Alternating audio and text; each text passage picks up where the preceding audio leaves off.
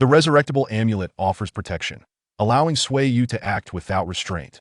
Through the marketplace and secondary professions, he acquires wondrous items, leveraging strength and cunning to achieve his objectives. Under the guidance of numerous women, Sui Yu gradually transforms his perception of this unfamiliar world. With their assistance, he steadily ascends to greatness. Ding! With a soft chime, a window pops up in the lower right corner of the computer screen. Your downloaded file has completed downloading.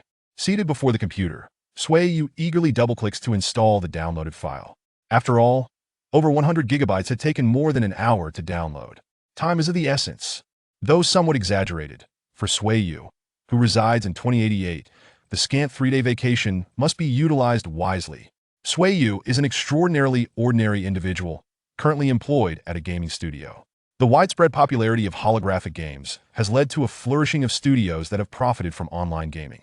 As a member of this studio, Sui Yu has garnered the attention of a wealthy guild leader who intends to cultivate him into a dedicated alchemist for their guild.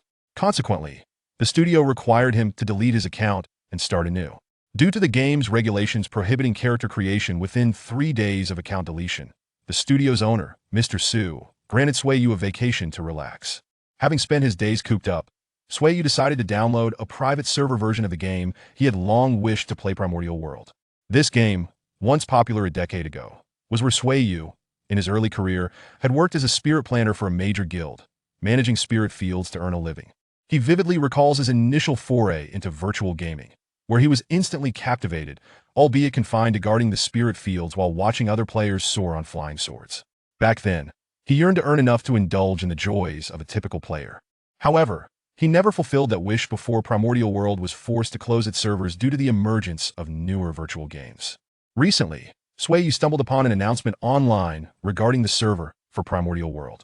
This nostalgic revelation inspired him to realize his long-held aspiration through the private server version. Coincidentally, having received 3 days of paid leave, Sui Yu eagerly booted up his computer to download Primordial World.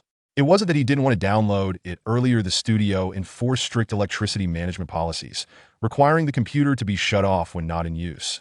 As the progress bar advanced, the server for Primordial World finally installed on Sui Yu's aging computer. To accommodate novice players, the server included a manual. However, after perusing the pages, Sui Yu felt overwhelmed. Fortunately, the server could be launched with a single click, although modifications to the configurations were not feasible. Intent on making the most of his 3-day vacation in Primordial World, Sui Yu knew he couldn't log in with the default settings, otherwise 3 days would be insufficient. After skimming the manual, Sui Yu finally located the section detailing how to modify the game's marketplace. Faced with a plethora of data, he felt daunted. Having spent all his time as a spirit planner, he was primarily familiar with the game's narrative and had little practical experience with its myriad item codes. It was impossible to modify everything. That would be an egregious waste of time. Instead, Sui Yu followed the manual's guidance and altered the purchase prices of several valuable items from the in-game currency to a mere copper coin. Simultaneously, he recalled information about Primordial World while changing the prices of resurrection amulets and divine stones to 1 copper coin, aided by the manual's special notes on these items. As the screen signaled that the server had successfully launched, Sui Yu connected a network cable to the virtual helmet interface on his computer and adjusted the helmet settings according to the manual. Finally, let's see if I can enter the game. Muttering to himself, he donned the helmet. As he uttered the command connect, the helmet displayed a message indicating that it was establishing a connection, followed by the familiar opening animation before his eyes. With the animation playing, Sui Yu felt the sensations of his physical body diminish, while the visuals before him grew increasingly vivid. Although it was a decade-old game with relatively low realism, the flood of memories made him feel a warmth that made the less-than-ideal virtual experience feel surprisingly comforting. Following the system prompts, he created an account and named his character Sui Yu, perhaps hoping that this avatar could indulge in the freedom he craved in the game world. Upon completing the character creation, Sui Yu was astonished to discover that his character possessed the highest innate attributes, with a rare heavenly spirit root. In a daze, he recalled that during the game's final days, there had been rumors that new players were granted top-tier attributes to attract attention, which ultimately backfired and alienated loyal veterans. It seemed this server might be the final version of Primordial World. However, the game developers' failed strategies were irrelevant to Sui Yu. Having a character with maximum attributes was perfect for someone with only 3 days of vacation. Do you wish to enter the game? Yes. As Sui Yu responded, The surrounding lights dimmed, signaling that he would soon enter the long-awaited primordial world. In the darkness, as he awaited entry, Sui Yu's thoughts wandered. His parents had named him Sui Yu, a homophone for following one's heart, hoping he would live freely. Yet, reality had dulled his edges. Even the meager salary from the studio barely sufficed for daily survival, and he hesitated to seek alternative employment, knowing how scarce jobs were. At this moment, Sui Yu subconsciously expressed, "If only I could possess the formidable power of my created character, then perhaps I could live as I truly wish." Unbeknownst to him, as he whispered this desire, a peculiar crystal he had found around his neck began to emit a faint glow, gradually merging with his body. This strange crystal was, in fact, a fragment of a deity's essence. Though its energy was insufficient to create a new realm, it could easily influence the laws of other dimensions. Thus, when Sui Yu voiced his fervent wish, the fragment responded, "My head is spinning. I don't recall it being this disorienting. When entering the game, his vision blurred, and he seemed to hear someone calling to him. 'Young man, wake up.'" Finally, the scene before him clarified, albeit perhaps too clearly. He recalled that primordial world had not been this vivid. Sui Yu found himself lying on the ground, unlike the typical scenario for new players. A kindly old man loomed over him, likely the voice he had heard calling him moments ago. Staring blankly at the elderly figure, Sui Yu's thoughts began to swirl. Could it be that the new helmet enhances realism? Is this old man perhaps the village chief for newcomers? However, I remember that NPCs didn't possess such high intelligence when Primordial World was first released. "Young man, can you move?" the elder inquired, noting Sui Yu appeared to regain consciousness. Momentarily taken aback, Sui Yu decided to engage the village chief in conversation. Rising to his feet, he brushed off the free novice attire and replied, "Thank you for your concern. I'm perfectly fine." Upon hearing Sui Yu's assurance, the elder sighed in relief and said loudly, "If you're fine, then get out of here. I thought I'd have to collect your corpse." "Wait, has a hidden quest been triggered?" "No, that can't be right. Primordial World primarily revolves around monster hunting and player-versus-player combat. There shouldn't be hidden quests." Sui Yu mused, while humbly responding to the elder, "Please calm down. Given your evident distress, is there something I can assist you with?" "Assist me? Just move far away. Very far away. Do not die at my doorstep." The elder was decidedly ungracious. Reluctantly, Sui Yu complied and walked away, pondering, could it be that I used the wrong keywords? However, Sui Yu soon found himself in a state of bewilderment, as he suddenly realized that this beginner's village bore no resemblance to his memories. There were no general stores, weapon shops, or pharmacies, and the NPCs in this beginner's village roamed about freely, unlike the fixed positions of those he recalled from the Primordial World, who awaited players to accept quests. Could it be that there was a later version update? A bit dazed, Sui Yu was abruptly jostled by a burly NPC who, annoyed at Sui Yu obstructing the village path, shoved him aside while fiercely shouting, "Can't you see where you're going? You're blocking the road." Observing the giant's actions and tone, Sui Yu finally sensed something amiss. Instinctively, he pinched himself, only to be taken aback by the sharp pain from the spot he had grasped. Alarm bells rang in his mind, as he recalled that in the primordial world, virtual technology had only just emerged a decade ago, and characters had no sense of feeling. Yet now, this vivid sensation of pain led Sui Yu to entertain a terrifying hypothesis. Could it be that he had traversed or been sucked into the game world? With a thought, a translucent, three-dimensional interface materialized before Sui Yu. He felt no joy at summoning the system interface. Instead, he was impatiently scrolling to the bottom of the menu in search of the option to exit the game. He found the option, but it was grayed out and unusable. "It's over." Sui Yu collapsed to the ground, finally recalling the chaotic thoughts he had expressed upon entering the game. He remembered feeling a warmth in his chest at that time. Overcome with emotion, he shouted with a voice tinged with tears, "I was just speaking whimsically. Which deity is so benevolent as to assist me? Please, can you send me back? If I return late, the studio will deduct my bonus." Alas, the fragments of divine power had been entirely depleted. There was no possibility of returning Sui Yu now. Chapter 2. Mundane Affairs of the Small Village. Alas, this grass is poisonous. A chilling scream echoed as Sui Yu collapsed, lifeless, his body dissipating into shimmering white light after a few moments. Moments later, Sui Yu returned to the very spot of his demise, gazing with a conflicted expression at the plant that had claimed his life. It was an exquisitely beautiful specimen, adorned with several fruits that appeared irresistibly delectable. Feeling the pangs of hunger in his belly, Sui Yu muttered to himself, "The flavor must be divine." What a pity I perished so quickly. It seems it cannot serve as today's dinner. With a face full of regret, he again reached out towards other plants that lacked a system designation, only to soon exclaim, "Ah, my entire body feels numb. Damn it, is this paralysis? And it will last for half an hour?" Had the unknowing villagers witnessed this spectacle, they would surely deem Sui Yu mad, recklessly consuming toxic flora. Yet, there was a reason for his actions, a tale that dates back 3 days. 3 days prior. Upon confirming the reality of his transmigration, Sui Yu nearly succumbed to despair, haunted by thoughts of the home he could never return to and the unfamiliar environment enveloping him.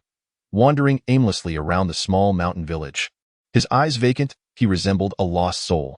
Just as he completed yet another circuit of the village, an emotionless electronic voice suddenly resonated in his ears. "Congratulations, player, you have completed the task First Blood. Please continue your efforts." This unmistakably was the system notification from the primal world. Alongside the notification, Sui Yu felt warmth coursing through his body, as if he had grown stronger. Instinctively, he opened the system interface to discover that his level had risen to 2. "Indeed, I possess a game system." Observing the enhancements in his attributes due to the level up, Sui Yu's eyes sparkled with clarity, emerging from the depths of fear and despair that this foreign world had instilled in him. Upon checking the task interface, he realized that in his days, he had inadvertently crushed an insect, thereby triggering the completion criteria for the beginner's guide task of First Blood, earning him a modicum of experience and copper coins. Acknowledging that he might have to reside in this world for an extended period, this inexplicable game system had naturally become Sui Yu's sole support. When Sui Yu entered Primal World, he was assigned the role of a spirit plant master, thus neglecting other tasks in favor of those pertaining solely to his vocation. However, the beginner's guide tasks now displayed before him were the key to swiftly enhancing his strength, prompting Sui Yu to eagerly seek out tasks he could undertake. "Who is that fellow? I've never seen him before. Perhaps he fled here from somewhere else. Why does he keep gesturing at thin air? Oh dear, the poor child must have gone mad from the shock." As the villagers whispered among themselves, Sui Yu donned a hat woven from grass, completing the task of acquiring an item. Although the straw hat added no significant attributes, the system's beginner tasks imposed no restrictions on equipment level, allowing Sui Yu to effortlessly exploit this to gain experience and copper coins. Opening the marketplace, Sui Yu, gripped by fear, promptly used his newly acquired copper coins to purchase a resurrection talisman. According to the system description, this talisman could aid in his revival upon death, provided the resurrection location bore his essence. This effectively thwarted any notion Sui Yu had of utilizing suicide as a means of travel. Of course, he had no intention of testing the talisman's efficacy. No one would jest with their own life. His fervent purchases were merely a source of psychological comfort. "Look at that foolish boy. He's gesturing at empty air again. 1 copper coin can buy a resurrection talisman?" He is gleefully amassing them in his inventory. "How amusing." Ignoring the snickers of the onlookers, Sui Yu continued to search the task list with renewed zeal. After all, the other villagers could not perceive the translucent interface floating before him. He felt no need to conceal his use of the system, nor did he care about the mockery from those around him. He had nothing to lose. Just then, a growl from his stomach reminded him of his hunger. He had yet to eat since arriving in this world.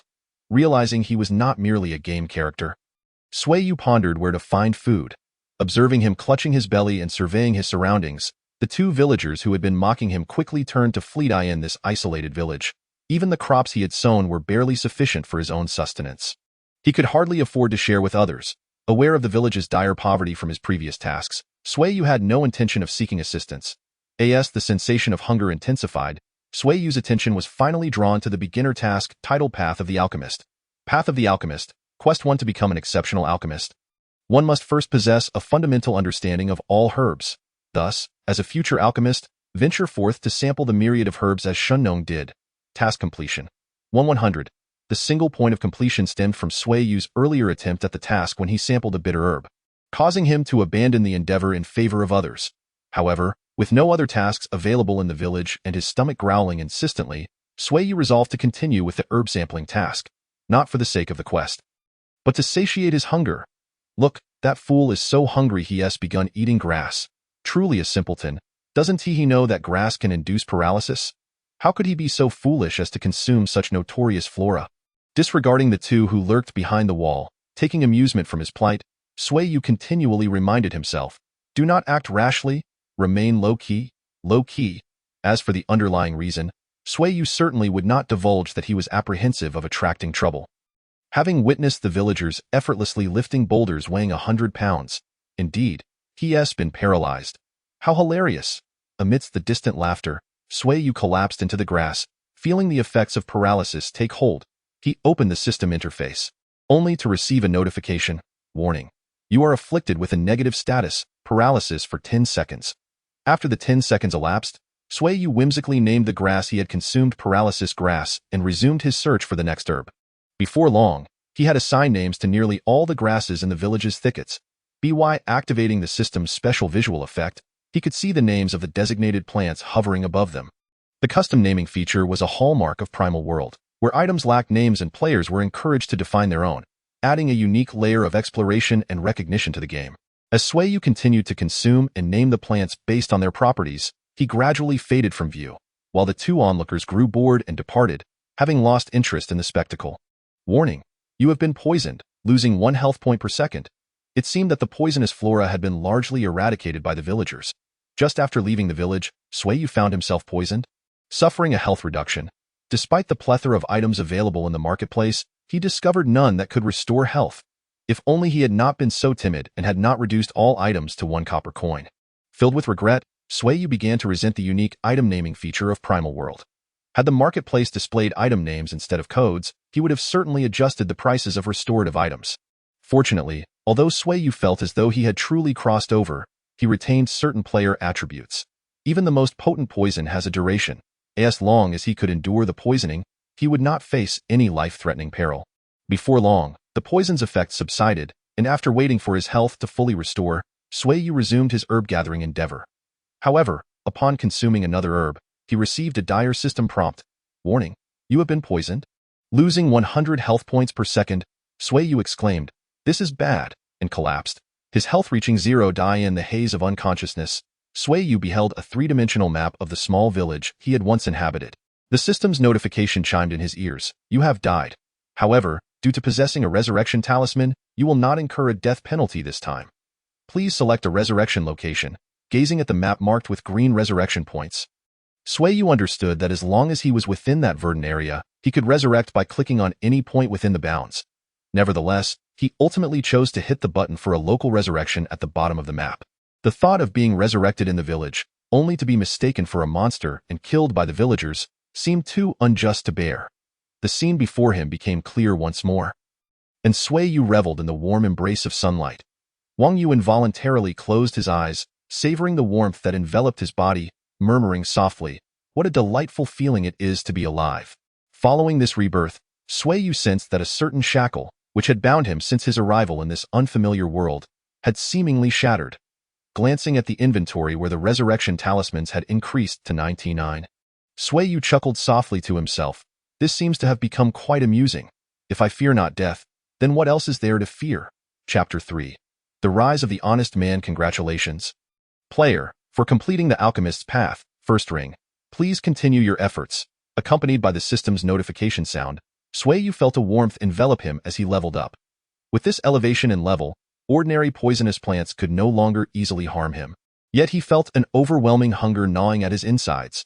Opening the system interface, he discovered that the first ring of the Alchemist's Path had rewarded him with an alchemical cauldron. Suddenly, he recalled that all secondary profession first ring tasks granted a rudimentary production tool for that profession. Upon seeing the metallic cauldron, Sui Yu beamed with joy, not merely because he had acquired the second ring task for the Alchemist's Path, but because he finally possessed a pot to cook with. This alchemical cauldron was neither large nor small, perfectly resembling a modest cooking pot. To not use it for cooking would be a waste of its potential indeed. Fortunately, the cauldron was of a lower grade and lacked a spirit. If it had one and knew Sui Yu's intentions, surely it would weep. Recalling previous experiences alongside the system's records, Sui Yu gathered a plethora of herbs he had previously consumed that were not overly peculiar in flavor. He then combined them into the cauldron, pouring water from a nearby stream before contemplating how to ignite a fire. To his astonishment, a dialogue box appeared above the cauldron. Ingredients added. Would you like to begin alchemy? Sui Yu replied to the cauldron, I do not wish to concoct elixirs. I merely seek to prepare a meal. Regrettably, the cauldron paid him no heed. Ultimately, with no other option, Sui Yu clicked the alchemy button. and the cauldron began to emit steam, producing bubbling sounds reminiscent of boiling water. Ah, how convenient. It operates like an automatic rice cooker. Just as Wang Yu finished his exclamation, the lid of the cauldron opened automatically after releasing a plume of steam, revealing a dialogue box that proclaimed, "Alchemy failed. You have gained 1 point of alchemist experience. The secondary profession alchemist has been unlocked."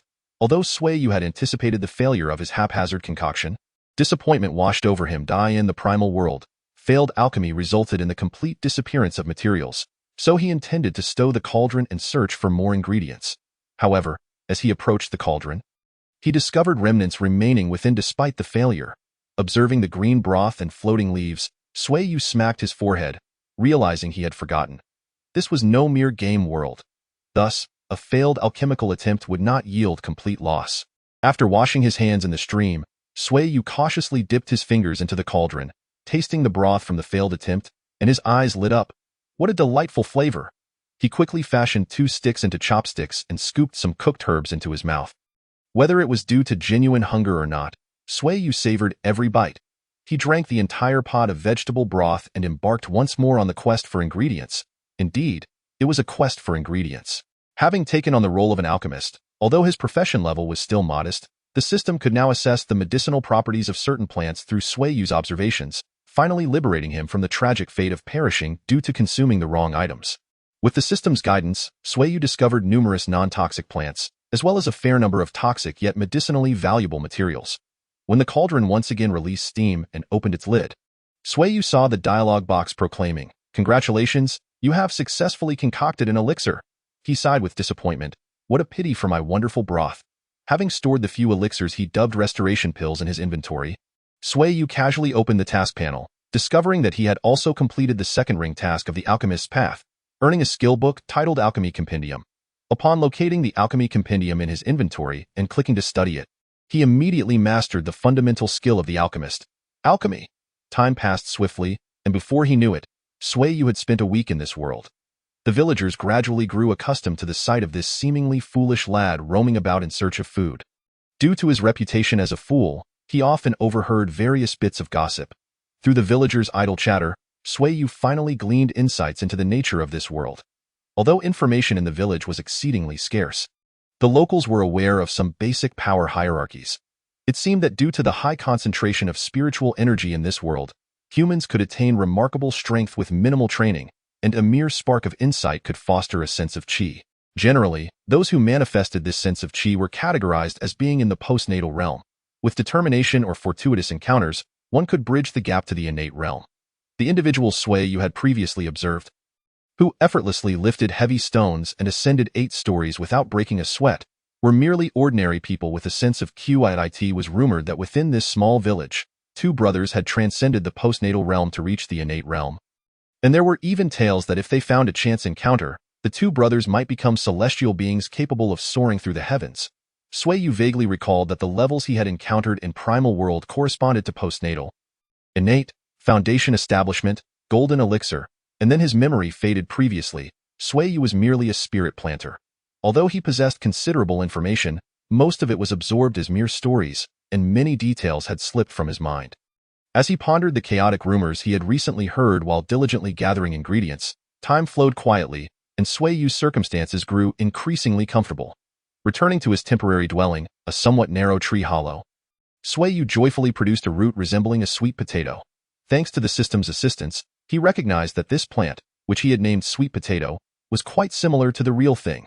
Having subsisted on plant broth for days, Sui Yu finally decided to change his diet. He buried the sweet potato in the ground, placing some dry branches atop it. Then, while the villagers were distracted, he ignited the branches using a flint he had acquired. As the branches slowly burned away, Sui Yu unearthed the sweet potato.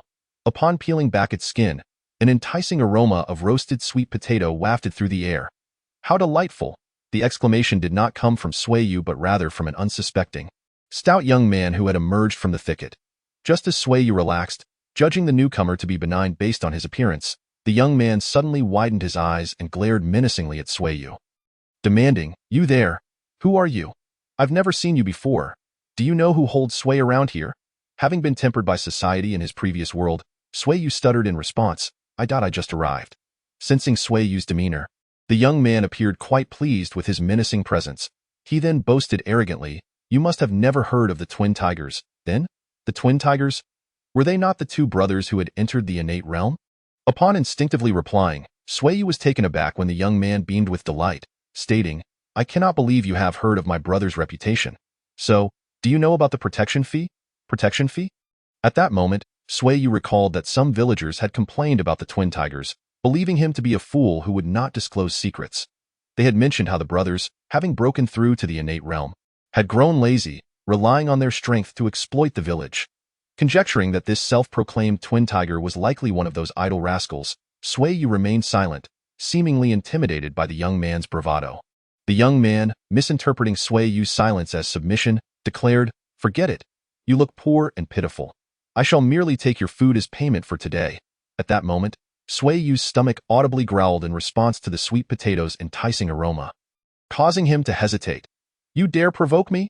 The young man's roar interpreted Sui Yu's moment of indecision as defiance. In his routine of bullying others, how could any villager resist his demands? Years of being spoiled had cultivated a temperament in him that drove him to act without hesitation. He lunged forward, delivering a heavy punch to Sui Yu's abdomen. However, Sui Yu felt little pain, akin to the sensation he experienced when playfully tapping his own stomach. Sui Yu pondered, could it be that this fellow is intentionally trying to intimidate me without exerting any effort? However, he soon discerned a look of utter astonishment on the man's face. The man, undeterred by disbelief, pulled back his right arm and delivered another powerful punch to Sui Yu's abdomen, producing a dull thud. Observing the incredulity etched on his opponent's visage, Sui Yu suddenly had an epiphany. He raised his arm and struck the man's face with a punch. Though it lacked substantial force, it sent the man flying, spinning midair 7.5 times before crashing into a tree 5 meters away, only to fall to the ground with a thud. A spurt of fresh blood erupted from his mouth, accompanied by what appeared to be a few teeth. The man, now standing before Sui Yu, trembled, unable to utter a word. "Am I not a congenital being?" he thought. How could he, devoid of any aura fluctuations, so effortlessly defeat me? The second of the twin tigers, who could hardly believe his predicament. Witnessing the once arrogant man now sprawled on the ground like a wretched dog, Sui Yu felt a twinge of confusion. Then, reminiscent of a sudden realization, he approached a large stone nearby and effortlessly lifted it, casting it aside as if it were mere foam. With a resounding crash, he opened the system menu to check his character attributes. Noting his level had reached level 9, and under the 9th level, his attributes had been enhanced. The increase in level proportionately augmented his innate attributes, meaning the stronger one's innate attributes, the more substantial the enhancement upon leveling up. Just how monstrous could full innate attributes be? Previously, it seemed inconsequential, but now, with his own realm clearly marked as postnatal, yet having defeated a congenital being with a single punch, the disparity became evident. Glancing at the man on the ground, whose face was a mixture of fear, resentment, and anger, Sui Yu coldly remarked, unconvinced? He then approached who with an air of a villain, as the forest echoed with the sounds of brutal blows and whose heart-wrenching cries. Chapter 4. The Arrival of Big Tiger. Exhilarating. Sui Yu involuntarily growled, while who curled up like a beaten wife, lying on the ground, moaning in distress. Suddenly, a wave of warmth enveloped him, and the sky appeared bluer. His vision sharpened, and his senses heightened. With a mere thought, a transparent system interface materialized before him. He observed that his level had finally reached 10, and his realm had transformed from postnatal to congenital. No wonder such a minor elevation felt so transformative. Yet, a chill coursed through him, as he understood that gaining experience inevitably entailed bloodshed. Had that man perished upon his sudden ascension to level 10? Ouch, that hurts. Please, stop hitting me. Whose timely cries alleviated Sui Yu's concerns. It seemed that the calamities of the past lingered. He had pummeled this man for nearly half an hour, yet he still cried out with such vigor.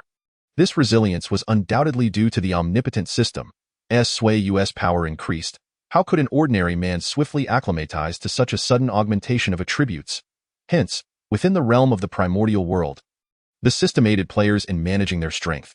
With the system's assistance, Sui Yu could exert as much force as he desired without the risk of catastrophic repercussions, nor would he be vulnerable to a sudden ambush due to momentary complacency.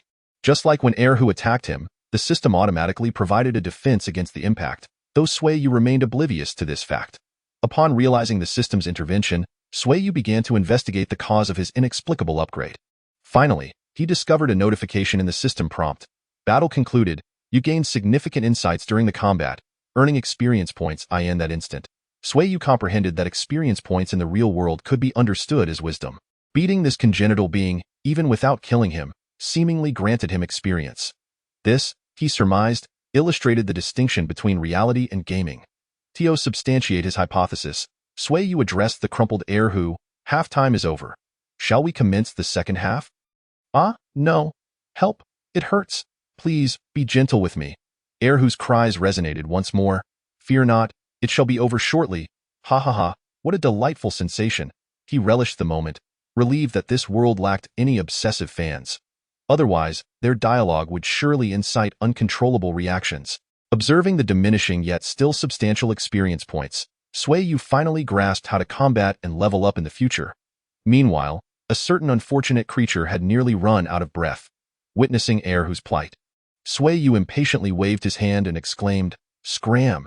Instantly, the previously feeble heir who scuttled away, his speed indicative of a desperate escape.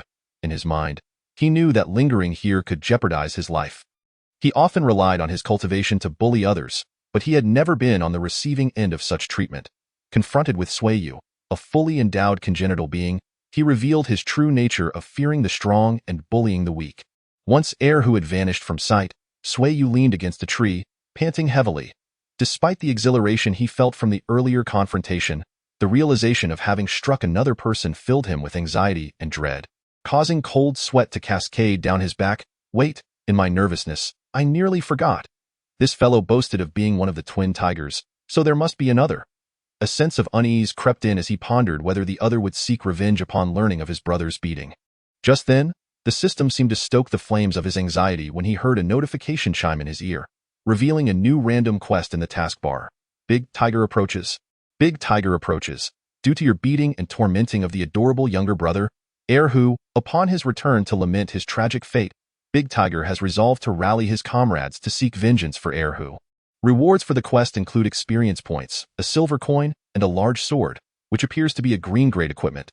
Sui Yu instantly recognized the impending trouble. However, just as he contemplated fleeing, he recalled that dying here was not a significant concern. He could simply find a place to respawn. Moreover, having easily defeated heir who previously while in the postnatal realm, how could the formidable Big Tiger, even if stronger, possibly rival him now that he had attained the congenital realm?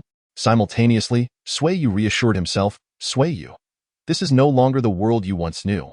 This world has its own survival rules. Besides, if I am no longer afraid of death, I cannot continue to be low-key and patient like before. In this realm, being low-key and patient may only invite further trouble.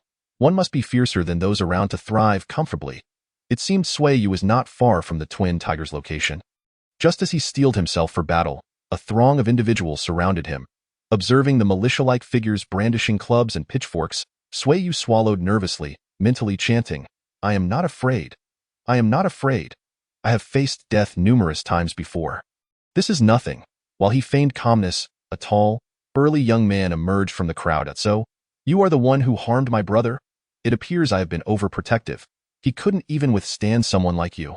Nevertheless, let my subordinates teach you a lesson today. Otherwise, when I intervene, you may lose an arm. Clearly, the leader of Big Tiger had no intention of wasting time on Sui Yu.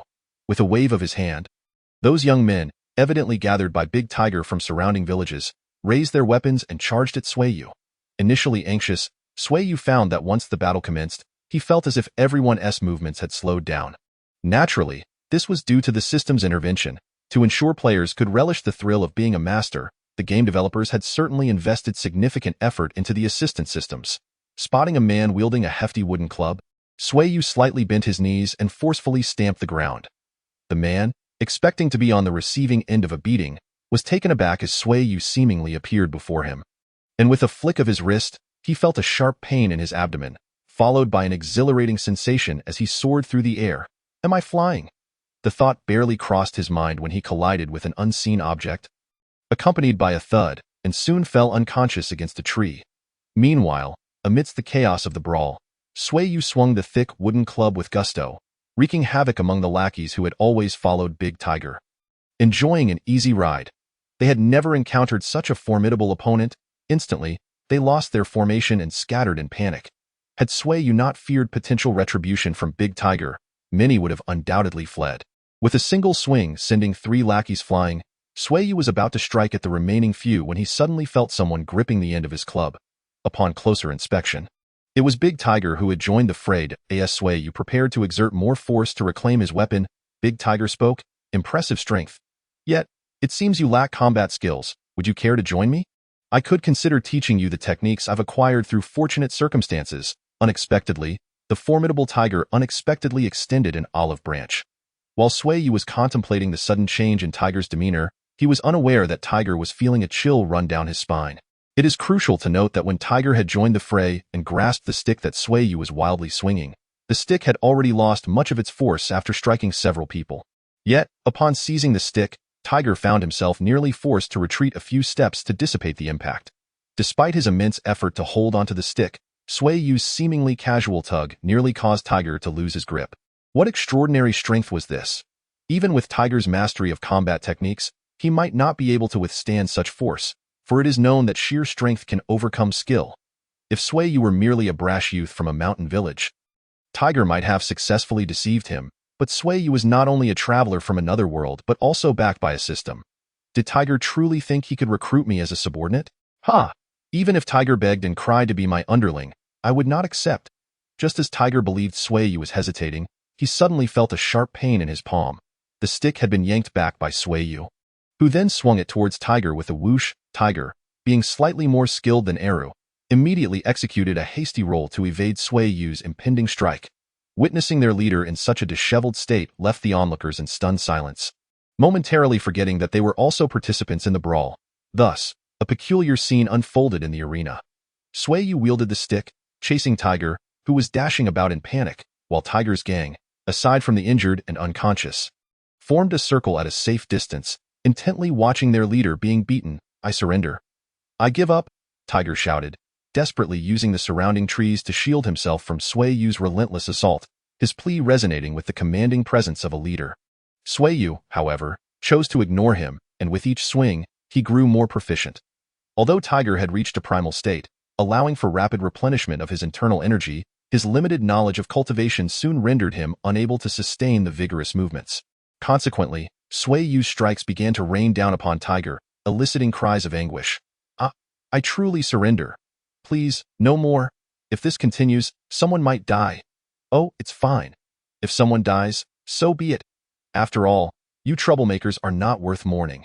Sui Yu's voice rang out with authority, clearly unfazed by the intensity of the blows, though in truth, he had not even tapped into his internal energy, not out of desire, but due to his lack of requisite skills. Upon hearing Sui Yu's words, everyone present, including the spectators, felt a chill run down their spines. To them, Sui Yu was no longer the target of their ridicule but had transformed into a harbinger of death. Of course, Sui Yu's intention was merely to intimidate them, hoping to deter future trouble. Despite his vigorous punishment of Tiger, Sui Yu had already activated the system's auxiliary vision, eye in his sight. A health bar enveloped Tiger, indicating that he had only lost a third of his vitality, while the blue bar representing Tiger's internal energy was nearly depleted. Finally, as Tiger's legs weakened and his energy faltered, he found himself devoid of strength. True to his battle-hardened nature, Tiger instinctively curled up and protected his head. Observing Tiger's posture, Sui Yu couldn't help but exclaim, "Come on, you're not a little girl. What kind of grown man cowers like that?" As Tiger pondered the meaning of little girl, he felt a sharp pain in his back as Sui Yu kicked him to the ground. Leaving him curled up on the floor, Sui Yu delivered several forceful kicks to Tiger's back, only to realize that his own foot was beginning to ache. After all, Tiger had reached the primal state, and his spine was still quite sturdy. Thus, Sui Yu shifted from kicking to stomping but still felt unsatisfied. He lifted his head and scanned the area, which stirred the spectators' curiosity, likely assuming he was about to continue his assault on them. "You? Yes, you? The one with the whip. Don't you dare step back. I won't harm you. Hand over your whip." As the man attempted to retreat, Sui Yu threatened, "If you run, I will truly come after you." Eventually, under Sui Yu's intimidation, he acquired a whip of unknown origin. Whap, that S for bullying others. Whap, that S for avenging your brother. Whap, that S for bothering me for no reason. Whap, I've run out of things to say. Forget it. No matter what, I will beat you today." The echoes of screams mingled with the sounds of the whip striking flesh, serving as an outlet for Sui Yu's pent-up frustrations stemming from past injustices. Consequently, Tiger found himself in a dire predicament. As Sui Yu reduced Tiger's health to below 1/3, observing the groveling figure on the ground. He began to feel a twinge of concern. After sparing Eru, he had drawn the ire of Tiger. Who knew who might come seeking revenge for Tiger now? Should he eliminate all of them? Although Sui Yu had prepared himself for violence upon realizing the savagery of this world, he hesitated when the moment arrived. It must be said that Tiger was indeed a competent leader. While his subordinates remained oblivious, Tiger sensed the murderous intent in Sui Yu's eyes. Startled, he immediately propped himself up, despite his injuries, and knelt before Sui Yu, pleading loudly, "Please, spare us. We have never committed truly heinous acts. If you let me go, I will offer you the combat techniques I found as a child. I swear, I will never trouble you again." This single statement revealed to Sui Yu that Tiger not only lacked powerful allies, but also would not seek to disturb him in the future. Upon hearing Tiger's plea, Sui Yu, whose murderous intent was not particularly strong, pondered for a moment before nodding slightly. Just as Tiger began to rejoice, Sui Yu added, "I will spare you this time. But as a price for disturbing my peace, you and your subordinates must obey my commands for a period. Otherwise, pray that I do not catch you." Upon hearing that he could spare his life, Tiger cared little about following orders and nodded vigorously. Thus, Sui Yu found a willing group of laborers to assist him. Looking at the taskbar in his system, he internally mused, "It seems I have a good chance of completing all these beginner's guide tasks." Chapter 5. All secondary professions unlocked. Recently, the villagers of the small hamlet found it quite peculiar that the gang led by the twin tigers had become unusually industrious. They were no longer causing trouble and seemed to be in a rush as they came and went. Furthermore, it was even more bizarre that the gang members, who previously strutted around with sneers and menacing looks to ensure no one mistook them for benign, had seemingly undergone a complete transformation. Lately, the villagers often observed that the members associated with the twin tigers bore mysterious scars, as if they could not leave home without showcasing a pair of black eyes. Adjacent to the village, a peculiar wooden house had rapidly appeared, looking as if it might collapse at any moment. Of course, the villagers had come to realize that this dilapidated structure was built by the notoriously lazy gang members to aid the village's well-known simpleton. Naturally, news of the twin tigers' humiliating defeat had to be kept under wraps, and since all the witnesses were underlings of the twin tigers, the information was tightly controlled to avoid further embarrassment. Thus, even though the villagers were curious about the sudden change in the twin tigers and their gang, they had no means of discovering the truth, leaving the gossip-loving women of the village feeling particularly vexed. Of course, Sui Yu was indifferent to the feelings of others. Moreover, even if he claimed to have single-handedly defeated the twin tigers, there would be those willing to believe him, who in the village did not regard Sui Yu as a fool. Sui Yu paid no heed to being seen as a simpleton. To be honest, despite having been in this world for over a month, Sui Yu always felt out of place. Viewing the villagers was akin to observing NPCs. After all, would a player care about the opinions of NPCs? Furthermore, Sui Yu was quite busy and had no energy to concern himself with matters unrelated to him. At that moment, he was crouched inside the precarious wooden structure, which seemed at risk of collapsing at any moment, staring at the automatic rice cooker, originally known as an alchemical cauldron. Deep in thought, as a refined alchemist, having attained a higher level, Sui Yu felt overwhelmed. In the past, brewing a pot of soup was almost guaranteed success, but now, after attempting several batches, he was left with only a handful of tiny pills. Regardless of their flavor, the minuscule quantity was hardly sufficient to even fill a gap between his teeth.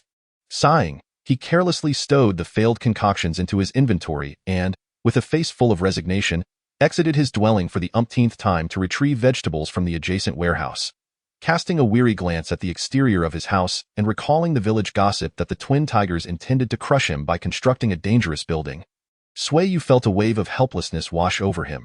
Who would have imagined that although the twin tigers had lent a hand, most of the work had been completed by him? In reality, this rickety house was the result of his own assembly during a task to become a blacksmith. However, despite the peculiar and seemingly precarious appearance of this dwelling, it is, in fact, remarkably robust due to the enhancement of artifact forging techniques. Even a tempest of level 12 would struggle to inflict damage upon this wooden structure. Naturally, the quality of the materials used also contributes to its durability point.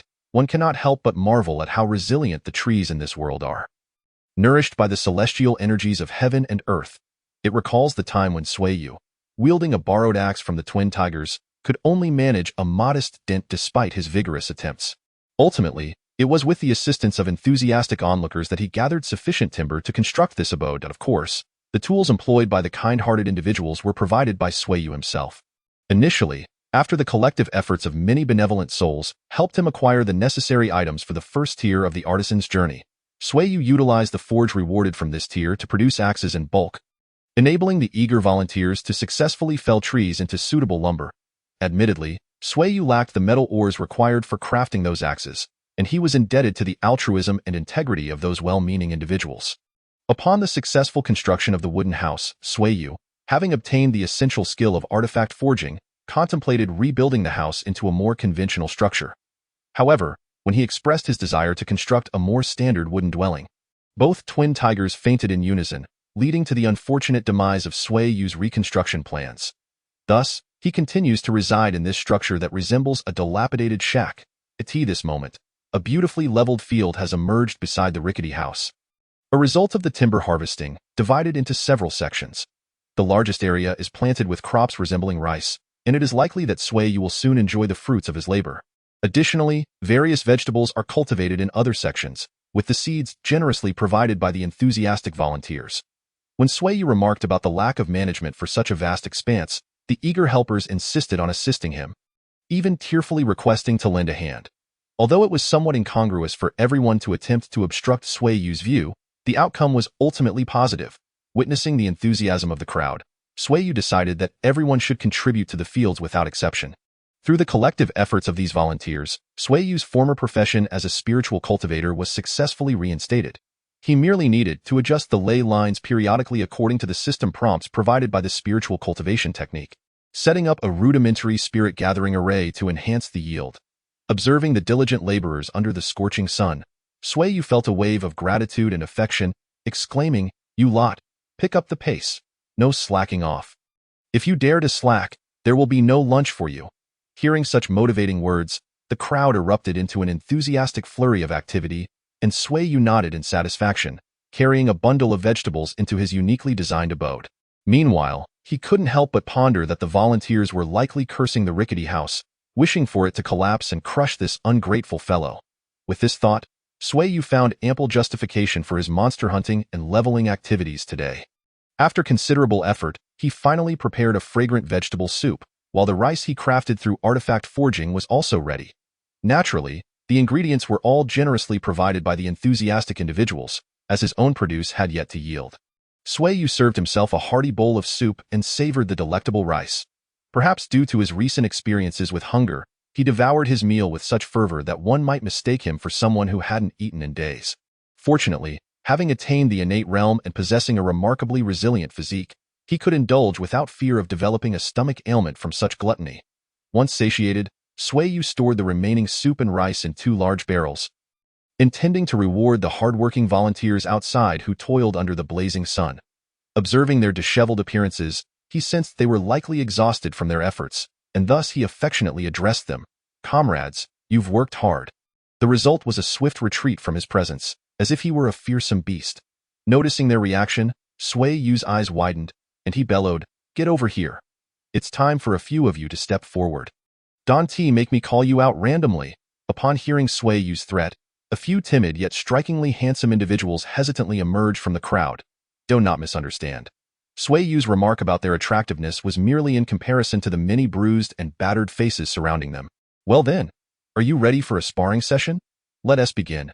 Don't hold back. I assure you, you can't hurt me." Listening to Sui Yu's audacious declarations, the chosen few felt utterly disheartened, regretting their decision to associate with the twin tigers as petty thugs. Now, they found themselves toiling away, only to be subjected to daily beatings as well. Although Sui Yu claimed to be mentoring them in martial arts, everyone was well aware that sparring with him equated to receiving a thrashing. Despite their trepidation, the small-time thugs knew they could not resist Sui Yu's overpowering presence. They may have appeared formidable within their own territory, but once outside the safety of the twin tigers' protection, they would likely find themselves in dire straits, possibly even facing starvation. Rumors of unrest beyond their borders only added to their anxiety. Even if they escaped hunger, they might still fall victim to the chaos of the outside world. Thus, the small-time thugs had no choice but to endure, clinging to the hope that Sui Yu would eventually tire of their presence and spare them. Little did they know, Sui Yu regarded them merely as fodder for leveling up, and it would take a significant disparity in their levels for him to cease his relentless training. Until then, they should prepare themselves for the inevitability of becoming punching bags, with expressions of despair etched upon their faces. The small-time thugs gathered around Sui Yu, readying themselves for the impending confrontation. Sui Yu let out a mighty roar and charged at one of them. The chosen thug, instinctively following the advice of his predecessor, quickly dropped to the ground in a defensive posture, curling up and protecting his head and groin, embodying the spirit of unwavering resilience. Sui Yu, bemused by such a shameless display, nevertheless appreciated the rigidity of the system's mechanics, as his relentless strikes against this thug contributed ample experience to his own growth. Amidst the thug's cries of distress, Sui Yu reduced his health to a third, before promptly redirecting his focus to the next target. Meanwhile, the remaining thugs had already assumed their positions, readying themselves to absorb punishment, as if an accompanying sign were to read, "Please beat me." Chapter 6. Choosing a martial art as autumn yields to winter. The climate in this region of the world remains temperate, though the air carries a slight chill. Sui Yu reclines comfortably in a rocking chair, sipping aromatic tea while perusing a hefty tome. This tea, incidentally, is derived from a plant he inadvertently refined during cooking, and though its original name is inconsequential, Sui Yu has affectionately dubbed it the tea tree. A rap at the door interrupts his reverie, prompting the respectful second tiger, standing behind Sui Yu, to approach and open it. Sui Yu lazily turns to see an elderly woman at the threshold, carrying a creature resembling a chicken. After all this time, even the most oblivious would recognize that Sui Yu, once perceived as simple-minded, has successfully rallied the twin tigers and their band of misfits. Thus, when the elder met Sui Yu's gaze, a palpable tension enveloped her. After a long pause, she nervously inquired, "Sui, could I possibly exchange this for some spirit rice?" "Oh, is that all? Very well, second tiger. Fetch 5 pounds of rice for her." Upon issuing the command, Sui Yu returned to his book. Disregarding the elder, grateful, she followed second tiger to complete the exchange. Reflecting on his rice cultivation, Sui Yu had never been particularly concerned, as he could always satisfy his culinary desires through the assistance of those eager individuals. However, after the rice was harvested, both twin tigers experienced significant enhancements in their abilities, and one small-time thug even transcended into the innate realm, prompting Sui Yu to realize he had inadvertently produced something extraordinary. In the past, spirit rice was abundant, with new adventurers finding it everywhere, and nearly every spiritual cultivator capable of yielding vast quantities. Hence, although Sui Yu had cultivated rice as per the task's instructions, he was unaware of the truly remarkable effects it would have in this reality, nourished by spiritual energy and the care of spiritual cultivators. Even the attempt to suppress the news proved futile. During the harvest of the spiritual rice, Sui Yu learned that the infamous duo, the twin tigers, had pilfered a considerable amount from the village. Considering that he had inadvertently cultivated an excess of spiritual rice that could not be consumed, he instructed the twin tigers to lead their gang of ruffians in a heartfelt apology to each household, compensating them with the rice they had grown themselves. Astonishingly, many who consumed the spiritual rice experienced a remarkable enhancement in their physical constitution. Several hunters even managed to break through from the acquired realm to the innate. Thus, the name of spiritual rice began to spread throughout the surrounding mountain villages. Soon, pleas for rice came from all directions, with some audacious individuals even attempting to steal it. However, well aware of the treachery of human nature, Sui Yu, aided by the enthusiastic locals, effortlessly apprehended the rice thieves. Naturally, this led to a rather merciless session of ideological education. Under Sui Yu's patient persuasion, the rice thief, teary-eyed, vowed to reform and start anew. He even volunteered to help Sui Yu guard the granary and sought to hone his skills by requesting friendly sparring sessions with Sui Yu to enrich himself and elevate his abilities. It was largely due to these thieves that Sui Yu's reputation truly spread among the villagers. Particularly, some residents of the village neighboring Sui Yu felt restless, recalling the time they had called him a fool to his face, ultimately leading them to confess their misdeeds. For such individuals, Sui Yu merely demanded a token of exchange and let them go. As his own power grew, Sui Yu increasingly regarded the inhabitants of this world as mere NPCs, choosing only to engage with them when their actions encroached upon his interests. Nonetheless, the benefits bestowed by the spiritual rice were nothing short of astounding. Why is it challenging to break through to the innate realm? One requires both determination and opportunity. What is opportunity? It is the ability to enhance one's constitution, expelling the impurities from within and filling the body with spiritual energy, and spiritual rice happens to provide just that.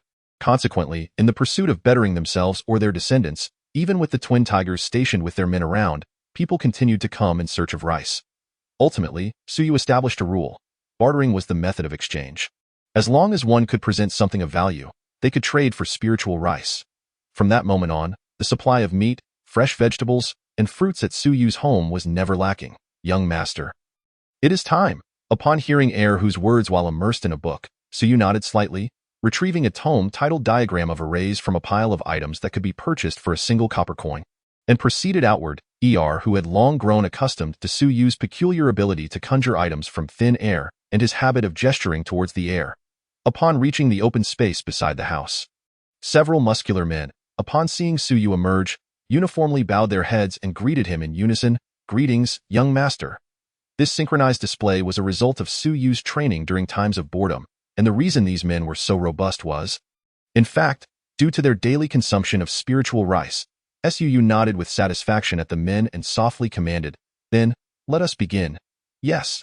The muscular men replied in unison, immediately lying on the ground and curling their bodies as tightly as possible. One hand cradling their heads while the other protected their groins. Their professionalism would surely leave amateur enthusiasts feeling embarrassed. Soon, the sounds of impact echoed as the men cried out in pain. "Ah, it hurts. Be gentler. Ah, a bit harder. So good." It seemed that one of them, amidst Sui Yu's relentless blows, had awakened to some ominous trait. Battling monsters had always been a rather monotonous task. And it was no different for Sui Yu. The primary reason lay in the fact that, as his level increased, even though these men had long consumed spiritual rice, the experience points gained dwindled significantly, becoming almost negligible. However, soon Sui Yu would face another dilemma. After delivering a particularly harsh blow to one of the men, Sui Yu suddenly felt a warmth spread through his body as his level surged once more. After tireless efforts, Sui Yu finally reached level 20, yet, his realm did not elevate from the innate stage to the Qi refining stage. Opening the system interface, he noted a message indicating, "Your true energy has reached a critical point. Please cultivate a technique to break through to the Qi refining stage." This revelation left Sui Yu feeling overwhelmed. There were indeed techniques available. In the divine level technique shop, each could be acquired for a mere copper coin. However, a cursory glance at the descriptions revealed that nearly all cultivation techniques required a high level of mastery, with some imposing restrictions based on prerequisite techniques. In other words, there were almost no techniques suitable for cultivation at the innate stage. Save for those meant for martial practitioners, the game world of Primal Chaos is a diverse realm. Although martial practitioners may not match the speed of cultivation of their spiritual counterparts and face greater challenges and breakthroughs, their close combat capabilities begin to reveal their ferocity from the Qi refining stage onward. Sui recalled that players often referred to martial practitioners as warriors, while spiritual practitioners were dubbed mages. Did he truly have to tread the path of martial cultivation to achieve greatness? As he continued to search through the myriad items in the shop, he returned to the house, observing Sui Yu gesturing at the air as he entered. The muscular men who had just been writhing on the ground immediately swallowed a pill they had hidden in their possession. The pill dissolved instantly upon entering their mouths, and before long, the bruises from Sui Yu's earlier assault vanished without a trace. These pills were, of course, provided by Sui Yu himself. As his alchemist proficiency increased, the failure rate in cooking also escalated, resulting in a surplus of pills with no place to store them. Thus they were gifted to the men to expedite their recovery and enhance their efficiency in battling monsters. After consuming the pills, the men who had been nearly beaten to death sprang back to life and returned to their posts, contributing their strength to guard Sui Yu's fields and granary. Back in his room, Sui Yu chuckled wryly at the divine level technique Heart of the Tao, seed of the demon god he had painstakingly searched for thrice, realizing it was one he could cultivate in the innate stage. Despite the grandiose name, Sui Yu viewed it as rather superfluous. The primary feature of Heart of the Tao, seed of the demon god, is its ability to channel cultivated energy into another's dantian. If the recipient's power is lower, it accelerates their energy refinement. If their power is equal or superior to his, it allows for a reciprocal energy channel akin to faith. However, establishing such an energy connection posed a headache for the system. Moreover, the practitioner could control the energy injected into the other's body within a certain distance, potentially leading to a direct self-detonation of the afflicted individual if necessary. Another feature of this technique is that once one enters a meditative state, There is no need for further seclusion, as the energy will circulate automatically within the body. An appealing aspect for someone like Sui Yu, who preferred not to remain idle in a chamber all day. These advantages render the technique quite formidable, undoubtedly deserving of its divine level classification. However, its severe drawbacks turn it into a rather useless endeavor. The technique cannot utilize energy-releasing attacks. While other practitioners expend their energy reserves when using techniques, this one consumes the upper limit of one's energy. If one inadvertently overexerts themselves, they risk experiencing a complete breakdown of their cultivation. Thus, Sui Yu found himself torn over whether to cultivate Heart of the Tao, Seed of the Demon God. He mused internally. If only this were a game, one could simply step into a teleportation array and easily acquire cultivation techniques from a master with a simple bow. Instead, here he was, amidst tales of cultivators in the small mountain village, yet with such vastness in the world, who could say where those practitioners might be hiding in the deep mountains and rivers, clutching the exchanged Heart of the Tao, Seed of the Demon God? Sui Yu continued to scour the shop, hoping to uncover another technique suitable for his cultivation among the myriad divine-level techniques available for a copper coin. Unfortunately, no techniques suitable for spiritual practitioners were accessible at his current level. Recalling the unfortunate tales shared among players, he lamented how they would finally acquire a divine-level technique requiring an exorbitant sum of real currency, only to find themselves lacking in either level or prerequisite techniques. Yet, Sui Yu felt himself even more unfortunate. He had the potential for countless divine-level techniques, his innate attributes fully maxed out, yet he was unable to cultivate any due to the absence of prerequisite techniques. Unwilling to give up, he continued searching, growing increasingly disheartened as he sifted through martial practitioner techniques, contemplating whether to pursue the path of martial cultivation. However, as his gaze skimmed over a particular technique, a flicker of memory sparked within him. He seemed to recall a tale of an extraordinarily wealthy individual who had invested heavily in the Heart of the Tao, Seed of the Demon God, and had hired players from various studios to expedite his breakthroughs. It appeared that this individual had discovered a method of combat that did not rely on energy. While it sounded like an empty promise, the reality was quite different. He utilized a martial practitioner's technique. This unique technique was designed to enhance the body without cultivating internal energy. The name of this technique seemed to be Record of the War God. Without hesitation, Sui Yu purchased Record of the War God and perused its description. By tempering the body with various energies, one can awaken their physical potential, ultimately achieving a divine physique. Originally, the technique bore a different name, likely something involving diamond. But as that wealthy individual triumphed over all, the name Record of the War God became widely accepted, leading the system to ultimately override the original title due to the multitude of custom names. Considering that he seemed to have no other choice, Sui Yu gritted his teeth and clicked the learning button beneath the Tao Heart Demon Seed technique. After spending over an hour in seclusion, he finally entered the Qi refining stage as he had hoped. With a mix of anxiety and anticipation, he clicked the learning button for War God Record. Fortunately, the dreaded prompt about conflicting skills did not appear, and Sui Yu successfully learned the War God Record. Closing his eyes, a set of boxing techniques inherent to the War God Record gradually unfolded in his mind. Exhaling softly, Sui Yu followed the recorded instructions to deliver a powerful punch into the air, and an invisible wave of energy surged along the trajectory of his strike, crashing heavily into a large tree 10 meters away. Leaving an imprint of his fist, gazing at his achievement, a smile finally crept onto Sui Yu's lips. Chapter 7. Frantic Demon Seeding. Next, Sui Yu called out hoarsely, wiping the sweat from his brow. At that moment, a woman before him slowly rose, turning to him with a heartfelt gaze and saying, "Thank you, benefactor, for granting the energy seed." With that, she playfully tossed him a flirtatious glance. Although the girl appeared relatively innocent, the villagers had no knowledge of adornment, and her skin, often exposed to the elements, was quite rough. Now that Sui Yu had reached the Qi refining stage, a closer examination revealed the coarse pores on her face. He quickly averted his gaze and waved his hands dismissively, bluntly telling the clearly interested village girl, "Step aside. Don't block the way for others." Seeing Sui Yu's unkindness, the village girl shot him a resentful glance before pouting and walking away, prompting Sui Yu to breathe a sigh of relief. To be honest, Sui Yu himself was not devoid of desires. However, his current cultivation level made it impossible for ordinary women to catch his eye. After all, how many people are attracted to someone with a face full of blemishes? Thus, despite having not satisfied his physiological needs in over half a year since arriving in this world, Sui Yu was unwilling to shamefully surrender his virginity to someone who repulsed him. seemed he had inadvertently exposed a glimpse of his true feelings. After the village girl left with lingering emotions, a young boy entered, evidently taught by his family. Upon seeing Sui Yu, he bowed and said, "Greetings, Elder Sui." Delighted by the child's politeness, Sui Yu took out a piece of candy he had made during alchemy and handed it to the boy. Watching the boy's cheeks flush as he devoured the candy, Sui Yu gently patted the child's head and instructed, "Good, turn away from me and sit here." The boy respectfully nodded before sitting down.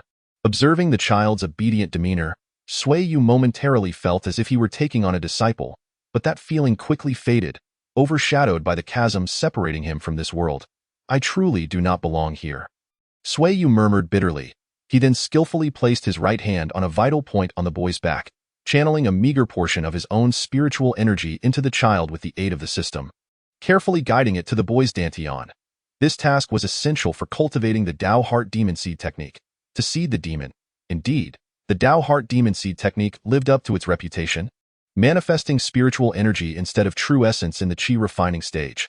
However, the unfortunate drawback was that due to the significantly higher density of spiritual energy compared to true essence, even with Sui Yu's continuous practice, he would exhaust it in a matter of days. Fortunately, thanks to the promotion efforts of the Double Tiger Gang, early demon seeding had begun to yield energy feedback.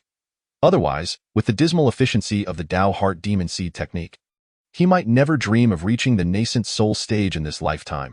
Initially, Sui Yu had thought that the technique would allow him to practice tirelessly for hours, but the reality was that the growth of spiritual energy was excruciatingly slow.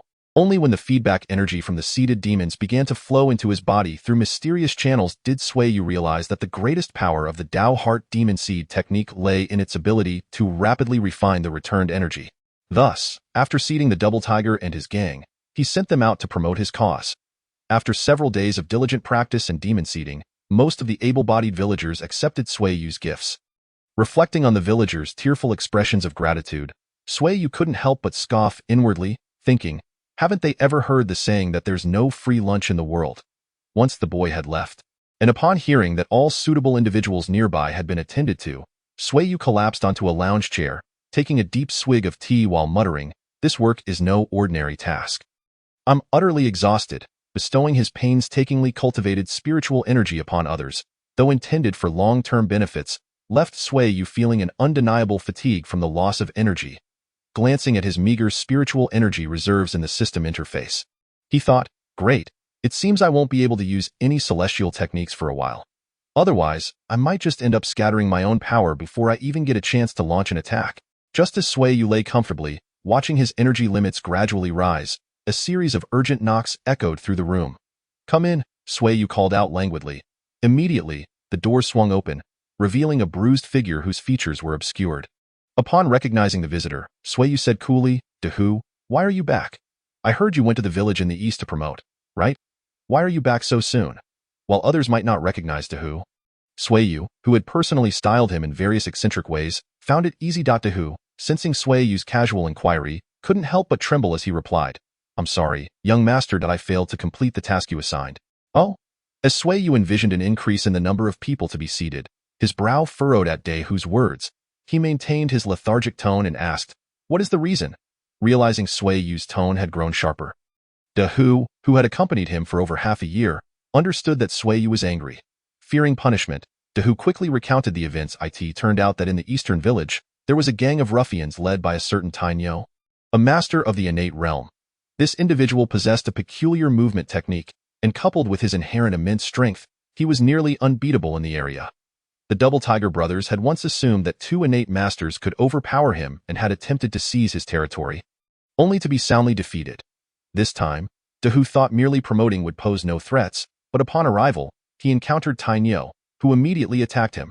Tainyo, true to his name, had a stubborn temperament. No matter what Dehu said, he ignored him and unleashed his strange movement technique to relentlessly strike at Dehu's face. Consequently, Dehu had no choice but to flee, battered and bruised. Hearing that someone dared to thwart his cultivation plans, Sui Yu slapped the lounge chair and stood up, declaring to Dehu, "Gather the men and follow me." Upon hearing Sui Yu's words, Dehu, who had just been lamenting, perked up and shouted joyfully, "Understood," before rushing out. Before long, Sui Yu, accompanied by over a dozen individuals, including Dehu, arrived at the village under Tainyo's influence.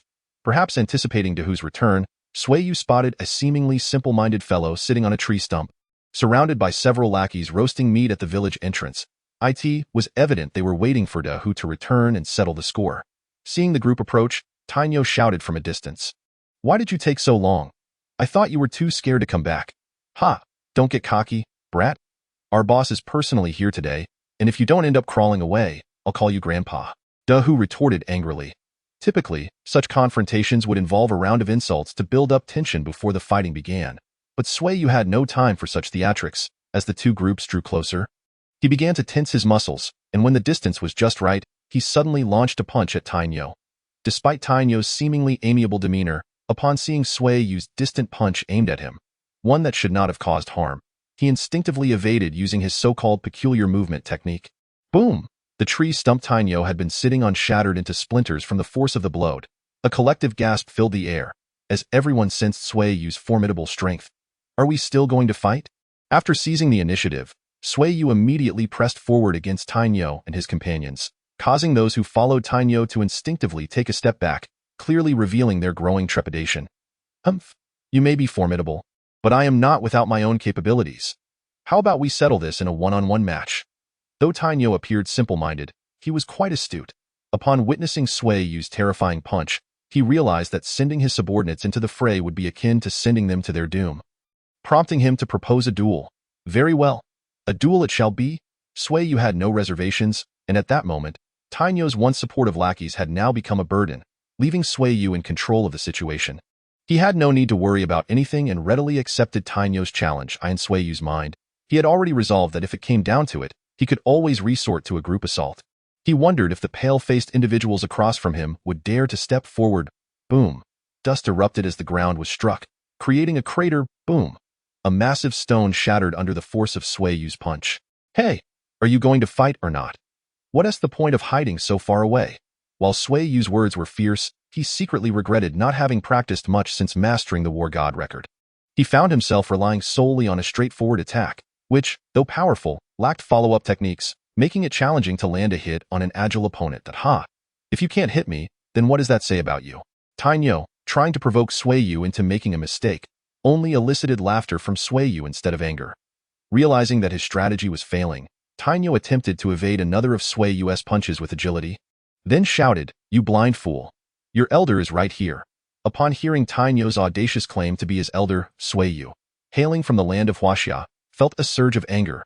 In Xianxia, filial piety is paramount, and to insult one's kin is unforgivable. Thus, Sui Yu instinctively grasped the technique of channeling energy into both fists. Originally, he could only project energy through one fist. Now, he could unleash it through both, making it exceedingly difficult for Tainyo to evade, leaving him with no time for banter. Although Tainyo's dodges grew increasingly frantic, Sui Yu's impatience surged. It was not due to fatigue, after all. With his innate attributes fully developed, he could endure this level of combat for days on end, but rather an overwhelming desire to unleash a brutal assault on Tainyo. Realizing that Tainyo might escape if he hesitated, Sui Yu cornered him against a large tree and shouted, "Everyone, attack him!" Upon hearing Sui Yu's command, the dozen or so individuals standing behind Dahu, who had merely been spectating, exchanged glances before rushing toward Tainyo. As Tainyo realized that he was about to be overwhelmed, he frantically yelled, "You lot! Are you all dead? Get in there and fight!" Inwardly, Tainyo thought that while his subordinates were weaker, they were still at the pinnacle of the acquired realm and could potentially assist him in fending off the assault. However, reality proved harsh. Within mere moments, those he had pinned his hopes on were swiftly knocked to the ground by Sui Yu's allies. A chill ran down Tainyo's spine, and cold sweat poured from him. What kind of being could dispatch pinnacle fighters with a single blow? The answer was clear: those at the innate level, and not just one. It seemed that all of Sui Yu's companions had reached this level. This was precisely why Dahu had chosen to consult Sui Yu before summoning help. As fellow innate masters, he could not command them. Surrounded by innate fighters, Tainyo scanned for an escape route but found none. Crouching down, he hugged his head and muttered in a muffled voice, "Please don't hit my face." Before he could finish, darkness enveloped him as a kick landed squarely on his eye, leaving him with a half-formed panda eye. Sui Yu, who had delivered the kick, sneered, "Don't want to be hit in the face. I'll make sure your mother won't recognize you today." Thus, Tainyo's screams of despair echoed. evoking both sorrow and tears from onlookers. Chapter 8. Hero Saves Beauty. X2 Tainyo was a tough man. When Sui Yu demanded that he surrender the secret manual for his martial arts technique, Tainyo refused to relent. No amount of intimidation from Dehu and the others bore fruit. Ultimately, Sui Yu had no choice but to drag the nearly beaten Tainyo into his abode and plant a seed of spiritual energy within his dantian. As the first to experience the adverse effects of this demonic seed, Tainyo suddenly felt his internal energy surging wildly, as if it had gained a will of its own, rushing through his meridians like legions of ants gnawing at him. Not long after, as Tainyo emerged from the house, he was met by the surprised gazes of the twin tigers, who had been discussing Tainyo's stubbornness outside. Before the twin tigers could utter a word, Tainyo cried out, tears streaming down his face, insisting on taking them to retrieve the martial arts manual he had hidden. When the twin tigers curiously inquired why he had changed his mind so suddenly, Tainyo, recalling some revelation, immediately squatted down, hugging himself and pleading, "I was wrong. I want to do it again. Spare me." Seeing the sheer terror in Tainyo's eyes, the twin tigers exchanged glances, their fear of Sui Yu deepening. The War God record was merely a martial arts manual. Although it included a set of techniques, their primary purpose was to aid practitioners in accelerating their training, lacking in offensive capacity. Should they encounter a genuine expert, relying on such a predictable martial art would guarantee failure. Thus, Sui Yu had set his sights on the martial arts manual Tainyo had fortuitously obtained. Soon enough, the manual was in Sui Yu's hands. But after perusing a few pages, he reluctantly set it aside. The technique was indeed agile and mysterious, yet it demanded an expenditure of internal energy, a portion of which had to be expelled from the feet to enhance propulsion. Not wanting to risk a breakdown after a few steps, Sui Yu passed the manual to Dehu, instructing him to have multiple copies made so that all who followed him could learn this technique. After all, those under his command had already been implanted with the demon seed of spiritual energy. Any rebellion would lead to dire consequences. With the manual in hand, Dehu departed in haste, leaving Sui Yu with a profound sense of solitude. This disconnection from the world constantly gnawed at him, but the feeling was particularly acute when he found himself alone. What a dreary world! Sui Yu lamenting the lack of distractions in his small village. No computers, nothing at all. As he contemplated counting ants to pass the time, a notification from the system chimed in his ear. Calling up the system interface, he discovered a new message. Random quest triggered. Hero saves beauty. Hero saves beauty. Currently, 2 maidens are in peril. Will you proceed to rescue them? Task reward, 1 gold coin, 1 low-grade spirit stone, and a chance to unlock a main quest to join a sect. Sui Yu had little interest in the cliché hero saving beauty trope.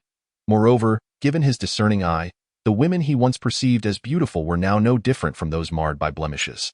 Yet, the rewards of this quest were undeniably enticing in this world. It seemed that no copper coins circulated, making it imperative for Sui Yu to undertake missions to earn currency for purchasing items. Particularly the life-saving resurrection talisman. The low-grade spirit stone would naturally enhance his power. At present, Sui Yu found himself uncertain whether he was poor or wealthy. He could easily purchase a dozen top-tier energy crystals, the divine stone, if he desired. Yet he possessed no spirit stones for his own use. A few days prior, he had foolishly attempted to use a divine stone for cultivation, resulting in a catastrophic explosion.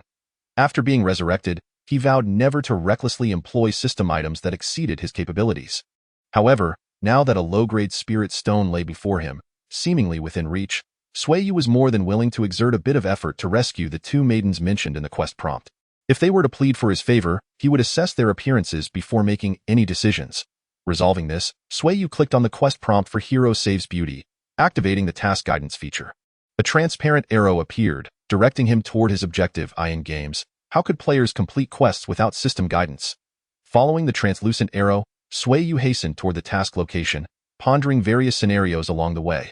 Perhaps the 2 maidens were trapped in a snare, or besieged by a pack of wolves, but dismissed each one in turn. Although the village had hunters setting traps, they were marked with symbols easily understood by humans, allowing even the illiterate to recognize the danger posed by the red lettering. As for the wolf packs, if such a threat truly existed, the nearby villages would have long been devastated. The world was abundant with spiritual energy, with countless beasts evolving into formidable creatures. If there were indeed wolf packs in the vicinity, the ordinary villagers, mostly mere mortals, would stand no chance against them. It was far more likely that some individual, emboldened by power, was attempting to forge an overly intimate relationship with the 2 beautiful women. The mystery was finally unveiled when Sui Yu arrived at the scene. Where explosive sounds echoed in the distance, he saw a towering tree shattered and crashing to the ground, causing him to nearly flee in fright. These trees had absorbed spiritual energy for years, rendering them extraordinarily sturdy. Even with all his strength, Sui Yu could only dent the trunk. To break such a large tree with a single blow indicated the immense power of its assailant. However, recalling the thousands of resurrection talismans in his inventory, Sui Yu ultimately decided to approach the scene. Cautiously drawing nearer, Sui Yu finally spotted the two stunning women who were in peril as indicated by his quest prompt. There were no wolf packs or malevolent forces using overwhelming strength to intimidate. Only the two enchanting women remained. Hidden within the grass, Sui Yu was astonished to witness the pair, clad in flowing white dresses as pure as snow. Engaged in a fierce exchange of spells from a distance of 100 meters, one of the women bore stains of blood on her white dress and, despite her hair being loosely tied back, the disheveled strands and the faint traces of blood at the corners of her lips revealed her grave injuries. Yet, despite her condition, she remained composed, skillfully countering the magical assaults of her opponent while seizing moments to retaliate. The other woman appeared significantly more elegant, her white dress adorned with glimmering golden embellishments that exuded an air of opulence. However, Sui Yu discerned that these seemingly decorative items emitted subtle waves of spiritual energy. They were likely enhancing her combat capabilities or bolstering her defenses. Demonis, die, thunderbolt. The elegantly adorned woman shouted, unleashing a bolt of lightning that struck her adversary, who promptly spat out a mouthful of blood. Witnessing the apparent injury of her opponent, a smirk crept onto the lips of the opulent woman. However, in her moment of triumph, she failed to notice the surge of energy rising from beneath her feet. And suddenly, a spike emerged, aiming directly at her. Sui Yu broke into a cold sweat. If she were struck, it would spell disaster for her dignity. Moments ago, he had nearly rushed in to save the seemingly injured beauty but now realized that she was no innocent victim. Employing such underhanded tactics, as he contemplated darting out to assist the elegant woman, he saw her golden trinkets radiate brilliantly, forming a protective energy shield around her, which thankfully preserved her modesty. Nevertheless, despite the shield, the force of the impact still left her injured and bleeding, staining her pristine gown with crimson. Now Sui Yu understood how these two women had found themselves in peril. The danger stemmed from their own clash. Realizing that the quest demanded he save both formidable beauties simultaneously, Sui Yu felt overwhelmed. Just then, he heard the sound of clashing metal from above, and upon looking up, he saw two flying swords engaged in battle. Relieved, he sighed, realizing that it was merely the two women controlling their swords in midair. Yet, the thought struck him. These individuals wielding flying swords must be at least in the golden core stage, if not the nascent soul stage. The task of intervening in such a duel felt akin to sending a novice to confront a dragon. Surely, the system could not be setting him up for failure. Yet, observing the escalating conflict between the two women, Sui Yu knew he had to act. Otherwise, they might destroy each other. Resolute, he decided to risk it all, as the two women finished another round of attacks. Inflicting considerable damage upon one another, Sui Yu burst from his hiding place, shouting, "Ladies, let us speak peacefully and refrain from combat." Initially, Sui Yu had hoped that the two women, upon seeing this unexpected stranger, might cease their hostilities and enter into dialogue. He intended to use his persuasive skills to convince them to resolve their grievances and embrace a life of tranquility. However, while the two women halted their attacks at his sudden appearance, they failed to consider the implications of his presence. Thanks to the system's guidance, Sui Yu had mastered the control of his spiritual energy perfectly, making him appear as an utterly ordinary mortal in their eyes. Thus, the sight of an unremarkable human attempting to interrupt their battle was nothing short of absurd. Without any exchange of words, both women simultaneously unleashed their thunderbolts and fire arrows at him. Just as he prepared to continue speaking, Sui Yu was struck by a blinding flash of electricity, followed by a searing blow to his chest that sent him tumbling back into the grass.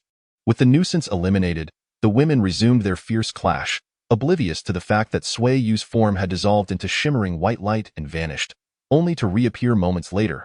Chapter 9. Heroic rescue of two beauties. Can this task even be completed? Sui Yu lamented silently from his hiding place. Earlier, he had bravely intervened, only for a casual thunderbolt to nearly drain his health, followed by a fire arrow that finished him off with ease. As he watched the two women battling fiercely, he racked his brain for a solution to fulfill the quest. In his observations, He noted that the more elegantly outfitted woman seemed to possess slightly inferior strength compared to her opponent. Their seemingly equal footing stemmed from the former's superior equipment rather than her innate prowess. Conversely, the more modestly dressed woman, despite her lack of gear, had fought to a standstill, showcasing her remarkable strength and vast combat experience.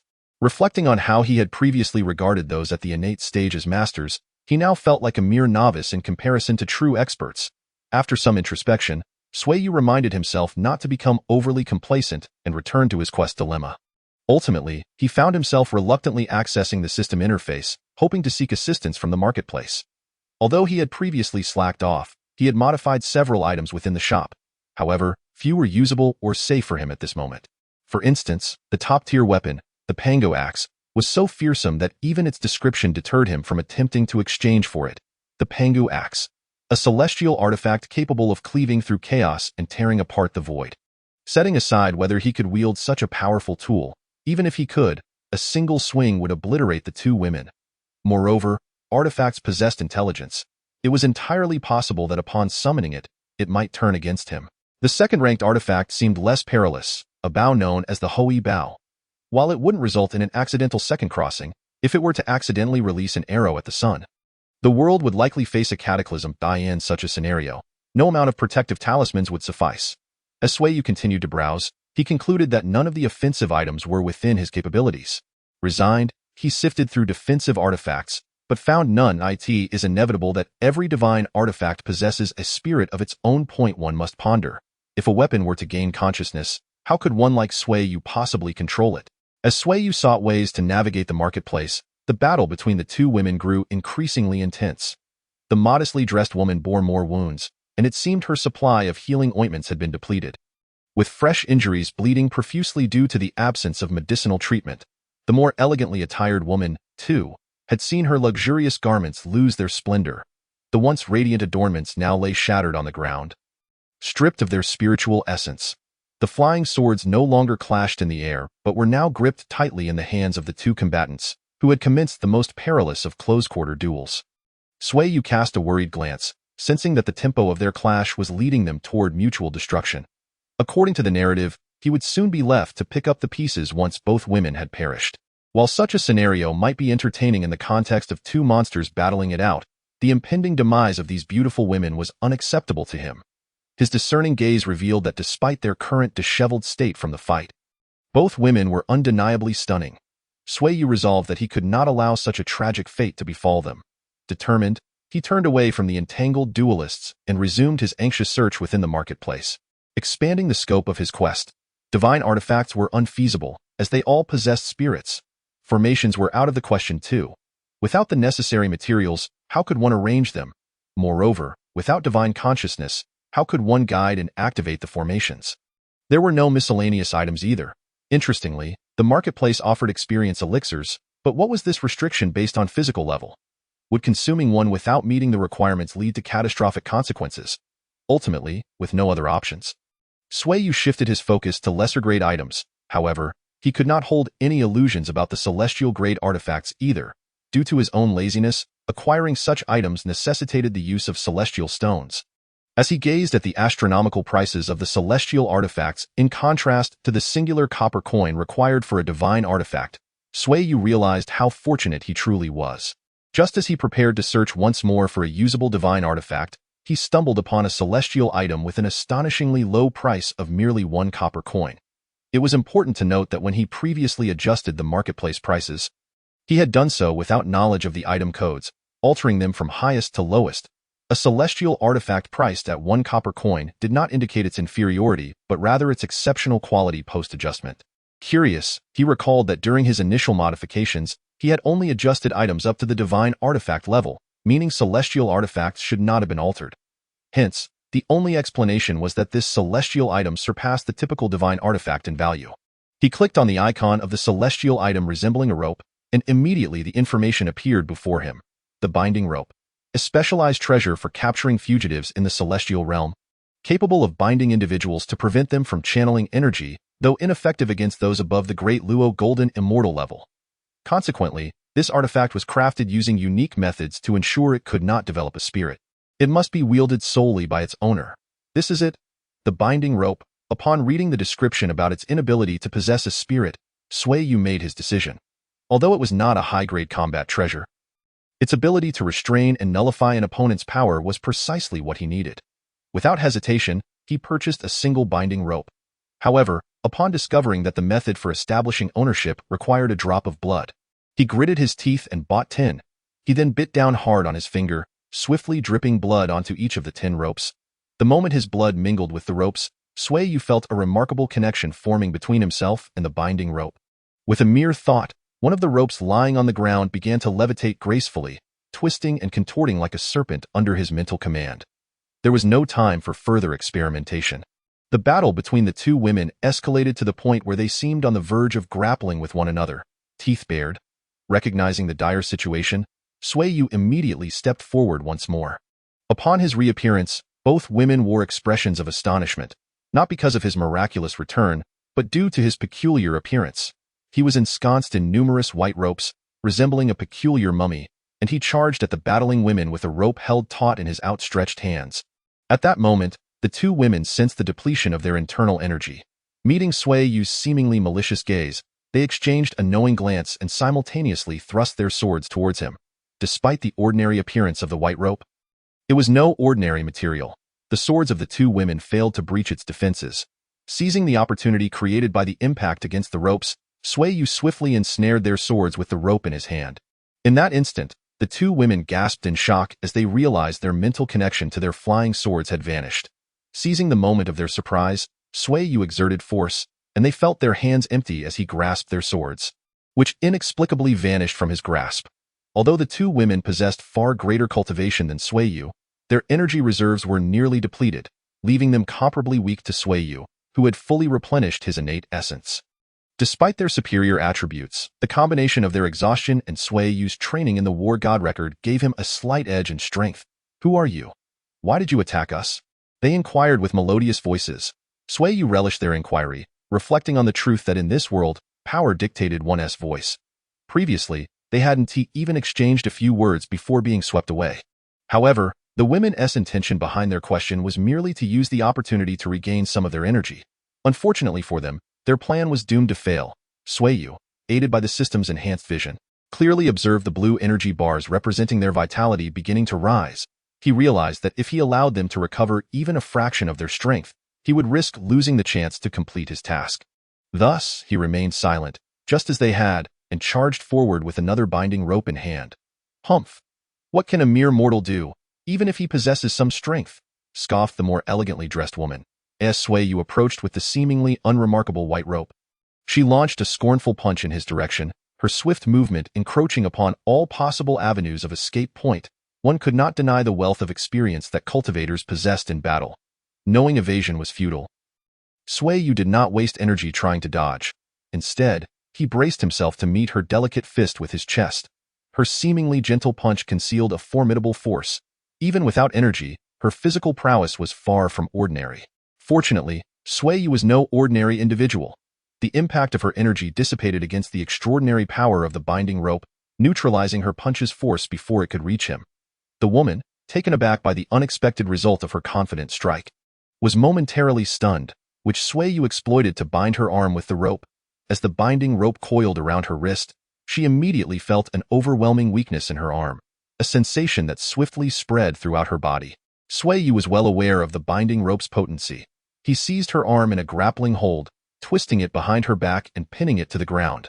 Once he had restrained the woman's other hand with the binding rope, the second woman finally reacted. Initially, she had hoped to wear down Sui Yu through her companion's efforts, but the unfolding events were far from her expectations. In the briefest moment of distraction, her adversary had subdued her companion with an inexplicable power. "Little brother, I believe we might have a misunderstanding," the second woman said, sensing her own energy reserves were still critically low. Yet Sui Yu offered no opportunity for negotiation and charged at her with another binding rope. Seeing Sui Yu approach with an intimidating demeanor, the woman, apprehensive of his unknown abilities, turned to flee. Unbeknownst to her, the binding rope, as a celestial artifact, was capable of flight. Before long, Sui Yu effortlessly ensnared the second woman as well. With both women bound and unable to move, Sui Yu smiled and addressed them. "Congratulations, you are now safe." Although the two women clenched their teeth in silence, their expressions conveyed a sentiment that seemed to say, "Are you joking?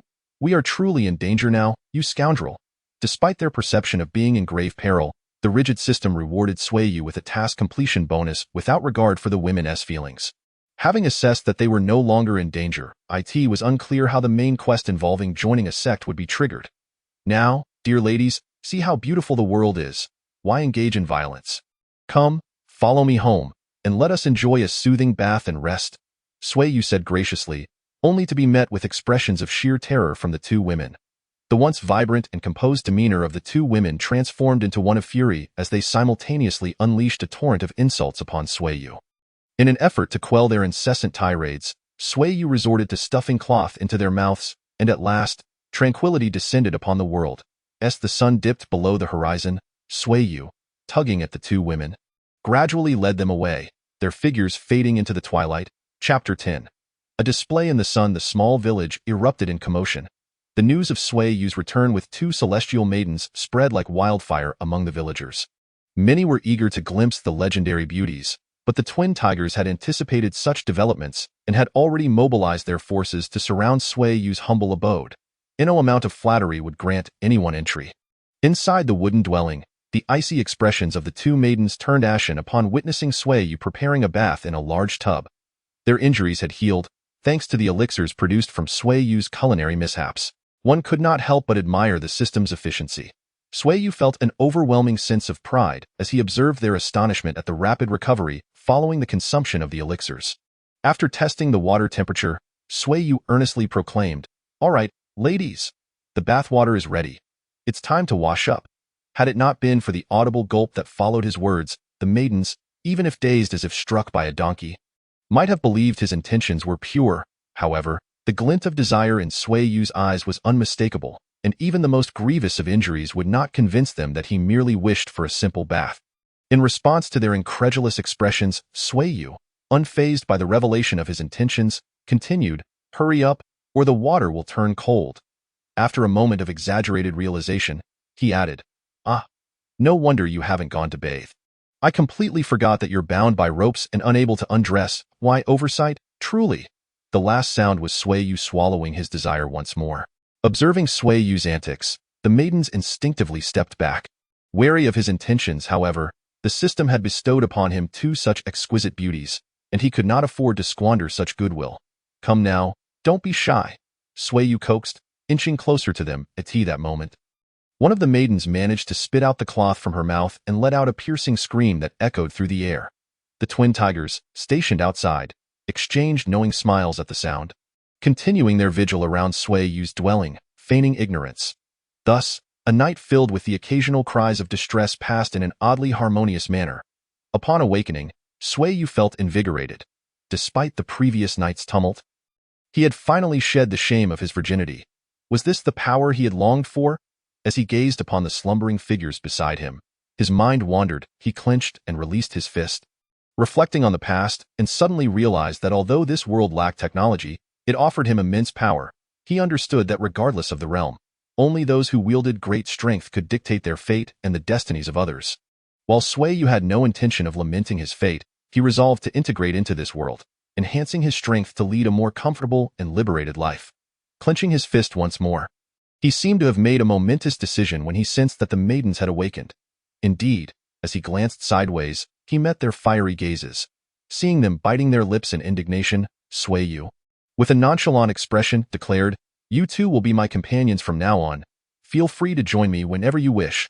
The term companions was foreign to the maidens, and they immediately sensed its unfavorable connotation. In silent protest against Sui Yu's transgressions, they chose to remain mute, as for resorting to violence. While Sui Yu was unafraid of confrontation, he hesitated to provoke these formidable women, hence the ropes binding them remained intact, preventing any potential retaliation.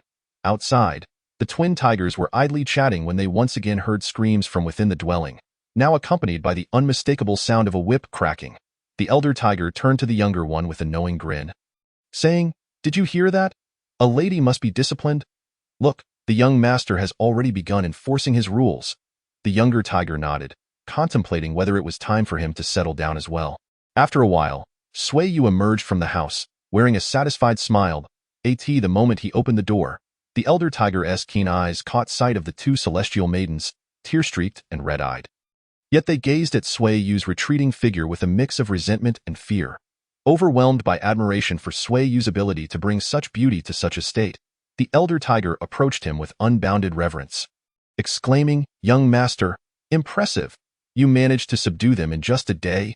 Indeed, Sui Yu beamed, not because of the elder tiger's clumsy flattery, but due to the substantial experience points gained from disciplining the two formidable beauties, which had propelled him to a new level. He paid little heed to the elder tiger's praises. His actions had merely been a means to an end, and through the interrogation disguised as punishment, he had gleaned valuable information about the maidens. One of the maidens, Lisiki, possessed formidable skills at the late stage of the Golden Core realm, while the other, Xiaohong, had reached the pinnacle of the same realm. Their conflict stemmed from Xiaohong's previous sect, which had been annihilated by righteous forces due to their practice of nefarious arts. When Lisiki recognized Xiaohong, she acted decisively, recalling the sect's decree to eradicate evil. Although Xiaohong, equipped with superior gear and at the peak of her cultivation, managed to hold her ground, they both acknowledged that if the battle continued, it would likely result in their mutual demise. Nevertheless, they vowed to avenge Sui Yu's misdeeds, declaring their intentions to retaliate against him. Sui Yu soon learned that the root of their conflict was indeed his doing. Previously, in an ill-fated attempt to expedite his cultivation using a divine stone, he had met with a disastrous explosion. Although he quickly revived with the aid of a protective talisman, the residual energy of his self-detonation had attracted the attention of cultivators. Fortunately, Sui Yu's explosion originated from his own body rather than the divine stone, leading the sects to perceive it as a minor event unworthy of significant interest. They merely dispatched a Golden Core practitioner to investigate, and upon encountering each other, the search for treasures was quickly forgotten as they engaged in battle. Sui Yu began to comprehend why he had triggered the random quest of heroically rescuing maidens. It appeared that the quest system was intricately linked to his actions, assigning quests based on his involvement. This also clarified why he, a mere chi refinement stage cultivator, had been tasked with preventing two Golden Core experts from perishing in battle. While Sui Yu pondered these revelations, the elder tiger sidled up to him with a grin, saying, "Young master, congratulations on finding your partners. The brothers are eager to meet your ladies. Shall we bring them out for everyone to see?" Sui Yu's expression darkened at the suggestion. He swiftly kicked the elder tiger to the ground. Delivering a series of vigorous stomps, the elder tiger, accustomed to such treatment, expertly shielded his face while emitting exaggerated cries of distress, all the while proclaiming, "Young master, the brothers genuinely wish to meet your ladies." It seemed he was utterly oblivious to the reason behind Sui Yu's sudden outburst, but perhaps that was to be expected. Previously, Sui Yu had concocted various pretexts to unleash his frustrations on the ruffians, and they had grown accustomed to his unpredictable bouts of violence. In fact, one of them had even taken to emitting strangely pleasurable sounds during Sui Yu's beatings. After the beating was done, Sui Yu had no intention of pursuing Dahu's reckless words. After all, it was Sui Yu who had casually mentioned them during Dahu's wedding. Yet, did Dahu not realize that some people hold double standards regarding others and themselves? It seemed he had received an undeserved thrashing. Nevertheless, after some contemplation, Sui Yu decided to showcase his spoils. Such beautiful companions deserve to be flaunted. Thus, as Sui Yu pulled Lisiki and Xiaohong out of the house with the binding rope, he was struck by their delicate beauty, their refined elegance, and the innate pride emanating from their eyes. Even though they were not dressed in their ethereal white gowns, but rather in casual strap dresses that Sui Yu had hastily conjured, the alluring curves accentuated by the white ropes left the onlookers momentarily breathless, culminating in a collective gasp of astonishment. Amidst the cacophony of exclamations, a particularly resonant voice exclaimed the truth of the situation, causing Sui Yu to stumble slightly as he stepped outside. The once proud expressions on the faces of the two women were now replaced by embarrassment and indignation, their eyes darting with a murderous intent, as if searching for an opportunity to silence the crowd. However, after exchanging a few glances, they suddenly froze, staring at each other in mutual horror. Despite being bound by the ropes, they were still capable of a limited mental probe. When they attempted to gauge the spiritual fluctuations of those present with the intent of future retribution, they were shocked to discover that nearly everyone in attendance had reached the innate level. In such a remote and inhospitable locale, this proportion indicated either extraordinary innate talents among the villagers or the presence of rare resources capable of cultivating numerous masters. However, upon closer inspection, they found the spiritual energies of the villagers to be chaotically diverse. ruling out the possibility of such resources, for otherwise, the essence would have been unmistakable. Thus, the only remaining explanation was that these villagers had achieved breakthroughs on their own. Reflecting on their sect, the two women felt a surge of excitement, contemplating when they might have the chance to recruit such promising villagers. Yet, their aspirations seemed unlikely to materialize soon, for Sui Yu felt that he had sufficiently basked in his fortune. Thus, with the crowd sighing in disappointment, the two women were once again pushed back inside. After relishing the envious gazes of the onlookers for a while, Sui Yu turned and returned indoors, only to hear a chorus of admiring sighs from outside. In the nearby woods adjacent to Sui Yu's residence, he and his family, along with his nominal subordinates, were enjoying a barbecue. At last, the smelting furnace had not escaped being repurposed as a cooking apparatus. After considerable experimentation, Sui Yu discovered that the flames of the furnace could be adjusted according to need. Thus, after the furnace toiled to create a grill and a plethora of tongs, it tragically found itself reduced to a mere barbecue grill. "Siki, the chicken wings are ready. Come and eat," Sui Yu called to Li Siki, who was whispering with Xiao Hong. Hearing Sui Yu's summons, Li Siki promptly approached, exclaiming, "I'm starving. Why is it taking so long to cook?" She plopped down beside him, her lips slightly parted, as Sui Yu indulgently held the chicken wing to her mouth. The scene was filled with beauty and warmth, provided one overlooked the binding rope on Li Siki. Observing Li Siki enjoying her meal, Sui Yu did not forget about Xiao Hong. He raised a wooden bowl towards Xiao Hong, who sat a little farther away, seemingly a bit shy. "Chatting must have made you thirsty. Would you like some soup?" Xiao Hong bashfully replied. "No need, young master, I'm not thirsty, you've been busy. You should eat something too." As Sui Yu's family displayed their affection, Dahu could not help but exclaim loudly, "Boss, you're amazing. Your family is truly enviable." His words were met with a chorus of agreement from the others, filling the woods with compliments. "Do you think Li Siki and Xiao Hong have changed too much?" This transformation was undoubtedly a result of Sui Yu's guidance, albeit unintentional. In his quest to level up through battling, Sui Yu frequently sought out conflicts. Under his demanding tutelage, the once aloof and disdainful demeanor of the two women had vanished completely, leaving them polished and reshaped as their celestial pride faded. Their personalities underwent significant changes. Li Siki became more lively and daring, sometimes playfully pouting at Sui Yu after their daily encounters. The quirky Li Siki had concluded that no matter what she did, she would inevitably face a beating each day, yet she found comfort in the notion that Sui Yu would overlook minor acts of defiance afterward.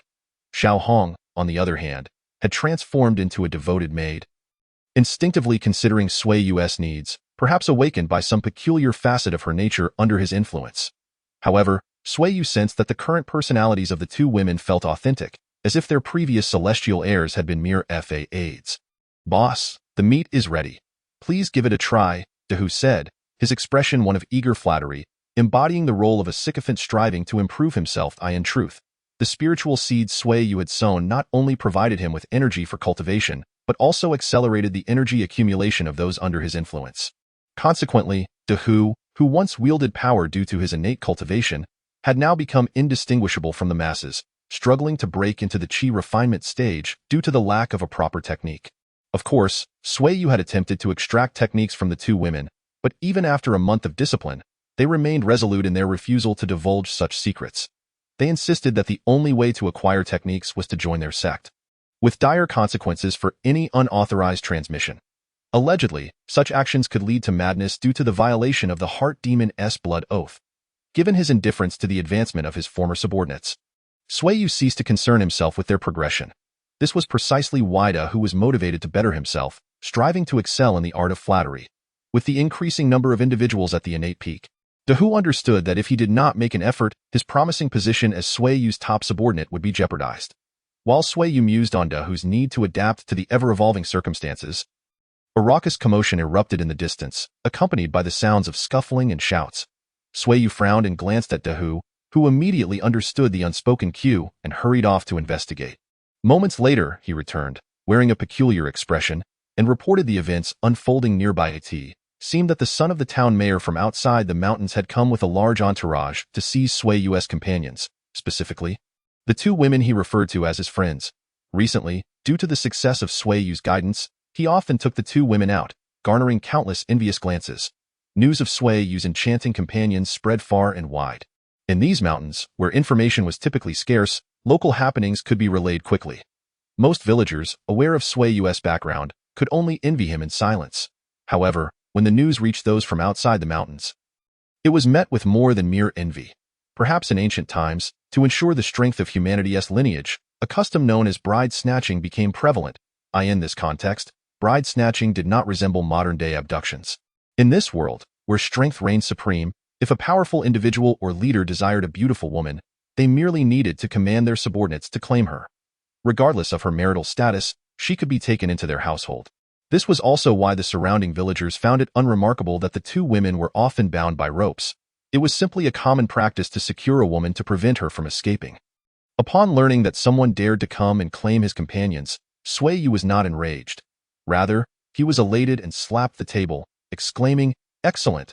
His excitement stemmed from the fact that he finally had someone unafraid to challenge him for practice.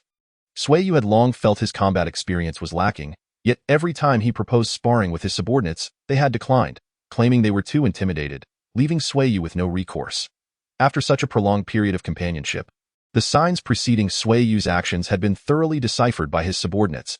As soon as they detected Sui Yu's intent to strike, his loyal followers would instinctively collapse to the ground in a series of synchronized motions, curling up and shielding their faces, assuming a posture that seemed to invite his wrath, leaving Sui Yu bereft of any sense of accomplishment befitting a true powerhouse. Now, upon hearing of a group of audacious individuals daring to seek trouble, Sui Yu couldn't suppress his delight. Even the two women, who had some understanding of Sui Yu's prowess, paid no heed to the unfortunate souls boasting their intentions to seize them. Eagerly, under the guidance of Dehu, they arrived at the scene of the commotion, where the audacious troublemakers had already been encircled by the villagers. Although the townsfolk felt an intense jealousy over Sui Yu's ability to attract such exquisite companions, their spirits ignited when outsiders dared to disturb their peace. Rallying together, they resolved to teach these intruders a lesson in this unfamiliar battleground. The son of the town head was not without his confidence. Drawing upon his father's connections, he quickly summoned 5 masters of the innate realm from the entire town, bolstered by a throng of peak postnatal youths to amplify their numbers. Initially, the young man remained unfazed as his hired experts informed him that a substantial portion of the village's inhabitants were also of the innate realm. However, his handsome visage turned pale upon realizing the implications.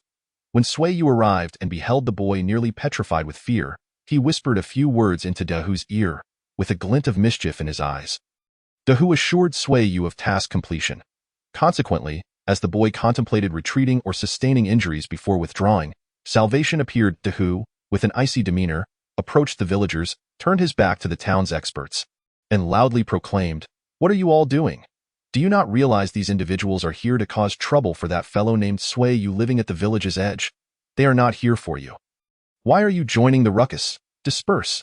Let Sui Yu deal with his own troubles." As he spoke, Dehu subtly gestured towards Sui Yu, hidden among the crowd. The villagers quickly grasped the intent and scattered like startled birds. Once the throng was dispersed, Dehu turned to the pale-faced young man and warned, "You will resolve your issues with Sui Yu on your own. However, should I discover that you have harmed the interests of the villagers, beware, for we shall flay your entire family." With that, he departed with a cold demeanor. Phew, that was terrifying. Fortunately, that fellow named Sui Yu isn't particularly popular. Otherwise, we would be in deep trouble, the town head's son voiced in relief, garnering agreement from the others. Just then, an innate master inquired, "Shall we return now? Something feels amiss." The town head's son, also feeling uneasy, hesitated until he suddenly spotted a man emerging from the nearby woods, leading 2 bound women. Although the garments worn by the women dulled their radiance, crafted by Sui Yu, their unique aura, flawless beauty, and the natural melancholy from their captivity instilled a protective urge in the town head's son. Stunned by their beauty, he recalled that the nearby duo of women and a man seemed to be a singular combination. However, after the prior terrifying episode, the town head's son refrained from being overly audacious. First seeking the counsel of the accompanying masters. Those masters, equally intimidated, sensed no aura emanating from the trio, and thus nodded in agreement with the town head's son. Unbeknownst to them, Sui Yu, with the aid of his system, ensured that his spiritual energy remained concealed, for the loss of any energy would diminish his maximum capacity cultivated through the Tao heart cultivating demon god technique. As for the spiritual fluctuations from the 2 women, bound by the celestial binding rope, how could they utilize any energy to manifest fluctuations? Thus, the ill-fated individuals found themselves ensnared by their own naivety. Chapter 12. the wedding-snatching incident with a resounding shout. Sui Yu struck an innate master with a punch, sending him flying, then swiftly transformed his right fist into an open palm, executing a sweeping motion. Instantly, a crescent-shaped force surged through the throng attacking him, knocking many to the ground, some even spitting blood and rendered feeble. This was the scene of the wedding snatching. Currently, the assailants were invigorated, launching wave after wave of fervent assaults against Sui Yu, all stemming from the two women, Li Siki and Xiao Hong, who stood bound to a tree, observing the brawl with a sense of detachment. In a rather mischievous turn, Sui Yu had placed a sign before the two women, inscribed with the bold characters "Prize." Upon realizing the sign's implications, the women pouted angrily, glaring at Sui Yu in the arena, which only served to fuel the testosterone-fueled fervor of the wedding snatchers and solidify Sui Yu's enmity with the crowd. Each individual charged at Sui Yu, treating him as a mortal enemy, heedless of the overwhelming disparity in strength that ultimately left them as mere casualties on the battlefield. While Sui Yu instinctively perceived these individuals as mere NPCs. Upon hearing of the barbaric custom of wedding snatching, he felt a twinge of discomfort. Thus, in the midst of the fray, he channeled a hint of that discomfort into his strikes, leaving those intent on seizing Li Siki and Xiao Hong grievously wounded. With a snap of his fingers, the previously empty surroundings erupted with numerous villagers, his loyal subordinates. The fallen wedding snatchers, upon witnessing this scene, realized their inevitable defeat. Confused as to why Sui Yu, despite having such a multitude of followers, chose to intervene personally, they soon recognized he was preparing for the aftermath. As the injured ceased their cries, the seemingly affable individuals among the crowd understood that they might well face dire consequences. When the villagers encircled the wedding snatchers, Dehu stepped forth. His imposing stature and stern demeanor marked him as the leader.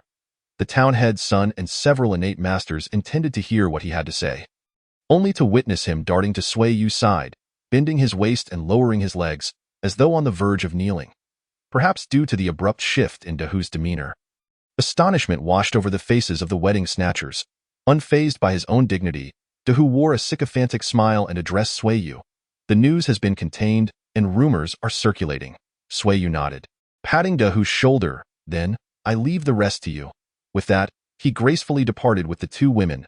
As Dehu watched Sui Yu's figure disappear among the trees, he turned back, transforming from a seemingly amiable figure into one of cold severity. Directing his gaze toward the encircled wedding snatchers, the stark contrast in his demeanor left the snatchers utterly bewildered, unsure of how to react. "Thank you all for your hard work." Dehu's words momentarily stunned the crowd. Before he continued, "First, I represent all my brothers in expressing our gratitude for your selfless contributions." The wedding snatchers, dazed, wondered if they had taken a blow to the head, struggling to comprehend how such a cold-hearted statement could be one of gratitude. However, as Dehu finished speaking, his subordinates uniformly bowed in unison, leading any onlookers to believe a memorial was being held. Now that gratitude is concluded, you may be puzzled as to why we express thanks. In truth, our leader enjoys beating others. The more resistance, the more pleasure he derives. Your presence has spared us the fate of being his punching bags, hence our gratitude. Upon hearing Dehu's words, the town head's son, emboldened by his perceived cleverness, confronted Dehu. "If your leader treats you so, why not unite and resist? With so many innate masters, will you let that fellow trample over you?" Dehu nodded, affirming the town head's son's reasoning. Just as a smile began to bloom on the town head's son's face, Dehu bellowed, "Bring this schemer to the side and beat him until sunset. If he falters, see to his injuries." Pointing at several trembling innate masters, Dehu commanded, "You all, come here. I have instructions for you. If you wish to avoid being hunted down by my brothers, comply with my directives." Dehu's efficiency was commendable. Soon, word spread that Sui Yu had two enchanting beauties in his home. The town head's son led a large group to snatch a wedding, only to stir the entire village, which, united, succeeded in repelling them. However, a fleeting glimpse during the battle left the mayor's son unable to eat or sleep upon his return. He contemplated seeking assistance from his father multiple times, yet the mayor suppressed the incident due to the injuries sustained during the previous brawl. Consequently, fueled by the machinations of certain individuals, the tale began to spread like wildfire. The next day, several self-proclaimed experts banded together to attempt a rescue.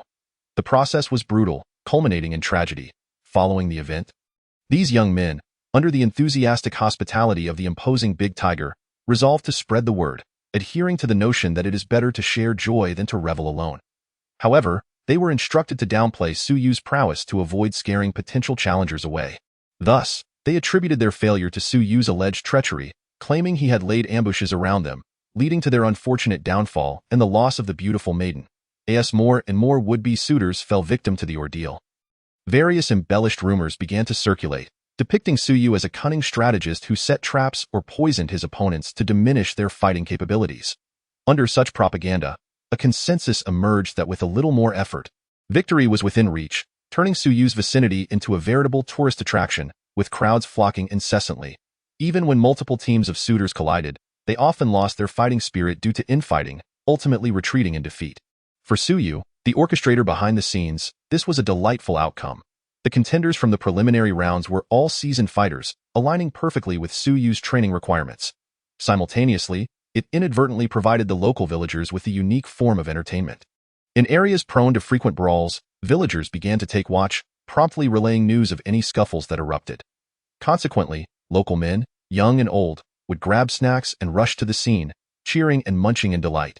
This spectacle often compelled those initially intending to flee to stay and engage in fierce confrontation, thereby increasing the entertainment value. As for the finals involving Sui Yu, the nearby villagers were well aware of his formidable abilities. Imagine a few swift moves leading to a decisive victory, followed by a thorough thrashing of those lacking in skill and strategy, a far more riveting scene than watching two evenly matched opponents clash. How infuriating, Sui Yu! Must you always humiliate me like this?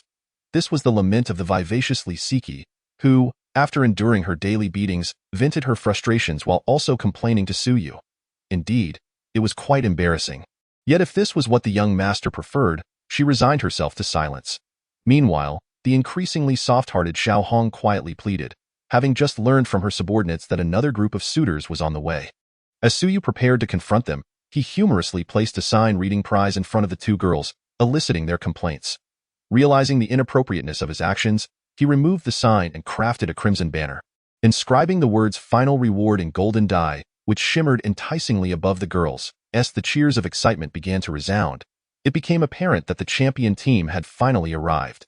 The ruckus stemmed from the suitors' admiration for the girls' exquisite beauty. Standing beneath the banner, the two girls exchanged whispers, deliberately ignoring the rabble. Ironically, their disdain only served to bolster the suitors' morale, prompting them to showcase their masculinity before the girls. At that moment, Sui Yu, devoid of any aura of power, became the prime target. After a seasoned hunter observed the absence of traps, he nodded to the apparent leader, who shouted, "For the beautiful maiden! Charge!" With a rallying cry, they surged towards Sui Yu, brandishing wooden clubs. The synchrony and fervor of their battle cries revealed they had evidently rehearsed, explaining their success in overcoming increasingly formidable challenges. Sui Yu, filled with satisfaction, watched as the brave leader closed in, only to be sent flying with a single punch. Landing awkwardly on a tree branch, glancing at the leader dangling from the tree, Sui Yu mused, quite satisfactory. My control over force and angle has improved significantly." The subsequent phase would involve mastering the control of power during group assaults. Over the past few days, with the enthusiastic support of his training partners, Sui Yu's combat experience had skyrocketed. While he could not yet rival the seasoned veterans, the system's assistance had allowed him to master force control with remarkable finesse. In the heat of battle, Sui Yu often set amusing personal challenges, such as hanging the courageous leader from a tree, one of his self-imposed targets. Countless unfortunate souls had suffered due to Sui Yu's initial miscalculations. Though they were later healed by the potions he concocted from his culinary blunders, the psychological scars remained. Meanwhile, the valiant suitors, undeterred by their leader's fate, continued to charge forward, shouting attack, towards Sui Yu, with a swift motion. Sui Yu executed a horizontal sweep, unleashing a crescent wave of energy. This attack covered a broader area, sending more adversaries flying, yet aside from a few who had been inadvertently struck, no serious injuries were inflicted. While the onlookers felt a chill run down their spines, the ensuing battle hardly resembled one. Regardless of Sui Yu's jeers or kicks, the crowd silently endured, their fighting spirit extinguished. Even the leader, suspended from the tree, remained mute, serving merely as a backdrop. Ultimately, Sui Yu, finding the situation lackluster, decided to implement his secondary plan. Soon after, rumors spread that Sui Yu could enhance one's strength, quickly gaining acceptance among the masses. Legends began to circulate that those who successfully endured a series of challenges under Sui Yu's scrutiny would earn the chance to have their abilities amplified. This rapid belief was largely due to several individuals, previously beaten by Sui Yu and subsequently bestowed with energy seeds, stepping forward to share their experiences. Consequently, the previously waning spirit of group challenges reignited. And under Sui Yu's guidance, an evaluation committee was even formed to organize the events. Thus, as the atmosphere around the PK competition grew increasingly vibrant, Sui Yu continued to hone his skills, leading a life filled with joy, fulfillment, and merriment. Chapter 13. Trouble looms as the morning sun cast its golden rays upon the earth. The courtyard in front of Sui Yu's residence echoed with the clanging of weapons. This was not a case of someone seeking trouble early in the morning. Rather, Sui Yu had recently become enamored with swordsmanship and was diligently practicing. His instructor, a martial arts master who had once taught in the secular realm, was a skilled, innate-level practitioner. For reasons of justice, he had incurred the wrath of those not to be trifled with and sought refuge in the village near Sui Yu's home.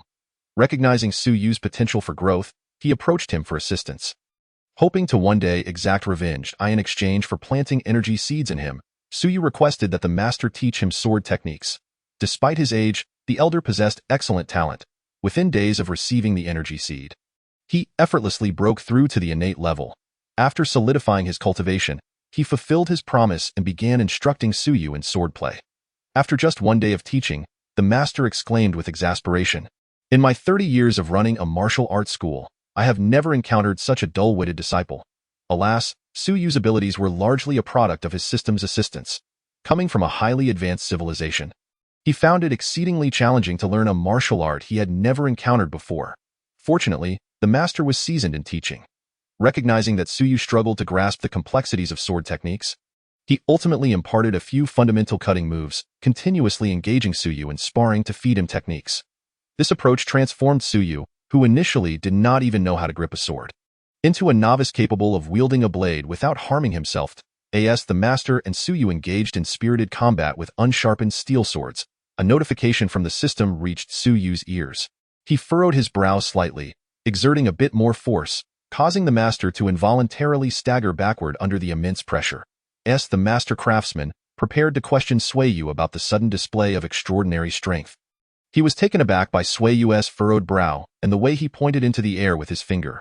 The craftsman immediately silenced himself, recalling that long ago, he had heard from Shuang Hu and others that Sui Yu despised interruptions while he was gesturing at the air and was particularly averse to inquiries. It was said that a brave soul who had dared to ask him a question had been subjected to a week of torment, used as a mere punching beatification that moment. Sui Yu's frown deepened, for the system had just notified him of a newly triggered random quest titled The Approaching Catastrophe. The quest details read, "Due to your abduction of the elite disciple Li Siki from the Heavenly Dragon Gate, one of her many suitors, Li Yuanlong, is now searching for her out of concern for her safety. There is a high probability that he will locate Li Siki. Should you take the initiative to eliminate Li Yuanlong?" The rewards for this task included 2 gold coins, 10 formation bases, and a portion of experience points. Upon reading the quest description, Sui Yu's expression tightened with unease, recognizing that an immense trouble was soon to befall him. Given that Li Yuanlong had the audacity to pursue Li Siki, it was likely that his cultivation level was comparable to the Golden Core stage, a formidable presence that Sui Yu vividly recalled from his previous encounters with the fatigued Li Siki and Xiao Hong, which had proven to be exceedingly challenging. How could he possibly face a fully energized boss? Perhaps having taken Li Siki as his personal ally, the thought of her suitor arriving unsettled Sui Yu, leading him to instinctively regard the approaching Li Yuanlong as a boss character. How does one confront a boss? The answer was obvious: eliminate. However, the method of elimination required careful consideration. Knowledge of both oneself and one's adversary was imperative for victory. Thus, Sui Yu waved the master craftsman away and retreated indoors to inquire about Li Siki, knowing she would likely possess insights into Li Yuanlong's background. As anticipated, when Sui Yu mentioned Li Yuanlong, Li Siki's face contorted with disdain, as if to convey her desire to disassociate from him entirely in a back-and-forth exchange. Sui Yu acquired information regarding Li Yuanlong and learned a great deal about Li Siki's past. It appeared that Li Yuanlong was the son of an elder within the Heavenly Dragon Gate, and although he lacked exceptional talent, he had been nurtured with elixirs from a young age, resulting in a rather favorable development. No, rather a smooth progression.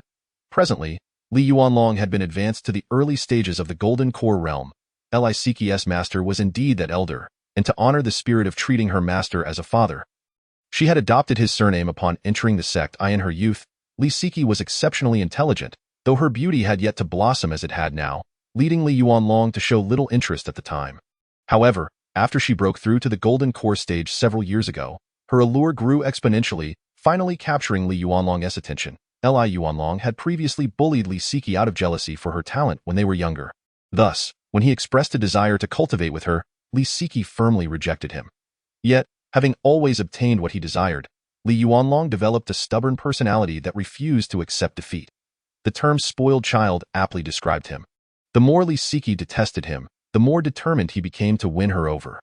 Moreover, previous girls he had pursued were merely seeking to climb the social ladder through his father, leaving him utterly clueless about how to court a woman.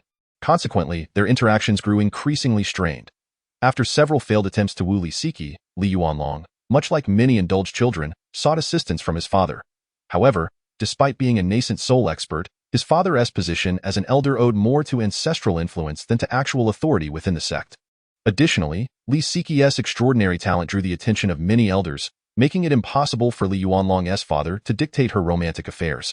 Ultimately, he found himself compelled to approach Li Siki, hoping she would consent to a marriage out of respect for him. The outcome was predictable. Upon learning that Li Yuanlong had forced her master to plead on his behalf, Li Siki not only refused the marriage proposal but also developed a deeper disdain for him. Frustrated by her master's frequent intercessions on Li Yuanlong's behalf, she eventually relocated from the elder's residence to a private room designated for elite disciples. Nevertheless, Li Yuanlong did not relent in his pursuit.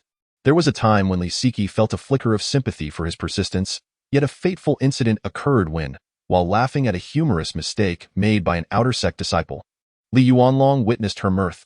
Shortly thereafter, that outer disciple vanished under mysterious circumstances, with rumors hinting at a gruesome fate. All evidence seemed to point toward Li Yuanlong.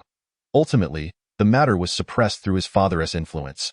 Yet Li Siki became consumed by guilt, convinced that she had caused the disciple's demise. From that point onward, her demeanor transformed dramatically. She became cold and distant, treating everyone with a frosty demeanor. Yet, in the presence of close friends, glimpses of her former playful self would occasionally emerge, earning her the moniker of the Ice Beauty. Despite her difficulties in relating to others, some male disciples still attempted to approach her. Although they failed to win her heart, their successes inspired confidence in others, who, undeterred by her icy nature, became even more motivated. Upon hearing this, Sui Yu could not help but scoff, remarking that their so-called motivation was merely an excuse to train endlessly out of boredom. It must be said that Sui Yu had a point. During a conversation with one of her good friends, Li Siki discovered that these male disciples were merely engaged in a competition with one another. In private, they often held contests and gambled over her, losing sight of who Li Siki truly was amidst their frivolities. In her effort to avoid causing harm to others, Li Siki had masked her true self as an ice queen, inadvertently becoming a source of entertainment for those around her. Consequently, she resolved to no longer suppress her true nature. However, after years of donning her cold facade, Li Siki found it increasingly difficult to reclaim her genuine self. Yet, as time passed, she began to thaw, and when a male disciple managed to make her laugh, only to be seen by the ever-obsessive Li Yuanlong. History repeated itself, as the petty rivalries reignited. This time, however, Li Yuanlong's petty attempts at aggression were intercepted by a passing senior brother. In his hasty retreat, he stumbled upon a group of disciples out on a training expedition. Witnessing the injuries inflicted by their sect's own spells, these disciples resolved to aid in apprehending the assailant. Thus, in a dramatic showdown reminiscent of a boss battle, the overindulged Li Yuanlong was mercilessly beaten by a group of Qi refinement disciples, ultimately captured and taken to the law enforcement hall. In the end, although Li Yuanlong's father managed to extricate him from trouble, he returned home battered and bruised. This incident only served to incite further animosity from Li Siki's master, who held Li Siki partially responsible for the chaos. After all, the root of the issue lay in Li Yuanlong's spoiled upbringing. In an attempt to keep Li Siki away from the chaos surrounding Li Yuanlong, her master dispatched her to search for treasures rumored to be found in the desolate mountains bordering the heavenly Dragon Gate, following reports of unusual spiritual fluctuations. This serendipitous assignment ultimately led to Sui Yu's encounter with Li Siki, and he found himself wishing to thank the elder who had sent her away. After recounting her experiences over the years, Li Siki seemed to shed the weight of her burdens, as her cold demeanor melted away, replaced by a vibrant energy. Meanwhile, Sui Yu pondered deeply, contemplating strategies for their impending confrontation. Chapter 14. Infinite Resurrection Battle with the Boss. Crack, crack, crack. The sound of a whip echoed through Sui Yu's residence, punctuated by the cries of two women. There was no need for concern. This was merely a daily ritual at Sui Yu's home, the daily whipping. Having spent a significant amount of time with Sui Yu, both Li Siki and Xiao Hong had come to accept that this daily punishment was unavoidable. Thus, each day at around the same time, the two women would dutifully present themselves at Sui Yu's favorite spot for administering discipline, the edge of his bed, kneeling with their bodies draped over the mattress, their bottoms raised in anticipation of his strikes. Seeing the women so compliant, Sui Yu felt no need to exert effort in concocting reasons for punishment. He simply commenced the whipping. When their health bars dipped to a third of their capacity, he promptly ceased the punishment, aiding them with restorative potions. With ample experience, Sui Yu had long ago discerned the patterns for acquiring experience. An individual could only gain a limited amount of experience each day. Once that limit was reached, as long as he didn't kill anyone, he needn't expect to earn additional experience points. The accumulation of experience was tied to the number of strikes dealt. Yet the parameters defining that number remained a mystery. In the course of his research, Sui Yu discovered that the frequency of certain occurrences varies from person to person. However, for most individuals, once they manage to reduce their opponent's health to approximately one-third, they can effectively gain the full experience for the day. Young master, how ruthless you are. With tears welling in her eyes, Li Siki began her emotional lament against Sui Yu. After confiding in Sui Yu last time, Li Siki seemed to have truly returned to her authentic self, exuding the essence of a mischievous child. Perhaps her transformation stemmed from her exceptional talents in childhood, which led to overwhelming expectations from others, depriving her of a typical childhood experience that she now seeks to reclaim. The expectations of adults often impose an unspoken pressure on most children. Some thrive under such constraints, while others crumble entirely. Li Siki is successful yet simultaneously a failure. Though she has advanced to the later stages of the Golden Core realm at a young age and is poised to breach the nascent soul stage, her childhood devoid of joy and companionship has rendered her naive, often embroiled in her own conflicts, ultimately harming both herself and others, though the consequences of her actions have inadvertently benefited Sui Yu. As Sui Yu caressed Li Siki's hair, he comforted her as one would a child, saying, There, don't cry. It will stop hurting soon. What a tender scene it would be, were it not for her binding ropes. Just as this heartwarming moment unfolded, Sui Yu furrowed his brow, not due to another task from the system, but because a figure in the distance, someone whom Sui Yu had previously ensnared in his demonic seed technique, was relaying information to him using a special method from the heart of Tao demonic technique. This technique allowed the practitioner to transmit a portion of their spiritual energy through a mysterious conduit, and certain vibrational patterns could convey messages as well. Unfortunately, Sui Yu had not studied cryptography, leaving him to interpret the meanings of various vibrations. The message he received translated to, that big fool, Li Yuanlong, has arrived. This is Sui Yu's inner monologue. All right, I must go greet your suitor, Sui Yu declared, rising and solemnly donning a set of garments that, while aesthetically pleasing, resembled ornamental attire more than practical armor. This outfit was crafted from the resources at his disposal, and though it appeared more decorative than useful, the quality in terms of attributes was still quite commendable, as is typical of system-generated items. Why not untie me, and I shall deal with him? Li Siki exclaimed with a fierce expression. However, after spending so many days together, both Sui Yu and the girls had come to understand each other. Noticing the glimmer of mischief hidden in Li Siki's eyes, Sui Yu recognized that her intentions were less than benevolent. Thus, he waved his hand, adopting a noble demeanor, and replied, A man must rise to the occasion in critical moments. With that, he turned and left, leaving the two women with a profound silhouette. As Li Siki watched Sui Yu's figure vanish, she pouted and remarked to Xiao Hong, Sigh another failure. This guy is too adept at avoiding us. At this rate, when will we ever escape? Then why not stop trying to escape? Don't you think this life is rather pleasant? Xiao Hong responded dreamily, her eyes filled with confusion. Observing Xiao Hong lost in thought. Despite their previous near-fatal encounter, Li Siki couldn't help but exclaim, Why do you always wear that expression after being drained? Ugh. How did I end up mimicking that guy's speech again? Whatever. I don't care anymore. One by one, they're hopeless. Meanwhile, Li Yuanlong soared through the sky atop a flying sword, his hands clasped behind him, his attire billowing in the wind. An ethereal sight indeed. Clearly, he had trained extensively, feeling a slight numbness from posing. Li Yuanlong waved his hand to produce a compass, upon which a bright dot flickered increasingly brighter. Had Sui Yu seen this compass, he would exclaim, "Goodness! Is that a radar for cultivation?" Concerned for Li Siqi's safety due to her naivety. Li Yuanlong had secretly placed a tracking mark on her. This is merely Li Yuanlong's perspective. Misunderstandings are unwarranted. Days had passed without any sign of the lovely Li Siqi's return. Surely, she was in trouble. It was time for Li Yuanlong, with his telepathic connection to Li Siqi, to make his appearance. The telepathic connection is Li Yuanlong's embellishment of the tracking mark. Thus, he stealthily escaped confinement and, utilizing a token stolen from his father, exited their sect. Envisioning a heroic rescue, Li Yuanlong embarked on his quest to save the fair Li Siqi. The journey proceeded without incident, as this mountainous region was relatively devoid of spiritual energy. Resulting in a scarcity of cultivators, he encountered neither trouble nor fellow practitioners along the way. After considerable time spent traveling, Li Yuanlong finally approached the vicinity of Li Siqi, which appeared to be a small village nestled within the mountains. Tuning into their telepathic connection, the tracking compass, merely adorned with embellishment, Li Yuanlong swiftly flew toward a quaint, oddly shaped wooden cottage adjacent to the village. He landed gracefully in the clearing before the cottage and turned curiously towards a man, whose peculiar attire and white ropes wrapped around him like a mummy piqued Li Yuanlong's interest.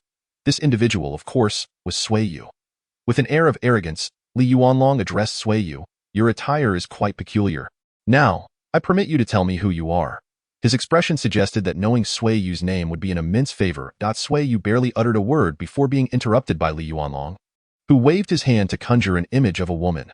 Though the figure bore a stern expression and exquisite attire, Sui Yu recognized her instantly. This was none other than Li Siqi. "Enough of this. I shan't waste time. Bring her out. I have matters to discuss." Li Yuanlong felt displeased, as he sensed no trace of spiritual energy from Sui Yu, indicating that he was merely a mortal. Thus, he assumed that Li Siqi was likely unharmed, and his dreams of a heroic rescue began to fade. "Emph. There is no one here you seek. Depart." Although the system had indicated a high probability of Li Yuanlong locating Li Siqi, Sui Yu hoped to deceive him into leaving. However, such a simplistic lie would be an affront to Li Yuanlong's intelligence if he fell for it.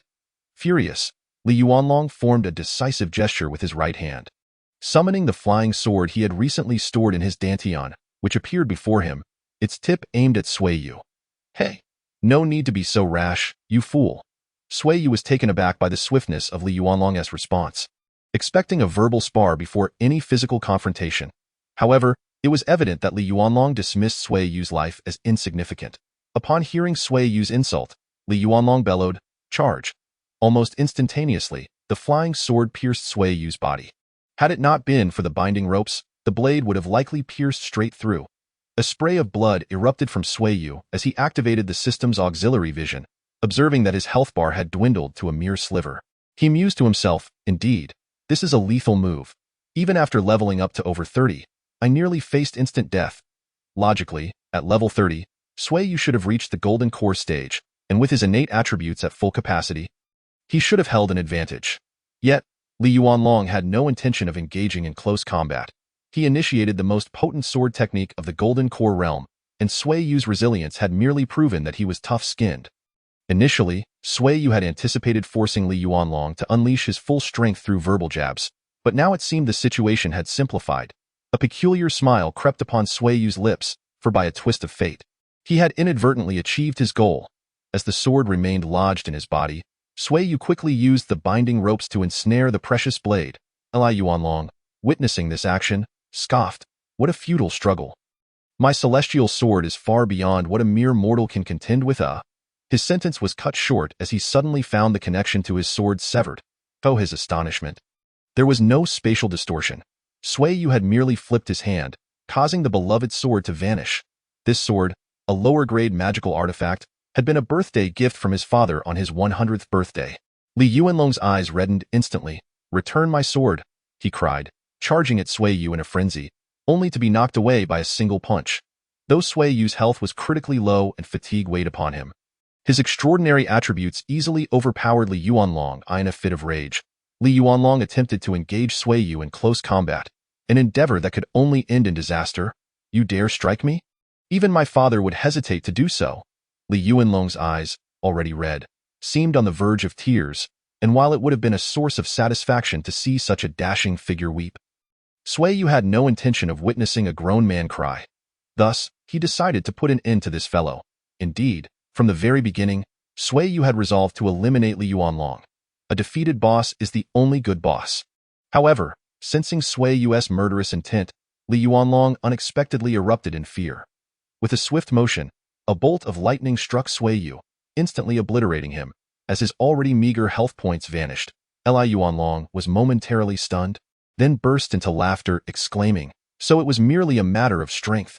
Ha ha ha, under my celestial techniques, you are utterly powerless. Is that so?" A chilling voice echoed near Li Yuanlong, sending a shiver through his body.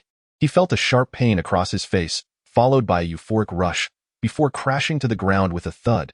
"You're not dead." Although his voice was somewhat breathless, it was the only way to convey his astonishment. Sui Yu, striking a pose as if to throw a punch, coldly retorted, "If you're still alive, how could I possibly perish? Besides, I haven't had enough of life yet. As for you, with that arrogant demeanor, you must be tired of living, right? You, take this, palm lightning." Li Yuanlong recalled their earlier confrontation and immediately unleashed his palm lightning. Despite being enhanced by medicinal pills, Li Yuanlong's golden core technique proved powerful, reducing Sui Yu's health by more than half. The paralysis effect rendered Sui Yu's movement sluggish. Watching Sui Yu, bloodied yet still attempting to approach him, Li Yuanlong raised his hand once more to cast palm lightning. He had no choice. This was his only method of attack. Eventually, Sui Yu fell again, but this time, Li Yuanlong did not rush to celebrate. Instead, he noticed that Sui Yu's body quickly transformed into specks of white light, only to reappear before him in vibrant health. Disbelieving, Li Yuanlong unleashed 2 more palm lightning strikes as Sui Yu lunged forward. As he thought, this time, he must be dead for good. Sui Yu stood up again amidst the faint glow. Witnessing this, Li Yuanlong nearly lost control of his faculties. How on earth could he defeat him? Though he understood that 2 strikes of palm lightning could typically dispatch Sui Yu, he was also aware of his own limited spiritual energy. If this continued, he might very well be ground down by this relentless foe. Despite Li Yuanlong's lackluster talent and abilities, he was still of sound mind. After weighing the situation, he gritted his teeth and once again struck Sui Yu down with palm lightning before heading toward the room where Li Siki was located. Earlier, he had confirmed through telepathic tracking that she was indeed within. Seeing Li Yuanlong attempt to bypass him and enter the room, Sui Yu grew anxious. He swiftly produced a medicinal pill and placed it in his mouth. Just as Li Yuanlong thought Sui Yu was finally succumbing to serious internal injuries from repeated deaths, a chaotic surge of spiritual energy erupted around Sui Yu. Into Li Yuanlong's horror, Sui Yu's body detonated with a tremendous blast. Sui Yu had realized he could not approach Li Yuanlong to stop him and had consumed an experience pill far beyond his current capabilities, resulting in his body exploding from the sudden influx of overwhelming energy. This unconventional attack severely injured Li Yuanlong. In a hurry, he swallowed a medicinal pill to stabilize his condition, only to see Sui Yu prepare to self-destruct again, prompting him to activate a defensive talisman to mitigate the damage. "This cannot continue. I will die." Li Yuanlong recognized the gravity of the situation and quickly devised a strategy. It is often under duress that creativity flourishes. And indeed, a plan materialized in his mind. Thus, when Sui Yu was once more annihilated by Li Yuanlong's palm lightning and revived, he found his movements inexplicably sluggish. Glancing down, he discovered several magical artifacts arranged around him, forming a rudimentary formation. Within this formation, while Sui Yu was unharmed, his actions became severely impeded. Even the simple act of retrieving an experience pill took an interminable amount of time. Understanding that the formation could not hold for long, Li Yuanlong dashed into the room. Upon entering, he was momentarily taken aback, but his expression quickly transformed into one of ecstatic delight. It was a hero rescuing a damsel in distress. Upon seeing Li Siki bound by celestial ropes, Li Yuanlong nearly fainted from happiness. "What are you doing here? Where is Sui Yu?" Li Siki gasped. Though she had been focused on escaping, the sudden appearance of Li Yuanlong and the absence of Sui Yu instilled a sense of unease in her voice. Li Yuanlong was no fool. He immediately detected the implication in her words, and his face darkened as he bellowed. "What do you mean by that? Do you understand that I nearly died just now? I traveled far and wide to rescue you, and you're worried about the one who kidnapped you. Concerned about my kidnapper?" Li Yuanlong muttered to himself, his complexion paling as he turned to Li Siki, his voice trembling. "Are you saying that guy?" Though he did not finish his sentence, the meaning was clear enough. You bastard." Though Li Siki did not answer, Her suddenly flushed cheek spoke volumes. Li Yuanlong felt as if he had been slapped across the face. I will kill that beast, Li Yuanlong erupted, glaring fiercely at Li Siki. And you wretched woman. I will torment you mercilessly, humiliate you. I will make you regret everything you have done to me in the past, present and future. You will regret it. Hey, who is the beast cursing at? A nearly deranged Li Yuanlong suddenly heard Sui Yu's infuriating voice seemingly addressing him. In a fit of rage, he retorted without thinking. The beast is cursing you. Startled, Li Yuanlong turned to find Sui Yu standing at the doorway, his expression icy and his gaze fixed upon him. Why you? You managed to escape so quickly? Li Yuanlong was genuinely astonished. Despite his lack of talent and limited abilities, he was familiar with the parameters of the skills he had mastered. There was no way that formation could have been breached in such a short time. That thing only requires one self-detonation to break free. What is so difficult about it? Indeed, Sui Yu had broken free using self-detonation, as long as he chose a revival location outside the formation. It was a simple matter, and of course, Sui Yu's willingness to self-destruct was also due to the protective effect of a resurrection talisman, which rendered him oblivious to the sensations of dying. Had he truly felt the pain of death, he might have reconsidered before deciding to self-destruct. Hearing Sui Yu's audacious declaration filled Li Yuanlong with dread. He had no idea how to combat someone who treated death so lightly. Yet, fear often unleashes latent potential. I refuse to believe you can't die. Li Yuanlong raised his hands and unleashed 2 bolts of palm lightning, their speed far too swift for Sui Yu to evade, resulting in his demise once again. Seeing Sui Yu's body collapse for the first time, Li Siki and Xiao Hong both stared wide-eyed at the fallen figure before letting out a heart-wrenching scream in unison. Sui Yu. Although the 2 women had suffered greatly at Sui Yu's hands in recent days, for reasons unknown, they had come to feel a certain ease in his presence over time. They no longer had to don masks as they did within their sect. Nor did they need to overthink every action. Here, despite the lack of freedom, they discovered that following Sui Yu was genuinely enjoyable. They needed only to watch him perform his absurd yet hilarious antics. Both women sensed that even without practicing celestial techniques, their days were filled with fulfillment and joy. Thus, when Sui Yu fell, they felt an unexpected emptiness within, prompting their heartfelt cries. Seeing their profound sorrow, Li Yuanlong bellowed, "Silence!" His roar coincided with the radiant glow of Sui Yu's resurrection, capturing the attention of the 2 women. When Sui Yu emerged from the light, they wept tears of joy. Calling his name through their sobs, I refuse to believe I cannot kill you. Jealousy and fear intertwined within Li Yuanlong, pushing him to the brink of madness. He unleashed a torrent of palm lightning upon Sui Yu. Time and again, but Sui Yu continually revived. To make matters worse, Sui Yu was relentlessly striving to approach him. Feeling the lingering pain in his cheek, Li Yuanlong was already filled with trepidation towards Sui Yu's physical assaults. He dared not let him draw near.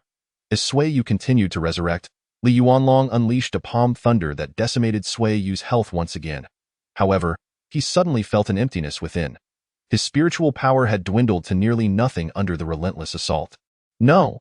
Gazing into Sui Yu's icy eyes, Li Yuanlong was certain that his adversary would kill him. Confronted with the terror of death, Li Yuanlong felt fear seep into his bones. Yet, he had one last trick to save his life. A bead appeared in his hand, and with a firm grip, he crushed it as the bead shattered. A robust energy shield materialized around him, effortlessly absorbing Sui Yu's furious punch. Realizing he had no chance to completely eliminate Sui Yu, Li Yuanlong, filled with resentment, bellowed, "I shall return." He intended to push through Sui Yu with the shield and escape. However, just as he was about to charge out, he hesitated. Observing Li Siki's genuine joy at his retreat, a surge of hatred replaced his prior affections for her in an instant. Braving Sui Yu's onslaught, he returned to Li Siki's side, and in a fit of rage, he viciously gripped her delicate neck. "What do you intend to do?" Sui Yu, taken aback by Li Yuanlong's betrayal, seethed with anger as he witnessed the hostage being threatened. "Scoundrel, if I cannot have you, then neither shall anyone else." Li Yuanlong's face twisted with malevolence as he clutched Li Siki. Yet deep down, his feelings for her made it difficult for him to exert full force. Consequently, though she struggled to breathe, Li Siki remained alive. Fortunately, Li Yuanlong's spiritual energy was depleted. Otherwise, the bound Li Siki would have surely met a gruesome fate at his hands. In that moment, a furious Sui Yu brandished a large blade and began to strike forcefully at Li Yuanlong's energy shield. Witnessing Sui Yu's anxious demeanor, Li Yuanlong felt an unexpected thrill and laughed heartily, proclaiming it's futile. This shield was sealed with the energy of a nascent soul cultivator, courtesy of my father. Though you think your mundane iron can break it, even low-grade spiritual energy would struggle to shatter this barrier. Ha ha ha, Sui Yu.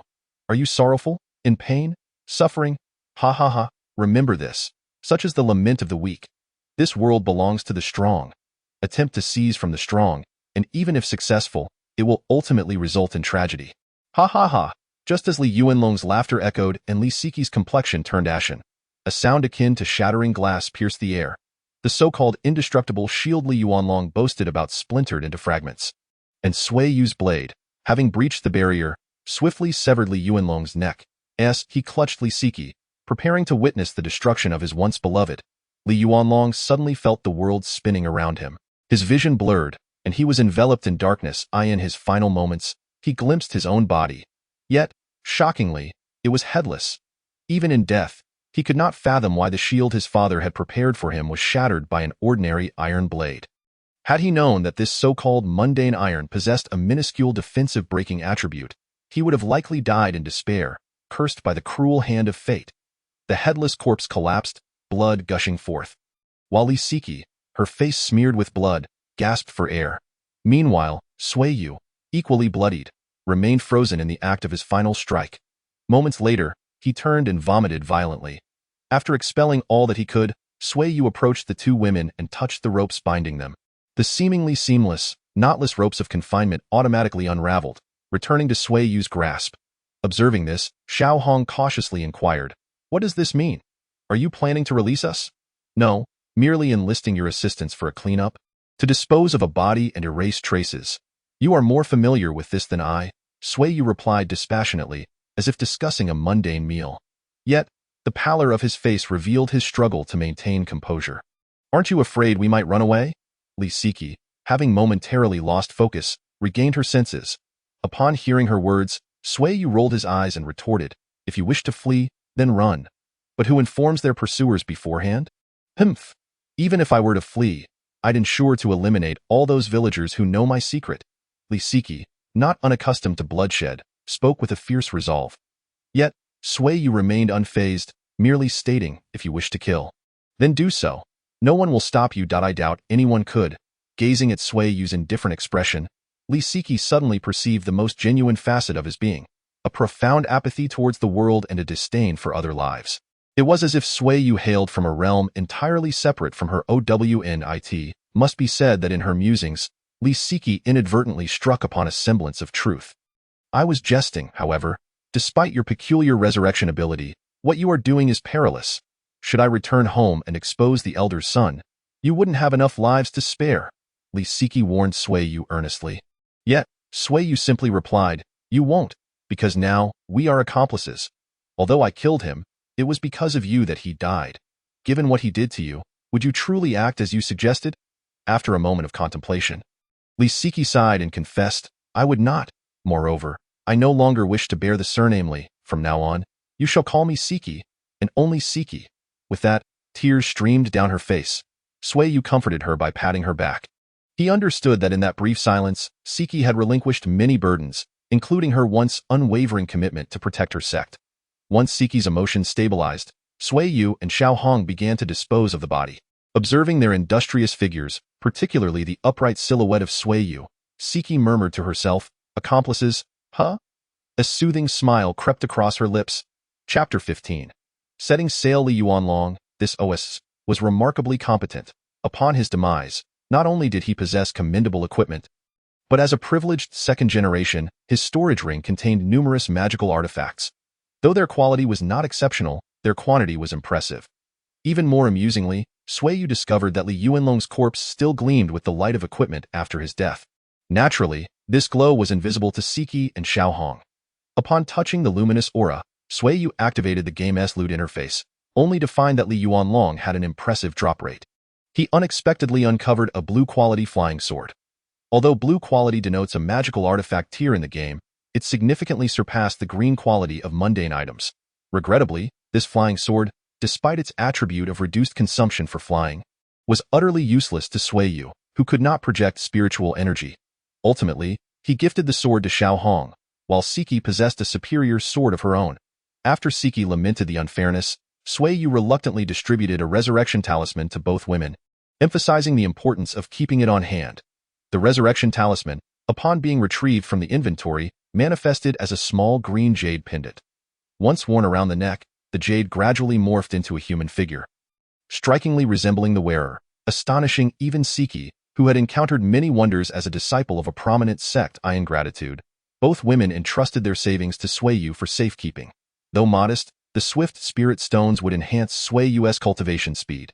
As for the other items, he found little use for them, ultimately claiming a storage ring and a ring that could enhance physical constitution as keepsakes. At that moment, Sui Yu secretly contemplated what he would do if he were to acquire more women and found himself burdened with too many rings, ultimately resolving to defer the dilemma. Following the distribution of spoils, or perhaps tokens of affection, Sui Yu and the two women deliberated on their next course of action. With Li Yuanlong's death, it was likely that the Tianlong sect had been informed, and thus, they needed to consider the aftermath. Uncertain if Li Yuanlong had disclosed his whereabouts, it was prudent to vacate the crime scene quickly. However, the question of where to go loomed large. After a prolonged hesitation, Xiao Hong suggested seeking refuge in her sect. Although she was an elder, she lacked the authority to decide whether to offer protection to Sui Yu and Siki. Moreover, according to Xiao Hong, her sect was quite weak. If the enemy truly came looking for them, it was doubtful they could shield the three of them, and she herself might even be expelled. The ever-resourceful Siki suddenly suggested that if they were to join the sect led by Xiao Hong, accompanied by a group of peak innate practitioners, they could fabricate a story claiming to belong to a secluded family seeking to find a master to learn under. Surely, this would allow Xiao Hong's sect to accept all of them at once. Xiao Hong pondered for a moment and, feeling slightly embarrassed, responded to Sui Yu that this was indeed a feasible plan. However, this would mean they could only enter the outer sect and would have to start from there. To truly join the inner sect and learn profound techniques, they would need to make significant contributions to the sect. Sui Yu, however, remained unconcerned, as he possessed a complete set of techniques provided by the system and was not particularly interested in the inner sect's advanced teachings.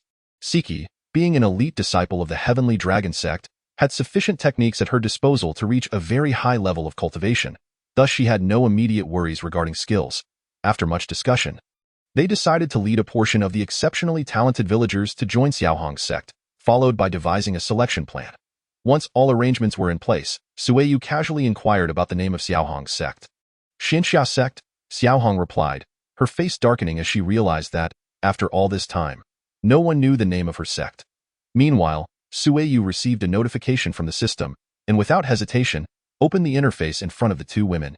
A new task appeared in the taskbar. Join sect, Elder Xiao Hong of the Xianxia Sect invites you to join her sect. Will you accept? Task rewards, 1 gold coin, 1 low-grade spirit stone, 10 array bases, and some experience points. Finally, a task of reasonable difficulty has been issued. Sui Yu felt a wave of relief. Challenging higher levels was exhilarating, but the consumption of protective talismans was also substantial. Had it not been for the individual named Li Yuanlong attempting to challenge Sui Yu's resurrection limit, Sui Yu would have found it nearly impossible to kill him. Thus, upon encountering a task of such normalcy, Sui Yu was deeply moved. Soon, the small village was abuzz with excitement. The two celestial maidens that Sui Yu had brought back were indeed divine beings. However, the significant news was that one of them had decided to lead the exceptionally gifted villagers into her sect. This was a rare opportunity, one that was usually sought after but rarely attained. The villagers, believing themselves to possess similar talent, flocked to them. Fortunately, Shuanghu was well acquainted with the area and easily filtered out those with lesser qualifications, retaining only those at the peak innate level and younger villagers with rapidly developing strength. Ultimately, only around 100 individuals met the criteria. However, Xiao Hong was troubled by the sheer number. Though she was a golden core practitioner, she lacked the magical artifacts necessary to transport large numbers of people. Siki, too, had seen better days.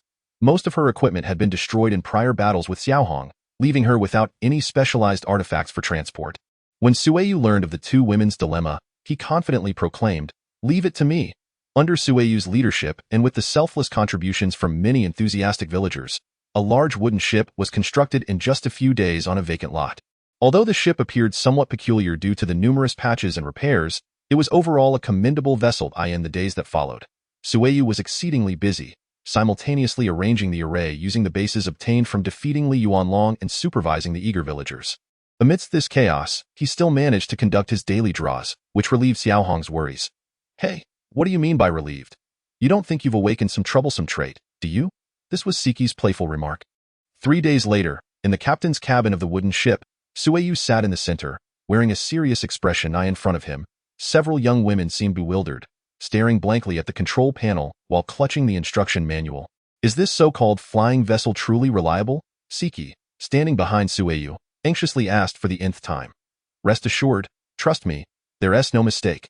Sui Yu replied confidently, then cleared his throat and announced loudly, all personnel, level 3 combat configuration. Siki promptly responded, level 3 combat configuration ready. Then, feeling a bit sheepish, she leaned closer to Sui Yu and whispered, what exactly is level 3 combat configuration? Sui Yu, letting his gaze linger on Siki's figure as she leaned forward, casually explained, level 3 combat configuration means there's nothing to worry about. Those on watch should keep watch, and those who need rest should rest. Oh. You could have just said everyone should feel free instead of making it sound so serious. Siki retorted. Sui Yu, accustomed to Siki's playful demeanor, replied with mock seriousness, all right, let us commence the system self-check. After Siki repeated the command, one of the young women, with a near tearful expression, exclaimed, I followed the instructions, but this thing isn't responding. Sui Yu paused, walked over to inspect, and returned to his captain's chair with an unfazed demeanor, saying, no worries, I forgot to connect the system. That's not important. Let us move on to the next step. Hey, can you please not skip over the critical steps? Siki protested. Sui Yu, giving her a thumbs up while striking what he believed to be a handsome pose, declared, believing in me is akin to believing in truth. My dear, with that, Sui Yu resumed his serious tone, shouting, ignition, ascend. At his command, a nervous young woman pressed a button, and the entire ship began to shake violently. Onlookers from the village, witnessing the ship named Flying Vessel No. 0 take to the skies, were astonished as the circular array Sui Yu had painstakingly inscribed on the ground began to emit dazzling lights. A radiant halo composed of countless mysterious symbols gradually ascended from the array. And to everyone's amazement, the ship began to rise slowly into the air. Amidst the swirling dust, the halo spun around the vessel as it ascended ever higher. I told you to trust me. I was right, Sui Yu exclaimed, but just then, the ship jolted violently and began to descend slowly, as if losing power. Sui Yu's face darkened, and he cleared his throat, extending a finger towards everyone present, stating, therefore, we must always conduct a self-check before takeoff. After the crew and the captain's cabin processed Sui Yu's blunder, he hurriedly fled the cabin, leading the newly formed maintenance team to investigate the cause of the ship's unexpected descent. 3 days later. Under Sui Yu's astute leadership, Flying Vessel No. 0, version 1.138, finally succeeded in its maiden voyage. The numerous version numbers reflected the multitude of issues Sui Yu had resolved over those 3 days, leading to a significant decline in the villagers' trust in him. Thus, when bidding farewell to the villagers heading to the sect, there was an air of melancholy, as if they were departing for the gallows. In fact, sitting aboard a vessel with over 100 versions seemed less comfortable than facing execution. At least in the latter case, one would know how long the ordeal would last. Ultimately, Flying Vessel No. 0 set forth on its journey. Sui Yu rose from his captain's seat, his voice filled with fervor as he proclaimed, towards the sun, depart. Our goal is the stars and the sea. Hey, do you know the way? You're going the wrong direction. Siki's voice was laced with exasperation. Oh, let us change course, destination. Xianxia Sect. Thus, the tale of the novice village reached a pause. Heralding a new beginning and a fresh journey, a brand new world and story awaited, gradually unfolding its narrative. Stay tuned for Volume 2, The Bustling Xianxia Sect. Wherever Sui Yu goes, chaos ensues. Chapter 16. Let me deal with them. As the sun rose, purple mist flowed from the east. All members of the Xianxia Sect, whether elders or disciples, stepped out to greet the morning sun and breathe in the fresh air. However, as everyone settled into their breathing exercises, a sudden shadow passed overhead. Some disciples, still lacking in cultivation, halted their practices and opened their eyes, nearly gasping in shock. A large ship was flying towards the Xianxia Sect, backlit by the rising sun. In the chaotic realm of cultivation where flying vessels were a common sight, it was not particularly surprising to see a ship in the air. However, if that ship was wobbling unsteadily and heading straight towards the mountain peak of the Xianxia Sect, few could maintain their composure. More and more disciples noticed this unusual sight, and soon someone could no longer contain their panic, shouting out in alarm. When these cries reached the elders, they too were compelled to cease their breathing exercises and open their eyes. Only to be startled by the approaching ship, a few elders even shouted, "We must act," and prepared to unleash their magical artifacts against the ship. Fortunately, a spirited female elder raised her hand to halt the others. As the ship drew nearer, a beam of sword light shot out from it, and to everyone's astonishment, it revealed the long-missing Xiao Hong. As Xiao Hong soared gracefully beside the elders and landed her sword with a radiant glow. The foremost elder, possessing a strikingly heroic visage, inquired softly, "What transpired?" In response, Xiao Hong promptly recounted the premeditated narrative she had crafted during her journey, addressing the woman who evidently held the position of the head elder.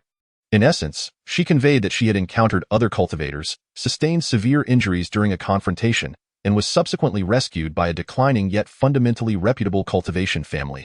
After recuperating, she persuaded the family to migrate en masse. Thus, as the airship trembled and descended into a secluded valley, several elders from the Xianxia Sect stood at the vessel's edge, awaiting the arrival of Sui Yu and his companions in a show of respect. According to their agreement, the family leader was to be represented by Si Qi, who outwardly exhibited the highest cultivation level. As for Sui Yu, given his penchant for causing trouble, there was a risk that a few careless remarks could jeopardize the negotiations. Hence, under the urging of the two women, Sui Yu resolved to adopt a more relaxed and nonchalant demeanor. The reception unfolded seamlessly, and in a bid to win over the newcomers, the nominal leader Si Qi, due to her late golden core stage cultivation, was granted the honorary title of elder. While it was true that to access sect resources, one must complete tasks akin to disciples, the elder's authority ensured that any disciple who dared to overstep would face severe repercussions. The rest were distributed to the outer sect, and during the allocation of accommodations, Xiao Hong leveraged her influence to secure a position for Sui Yu as a spirit plant master, surrounding him with his subordinates, including Shuang Hu and Tai Niu. After arranging these details, Xiao Hong, under the pretense of offering consolation, spoke privately with each individual, particularly emphasizing to Sui Yu the importance of maintaining a low profile, reiterating the potential consequences should their secret be exposed. After impressing upon Sui Yu the necessity of discretion, Xiao Hong departed the outer sect, her face clouded with unease. As an elder, her status was not one to linger in the outer sect for long. Shortly thereafter, an inner sect disciple arrived to deliver items to Sui Yu. A foundational manual capable of assisting peak innate practitioners in breaking through the qi refining stage, a low-grade spirit stone, and a waist badge denoting him as a disciple of the Xianxia Sect. These items were distributed to all who accompanied Sui Yu. However, it should not be misconstrued that they were provisions from the sect, only the badge was. The manual and spirit stone were exchanged for the airship. Sui Yu had no objections, as his prior endeavors had been more playful than serious, and he felt no remorse in setting aside the manual after having had his fun. Upon glancing through the manual, Sui Yu found it perplexing, noting its rudimentary approach to energy control, merely suggesting a grand circuit within the body, unlike the intricate and multidimensional pathways of his own cultivation method. Dao Heart Seed Demon Technique. This complexity allowed him to swiftly refine the spiritual energy received from seed cultivators. The low-grade spirit stone could marginally expedite his energy accumulation, yet it was hardly significant. The badge, aside from displaying his name and affiliation, primarily served to record achievements. Xiao Hong had previously briefed Sui Yu about the rules of the outer sect, by completing sect tasks or contributing spiritual treasures. Outer sect disciples could earn merit points, which could then be exchanged for essential cultivation items. The extent of merit points earned could be tracked via the badge, but perhaps due to insufficient server reach, this feature was limited to the vicinity of the Xianxia Sect. While Sui Yu was contemplating how to utilize the badge to check his merit points, a sudden knock at the door interrupted his thoughts. Intrigued, he wondered who it might be as he opened the door, revealing an unfamiliar figure who appeared to be another outer sect disciple. "May I inquire who you seek?" Sui Yu asked courteously, suppressing his disdain for the NPCs in this world, as Xiao Hong had instilled in him the importance of humility. Seeing Sui Yu's politeness, the stranger smiled and remarked, "You must be the newcomer from today?" "Indeed," Sui Yu replied modestly. The individual nodded and continued, "Is it true that each of you received a low-grade spirit stone upon arrival?" "Yes," Sui Yu confirmed with a modest nod. "Excellent," the stranger exclaimed, glancing around before signaling two accomplices to stand beside him. "Hand over your spirit stone, and if you possess any other valuables, you may as well surrender those as well. Fear not, I shall merely safeguard them for you, and in return, you will be under my protection." Oh, so you seek my spirit stone?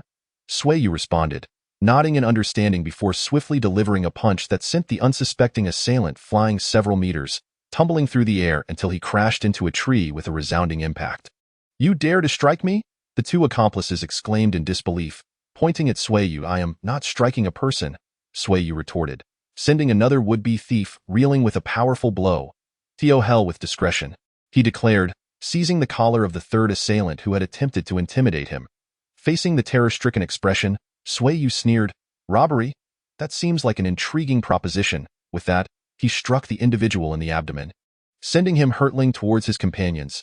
At this point, the commotion had drawn the attention of Shuang Hu and the others, who emerged from their quarters, pointing at the writhing trio on the ground. Sui Yu commanded, go, teach them a lesson. For Sui Yu, who had previously battled Golden Core stage experts daily, these weaklings who barely reached the chi refining stage held little interest, particularly due to the meager experience they offered. Thus, he left the task of discipline to his subordinates. Upon receiving Sui Yu's order, Shuang Hu and Tainyo stood at attention, bowing respectfully, yes, young master. They then approached the trio with a fervor to deliver a reckoning. Realizing their grave miscalculation, the trio regretted their decision to challenge the hidden boss, their faces paling as they witnessed the menacing advance of Shuang Hu and his comrades. They cried out in desperation. You cannot fight here. Private disputes violate sect rules. Violate sect rules? Humph. I shall see who dares to interfere. Sui Yu fumed, angered by their audacity to invoke rules when they had disregarded them during their attempt at extortion.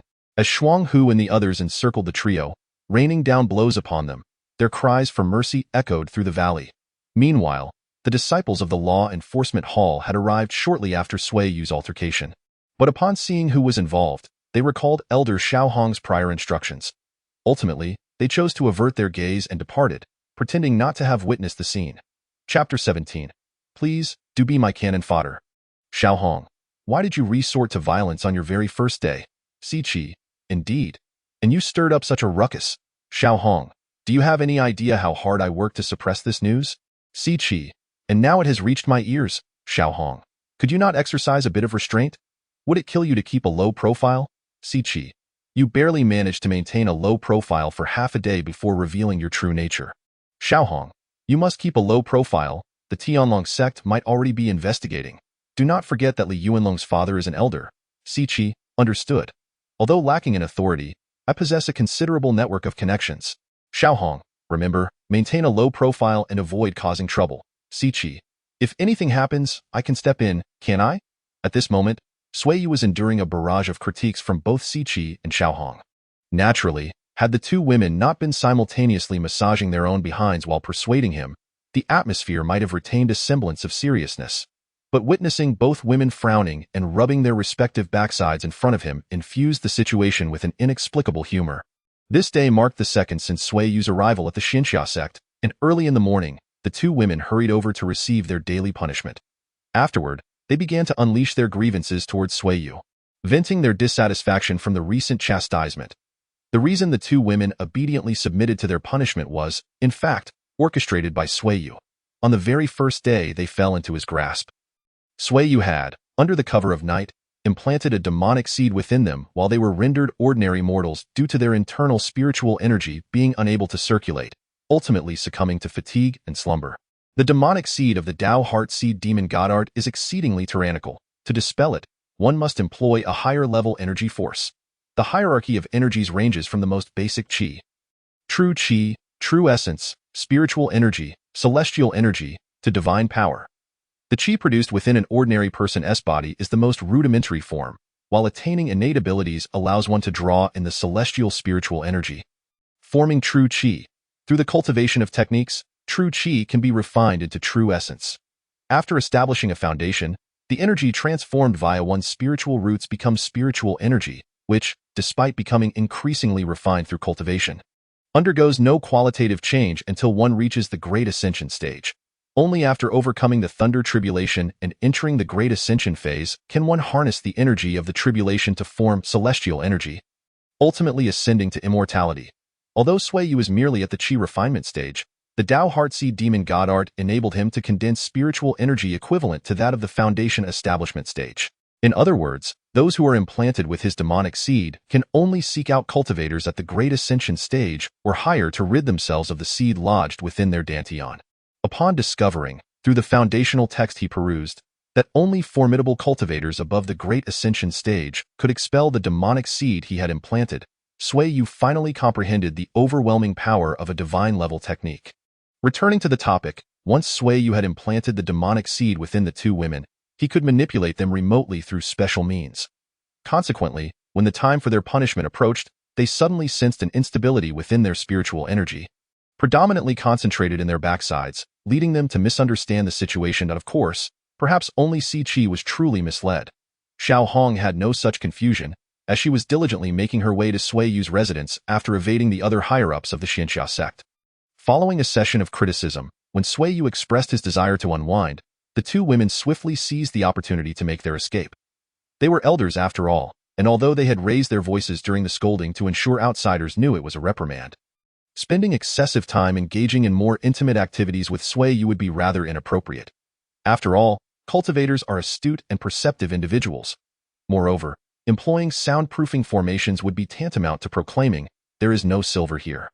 Thus, the two women unanimously decided to flee without delay. What? Is it true that so much time has passed without relaxation? If this continues, I shall be unable to contain myself. Sui Yu pleaded for them to stay. Si Chi, blushing, whispered, "You lecher. It's only been a few days on the boat, yet you act as if it has been centuries since you know. Be good, ascend to the inner sect soon, and then I can visit you more often." With that, Si Chi pecked Sui Yu on the cheek and hastily departed, while Xiao Hong had long since vanished. These two heartless creatures. I wonder who conspired with Xiao Hong to exploit me, boasting that they would drain me of all vitality. After a moment of grievance, Sui Yu felt a tinge of boredom. The crux of the matter was that while he had vented some of his desires during the punishment of the two women, he had received no outlet for his own frustrations, leaving him feeling somewhat restless. "Oh well, I shall take a walk and inspect my vegetable garden," Sui Yu mumbled to himself as he made his way to the garden assigned to him. At this moment, in the vegetable garden under Sui Yu's care, Shuang Hu, Tainyo, and several others were laboring diligently. This was precisely why Xiao Hong had assigned them there, as they served as laborers to assist Sui Yu in completing his tasks. It must be said that the cultivation sects possess their unique advantages. Not only does the mountain peak they occupy teem with spiritual energy, but the area surrounding the vegetable garden is also fortified with a gathering spirit array. This formation is far superior to the one Sui Yu had established using the natural ley lines. Moreover, aside from the gathering spirit array, Sui Yu observed that there were several exquisite magical tools nearby, which enabled even ordinary individuals to easily water and fertilize the entire garden. They even supported customizable functions. If it weren't for the considerable consumption of spiritual stones required to operate these magical tools, one might even accomplish tasks like tilling and weeding with them. Of course, because the labor of outer sect disciples is not highly valued, most tasks are typically assigned to them, resulting in the magical tools being prohibited for use during most times. Stepping into the garden, likely due to the effects of the gathering spirit array, Sui Yu felt an overwhelming sense of comfort, as if a refreshing breeze had suddenly swept through on a scorching summer day. The sensation was utterly delightful. With a mere thought, Sui Yu opened the system interface and discovered he had attained a temporary status. A 1% increase in cultivation effectiveness. It appears that this gathering spirit array is indeed a boon for spiritual cultivators. It seems Xiao Hong invested considerable thought into arranging this work for him. Given the uniqueness of his cultivation technique, the benefits he reaped were minimal, yet for others, those who simply took a moment to meditate amidst their work could match the progress of those who remained cooped up in their rooms. Laboring tirelessly, with his eyes closed, Sui Yu relished the invigorating sensation of his body being nourished by abundant spiritual energy. Reflecting on the lamentable lives of other outer sect disciples, he suddenly realized the profound happiness he experienced, both mentally and physically. Indeed, only through comparison can one appreciate the richness of their own existence. In this comfortable atmosphere, Sui Yu felt as though his senses had been elevated, rendering everything around him extraordinarily vivid, even allowing him glimpses into certain laws governing the world. Indeed, Sui Yu had entered the state of enlightenment that is often encountered by protagonists in cultivation narratives. If other outer sect disciples were to learn that Sui Yu achieved enlightenment through contrasting their arduous lives with his own, would they collectively vomit blood in exasperation? Within this state of enlightenment, Sui Yu's consciousness seemed to expand indefinitely until it eventually faltered. Just as he was about to retreat from this state, a conversation among several villagers, whom he had implanted with demonic seeds and who had accompanied him to the Xianxia Sect, captured his attention. There are so many beautiful fairies here. The key word is beautiful. Every man would be drawn to such a topic. Yes, even the female disciples in our outer sect are incredibly lovely, nearly rivaling the women back at Sui's family. Speaking of which, a senior brother in my room mentioned that a stunning beauty of calamity level has recently joined our outer sect. Hearing this, Sui Yu realized that most outer sect disciples do not reside in single quarters. Naturally, the focal point remained on the calamity level beauty. Really? Do you know where she lives? Shall we go have a look? Slurp, that sound was clearly someone drooling. I'll take you there. Hee hee, I've already seen her. That beauty is currently working in the kitchen, although it's difficult to spot her as she spends most of her time in the back. A senior brother seems to have considerable influence in the outer sect, inviting her to lunch each day. So we can definitely see her then. Have you seen her? Is she really that beautiful? Of course, she's beautiful. She's definitely on par with the two ladies from Sui's family. Moreover, when I approached her, I could feel the true essence I had just condensed within me stirring restlessly. Wouldn't you say that S beautiful? Afterward, Sui Yu's consciousness returned to his body, and he found himself filled with curiosity about the newcomer. With nothing pressing to occupy his time, Sui Yu bid farewell to Shuang Hu and the others who were helping him in the garden. Then followed the two individuals possessed by demonic seeds to the dining hall where the beauty resided. It is worth mentioning that due to his little subordinates bringing him meals, Sui Yu had remained oblivious to the dining hall's location until now. At this moment, a crowd had gathered around the kitchen door at the back of the dining hall, and at the center of this gathering stood the female protagonist of this chapter. However, Sui Yu could not yet catch a glimpse of her due to the throng of onlookers. Finally, through Sui Yu's relentless efforts, he managed to squeeze into the inner circle. Although he could only see the figure of a woman clad in a flowing silver gown, with her delicate arms and graceful silhouette, this fleeting glimpse confirmed to him that she must indeed be a beauty. At least from this angle, she instilled in him a sense of thrilling temptation. Moreover, Sui Yu noticed that as he drew closer to the woman, the spiritual energy within him began to stir restlessly. This was an experience he had never encountered before. Yesterday, he might have felt apprehensive, but having recently undergone a moment of enlightenment, Sui Yu sensed that the restlessness of his spiritual energy was a manifestation of its yearning for something about the woman, or perhaps something she possessed. In essence, it was as if something about her was irresistibly attracting his spiritual energy. As Sui Yu made his way through the crowd, the ever-curious onlookers engaged in conversation, revealing to him the general circumstances surrounding a certain young woman. Her name was Suli, a name bestowed upon her by her family, likely with the hope that she would grow into a remarkable beauty. However, as she matured into a stunningly captivating figure, her beauty brought misfortune to her family. It appeared that two prominent figures from rival factions in her country had both set their sights on her. One was the son of a minister, distinguished and learned, while the other was a notorious scion of a general, known for his debauchery. Ultimately, Suli chose the minister's son, unaware that the wayward heiress' heart was notoriously narrow in a time of prolonged peace. The relationship between civil officials and military leaders began to sour. The debauched son of a powerful general, though unable to confront the minister's son directly, found it all too easy to wreak havoc upon Suli's family. Thus, a tragic tale of second-generation rivalries unfolded, in a brazen display. The debauched heir slaughtered Suli's entire family before her eyes, leaving her to regret her choice, as her spirit teetered on the brink of collapse. He intended to take her back for sordid purposes when one of the elders from the Xianxia Sect fortuitously passed by, sensing the overwhelming aura of bloodshed, and intervened to rescue the unfortunate young woman.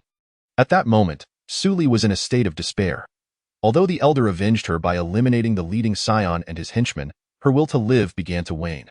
Ultimately, the elder persuaded her to abandon her suicidal thoughts by appealing to her desire to save others like herself, leading her to join the Xianxia Sect as a disciple.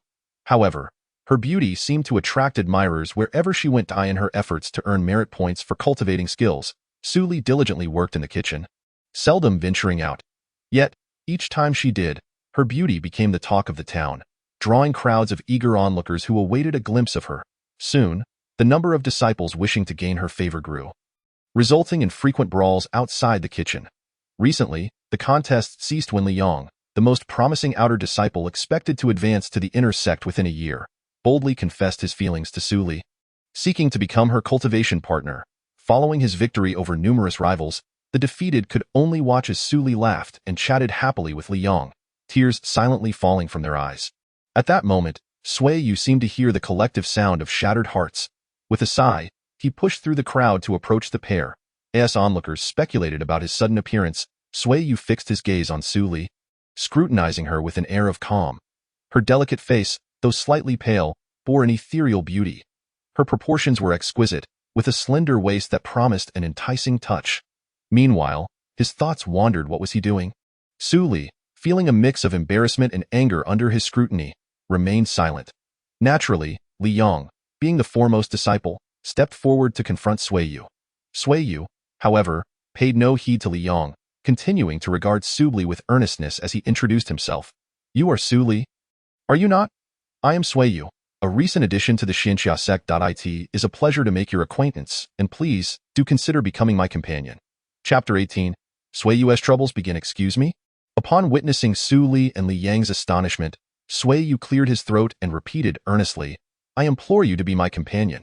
Although the two were baffled by his choice of words, they grasped the essence of his request. Li Yang, with a hint of arrogance, positioned himself protectively in front of Suli, declaring, Are you attempting to pursue junior sister Su?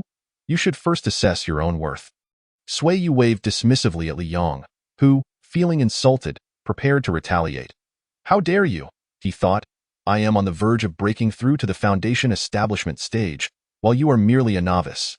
Yet, as Sui Yu unleashed an overwhelming force, Li Yang found himself pushed back, his own fist colliding with his face. The world spun around him until he collapsed, leaving the onlookers in stunned silence, speculating about Sui Yu's identity. With the obstacle removed, Sui Yu turned to Suli, extending an invitation with a flourish. Now, shall we dine together, discuss life, or ponder the mysteries of nature? However, instead of enticing her, his forwardness frightened Suli, prompting her to take a significant step back. Fear not. I swear, I am a good person, Sui Yu vowed, trying to reassure her. Just then, Si Chi, a newly appointed elder, descended on her flying sword, landing beside Sui Yu with an annoyed expression. It's fortunate I had someone keep an eye on you. Otherwise, I would have been oblivious to the trouble you were causing. Sui Yu shot her a glare, urging her to tone it down, while Si Chi ignored him, turning her head away. Observing their playful banter, the onlookers quickly pieced together the story, and soon, the budding relationship between Sui Yu and the new elder Si Chi became the talk of the crowd. Well then, goodbye, Suli remarked, sensing it was time to leave as Si Chi approached Sui Yu, ostensibly to scold him, yet clearly offering him support. Wait, we should go for a meal, Sui Yu exclaimed, intending to follow her. But just as he reached for Suli, vines suddenly erupted from the ground, ensnaring him and thwarting his advance. What is this? Damn it! No one shall obstruct my pursuit, Sui Yu roared, tearing through several vines. Inching closer to Suli, however, as Suli felt the weight of his gaze and the intensity of his intent, fear rendered her immobile. Just as he was about to reach her, an unassuming yet elegant woman appeared before him, radiating an aura of tranquility. How dare you disturb a female disciple in broad daylight, she chided, her tone gentle yet firm. Recognizing Elder Xiao Rou, the disciples rushed to pay their respects, and Sui Yu noted the genuine admiration they held for her. Suli, upon seeing her, felt a rush of emotion and stammered, Elder, you've come to rescue me again? Unbeknownst to them, Sui Yu's earlier actions had indeed been misinterpreted. Xiao Rou, with a slight smile, replied, I sensed a surge of spiritual energy from my protective talisman and feared Suli might be in trouble. My dear Sui Yu seems to have caused you some trouble, she continued, while the two elders engaged in a lively discussion about everything from attire to beauty treatments, much to the bewilderment of the gathered disciples. Hey, don't get too carried away with your chatter. I'm still bound by these vines, Sui Yu exclaimed, unable to contain his frustration. What kind of absurd spell is this? He struggled against the vines, which seemed to regenerate with each attempt to break free. Realizing he could not pursue Suli further, he sought assistance. Aware that the two elders were keeping a watchful eye on him, Si Chi, wanting him to retreat from his intentions towards Suli, refrained from helping, while Xiao Rou aimed to teach him a lesson about respecting boundaries. Ultimately, for Xiao Rou, who had brought Suli back to the mountain gate, she felt a sense of obligation to assist this pitiable girl whenever she could. In fact, while the two elders were engaged in conversation, Xiao Rou discreetly infused spiritual power into the vine technique, which was the primary reason why Sui Yu was unable to sever the vines. Of course, Sui Yu could resort to detonating an experience pill to escape, but given the circumstances, such brutality was clearly unnecessary, so he merely showcased his raw strength. This display astonished Xiaorou, for even cultivators at the Golden Core stage would find it difficult to break free from her vine technique without relying on spells.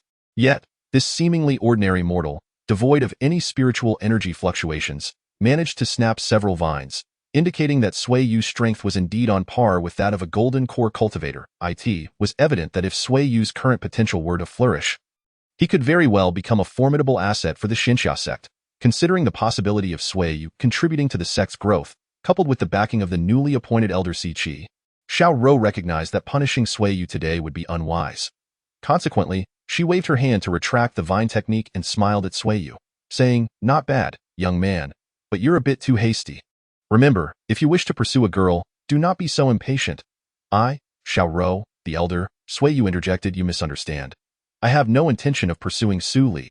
I merely wish to have a casual encounter with her." Xiaorou was left bewildered by Sui Yu's words, but Qi, who had become somewhat familiar with these terms, swiftly tapped Sui Yu's head in annoyance and said, "You are being utterly despicable." She then transmitted a message to Sui Yu. "Are you truly that desperate? Never mind tonight. I shall see if I can sneak out to accompany you. Consider it a concession on my part. Just refrain from causing any more trouble." Although Xiaorou sensed the fluctuation of spiritual energy indicating that Qi was communicating with Sui Yu, she paid little heed and merely stated, "In any case, if you wish to pursue a lady, you must do so through legitimate means. Otherwise, I will not hesitate to trouble you." With that, she summoned a green flying sword and departed. "Might you join me for a meal, fair lady?" Sui Yu attempted to appear courteous as he invited Su Li. She hesitated, wanting to decline but feeling a sense of trepidation. She had not anticipated encountering such a frighteningly powerful individual within the cultivation sect, and his apparent strength and connections left her at a loss. Just as Su Li was caught in her dilemma, Li Yong, who had been spinning around in confusion, finally regained consciousness and promptly positioned himself in front of Su Li, glaring at Sui Yu and saying, "Don't go too far. Don't think you're impressive just because you managed to knock me down with a sneak attack. That's a valid point. Sneak attacks are indeed improper." Sui Yu acknowledged with a nod, then addressed Li Yong, "Take note, I am about to make my move. I will strike with a direct punch, aiming for your face. I believe your appearance has a certain charm, and I wish to assist you in refining it." "Sui Yu, cease this at once." Qi made an earnest attempt to stop him, without physically intervening, but how swift was Sui Yu's action. Even as Li Yong prepared himself for battle, his vital energy enveloping him, he found himself momentarily disoriented, and the world began to spin once more. When he regained his bearings, he discovered he had been knocked to the ground again.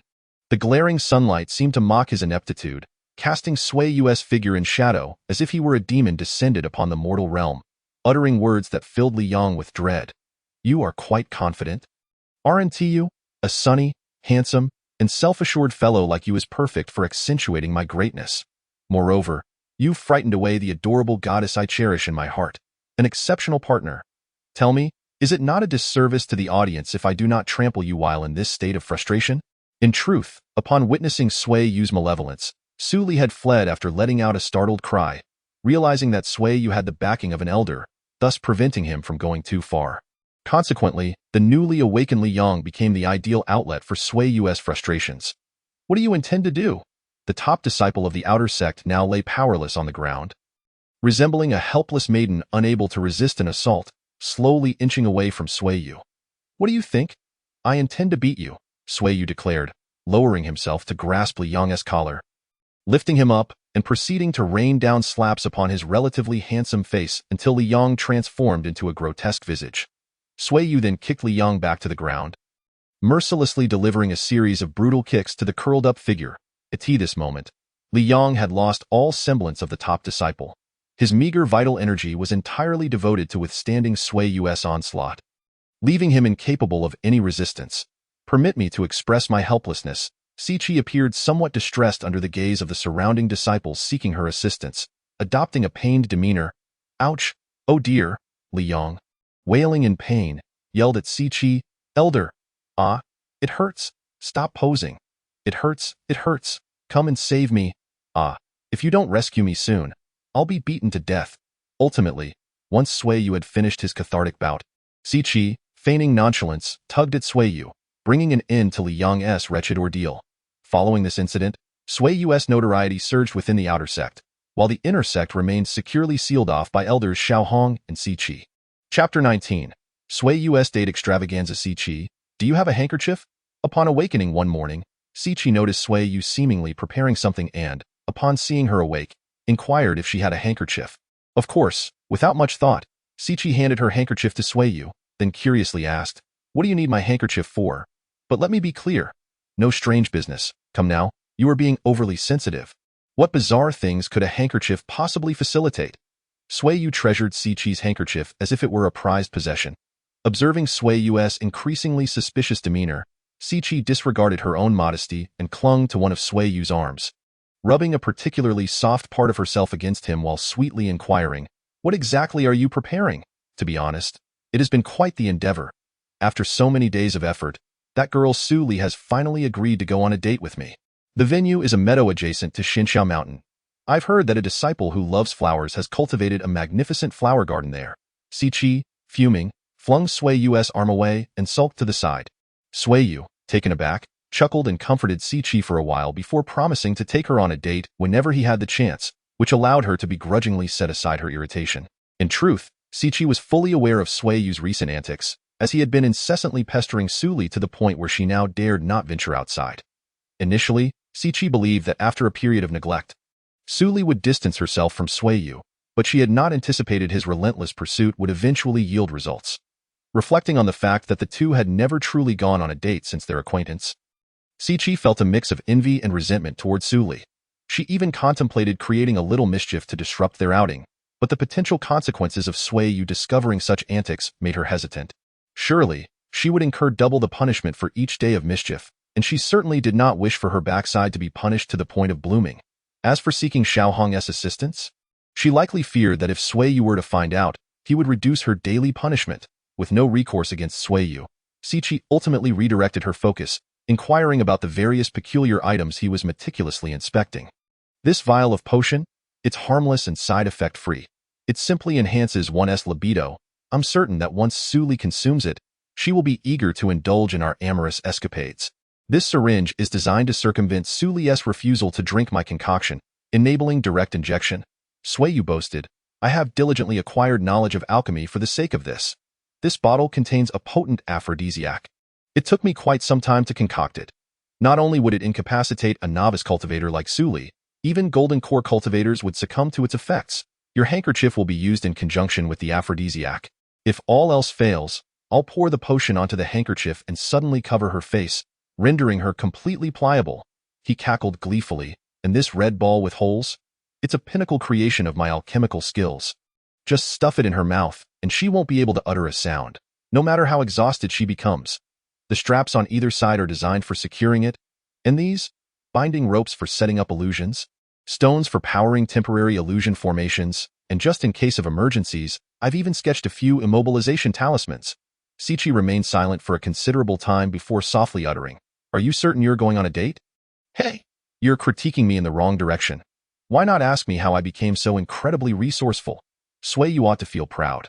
In preparation for this date, he had drawn upon nearly all the skills and knowledge he had accumulated throughout his life. Even the professions of talisman masters and formation masters, who had never made an appearance, were employed at IT. Is worth noting that the last time these two professions were utilized was when the talisman master reinforced the house in Sui Yu's original small village with a diamond talisman, while the formation master shone brilliantly during the construction of the flying airship. Typically, Sui Yu had never made use of these two secondary professions. Given your extensive abilities, I am no longer astonished, for I have grown entirely accustomed to such spectacles. By the way, are you certain you are going on a date rather than planning a kidnapping? Although Siqi's tone remained calm, Sui Yu sensed an imminent eruption of fury beneath her composed words. Is there really a difference? In the end, both scenarios result in a woman being brought under control. As long as the conclusion is favorable, does it not suffice? Sui Yu continued to argue stubbornly. But ultimately, all the incriminating tools were confiscated by Siqi, save for a handkerchief. The outer disciples of the Xianxia Sect have recently led exceedingly fulfilling spiritual lives. Following the unspoken tale between Sui Yu and Siqi, the fact that this toad had captured swan meat became the latest topic of conversation. Sui Yu paid little heed to the slander directed at him, Recognizing it merely as a childish method employed by the weak he had bullied to feel better about themselves. Naturally, he remained indifferent. However, if those individuals dared to appear before him, Sui Yu could guarantee he would not hesitate to deal with them. Listening to the hushed whispers of the other cooks in the kitchen, Sui felt her face flush as if it were ablaze. Perhaps due to the shocking manner of Sui Yu's entrance, in Su Li's eyes, he had become synonymous with the debauched scion who had caused her family's ruin. Especially when she heard the news that Li Yang had been beaten by Sui Yu for an extended period after she had left, her fear of encountering Sui Yu intensified, to the point where she hesitated to step out of the kitchen. Yet, Sui Yu's persistence grew increasingly excessive. On several occasions, he even barged into the back kitchen. With no other recourse, Su Li had to seek help from Xiao Rou through the voice transmission jade slip she had left behind. However, Xiao Rou was unable to assist her, and she explained the reasons for her powerlessness. At that moment, Su Li, a novice in the realm of cultivation, realized that two elders stood behind Sui Yu, and his innate talents were indeed formidable. Even during the final transmission, Xiao Rou could not help but advise Su Li not to provoke Sui Yu, lest something unfortunate should occur. Ultimately, due to Xiao Rou's persuasion, when Sui Yu appeared increasingly impatient, Su Li had no choice but to accept his invitation for a date. However, because of this matter, Su Li had not smiled for several days. Li Yang had secretly sought her out. But to avoid dragging him into trouble, Su Li was forced to feign happiness in his presence, a forced smile that only deepened Li Yang's sorrow. Thus, when Sui Yu received Su Li, who had dressed up for their date amidst the intense scrutiny of the outer disciples, Li Yang suddenly encircled Sui Yu with more than 20 fellow disciples. Glancing at the disciples surrounding him, Sui Yu disdainfully remarked to Li Yang, "What's this? Unable to win in a one-on-one. You resort to mobbing? Humph." Li Yang huffed angrily in response, "Don't get too cocky. Don't think your connections make you invincible. Let me tell you, your actions have already reached the ears of several elders. So even if I incapacitate you today, I will not bear any consequences." How amusing. You deliberately waited for me to meet Su Li before making your appearance, intending to showcase your bravado before her. I presume? How about a one-on-one duel? Sui Yu challenged provocatively. However, Li Yang was no fool. The last encounter had proven just how weak he was against Sui Yu without any spells. Yet, maintaining his pride, he retorted with a similar bravado, "Then let us wager Su Li. The loser relinquishes her.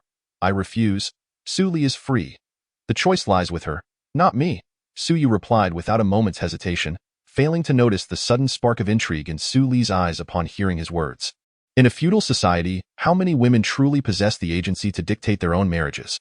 Although Su Li had previously chosen to marry the son of a civil servant, her options had been limited to just two. She had no right to a third choice. This was due to her family's reluctance to offend two prominent families, ultimately leaving her to face catastrophe. Yet now, without a second thought, Sui Yu had declared that the right to choose a partner lay with Su Li and not with the powerful, nor with the elders, and certainly not with himself. In that instant, Su Li suddenly perceived Sui Yu in a less contemptible light. Of course, had she known that Sui Yu's underlying thought was, "Marriage is a matter of freedom. But the casual partner must be me," she would undoubtedly have fought fiercely against him. Hearing such progressive rhetoric, Li Yang understood that if the conversation continued, he might end up humiliating himself, so he resolved to break through with sheer force. With a decisive shout, he declared, "Brothers, beat this scoundrel." Leading the charge, he rushed towards Sui Yu, intending to humiliate him before Su Li, thinking that perhaps this would deter Sui Yu from lingering around her in the future. Perhaps Sui Yu had offended too many people, or perhaps there were those who could not stand someone else thriving better than themselves.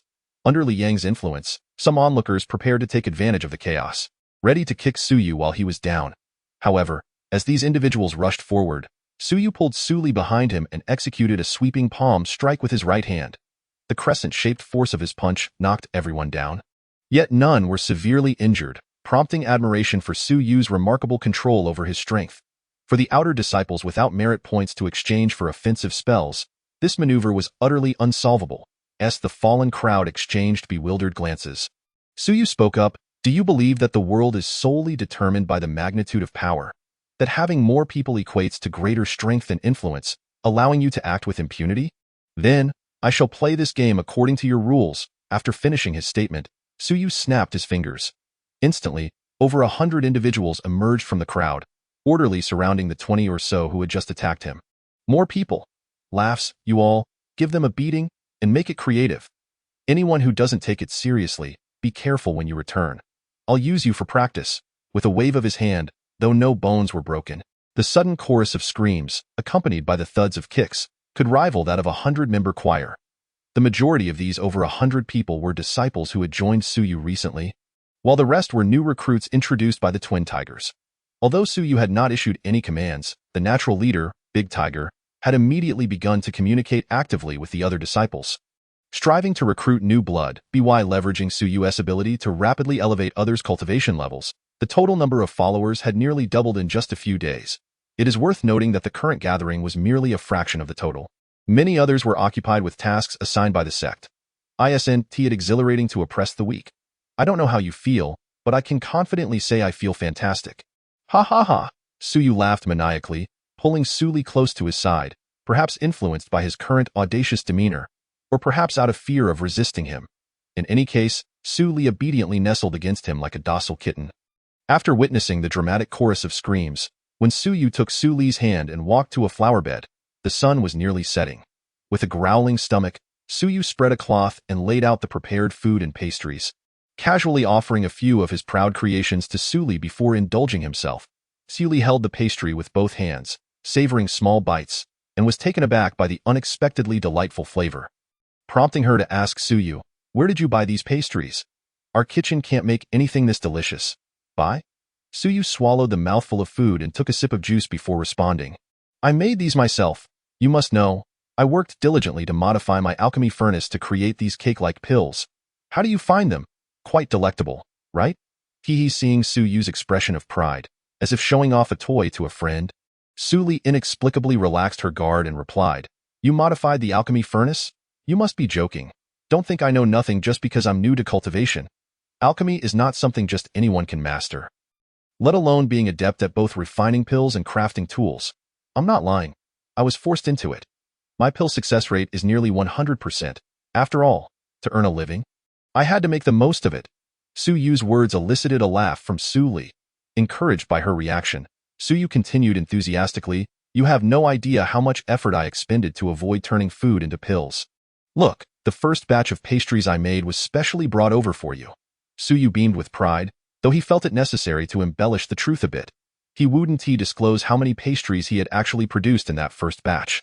At that moment, in the residence of Xiao Hong on Xianxia Peak, she and Siqi were voraciously devouring the pastries before them, frequently snatching from each other as portions, fearing they might not have enough to eat. Meanwhile, at the foot of the mountain, Su Yu and Su Li were enjoying the flower sea while indulging in their feast and engaging in casual conversation. Suddenly, Su Li pointed into the distance and exclaimed, "So beautiful!" Following her gaze, Su Yu was momentarily captivated by the breathtaking scenery, forgetting to put food in his mouth as the view was simply too stunning. As the sun dipped below the horizon, its afterglow cast a fiery hue over the vibrant sea of flowers, transforming the world into a tapestry of crimson. Yet, for reasons unknown, as Su Li beheld the enchanting sunset amidst the blossoms, she leaned her head silently upon Sui Yu's shoulder, tears cascading down her cheeks. In response, Sui Yu, typically unreliable, tenderly embraced Su Li, gently patting her shoulder. Under the golden light of the setting sun, the image of the two figures nestled closely together radiated an exquisite beauty, a sanctity that seemed almost divine. Chapter 20. The misfortunes of Liang. Liang had recently found himself in a most unfortunate predicament, truly lamentable. Once a figure of great ambition as the foremost disciple of the outer sect, his life had turned upside down since he began pursuing Su Li. Initially, he was inexplicably bested by Sui Yu, awakening from unconsciousness to become a mere punching bag for him. Subsequently, when he sought revenge with his closest friends, he discovered that Sui Yu was not only far more formidable than he had anticipated, but that his influence within the outer sect had grown immensely, unbeknownst to Liang. Thus, on that fateful day, after being thoroughly trounced by Sui Yu's minions, Liang's companions distanced themselves from him, leaving him a solitary figure. Nevertheless, Liang resolved to persevere. If he could cultivate to the foundational stage, he could participate in the inner sect's examination, whereupon he would wield true celestial arts. At that moment, Sui Yu, a mere brute relying solely on physical strength, would be at his mercy. Henceforth, Liang vowed to diligently train each day. However, the despicable Sui Yu refused him the opportunity to cultivate. He must be terrified of the vengeance Liang would seek once he reached the foundational stage. At that very moment, While fleeing for his life, Li Yang cursed vehemently in his heart. Many outer sect disciples cast sympathetic glances at his disheveled state, as humanity often leans towards empathizing with the weaker party. Yet, some disciples bore expressions of schadenfreude. Li Yang recognized them as individuals he had previously bullied and silently vowed to repay today's humiliation tenfold. Feeling the footsteps closing in behind him and spotting Sui Yu's henchmen ahead, the situation grew dire. The esteemed disciple of the outer sect, leveraging his abundant vital energy, forcefully swatted aside those blocking his path and dashed into the nearby forest. Once enveloped by the trees, Li Yang swiftly exploited his familiarity with the terrain, evading his pursuers with deft turns. Panting heavily, Li Yang sensed the significant depletion of his vital energy and decided to seek a secluded spot to meditate and recover.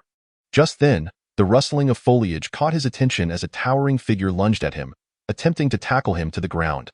With swift reflexes, Li Yang evaded the attack, only to find that it was none other than one of Sui Yu's henchmen, Hu. The surrounding underbrush stirred with the presence of many others, encircling him. At this juncture, survival took precedence over pondering how his position had been compromised. Channeling his vital energy, Li Yang sprinted away, while Sui Yu's lackeys, resembling a football team, relentlessly pursued him in an attempt to thwart his escape. However, Li Yang's agility, honed through recent trials, allowed him to weave skillfully through their grasp. "Hey, is it amusing to bully this weakling all day?" A somewhat naive voice chimed from atop a tree. It was Si Chi, who had been trailing behind Li Yang on her sword, accompanying Sui Yu. Thanks to the invisibility technique employed by a golden core stage cultivator, Li Yang remained oblivious to his pursuers.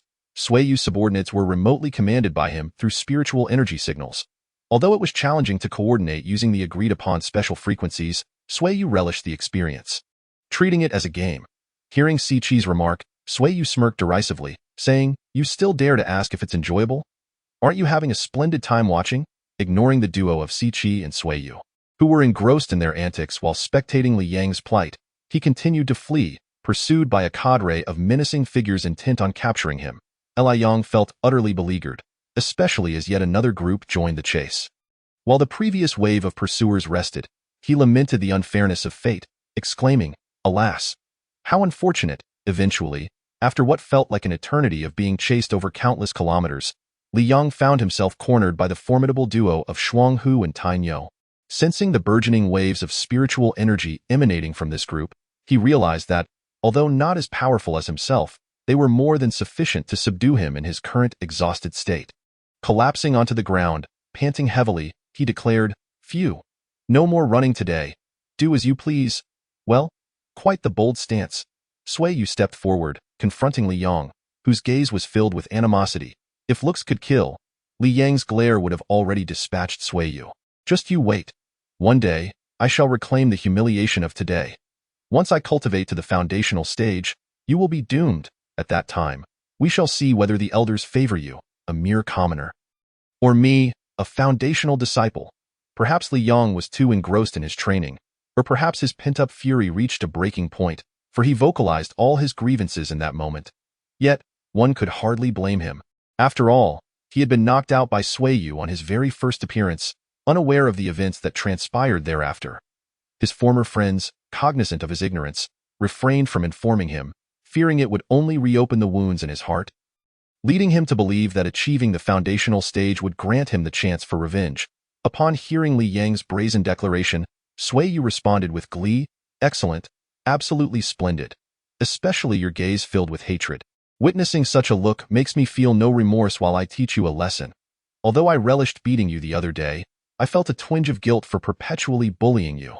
Yet, before I rectify you, there is something you ought to know to prevent you from harboring unrealistic fantasies." With a snap of his fingers, a beam of sword light descended beside Sui Yu. Si Chi, visibly exasperated, shot him an incredulous look. "Why must you summon me? This is so humiliating." Sui Yu wrapped an arm around Si Chi's delicate shoulder, leaning in to whisper, "I simply enjoy showing off. How else will others comprehend my greatness? Besides, when they see that I have such a beautiful and charming companion, don't you find it gratifying to witness their envious glares?"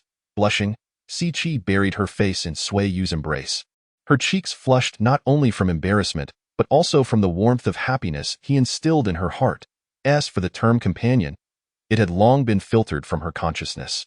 In her mind, it displayed as, yet for some reason, it felt even more wicked. Witnessing Sui Yu and Xiqi's affectionate display, and recalling the tales of their recent escapades, Li Yang's face turned ashen. Previously, he had assumed those stories were mere slander against Sui Yu, but the undeniable intimacy between the two now confirmed the rumors. Suddenly, the realization struck him. With a golden core stage elder backing Sui Yu, even if he reached the foundational stage, he would merely be an ant that could be crushed at any moment. Revenge? It seemed a distant dream. Though this was not the first time Sui Yu's group had cornered him. The revelation of the truth left Li Yang feeling more powerless than ever. His body crumbled to the ground, the will to resist evaporating, his eyes dimming as the last flicker of hope extinguished. Looking up to see Sui Yu approaching with clenched fists, Li Yang rasped, "Why can't you just let me be? Why do you insist on tormenting me daily?" "Ah, you see," Sui Yu replied, his heart momentarily softened by Li Yang's despondent gaze. "Suli is upset with me and is ignoring me, so I need a punching bag. It's as simple as that. But she is angry at you, not me." Li Yang nearly wept, believing Sui Yu's attack stemmed from his earlier confrontation with him. Yet, he never anticipated that it was due to Su Li's ire. Li Yang felt profoundly wronged. He had been preoccupied with his training and evading Sui Yu's relentless pursuit, leaving him no opportunity to meddle in their relationship. Sui Yu, of course, was aware that Su Li's displeasure was not orchestrated by Li Yang. Their date had initially gone splendidly, until Sui Yu, in a moment of foolishness, had blurted out, "You must become my companion. Or shall we engage in a more intimate encounter right now?" During their previous casual conversation, Su Li, realizing the implications of friends with benefits and one-night stand, abruptly left in a huffed in the days that followed. No matter how hard Sui Yu tried, he could not persuade Su Li to agree to a date. Naturally, Sui Yu, disheartened by his failed attempts, sought an outlet for his frustration, and who better to target than Li Yang? The top disciple of the outer sect? The rationale was simple. When expending the same effort, would one prefer to battle a monster yielding greater experience or one yielding lesser? Thus, as the foremost disciple, the unfortunate Li Yang became Sui Yu's chosen target. Over the past few days, Li Yang returned home each evening battered and bruised, sporting dark circles under his eyes.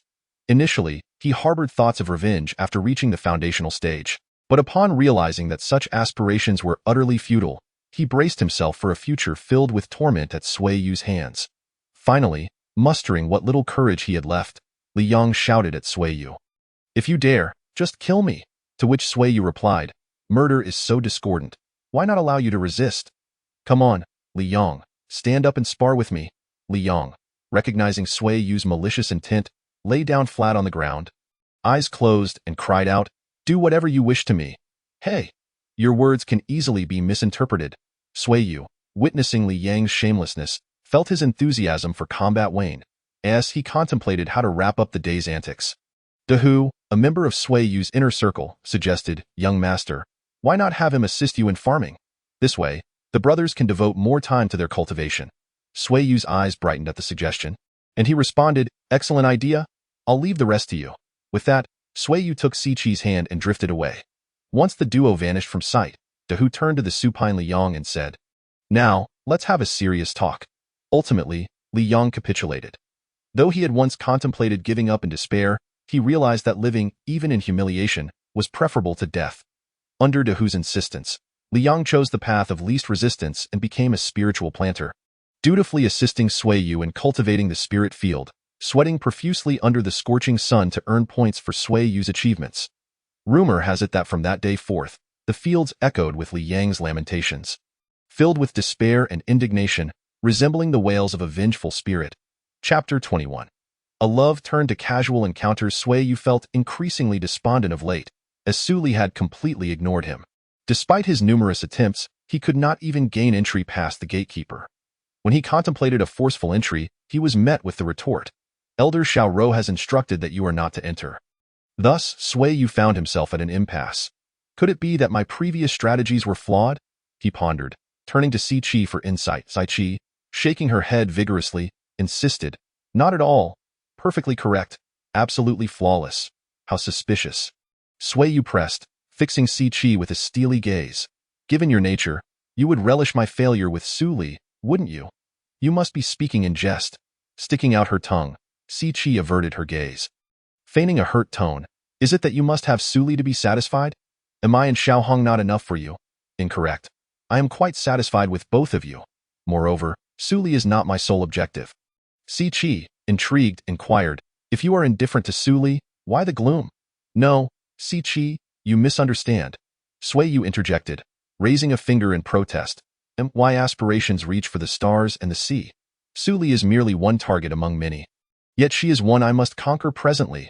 Go to hell, Si Chi exclaimed, pummeling Sui Yu with her tiny fists.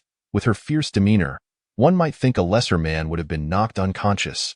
Yet Sui Yu was no ordinary individual. He seized her hand and chuckled, fear not. I shall not neglect you. Meanwhile, he mused that once he reached the divine separation stage, he could divide his spirit and cultivate a technique from the market that would allow him to engage with numerous women without concern for neglecting any of them. Oblivious to Sui Yu's nefarious thoughts, Si Chi continued to spar with him, leading to a rather harmonious scene. After a vigorous morning of exercise, Sui Yu conceived a clever plan. He would enlist Li Yang to speak on his behalf. Should he succeed, Sui Yu intended to celebrate by giving Li Yang a good beating for his troubles. After all, if Li Yang could achieve what Sui Yu could not, he deserved a thrashing. Conversely, if Li Yang failed, he would also receive a sound beating as punishment. What use was he if he couldn't manage such a simple task? Thus, the beleaguered Li Yang, under duress from Sui Yu and his minions, reluctantly ventured forth to act as a bridge for Sui Yu. However, Li Yang was turned away before even entering the kitchen staff's quarters. Upon hearing of Li Yang's plight, Sui Yu could only wave him off. Recognizing that Li Yang's inability to enter stemmed from his own actions. Reflecting on the days when Li Yang, as the top disciple, was held in high esteem, Sui Yu noted how the entire outer sect once revered him. Yet now, despite retaining his title, Li Yang's recent misfortunes had plummeted his reputation to the depths. First, he was defeated by the newcomer Sui Yu, and then, after attempting to rally a group to retaliate, he found himself on the receiving end of an even greater thrashing. In the days that followed, all outer sect disciples witnessed his battered visage, and though his injuries had diminished, he had taken to working for his adversary without compensation. Consequently, Li Yang's hard-earned prestige crumbled, and even the gatekeepers disregarded him. What could Sui Yu say in light of all this? He could only allow Li Yang to continue his promising work as a free spiritual planter. While Li Yang remained blissfully unaware of the impending confrontation he had narrowly escaped. Whether this was a stroke of luck or misfortune was debatable. Alas, in the distance, Li Yang's anguished cries echoed anew. Sui Yu, accustomed to this, resolved that as long as the noise did not disturb his peace, he would not annihilate the source. If the shouting became intolerable, he would simply gather his strength and deliver a well-deserved thrashing. Quieting the incessant wails, days passed, and Sui Yu enjoyed a drink crafted from his alchemical furnace. While the alcohol content was low, the flavor was quite pleasant, sufficient for Sui Yu to drown his sorrows. Si Chi, ever by his side, shared in the libations. As an honorary elder, she had yet to earn the trust of the Xianxia Sect, resulting in fewer assigned tasks compared to Xiao Hong, who was perpetually busy. Just as Sui Yu and Si Chi were becoming increasingly inebriated and ready to indulge in some favored activities, a knock at the door interrupted them. Upon Sui Yu's consent, Dehu entered and informed him. Miss Su Li is approaching. He cast a cautious glance at Si Chi as he spoke. I shall take my leave. Si Chi huffed, feigning anger. Although she longed to sabotage Sui Yu's pursuit of Su Li, she feared retribution, as she publicly claimed. Ultimately, she relented. In a show of mock indignation, she turned to exit, only to hear Sui Yu call after her, make sure to come back tonight. Despite her prior suspicions about Sui Yu's intentions for their evening rendezvous, Si Chi could not suppress the subtle smile that crept upon her lips. Indeed, Su Li arrived, and upon Sui Yu opening the door, she strode directly into his chamber without uttering a word. She seated herself at the table, picking up the chopsticks used by Si Chi, and began to feast heartily. Sui Yu, taken aback, pondered the transformation. Once a refined young lady, how could a woman sought by two prominent families be of common upbringing? Su Li had always displayed impeccable manners. Even during their previous outing, she had laughed heartily while maintaining her decorum. Now, however, she sat before him, silent and unceremonious, prompting Sui Yu to question whether she had been swapped with an impostor. Observing her closely, he soon noticed her pallor and bloodshot eyes, a clear indication of recent tears. This was a sight he had encountered before, reminiscent of the expressions on Si Chi and Xiao Hong's faces when he first claimed them. With a serious demeanor, Sui Yu grasped Su Li's shoulders and inquired, Have you encountered some trouble? Tell me immediately who has wronged you. I will make them pay. I doubt Suli felt somewhat intimidated by Sui Yu's imposing presence. Just as she was about to speak, her eyes reddened, and tears began to fall like pearls. Seeing Suli in distress, Sui Yu gritted his teeth and said, "Do not worry, I will not despise you. Truly, so do not be too sorrowful. If you feel deeply wronged, lean on my shoulder and weep to your heart's content." Suli seemed to want to say something, but she only felt a tightening in her body as Sui Yu affectionately pulled her into his embrace. Feeling the warmth of Sui Yu's arms, Suli clung tightly to him and wept aloud. As Suli's cries gradually subsided, Sui Yu, gritting his teeth, whispered in her ear, "Tell me, who is that scoundrel? How dare he tarnish your purity before me? I shall bring him to ruin." "No one. Sui Yu, you misunderstand." Suli finally realized that Sui Yu appeared to have misconstrued something. Through her sobs, she recounted the reasons for her sorrow to him. After being rescued by Xiaorou, Suli, having lost the will to live, was guided by Xiaorou to set a goal: to cultivate her abilities and eradicate evil to prevent others from suffering the same tragedy as her family. Since then, Suli had dedicated herself to this singular objective. After their last date, although Suli had displayed a bit of temper, she had not truly blamed Sui Yu. However, in the following days, she had not treated him kindly. Coincidentally, because Suli accompanied Sui Yu on their date, Xiaorou believed Suli was suffering for her sake.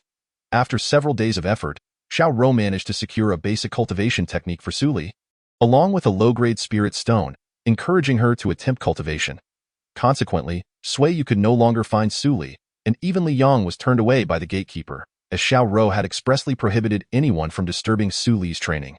After many days, Suli despaired as she discovered that no matter how hard she tried, she could not draw in qi and enter the qi refinement stage. Finally unable to restrain herself, she sought Xiaorou's assistance, only to receive a shocking revelation. Suli had no spiritual root and was fundamentally incapable of cultivating, because the Xianxia Sect was relatively small and lacked the tools to detect spiritual roots. They could only test by having disciples attempt to cultivate. Those who succeeded had roots, those who failed did not. This method was undeniably cruel, particularly for those who had worked hard to obtain techniques only to find themselves without the potential for cultivation. For an ordinary person, this was a harsh fate, but for Suli, who aspired to gain power to eradicate evil, it felt as if the sky had fallen. Thus, after learning of her lack of spiritual roots, Suli sought out Sui Yu, having made a resolute decision in her heart. "You want me to take your place in eradicating evil?" Sui Yu echoed her request in disbelief. "Yes," Suli nodded. Her cheeks flushed as she stated, "As long as you can take my place in saving those who suffer, I will become your devoted partner and will follow your every command." Surely, any man would find it difficult to resist such a proposition. However, Sui Yu solemnly replied, "I am sorry. I must refuse, for your ideals can only be realized by you alone. But I desperately wish to fulfill her lifelong ambition, yet for her, lacking spiritual roots rendered her utterly powerless." "Fool!" Sui Yu playfully flicked Suli's forehead and said, "Who told you that lacking spiritual roots means you cannot cultivate? Enough jokes. You are making my heart ache. I have a way for you to train." "Really?" Suli, filled with astonishment and delight, clutched Sui Yu tightly, fearing he might vanish. "Indeed. The technique I cultivate is not from the Xianxia Sect. While it cannot unleash spiritual power offensively, it allows me to plant my spiritual energy as a seed within your dantian. Once you receive my spiritual seed, you will effortlessly draw in qi for cultivation." "Really? That's wonderful. Please, Sui Yu, hurry and give me the spiritual seed." Upon witnessing Suli's eager gaze and sincere expression, Sui Yu, who initially intended to implant the seed directly, inexplicably warned her. "However, once my spiritual seed is planted in your dantian, it will be but a thought for me to end your life. Moreover, a portion of the spiritual power you cultivate will flow back to me through a mysterious channel. According to my analysis, you may never surpass my cultivation level. Should my cultivation stagnate for any reason, you may forever be suppressed and unable to advance. Are you still willing to accept this?" Sui Yu even referred to it as a demonic seed. He had anticipated that Suli would hesitate. Yet without a moment's thought, she declared, "No matter the circumstances, I agree. Please, I crave power. I wish for the strength to realize my own worth." Recognizing Suli's unwavering determination, Sui Yu promptly initiated the demonic seeding process. The procedure proceeded remarkably smoothly, almost as if Suli's body were inviting the demonic seed into her dantian. Once the seed was implanted, Suli immediately sat in meditation, and soon, Sui Yu felt the surrounding spiritual energy rapidly surge into her body. Before long, Suli effortlessly broke through from the postnatal stage to the innate stage, and shortly thereafter, she advanced directly into the chi refinement stage. Upon awakening, Suli discovered herself covered in a sticky mess, her stomach rumbling and her face flushed as she dashed into Sui Yu's bathroom. Sui Yu chuckled and shook his head, preparing warm water for her bath. After considerable effort, Suli finally cleaned herself up. When she emerged from her bath, her enchanting appearance nearly caused Sui Yu to drool. Noticing his foolish expression, Suli couldn't help but laugh joyfully. Her genuine smile, coupled with her stunning beauty, left Sui Yu utterly entranced. "Do you desire this?" Suli, clad in a bathrobe, raised her right arm and twirled, revealing her graceful figure to Sui Yu. Though the robe was somewhat thick, her captivating form, akin to a celestial maiden, and the tantalizing silhouette beneath the robe transformed Sui Yu into a ravenous fiend. Before long, the room was filled with the exhilarating sounds of passion, a symphony of a man's roars and a woman's delicate moans. Chapter 22. Enhancing strength. The morning sun roused Sui Yu from slumber. As he opened his eyes, he sensed an unusual elevation in his spirit compared to previous days. After accessing the system interface, he searched for a considerable time but found no indication of any attribute enhancement. Yet, the cultivator's mastery over his own body informed Sui Yu that his mental acuity had indeed improved to a certain extent. Although the improvement was modest, any enhancement was still noteworthy. Just as Sui Yu intended to meditate according to the methods of the demonic heart cultivation technique, a soft moan nearby interrupted his contemplation. Turning his head, he discovered that the two women beside him had awakened. One was Si Chi, while the other was not Xiao Hong but rather Suli. Recalling how Suli had devoted herself in gratitude for the opportunity to cultivate, Sui Yu couldn't help but relish the memory. "Hemph," Si Chi huffed coldly, putting on her clothes, still harboring some resentment. Last night, she had arrived as promised, only to find Sui Yu caught in an intimate embrace with Suli. The sight of Suli riding atop Sui Yu had nearly provoked Si Chi to action.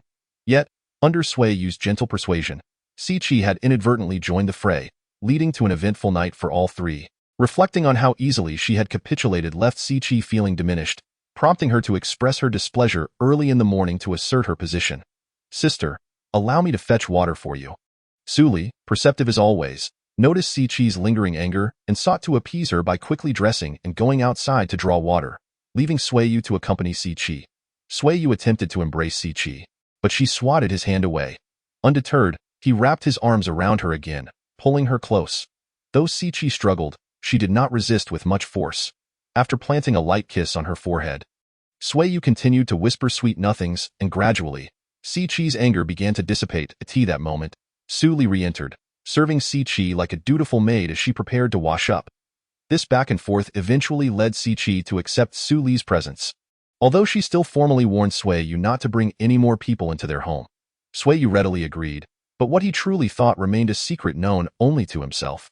After the three shared a breakfast prepared by Sui Yu, Suli diligently set about her cultivation. Remembering Suli's aspiration to eradicate evil, Sui Yu pondered whether he should procure some formidable techniques to equip her for protection. Thus, he accessed the system interface and began searching the marketplace.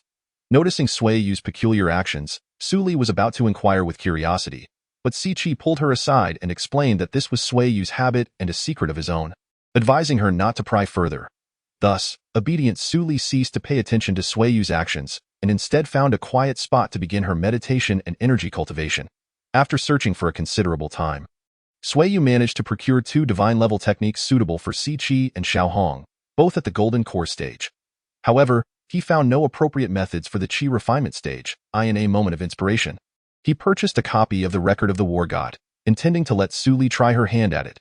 Previously, Sui Yu had discovered that books within the game could be read. And even by studying the Heart of the Tao, seat of the demon god, his understanding of divine techniques had significantly improved. Although he still relied on the system for cultivation, he could preemptively execute skills that typically manifested only at advanced levels. While the execution without system assistance was cumbersome and diminished in power, some effects were still commendable. For instance, he had once commanded a demon seed planted in the dantian of another, which was a simplified version of the puppet control he had mastered through the Heart of the Tao at a certain level. With a flick of his wrist, he retrieved 2 books from his inventory. The divine technique Thunderous 9 Heavens for Si Chi, as he had noted her fondness for using the palm thunder, and the other, the Record of the War God, for Suli. Just then, Xiao Hong stealthily approached to participate in the daily draw event. Seeing her, Sui Yu handed her a book titled Quaking Mountains and Rivers and, feeling slightly embarrassed, said, "These three are undoubtedly top-tier secrets. Although they are not my personal cultivation methods, they are of the same caliber. However, I cannot ascertain whether ordinary individuals can cultivate these techniques, so prepare yourselves for the possibility of being unable to do so." Just as he finished speaking, Si Chi, flipping through thunderous nine heavens, raised her hand, and a bolt of lightning began to dance between her fingers. Seemingly enlightened, Si Chi murmured, "So that's how it works." Meanwhile, Xiaohong, having listened intently to Sui Yu's words and realizing he had no immediate plans to commence the daily draw, wore a disappointed expression and began reading as instructed. Before long, a gray energy coalesced into a rocky glove on Xiaohong's hand, which continued to evolve, allowing her fingers to move more freely. At that moment, Sui Yu suddenly noticed that Su Li had disappeared. He then heard the sound of fists and feet striking trees from the nearby woods. Following the noise, he discovered Su Li practicing the martial arts inherent to the record of the war god, and it appeared she had grasped some of its essence. Alas, let me don a sorrowful expression to mourn my full-level comprehension. Sui Yu lamented as he opened the system interface, staring at the conspicuously high comprehension value and wondered if it could only serve to enhance skill proficiency like in the game. Unbeknownst to him, his understanding had indeed played a significant role. Much like students in a high-culture nation who learn everything but few achieve mastery, a person's intelligence may facilitate effortless learning in areas of interest. Yet subjects lacking appeal will yield no peak achievements despite hard work. Sui Yu, hailing from a civilization of advanced sophistication, held a deep-seated disinterest in cultivation. Thus his comprehension had already allowed him to grasp certain applications of the heart of the Tao, seed of the demon god. To attain the level of insight observed in the three women, he would need to alter his passions. His comprehension truly shone in auxiliary skills, be it modifying alchemical cauldrons or crafting flying vessels. These achievements stemmed from his extraordinary understanding. Without this exceptional aptitude, even in an era of abundant knowledge, he could not have achieved such remarkable feats in alchemy, artifact crafting, formations, and talisman creation within a short time. Yet, perhaps due to the ease with which he accomplished these tasks, he overlooked the immense influence of his comprehension. At that moment, Sui Yu, still skeptical, purchased another copy of the Record of the War God and began to peruse it. He found it hard to believe that a woman just beginning to grasp the text could already comprehend aspects that eluded him. While he recognized every character, he could not fathom the overall meaning. He sighed internally, relieved that acquiring skills merely required a click in his inventory. Had he needed to comprehend them himself, he doubted he would ever succeed. As Sui Yu wallowed in self-pity, he noticed that Si Chi had stealthily snatched the Record of the War God from his hands and began to peruse it, exclaiming, "What an incredible technique! No wonder your physique is so formidable, Sui Yu. Recently, I've felt stagnant in my progress, so this technique will help me strengthen my body. Afterward, I won't be at such a disadvantage in close combat with you." Hearing Si Chi's frustrations about her lack of progress, Xiaohong nodded in agreement. Sui Yu felt a pang of guilt and confessed, "Actually, when I first captured you, I planted a unique demon seed within your bodies. This seed can rapidly enhance the cultivation of those at a lower realm than me and even assist those without spiritual roots in their practice. However, if the cultivator's realm exceeds mine, a considerable amount of energy will be transferred to me, preventing the seed's host from advancing." Finally admitting it, Si Chi wore a look of realization, while Xiaohong nodded in agreement, a hint of joy gracing her lips. "Oh, you knew?" Sui Yu was astonished. "We didn't know." Si Chi replied proudly, "But we know you very well. Despite your often unreliable demeanor, you always leave a way out when it matters. It was clear you let both Xiaohong and me go too easily. So it's obvious you had some hidden strategy to prevent us from rebelling. But you both." Sui Yu began, but Si Chi interrupted, hugging him tightly and hiding her face against his back. "Because you are sincere. Moreover, I will never forget your words. We are accomplices." Although your expression seemed to imply you were trying to pull me down with you, I could see the sense of responsibility in your gaze.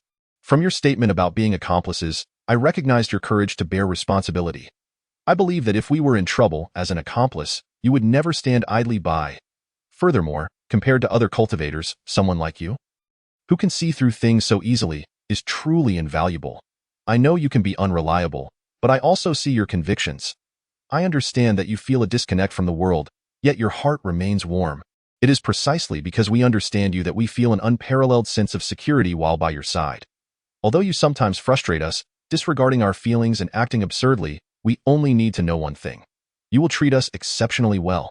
In this world, having a simple yet powerful man like you to protect us in the future makes us forget about your past actions when we were unfamiliar. What could Sui Yu say? Ultimately, he could only embrace Siqi warmly. After a moment of tenderness, he remarked, "It's about time to begin the daily draw. Isn't it?" Xiao Hong's eyes instantly lit up. Meanwhile, Siqi pouted and muttered, "As expected, we can't escape this." Thus, under the astonished gaze of the newcomer Suli, Siqi and Xiao Hong dutifully endured a thorough draw. Afterward, they nonchalantly applied ointment to their sore bottoms. After a brief respite, the three began contemplating the techniques Sui Yu had provided, while he busied himself preparing lunch. As for contemplating techniques? Apologies, but without the talent, it would be a waste of time. It must be said that Sui Yu's skill books were indeed remarkable. After the three women comprehended the techniques Sui Yu had selected for them, the skill books transformed into golden light and fused into their bodies. Becoming untraceable, however, the contents recorded within could be summoned at will by merely recalling them. Furthermore, the three soon discovered that without the skill books physically present, even if someone recited every technique they had mastered, they could not truly learn them. Consequently, Sui Yu purchased another copy of the Record of the War God for Xiao Hong, allowing her to successfully cultivate it. From that day forth, in the woods adjacent to Sui Yu's dwelling, he and the three women would diligently practice the Record of the War God every morning. The sound of swift punches, synchronized movements, and the subtle glances exchanged between one man and three women during their training, cough, ultimately led to Sui Yu's proficiency in the Record of the War God rising swiftly. As his skill level increased, so too did his attributes, while the three women seemed to forge a tacit understanding, uniting to oppose Sui Yu, both in and out of bed. Chapter 23. The conspiracy unfolds during this period. Sui Yu felt incredibly fulfilled. After clearing the air with Siqi and the others, he became determined to elevate his cultivation level, feeling that his relatively low realm was hindering their progress, in order to accelerate the cultivation progress of the Dao Heart Seed Demon God technique. The most effective strategy at present is to sow more demonic seeds. Consequently, Sui Yu commanded his subordinates, including Double Tiger and Iron Bull, to lead their followers in diligently expanding their influence while simultaneously disseminating the news that his spiritual seeds could enhance their cultivation. Due to Sui Yu's underlings having mostly planted spiritual seeds and rapidly advancing to the Qi refinement stage, many small and medium-sized groups, upon witnessing the formidable strength of Sui Yu's faction, eagerly joined his ranks. However, challenges arose in the aspect of sowing demonic seeds. Unlike the small mountain village where Sui Yu once resided, everyone here was acutely aware that fortune does not simply fall from the sky. Furthermore, the fierce competition for the limited annual spots in the inner sect led to intense rivalry among the outer disciples, who were inherently distrustful of one another. Thus, the idea that merely being planted with a spiritual seed by Sui Yu could lead to rapid advancement was met with skepticism. Upon discovering that those who sought to be sown with demonic seeds were either exceedingly lazy and disinterested in cultivation or diligent, yet utterly unfit for cultivation, Sui Yu found them wholly unworthy of his precious spiritual energy. After all, he anticipated that those who cultivated the demonic seeds would eventually repay him by enhancing his own power. Wasting his energy on such individuals was a fool's errand. Ultimately, apart from a few attractive women with whom he developed casual relationships, Sui Yu bore little fruit from his efforts. Unfortunately, when this was uncovered by Siqi, she joined forces with Xiao Hong and Suli to give Sui Yu a sound beating. Though their tussle eventually ended up in bed, Sui Yu still faced severe repercussions that day. With no alternative, Sui Yu ordered Double Tiger and his crew to ensure that all new recruits sought him out for demonic sowing. Otherwise, they would face expulsion. Under Sui Yu's firm directive, many of the newly joined subordinates rebelled. Yes, they revolted. Double Tiger and his comrades, who were not particularly adept at management, had initially welcomed these recruits with open arms, only to face betrayal when it came time for demonic sowing. Enraged, Double Tiger and the remaining loyalists set out to quell the insurrection. As a result, the outer sect of the Xianxia faction became quite lively. Double Tiger, Iron Bull, and others split into multiple squads, leading their followers on campaigns across the region. Meanwhile, the law enforcement hall's disciples were suppressed by the combined efforts of Xiao Hong and Siqi, while Sui Yu frequently appeared to deal with particularly troublesome adversaries. In no time, Sui Yu's influence began to swell once more, and this expansion was bolstered by the fact that most recruits had been planted with demonic seeds and openly acknowledged that they could be controlled through these seeds. Consequently, the subordinates led by Double Tiger truly united in earnest, driven by the instinct for self-preservation and ambition, pouring forth 120% of their zeal to contribute to the growth of Sui Yu's power. However, many more rebels remained hidden, occasionally surfacing to create trouble for Sui Yu's faction. Thus, Sui Yu found himself engaged in quelling disturbances almost daily, slaying monsters and leveling up. Naturally, the evenings were reserved for the three women. At dusk, the sounds of revelry would inevitably echo from Sui Yu's abode. Over the course of these nights, Sui Yu discovered the mysterious source of his inexplicable increase in mental strength. One evening, when both Siqi and Xiao Hong were unable to visit, Sui Yu engaged Su Li in a private contest, pushing her to her limits. The relentless exertion throughout the night resulted in a significant enhancement of Sui Yu's mental acuity the following day. Thus, Sui Yu deduced that Su Li's unique constitution seemed to greatly augment his cultivation of the Tao Heartseed Demon God technique. Realizing the benefits of intimacy with Su Li, Sui Yu began to show her favoritism, prompting Siqi and Xiao Hong to vociferously protest its unfairness. Their jealousy often led to interference in Sui Yu's encounters with Su Li, thus time slipped away amidst their playful bickering. Days later, with the outer sect situation largely settled, Sui Yu relaxed in a recliner, perusing a tome titled Diagrammatic Explanation of Arrays. This book, a divine skill manual, was beyond Sui Yu's current level of comprehension. However, while he could not learn through the system, he could still gain knowledge through reading. The earlier sections of this revered text contained relatively basic formations, which were precisely what Sui Yu needed to master at this juncture.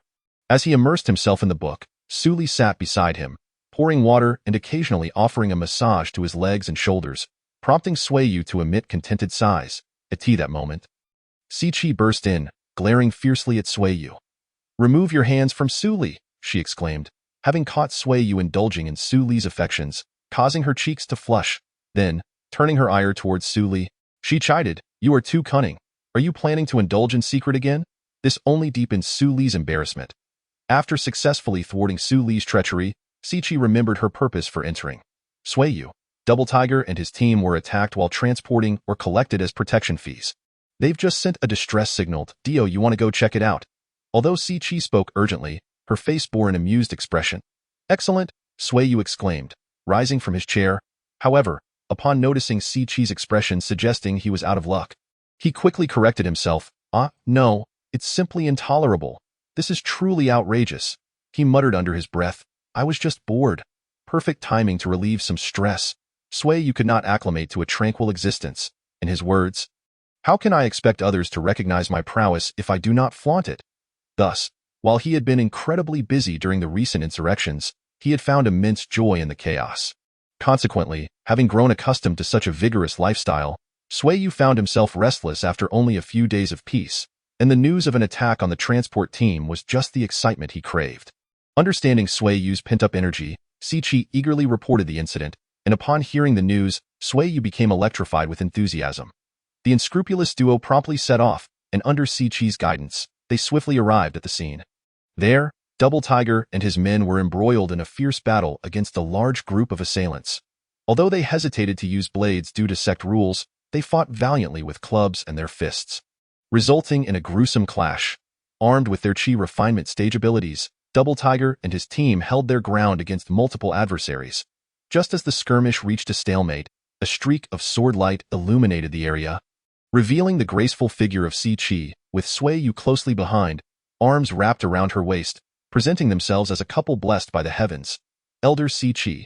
The robbers immediately saluted respectfully, given the previous inaction of the Law Enforcement Hall disciples. Along with interference from some discontented elders, the unspoken rule among the outer sect had evolved to allow all matters related to Sui Yu to be resolved based on personal strength, with the Law Enforcement Hall and elders refraining from interference.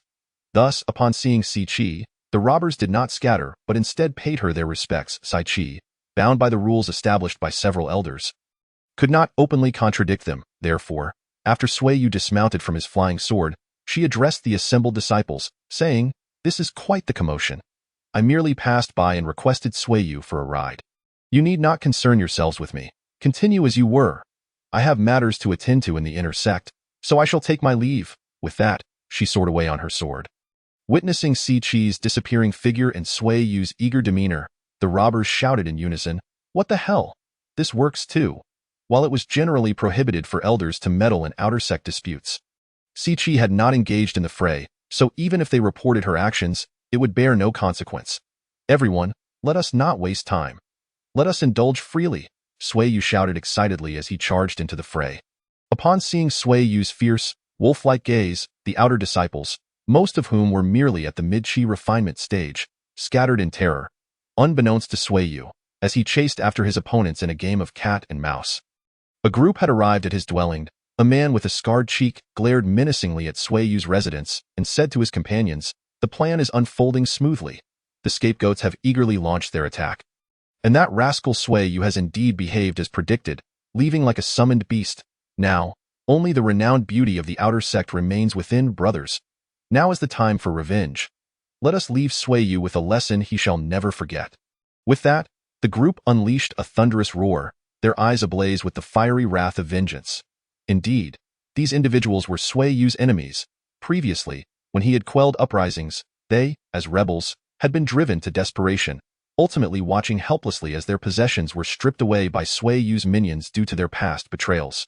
Now, realizing that staying at the Xianxia Sect offered no future, they resolved to depart, yet their burning animosity demanded a frenzied reprisal before they left. Thus, among those who were driven away by Sui Yu, a few individuals harboring deep-seated grievances against him finally conspired to exact a ruthless revenge before their departure. Naturally, confronting Sui Yu directly was an option only a fool would consider, akin to having one's head kicked by a donkey. Instead, they sought to make Sui Yu rue his actions by targeting those closest to him. The two elders of the Golden Core stage were immediately dismissed as potential victims. Their remaining targets were Sui Yu's subordinates and his new companion, Suli. After much deliberation, the group unanimously decided to target Suli, a defenseless girl who had only recently begun her journey. Moreover, Suli's remarkable beauty provided an additional incentive for their revenge, as they could indulge themselves while enacting their plot. When Suli heard the commotion outside and curiously opened the door, she was met by a group of menacing figures, causing her to scream in terror. Chapter 24. Suli's Fury. With a single punch, Sui Yu sent a robber hiding in the bushes flying. Observing the chaos among the outer disciples, he merely scoffed before charging toward a group struggling to defend themselves. Upon seeing Sui Yu approach, the disciples, who had been desperately forming a defensive formation, immediately scattered in fear. However, few managed to escape, as Sui Yu's subordinates had already encircled the area. Their collective defense might have bought them some time. But their frantic flight made them easy prey for Sui Yu's men, and soon they were all subdued. Watching his subordinates chain up these audacious individuals, Sui Yu prepared to take them back for some persuasive education, hoping they might become allies. Yet, he suddenly sensed an unsettling disturbance from one of his magical seeds in the distance. Typically, these seeds provided energy passively and could not convey messages. However, when Sui Yu granted certain permissions, he could receive alerts from those he had marked, and at this moment, the only ones able to contact him were a few of his companions. The direction of the disturbance seemed to point toward his humble abode, indicating that it was Suli who was signaling for help. Damn it. Although Suli was equipped with a resurrection talisman issued by Sui Yu, its effectiveness had yet to be verified in this world. If Suli were in danger, Sui Yu would never forgive himself. Nevertheless, he was not particularly anxious. He merely instructed his subordinates before hastening to his quarters. Meanwhile, within Sui Yu's modest dwelling, Suli found herself cornered by a group of brutish men, leaving her with no escape. The leader of the gang, relishing her fear, laughed heartily and taunted her. "Are you scared? Trembling? Regretting your choices? Blame that bastard Sui Yu. If it weren't for his outrageous actions, you wouldn't be in this predicament. But my brothers and I must thank him. Before we leave, we can have our fun with you. Don't worry. Soon, you'll forget all about that scoundrel Sui Yu. Please, don't hurt me," Suli pleaded, her body trembling as she pressed against the wall. Trying to distance herself from the advancing scar-faced man, in her terror, she instinctively clutched the pendant around her neck, the very talisman given to her by Sui Yu. "If you come any closer, I will bite my tongue and end it all." Perhaps emboldened by the talisman, Suli attempted to threaten the approaching brute with self-harm. However, would he truly be deterred by her desperation? Great. If you wish to die, then do it quickly. That would only make Sui Yu more miserable. The scar-faced man's words plunged Suli into despair. Yes, they were here for revenge. According to their sect's rules, if he were to kill her, he would face dire consequences, but if she took her own life, he would suffer no punishment. It was clear he was hoping for her to choose the latter. Caught in her dilemma, Suli clung to the talisman, her heart crying out, "Sui Yu, where are you? Please come and save me. Such a beautiful face. Such a lovely figure. I can't resist touching you. The scar-faced man leered, his rough hand reaching towards Su Li's delicate visage. While she could only tremble in fear at that moment, Su Li was not only terrified but also filled with self-reproach. She had resolved to be a righteous heroine, to train diligently and assist Sui Yu. Yet here she was, paralyzed by fear, trembling and unable to move. How could she face Elder Xiaorou's expectations? How could she repay Sui Yu's kindness? But the overwhelming dread left her powerless, waiting for fate's verdict. This sensation was all too familiar. In a flash, Su Li was reminded of her family members, killed before her eyes by a decadent noble. She could still recall the helplessness, weakness, and despair etched on their faces in their final moments. Would she have to endure that anguish again? At that moment, the scar-faced man, noticing Su Li's reddening eyes and her imminent tears, laughed maniacally and proclaimed, "Too bad Sui Yu has no family. Otherwise, I would have dismembered them right before his eyes, but now."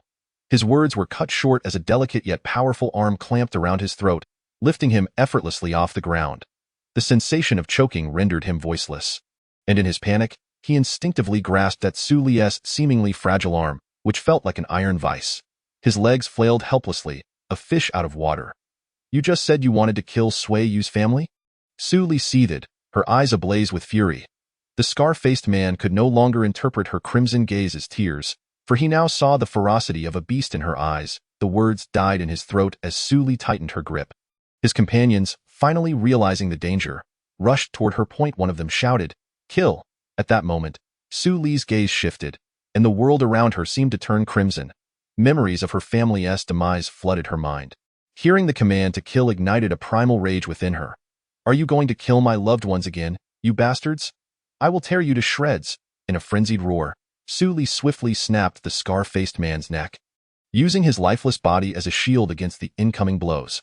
Though timid, Su Li had reached the chi-refining stage and practiced the war goddess record. Just how formidable was she? The weapons clashed against the corpse, sending them flying back, and several of their wrists were sprained in the process. "She's gone mad." One of the men gasped, only to feel a chill in his chest as he looked down to find Su Li's hand plunged into his heart. The pain from his broken ribs was nothing compared to the horror of realizing that she had grasped his heart. "Please, no," he began, but before he could finish, Su Li crushed his heart in her grip. Letting out a primal scream, with her other hand, she lashed out at another approaching brute, extracting her bloodied wrist from the previous victim's chest. Blood sprayed forth as she savagely clawed at him, causing the remaining men to halt in their tracks, terror etched on their faces. When Sui Yu returned, he was met with a gruesome sight. The interior of his home resembled a slaughterhouse, strewn with dismembered remains. Su Li stood at the door, blocking the last few attackers from escaping, while the remaining men fought desperately against her, fueled by the instinct to survive. They cursed the sturdy construction of the seemingly ordinary wooden house, wishing they could break through the walls and flee, but Sui Yu had ensured its unyielding strength. Thus, their tragic fates were sealed. When Sui Yu's figure appeared, Su Li, who had been fighting for an extended period and was already fatigued, suddenly felt a wave of relief upon seeing Sui Yu return. She immediately closed her eyes and fell into unconsciousness. The few assailants, overjoyed at the prospect of finishing her off, were about to advance when they noticed a flicker of movement. Sui Yu had suddenly appeared before them, shielding Su Li behind him. At that moment, the remaining attackers, driven by bloodlust, completely forgot about the option of escape and instinctively launched an assault against Sui Yu. In response, Sui Yu merely extended a hand and effortlessly grasped one of the assailant's fists. With a swift motion, a sickening crunch echoed as he crushed the bones of the assailant's hand. Simultaneously, he swept his palm like a blade, inflicting severe injuries on the last remaining attacker. After neutralizing the threat, Sui Yu sighed and remarked, "This is troublesome. Why didn't you intervene earlier? How are we supposed to clean up this mess now?" As Sui Yu spoke, Xiao Hong entered from outside, exhaling a sigh. "I didn't expect things to escalate so quickly. I initially intended to frighten the young lady to provide her a glimpse of the harsh realities of life, planning to step in at a critical moment. Unfortunately, the girl panicked and went on a rampage, opening the floodgates to violence. I had no choice but to swiftly secure the scene to prevent any bloodshed from being discovered." Indeed, Xiao Hong had been present earlier, which was why Sui Yu felt secure leaving Su Li alone at home. He had even advised Xiao Hong, who was concealed by the Earth's power, to provide Su Li with ample training to help her grow stronger and achieve her goal of eradicating evil. However, It seemed that the training had perhaps been a bit excessive. Never mind, let's first secure the area. Call Siqi back to discuss a solution, and inform Shuang Hu and his crew to seal off the surroundings and prevent anyone from approaching. Once Sui Yu issued his commands, he carried the bloodied Suli out, heading towards Shuang Hu's residence, as his own quarters were now drenched in blood and uninhabitable. As he stepped outside, a series of abrupt, anguished cries echoed from within the house, indicating that Xiao Hong had completed silencing the remaining survivors.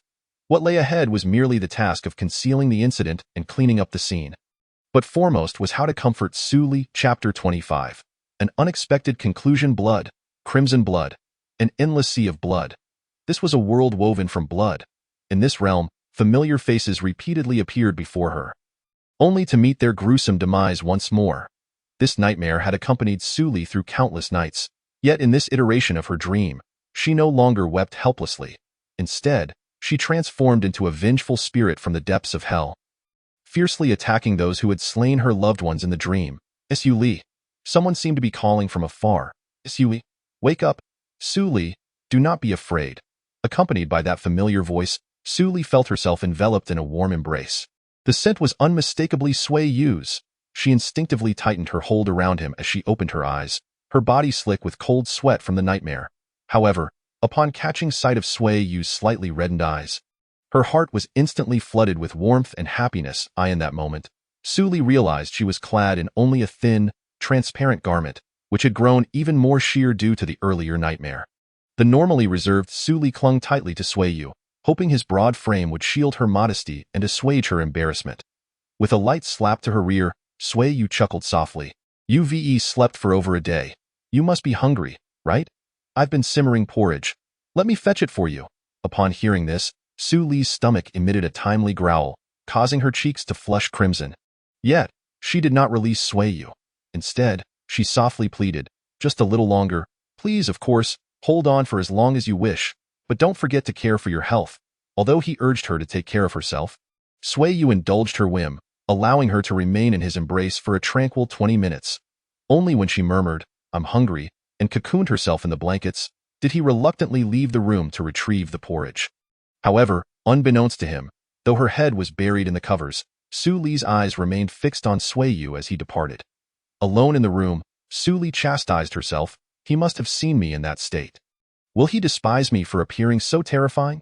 Clearly, she had recalled the surreal events that had transpired earlier. Yet, if someone were to ask Su Li if she regretted her actions, she would resolutely reply, I do not regret. I shall do everything in my power to eliminate those who threaten Sui Yu. Although Su Li remained the same person, the baptism of blood had transformed her. While she still experienced shyness and trepidation, she no longer feared violence.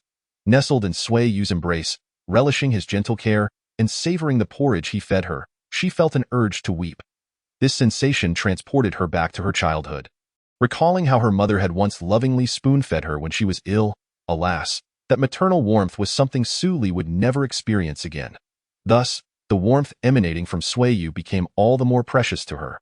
While she had long silently vowed to devote herself to Sui Yu, at that moment, Su Li's aspirations expanded beyond her initial goal of ridding the world of evil. She now yearned to wholly dedicate her body and soul to Sui Yu, becoming his weapon to vanquish his foes. As Sui Yu lovingly fed her, he noted the pallor of her face, feeling a pang of sorrow. Though he viewed the people of this world as mere NPCs, witnessing the stark contrast of Su Li's ghostly visage and the unwavering determination in her eyes, reflecting her desire to offer him her very essence, filled him with an inexplicable warmth, yet simultaneously weighed heavily upon his heart. At that moment, Sui Yu found himself questioning the nature of his training. Why did the Tao heart cultivation exert such dominion, allowing him to perceive Su Li's heartfelt intentions? Had he not been privy to her feelings, he could have continued living without worry. Instead, he now felt shackled by an invisible bond. His guiding principle had always been to treat others as they treated him. Upon sensing Su Li's sincerity, he regretted his previous decision. Had he known that training her would lead to such severe consequences, he would have preferred to keep her sheltered beneath his wings. Yet, with events already set in motion, Sui Yu resolved to confront the situation head-on. As Sui Yu exited the room, he encountered Siqi, who was lounging in the sun, appearing lackluster. How is Su Li faring? She casually inquired.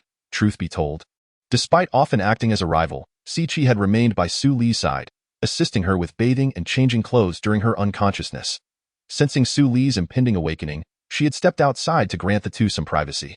It must be said, Siqi had a sharp tongue but a soft heart. She is still asleep. It seems the earlier turmoil drained her energy. By the way, how is the cleanup going?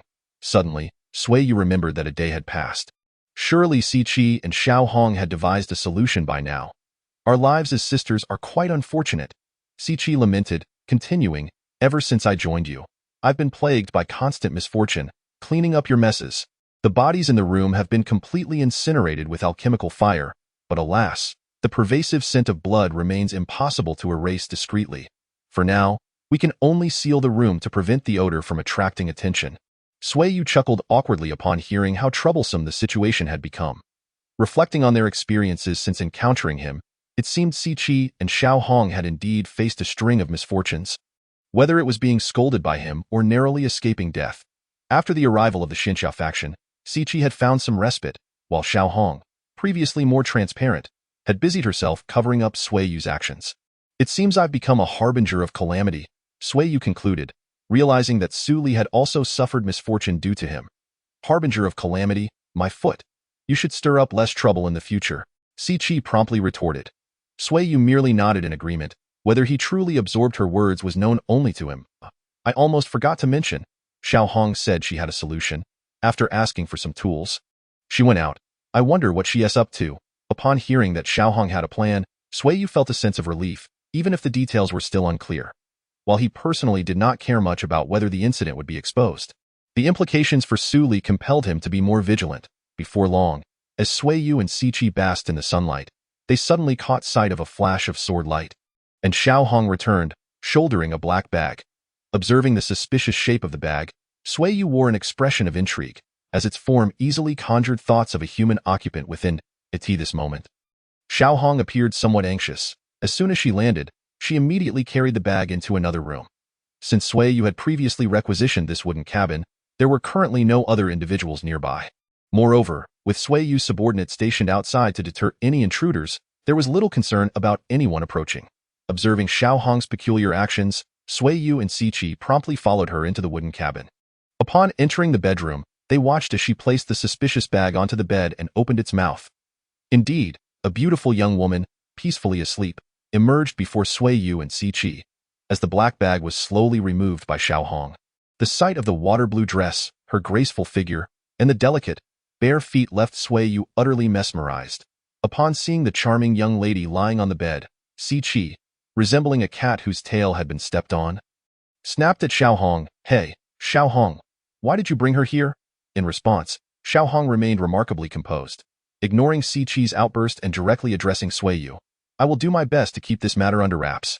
But the location for testing the blood energy concerns the safety of the entire sect. I cannot disable the detection device on my own, not even temporarily. Therefore, I devised a plan to bring Xiao Yu, who is responsible for various affairs of the outer sect. If you can win her over, with her assistance, it would be exceedingly simple to temporarily disable the detection to allow us to dispel the blood energy. Win her over? I will implant a magic seed in her, but what if she decides to fight back? Would you truly want to see me torment her? Sui Yu remarked, already turning Xiao Yu onto her back.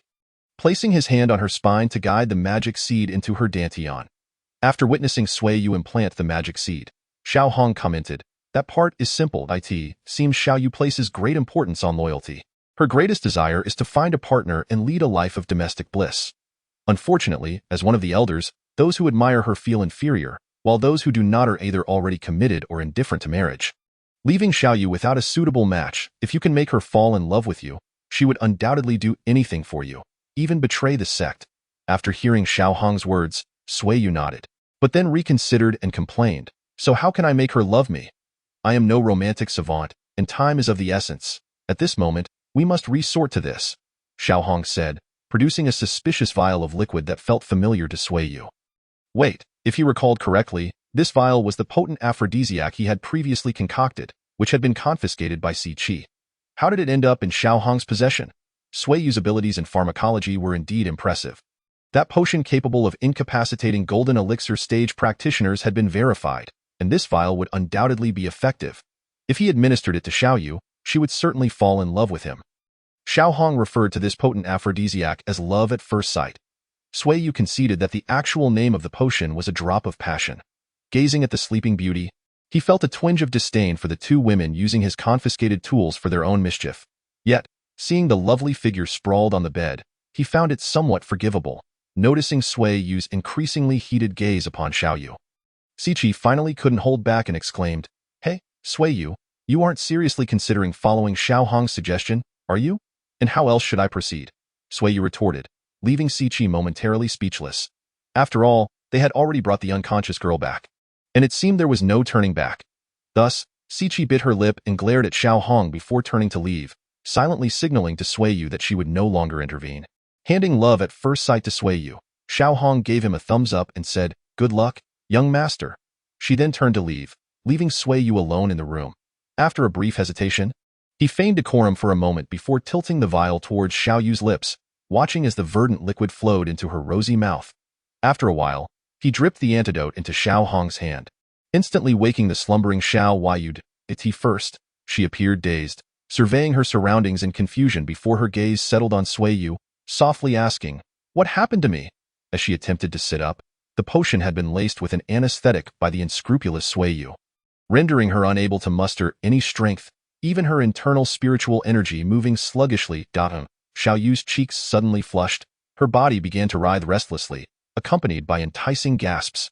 Her hands instinctively roamed her body, and when her eyes once again met Sui Yu's, they were filled with emptiness, confusion, and yearning. "I want a hug," she exclaimed, extending her arms in a manner reminiscent of a child yearning for a parent's embrace, exuding an irresistible charm that made Sui Yu's conscience prick slightly. However, upon seeing her rosy cheeks and the way she licked her lips, he resolutely decided to cast aside his scruples. With a fierce roar, he pounced upon the pitiful lamb, and soon the room was filled with sounds that made the two women outside blush and their hearts race. Chapter 26. The Contest for Sui Yu Darling. "Do I look good today?" Xiao Yu cooed, twirling in front of Sui Yu to showcase her enchanting figure. "Don't call him darling," Siqi shouted. At this moment, the blood energy in the room had finally been released and purified, allowing Sui Yu to return home. Of course, Sui Yu's wooden cabin was no longer the same. With the help of the laborers, they had rebuilt a new wooden cabin within 2 days, while the original had been consumed by flames during the purification of the blood energy. Upon hearing Siqi's shout, Xiao Yu, with a perfectly puzzled expression, asked, "Sui Yu is my darling. Why can't I call him that?" "God," Siqi groaned, glaring fiercely at Xiao Hong. "What were you thinking that day? Why did you bring back such a peculiar character?" She continued, "Just how desperate is this person to get married?" Indeed, Xiao Hong's initial plan was highly effective, perhaps even excessively so. It was unclear whether the potion love at first sight was responsible, or if Xiao Yu was simply infatuated with the idea of love. But when she woke up the next morning to find herself in bed with a man, instead of screaming or plotting his demise as most women would, she greeted Sui Yu with a blissful smile. "Darling, what is your name?" Look at that, she didn't even know his name but was already calling him darling. This left Sui Yu at a loss for how to respond. After a brief introduction to one another to strengthen their rapport, Sui Yu shared his request for Xiao Yu's assistance. Initially, he thought he would need to employ some tactics, perhaps threaten her to comply, yet the outcome once again surprised him. Upon hearing Sui Yu's request for her to assist Xiao Hong in temporarily shutting down the outer sect surveillance, Xiao Yu immediately agreed without a second thought. Seeing her compliance so readily, Sui Yu couldn't help but wonder, was it truly wise for the Xianxia Sect to entrust the management of the outer sect to such a character? With Xiao Yu, who listened to men rather than sect orders, aiding him, the eradication of the blood energy proceeded exceptionally smoothly, even leading to the destruction of Sui Yu's previous residence without any inquiries. Once everything was resolved, Siqi and Xiao Hong began to feel a headache over Xiao Yu's incessant calling of Sui Yu darling, while they themselves had yet to earn the title of wife. They had not yet been bestowed with the title of wife. After all, back in their small mountain village, Siqi and Xiao Hong had heard Sui Yu mention that his hometown practiced monogamy. Even if one had multiple wives, only one could hold the title of the primary wife, while the others were granted the rather elegant title of mistress. Although they found the term mistress somewhat palatable, both Siqi and Xiao Hong aspired to earn the title of primary wife.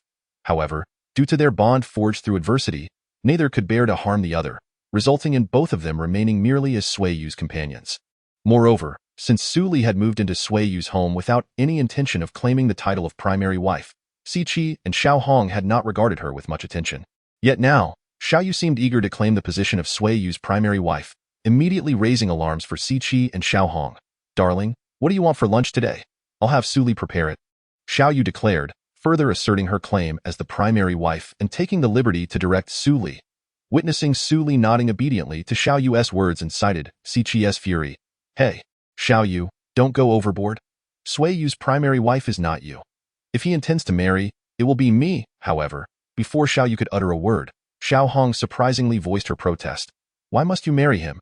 Clearly, the young master truly loves me. Moreover, I will marry no one but him. Without his whip driving me, I cannot survive. Hey, is it acceptable for you to so casually expose your preferences? A female servant should maintain a proper demeanor. Siqi, entirely consumed by her animosity towards Xiao Hong, abandoned Xiao Yu and engaged in a heated argument with her. Upon hearing Siqi shout at her, Xiao Hong disdainfully retorted, in this world, strength reigns supreme. I am in the late stage of the Gold Core realm, capable of better protecting Sui Yu. So what is wrong with me being the principal wife? Is being in the late Gold Core stage truly impressive? You were nearly eradicated by me. Siqi's words instantly ignited Xiao Hong's fury, prompting her to declare, as your elder sister, I shall teach you, my dear sister, how to be a proper servant. With that, Xiao Hong tackled Siqi to the ground, vigorously tickling her underarms, causing Siqi to erupt with laughter, exclaiming, Ha ha ha Xiao Hong, you are so despicable. Ha ha ha, you know I am ticklish. Ha ha ha, stop it. Ha ha ha, I will truly be angry if you continue. Ha ha ha, I am genuinely angry now. Finally, Siqi retaliated. Seizing an opportunity during Xiao Hong's momentary lapse in control, she swiftly flipped Xiao Hong over and pinned her down, delivering several swift smacks to her rear. Oh, that hit the mark. Xiao Hong immediately softened, prompting Siqi to continue her onslaught, proclaiming, Today, I shall fight you to the finish. The victor shall become Sui Yu's principal wife. Here we go again. Sui Yu, with his hand on his forehead feigning a headache, was nonetheless captivated by the fleeting glimpses of allure revealed during the playful tussle between the two women. Indeed, it is the half-concealed that truly captivates. Upon hearing Siqi's declaration, Xiao Hong's eyes sparkled with intrigue as she questioned, Are you certain this time it is a genuine battle? You won't back out again, will you? It was evident that such contests had occurred numerous times before, and Siqi had lost more often than not, resorting to underhanded tactics each time. Humph, this time, I shall not lose, Siqi retorted defiantly. Just then, Xiao Yu approached, excitement radiating from her as she asked, If I make you concede, can I become the master's wife? Do not call him master, they both exclaimed in unison. Ignoring their protests, Xiao Yu plunged into the fray, resulting in chaos. With her entrance, Siqi and Xiao Hong immediately united against her. Xiao Hong mounted Xiao Yu, restraining her, while Siqi removed Xiao Yu's shoes, exposing her delicate feet to tickling. After a while, seemingly unsatisfied, Siqi produced an unknown feather, teasing Xiao Yu's soles with varying pressure, eliciting desperate pleas for mercy as Xiao Yu pounded the ground in laughter. However, the two women were relentless, refusing to overlook Xiao Yu's audacity in addressing Sui Yu as master, continuing their relentless assault despite Xiao Yu's tears of laughter. Sui Yu wholeheartedly approved of this playful skirmish devoid of spiritual power, even indulging in the tofu held by Su Li at his side, relishing the scene. Observing the three women entangled in their playful rivalry, while Su Li, the opportunist, reaped the benefits, Xiao Yu, under duress, cried out, Su Li, come protect me. Gently patting Su Li's rear, Sui Yu chuckled, Go on. Thus, Su Li joined the fray. Moments later, Siqi, amidst her laughter, called out, I surrender. No more tickling. I give up. Shortly thereafter, Xiao Yu, breathless and seeking refuge behind Sui Yu, exclaimed, Master, I nearly laughed myself to death. Eventually, only Xiao Hong and Su Li remained in contention. Ultimately, Su Li, endowed with exceptional talent in cultivating the war god record, emerged victorious in this contest that forbade the use of spiritual powers. This doesn't count, Siqi immediately protested. Su Li only joined after we had both exhausted ourselves, clearly taking advantage. Once concluded, Siqi promptly attempted to cheat, a behavior Sui Yu had observed many times before, so he paid it no mind. As for Su Li, she had no interest in becoming Sui Yu's wife. Merely being by his side and silently supporting him sufficed for her. It's noon. Shall we cook? Xiao Yu waved her hand, recalling the earlier uproar, suddenly feeling hungry. Although those in the Gold Core realm do not require sustenance, The influence of Sui Yu's penchant for meals had cultivated a good habit of timely dining among the women. Cooking, right. We haven't competed in this yet. Let us see who can prepare the best lunch today, Siki proposed, her eyes sparkling with inspiration. Upon hearing this, Sui Yu immediately nodded in agreement. With Sui Yu's approval, Xiao Hong and Xiao Yu had no choice but to accept the challenge, while Su Li had already intended to prepare a meal. To ensure fairness, Sui Yu was barred from approaching the kitchen, and the women kept a close watch on each other to prevent any bribery of the judges. After a waiting period, the women wheeled in a cart laden with dishes and began presenting them one by one for Sui Yu to taste. As Sui Yu observed the eager expressions on their faces, he began to indulge heartily. It must be said that the dishes prepared by the women were indeed exquisite in flavor and presentation, rivaling Sui Yu's culinary creations, except for the spiritual essence, which could not compare to those produced through his alchemical endeavors. Before long, Sui Yu had consumed half of the dishes prepared by the three women. Only when he could eat no more did he reluctantly set down his chopsticks. Just as he pondered how to score the dishes, he unexpectedly noticed Siki, Xiao Hong, and Xiao Yu with their heads bowed in disappointment, appearing utterly despondent. Curious about their lackluster demeanor, Sui Yu inquired, "What is the matter? I have yet to judge." Hearing his question, Siki pouted and explained, "We never intended to put you in a difficult position. So we agreed beforehand that the judging criteria would not be based on your scores for each dish, but rather how much you ate of each one." Glancing at the remaining dishes on the table, Sui Yu finally understood the source of the trio's disappointment. Although their dishes were visually appealing and flavorful, they had all prepared their signature dishes. In contrast, the dishes Su Li prepared were not her forte but rather Sui Yu's favorites. Ever since Su Li awakened, she had devoted herself entirely to Sui Yu, meticulously learning his preferences, habits, and favorite foods through keen observation of his daily life. Thus, when Sui Yu dined, despite the variety of dishes on the table, he consumed the most of Su Li's offerings, prompting a tender warmth to fill Sui Yu's gaze as he regarded her. "How is it once again Su Li who emerges victorious?" Siki lamented helplessly. While Xiao Yu, hands on her hips, boldly declared, "Since Su Li has no intention of becoming Sui Yu's principal wife, that means we three still have not determined a winner." Upon hearing this, Siki's eyes lit up as she eagerly agreed with Xiao Yu. "Yes, we must continue to compete. What shall we compete in next?" Thus, as Sui Yu savored tea served by Su Li, the women fell into contemplation regarding their next competition. "How about we compete in singing?" Xiao Yu suggested. However, Xiao Hong's face paled as she shook her head vigorously. "Not that. Let us pick something else. For instance, we could arm wrestle." Seeing Xiao Hong so anxious, Siki suddenly became intrigued, remembering how she had previously suffered a crushing defeat against Xiao Hong. Now that she had discovered Xiao Hong's weakness, she was determined to seize the opportunity. "Singing? Very well, but without accompaniment. I can play the piano. I also can play the flute and the xiao," Xiao Yu chimed in enthusiastically, mentioning her musical talents. Upon hearing this, Sui Yu mused, "The xiao?" However, the women were engrossed in their debate, ignoring him. At this point, Xiao Hong attempted to interrupt the discussion, but Siki would not grant her the chance, directly stating, "I can play most instruments as well, but my specialty is the piano. By the way, Su Li, what can you play, me?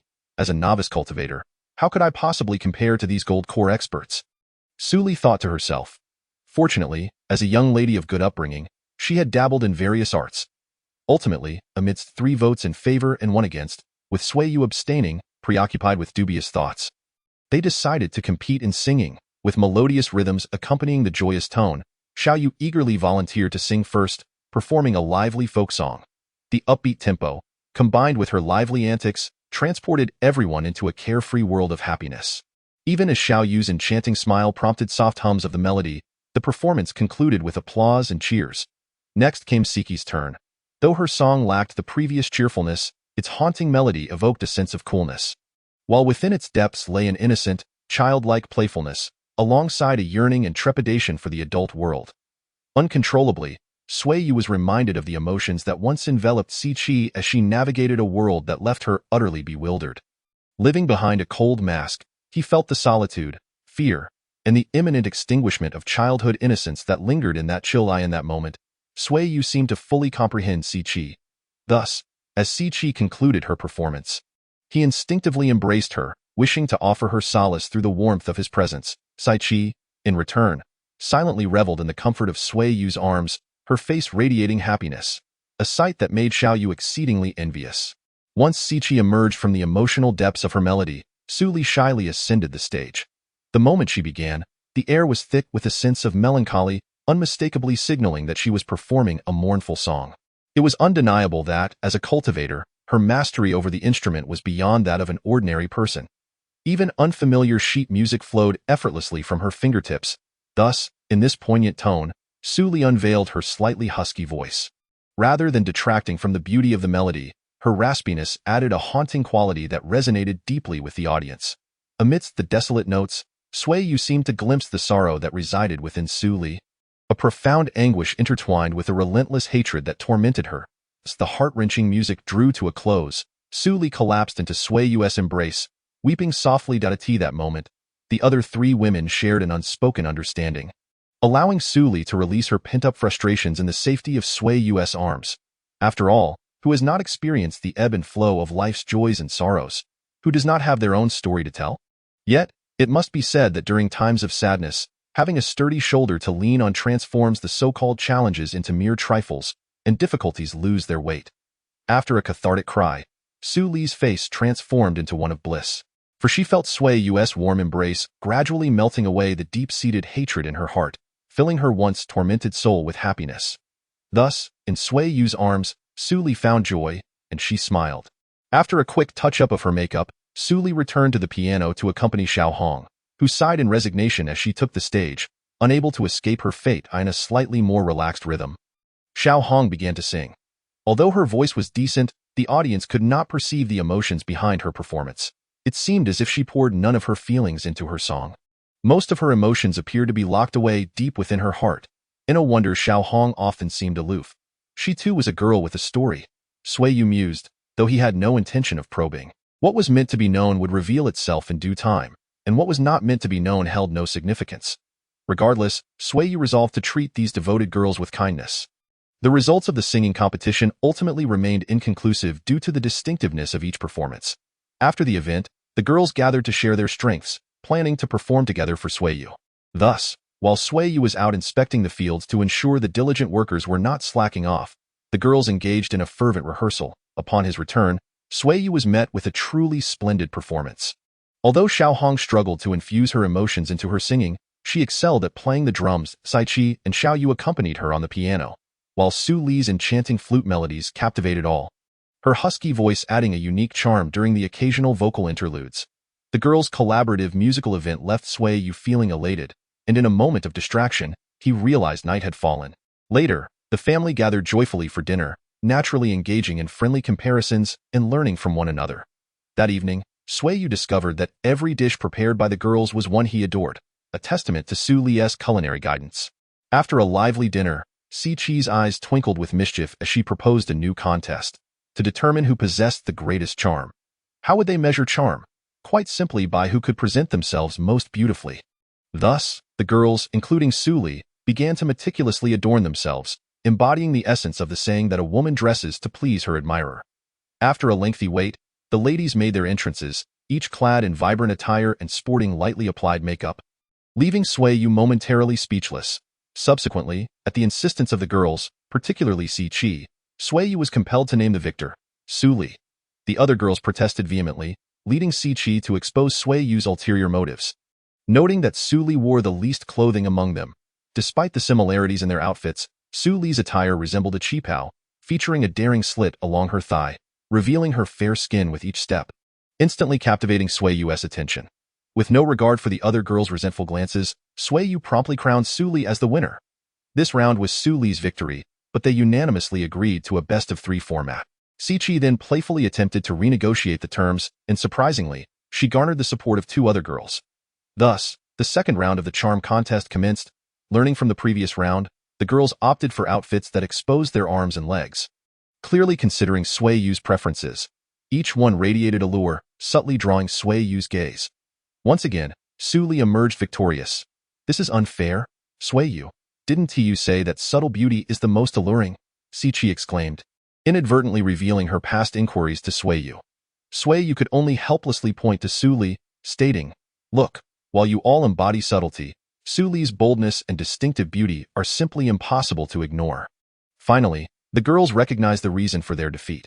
It seemed Suli had deliberately chosen a more revealing outfit, donning a short skirt and a low-cut sports top designed by Sui Yu. Her alluring thighs and enticing neckline sparking a desire in Sui Yu to explore further. Thus, Suli triumphed once more. This is not fair. Sui Yu is merely a lecherous creature who focuses on flesh rather than fashion. Siqi astutely remarked, though her insights always came too late. Under Siqi's encouragement, the girls decided that this round would not count, and the outcome would be determined in the next, this time.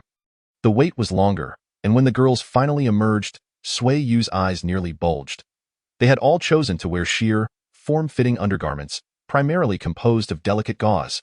Gazing at their alluring figures through the thin fabric, Sui Yu felt parched, especially Xiao Yu, who had never participated in a group event before, felt shy under the gazes of her sisters as she revealed her petite yet captivating form. Her bashfulness caused the others to blush in unison.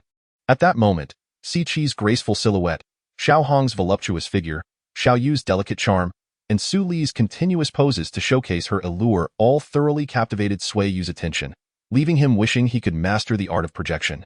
Ultimately, the charm contest failed to yield a definitive champion, for when the girls appeared before Sui Yu in such enticing attire, he could hardly contemplate who possessed the most charm or who should be declared the winner.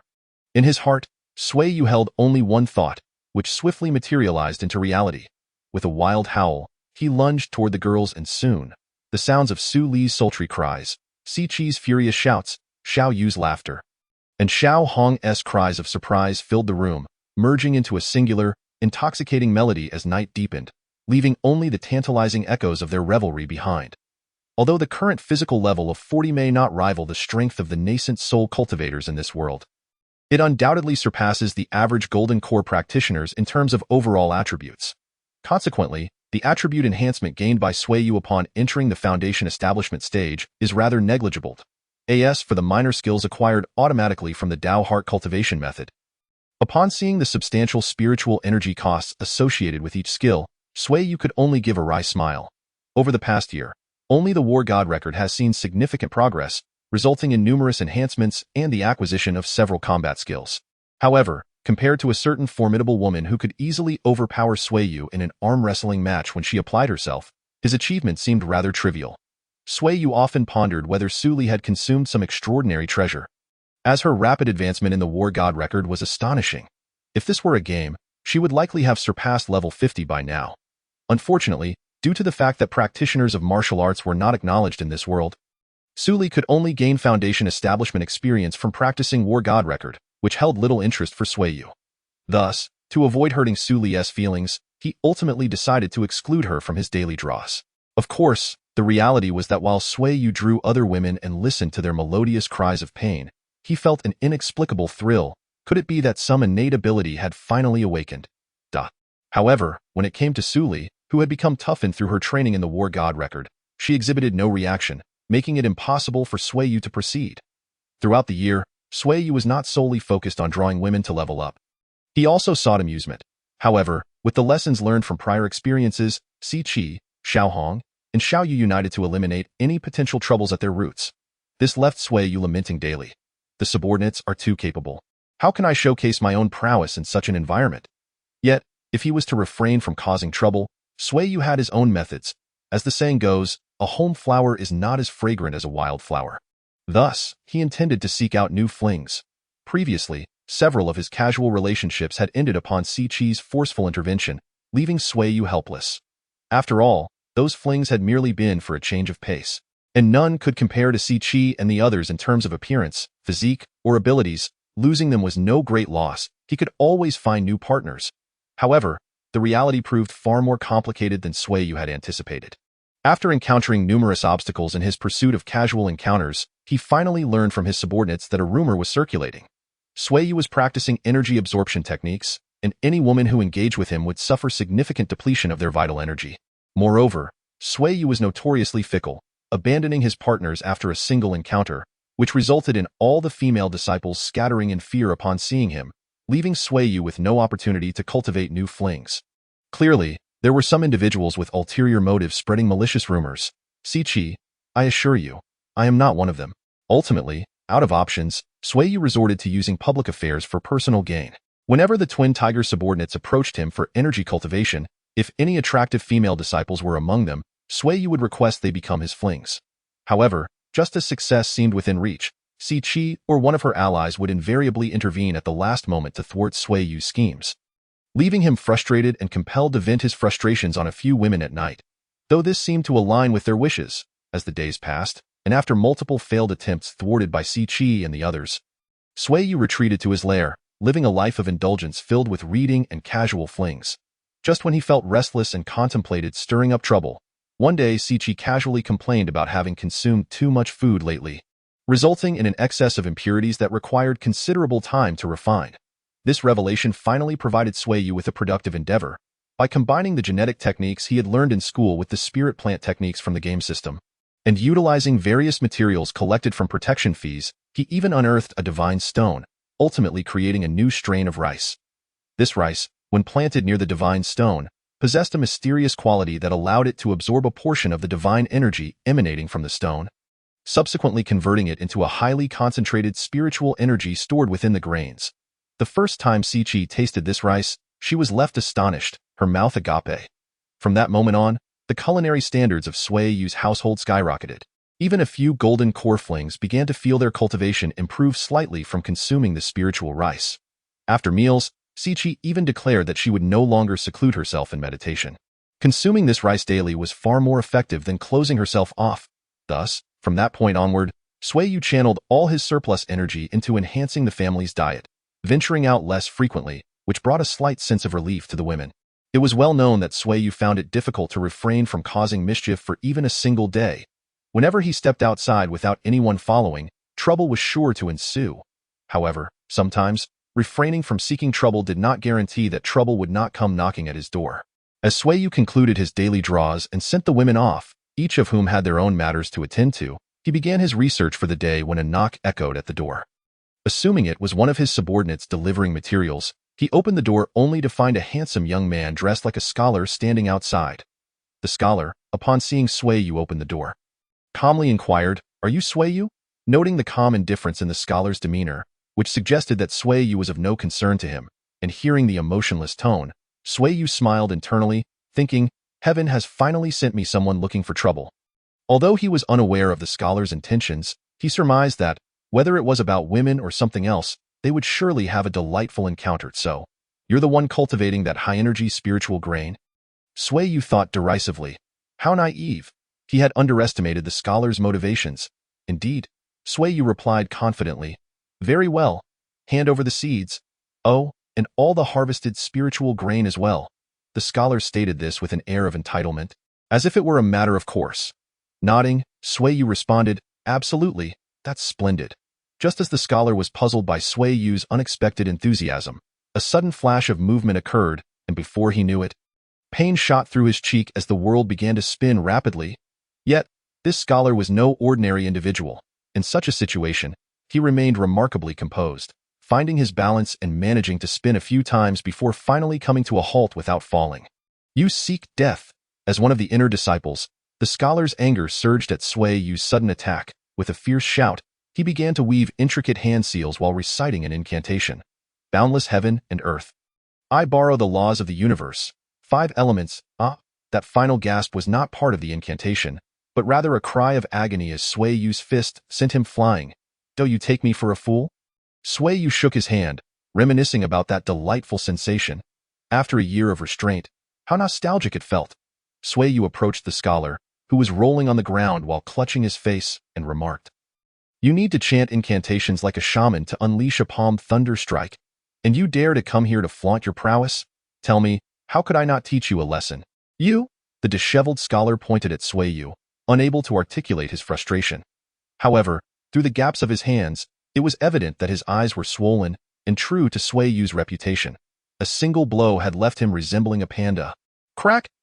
As Sui Yu snapped the scholar's outstretched finger and delivered a swift kick to his abdomen, the scholar was sent tumbling several meters to the ground, spitting out the dirt from his mouth. The scholar groaned in pain. "You dare to assault an inner disciple. Do you comprehend the consequences of your actions?" "I do not," Sui Yu replied boldly. "However, since I have already struck, I must accept the consequences." "Right? In that case, I shall proceed." As Sui Yu finished speaking, he charged after the scholar, who was attempting to flee, grabbing him by the collar and turning him to face himself, then unleashing a flurry of slaps. Before long, the scholar's appearance was unrecognizable. His hair was disheveled, his cheeks swollen like buns, and his muted cries of pain were reduced to faint whimpers due to the swelling in his mouth. Sui Yu, having finally found a suitable punching bag, was not about to let him off easily.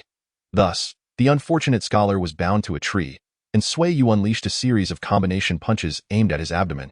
After this round, the scholar was left gasping for breath.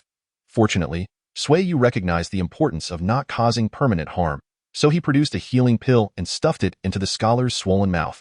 Before long, while his face remained unrecognizable, Sui Yu's system vision indicated that the scholar's health had recovered to 80%. Thus, the next round of punching practice commenced. Chapter 29. Unavoidable troubles when Siki, Xiaohong, and Xiao Yu returned from work. They were astonished to find Sui Yu comfortably seated in the shade outside, sipping tea with a contented expression, while Suli stood beside him quietly preparing more tea. The three women exchanged dubious glances at Suli. Sensing the palpable resentment emanating from them, Suli, feeling their scrutinizing stares, quickly waved her hands, insisting, "It's not what you think." She then pointed in a specific direction. Following her gesture, the three women noticed a plump boy sitting in a tree, facing away from them yet directly in Sui Yu's line of sight. Given the bruises and panda eyes adorning his face, it was evident that he had been fattened up at Sui Yu's behest. Upon glancing at the inner sect badge around the boy's waist, the three women exchanged worried looks, realizing the gravity of the situation. Sui Yu, blissfully unaware of the trouble he had caused, greeted the trio with a casual wave. "Oh, you three are back from work? What shall we have for dinner tonight?" "I fancy some braised chicken wings," Xiao Yu, without a care, replied joyfully, only to receive a sharp knock on the head from Siki. Tearfully, Xiao Yu cradled her head and retreated to a corner in silence. Once the playful banter subsided, Siki turned her attention to Sui Yu, demanding, "Can you tell me who this plump boy is?" Having spent the entire day under Sui Yu's dubious care, the once elegant young man had morphed into a rotund figure, rendering Xiaohong and the others unable to recognize him. Sui Yu, equally in the dark about the boy's identity, was nonetheless met with recognition from the boy himself. Struggling to open his swollen eyes, he caught sight of the three women and, in a raspy voice, whimpered, "Elders, please save me."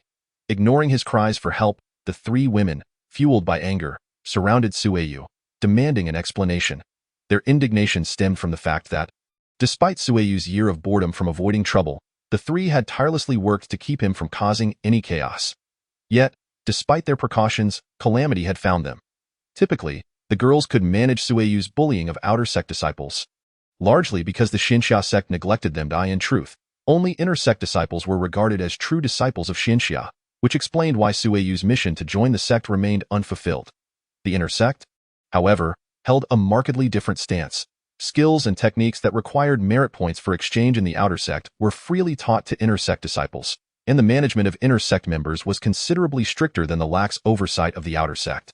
The fact that this boy had gone missing for an entire day surely meant that the higher-ups were now aware of his absence. Upon hearing the girl's explanation regarding the inner sect, Sui Yu sighed. "So it truly is a hassle. Why not just eliminate him and dispose of the body?" A chill ran down the plump boy's spine at the suggestion. Realizing that Sui Yu was indeed capable of such a heinous act, he began to thrash about helplessly, despite the pain from his swollen lips, desperately calling for help from the three elders. The boy had no desire to meet a grim fate. After all, he had worked hard to rise above the outer sect disciples to enter the inner sect, where he envisioned a broader horizon and a promising future. At that moment, he was resolutely against being silenced without reason. He had merely come to enjoy the autumn breeze, never intending to engage in any nefarious activities. Yet here he was, inexplicably defeated by a seemingly unremarkable individual and bound to a tree for the entire day. Heaven help him. He had lost all sense of time during this ordeal. Moreover, the most infuriating part was that every time he felt close to death, Sui Yu would administer healing elixirs, leisurely waiting for him to recover before unleashing a flurry of punches that targeted every part of his body. After enduring such relentless torment, the once sprightly boy now resembled someone unrecognizable, even to his own mother.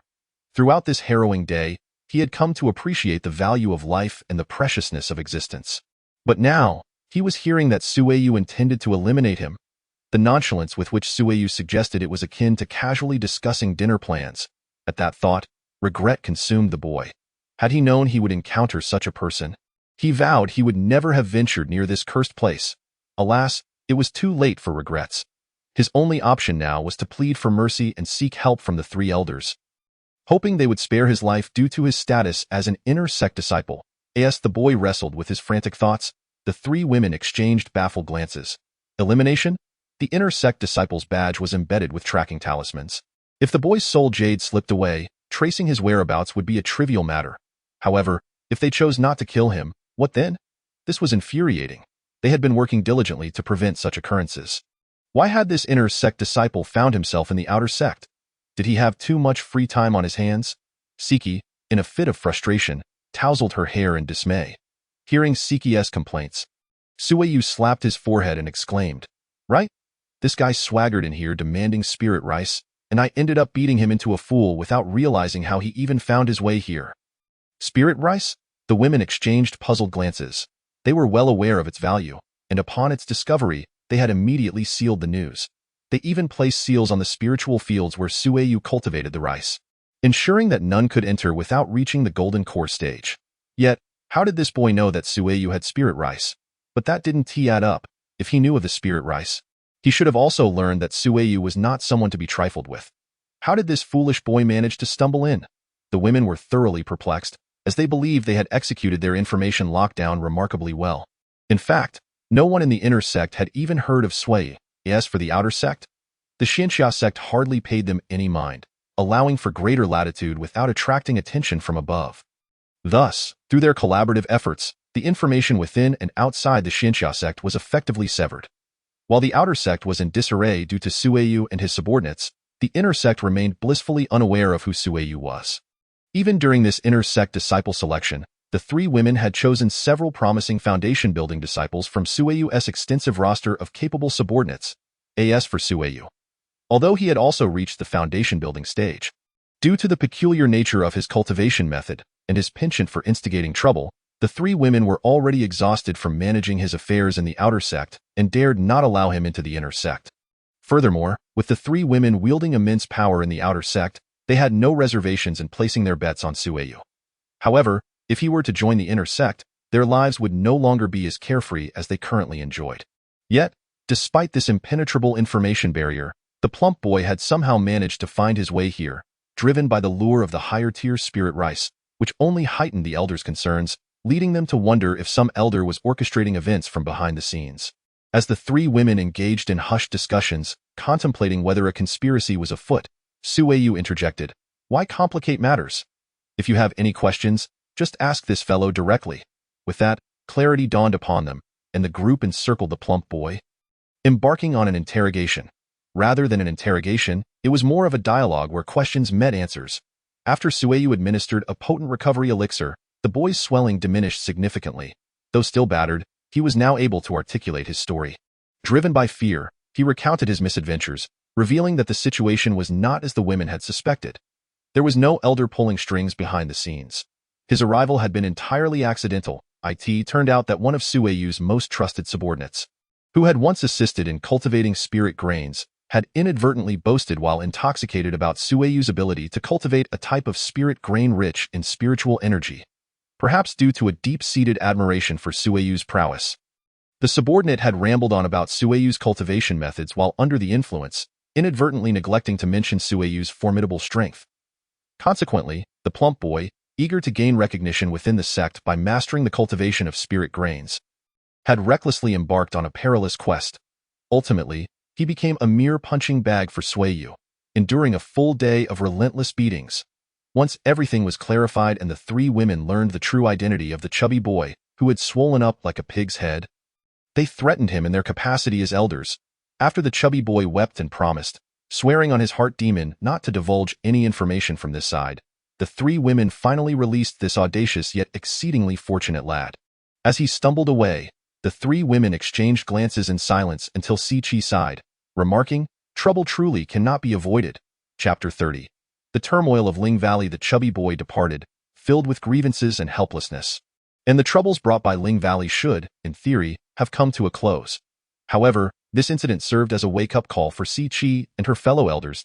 High-end resources like Ling Valley if discovered by others within the sect, would undoubtedly lead to attempts at appropriation.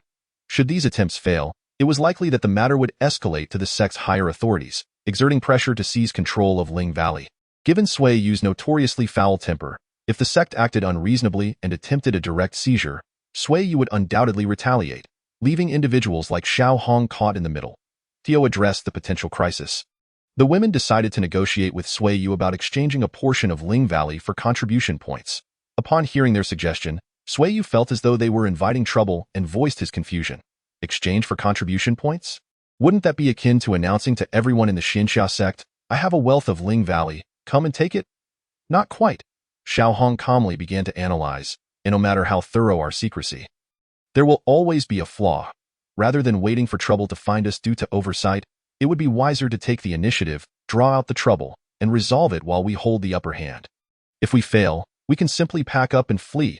After all, we currently have 3 golden core cultivators and a multitude of foundation establishment practitioners. We could easily establish a small sect elsewhere. My heavens! Siqi dramatically expressed her astonishment at Xiao Hong's boldness. Then, with a face full of disbelief, remarked, "Even Xiao Hong, who has always been loyal to the sect, suggests defecting to elope with Sui Yu. Surely, Sui Yu must be quite touched by this. Should we not agree to your proposal?" Faced with the united persuasion of the women, Sui Yu ultimately acquiesced. For him, contributing some Ling Valley to the sect was not a significant sacrifice. However, he made it clear to the 3 women that the finest Ling Valley must remain for his own consumption and would never be surrendered to others. The Ling Valley he contributed would be of inferior quality. And, most crucially, he would never divulge the cultivation techniques for Ling Valley. It is worth noting that the extraordinary nature of his Ling Valley was primarily due to a divine stone buried within the spiritual fields. While direct absorption of divine energy could lead to explosive results, consuming the Ling Valley, which had diluted and transformed that energy, allowed for safe, indirect absorption. This was why Siqi and the others felt their powers increase after consuming the Ling Valley. Thus, to cultivate Ling Valley like Sui Yu's, one must possess a divine stone. Though the stones were virtually worthless to Sui Yu, should their existence be exposed and come to the attention of certain powerful beings, those entities would likely pursue Sui Yu relentlessly, demanding he produce more divine stones. Faced with annihilation, Sui Yu would have no choice but to comply. Sui Yu was not foolish. While he relished stirring up trouble, he had no interest in facing insurmountable issues. Consequently, the secret of the divine stone was known only to Sui Yu, while Siqi and the others only understood that the quality of the Ling Valley diminished due to the formation's influence, unaware that the true reason was their distance from the divine stone, which hindered the absorption of its dissipated divine energy. After all arrangements were settled, the next day, De Hu and his companions took the Ling Valley bestowed by Sui Yu to exchange for contributions. Since the exchange of techniques required the use of one's own merit points, De Hu and his companions had to handle the exchange themselves, as for Sui Yu. With 3 elders protecting him and numerous underlings delivering the protection fees to him, he had little regard for the items available for exchange in the outer sect. Naturally, due to the significance of Ling Valley, to prevent any potential embezzlement by the disciples responsible for the exchange, Xiao Yu made a special trip to inspect the contributions before the agreed time. By chance, she discovered that De Hu and their contributions were of exceptionally high quality, leading her to promptly transfer the Ling Valley to the inner sect's spirit plant hall. When the hall's steward eagerly sought out several elders to report, Xiao Yu withdrew, notifying Siqi and the others to prepare for the coming storm. However, the anticipated storm did not materialize. Although it was known that the Xianxia Sect had long discovered Sui Yu was the owner of Ling Valley, it seemed as though he had been forgotten, with no one seeking him out. Days later, a veteran elder from the sect approached Siqi, explicitly expressing the desire to bring Ling Valley fully under the sect's control. It turned out that they had investigated Sui Yu's background and determined his connection to Siqi, leading them to send a representative for communication. However, fully aware of Sui Yu's boundaries, Siqi politely declined. Her reasoning was that Sui Yu was a shield, claiming that this technique was a family heirloom, never to be shared. She also conveyed her intent to protect Sui Yu, urging the sect not to overreach. Considering the potential instability of Siqi's faction, the Xianxia Sect opted for a facade of indifference while secretly engaging in fierce competition for the portion of Ling Valley that Sui Yu had submitted. Simultaneously, they exerted pressure on Siqi to obtain more Ling Valley. Meanwhile, numerous elders dispatched their disciples to infiltrate Sui Yu's residence, hoping to glean his techniques. However, The spiritual fields dedicated to cultivating Ling Valley were safeguarded by the seals set by Si Chi and her companions, rendering them invisible from the outside. Furthermore, ordinary disciples lacked the strength to breach the interior. When the disciples reported their inability to proceed, one night, a cloaked figure stealthily infiltrated Sui Yu's spiritual fields. His adept manipulation of spiritual energy to circumvent the seals revealed him to be a golden core cultivator, likely in the later stages, with a profound understanding of sealing techniques. This masked individual skillfully created a fissure in the seal and entered the spiritual fields. As he gazed hungrily at the abundant Ling Valley, which was on the verge of maturation due to the formation's acceleration, he suddenly sensed an unusual atmosphere around him.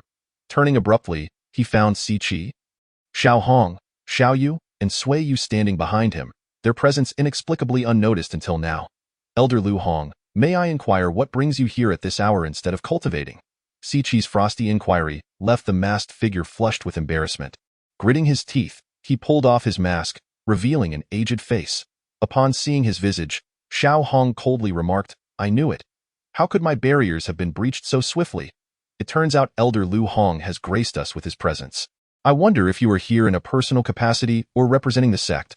Lu Hong, however, did not respond to Xiao Hong's question, shaking his head with a bitter smile. I never expected you, who always prioritizes the sect's interests, would assist outsiders at this time. Outsiders? Si Chi scoffed, continuing, since you regard me as an outsider, I shall act somewhat excessively today, and I trust you won't hold it against me? Humph. I advise you not to be too arrogant. This is ultimately the territory of our Xianxia Sect. Even if my actions today are less than honorable, I do so for the sect's development. I am clear in conscience. Observing Lu Hong's sanctimonious demeanor, Si Chi realized that reasoning with such a person was futile, so she raised her sword and shouted, stealing in the dead of night and yet claiming a clear conscience? You have some nerve, sisters, let us teach him a lesson. With that, she hurled her sword, initiating an attack on Lu Hong. Lu Hong promptly summoned his own sword to defend himself. Upon seeing Xiao Hong and Xiao Yu also draw their swords, he cried out, Are you all going to strike at me too? Do you truly intend to betray the Xianxia Sect? His voice was laced with disbelief and sorrow over the betrayal, evoking sympathy and tears from those who heard it. Seeing that the two women hesitated in response to his emotional plea, Lu Hong continued to shout, Xiao Hong, Xiao Yu, do not make a grave mistake. There is still time to turn back. Before Lu Hong could finish, a shadow suddenly appeared before him. Due to its swift approach, Lu Hong had no time to react, only feeling a sharp pain in his jaw as Sui Yu's punch sent him flying. Tracing a magnificent arc through the air and crashing into the spiritual fields, toppling a swath of Ling Valley. Meanwhile, Lu Hong's sword, which had been under his control, fell to the ground as he lost command. How absurd! Here is a thief pilfering Ling Valley, yet he acts as if he is the master. One might mistake us for the intruders. I'm sorry, but I can't assist with that. As Sui Yu contemplated how to reward Suli upon his return, he suddenly discovered a figure blocking his path. Observing a young man leaning against a grand tree, wielding a long sword still sheathed, Sui Yu initially disregarded the inquisitive gaze directed at him and attempted to sidestep. However, the young man positioned the hilt of his sword before Sui Yu, expressing keen interest. You must be the spirit planter, Sui Yu? With a wave, Sui Yu dismissed the sword and turned to leave, feeling an overwhelming sense of ennui. Despite having experienced a monotonous existence recently, it seemed that life had become unexpectedly eventful as a surge of individuals had approached him for assistance. His subordinates, wary of the Xianxia Sect potentially using them to threaten Sui Yu, had dispersed temporarily, resulting in a lack of deterrence against those who sought to exploit him. Not long ago, Sui Yu had managed to quell a multitude of such nuisances, believing that his notorious reputation had spread far enough to deter any further intrusions. Yet today, he encountered yet another individual. Despite the young man's graceful demeanor, he was not an attractive woman, and Sui Yu had no interest in romantic pursuits. Thus, the young man's unique pose failed to capture his attention. How intriguing! The rumors appear to hold truth. It seems you single-handedly subdued those inept individuals from the inner sect. The young man caught up with Sui Yu, confidently stating, however, I am not one of those newly initiated cultivators, so you ought to take me seriously. Oh. Sui Yu nodded before delivering a punch to the young man's face, sending him sprawling against the trunk of a large tree. Clutching his bruised eye, the young man exclaimed, You coward! How dare you ambush me? Well, you did suggest that I should be more earnest. Sui Yu sighed helplessly, unable to stifle his laughter at the young man's misfortune. Ha ha ha, now you appear much more approachable. Your previous demeanor was rather intimidating indeed. You must be the man destined to marry my sister. However, securing her hand in marriage will not be an easy feat. After proclaiming this, the young man drew his sword and attacked with precision, yet his weapon, imbued with spiritual energy, failed to pierce even Sui Yu's clothing. With a level 40 cultivation, he was impervious to the weapon of a mere foundational cultivator. As a cold breeze swept by, the young man, still maintaining his stylish grip on the sword, sheathed it and remarked, "The weather is splendid today, perfect for an outing."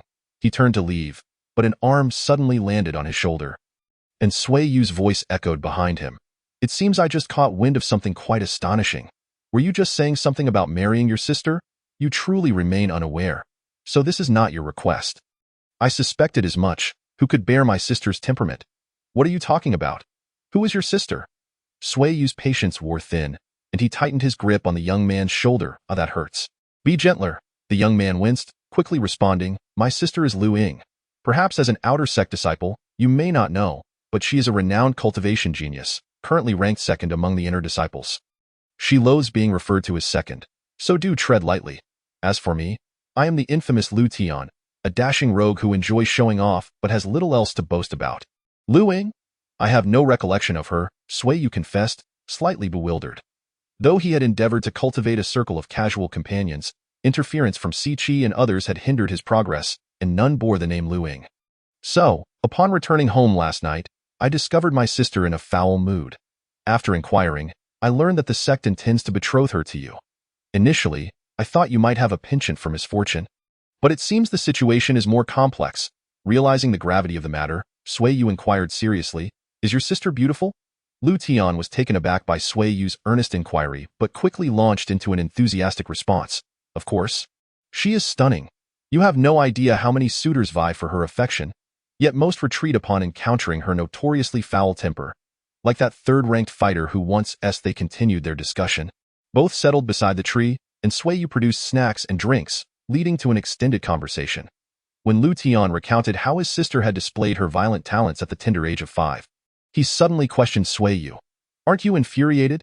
It seems someone is attempting to manipulate you both through marriage." MY's sister appeared rather glum all day upon learning of this. "Thankfully, I cleverly escaped, or I would have been her emotional punching bag last night." "Why would I be angry?" Sui Yu replied, bemused. "Did you not just say that your sister is exceptionally beautiful and has countless admirers?" Lu Tian nodded, affirming Sui Yu's statement, prompting Sui Yu to continue casually. "Then what's the dilemma? As long as I incur no loss, why should I refuse? If someone is willing to offer me a beautiful woman, I see no reason to decline. At most, I simply won't agree to marriage. We can maintain a relationship and I can indulge freely. What's not to like? Why should I be upset?" Coughing, Lu Tian nearly choked on his food. He had thought himself rather reckless, being a descendant of a cultivation sect, yet in comparison to Sui Yu's audacity, he realized he was quite ordinary. "Just be cautious. Don't come crying to me after being bullied by my sister. I doubt I can help you. She could easily handle me with one hand." After delivering this cautionary advice, Lu Tian elegantly departed with his sword in hand. Seeing Lu Tian leave, Sui Yu had no intention of lingering. He shrugged, gathered the remnants of their meal, and made his way home. Upon entering, he found the atmosphere lively, with Siqi, Xiao Hong, and Xiao Yu present alongside several elders. Noticing the three women's calm expressions belied simmering fury. Sui Yu's heart raced as he pondered. Could they have discovered his escapades from the previous night? Ahem. Siqi cleared her throat, forcing a smile as she addressed Sui Yu. "Congratulations. It seems a daughter of one of the elders has been weeping and clamoring to become your bride. Here she is. Oh, so that's what this is about." Sui Yu realized. Having just heard the news, he nodded, but Siqi's voice cut through his thoughts. Is there something else you're hiding from me?" Indeed, Siqi and the others knew him too well. Any slip of the tongue could reveal more than intended. Thankfully, other elders were present, and after shooting Sui Yu a warning glance, Siqi introduced a vivacious woman in red attire. "This is Lu Ying, daughter of Elder Lu Hong. Upon hearing of your exceptional skills in spirit planting and martial prowess, she proposed to the elders to become your wife. After much deliberation, they believed your union would greatly benefit the Xianxia Sect. Hence our visit to seek your hand. The daughter of that rice thief, Lu Hong. What is going on?" Sui Yu pondered, gradually piecing together the situation. It seemed the elders, unable to await Lu Hong's return, intended to secure their hold on him through marriage, thereby acquiring his unique cultivation techniques. Should the sect instill loyalty to their cause in his future offspring, the transmission of his family's secret techniques would ultimately benefit them. Such scheming was typical of a cultivation sect, with time to spare to contemplate future generations. Yet, Sui Yu could only imagine Lu Ying's reaction if she knew her father was currently bound and silenced in a cellar. Regardless of Lu Ying's thoughts, Sui Yu internally cheered. Well done.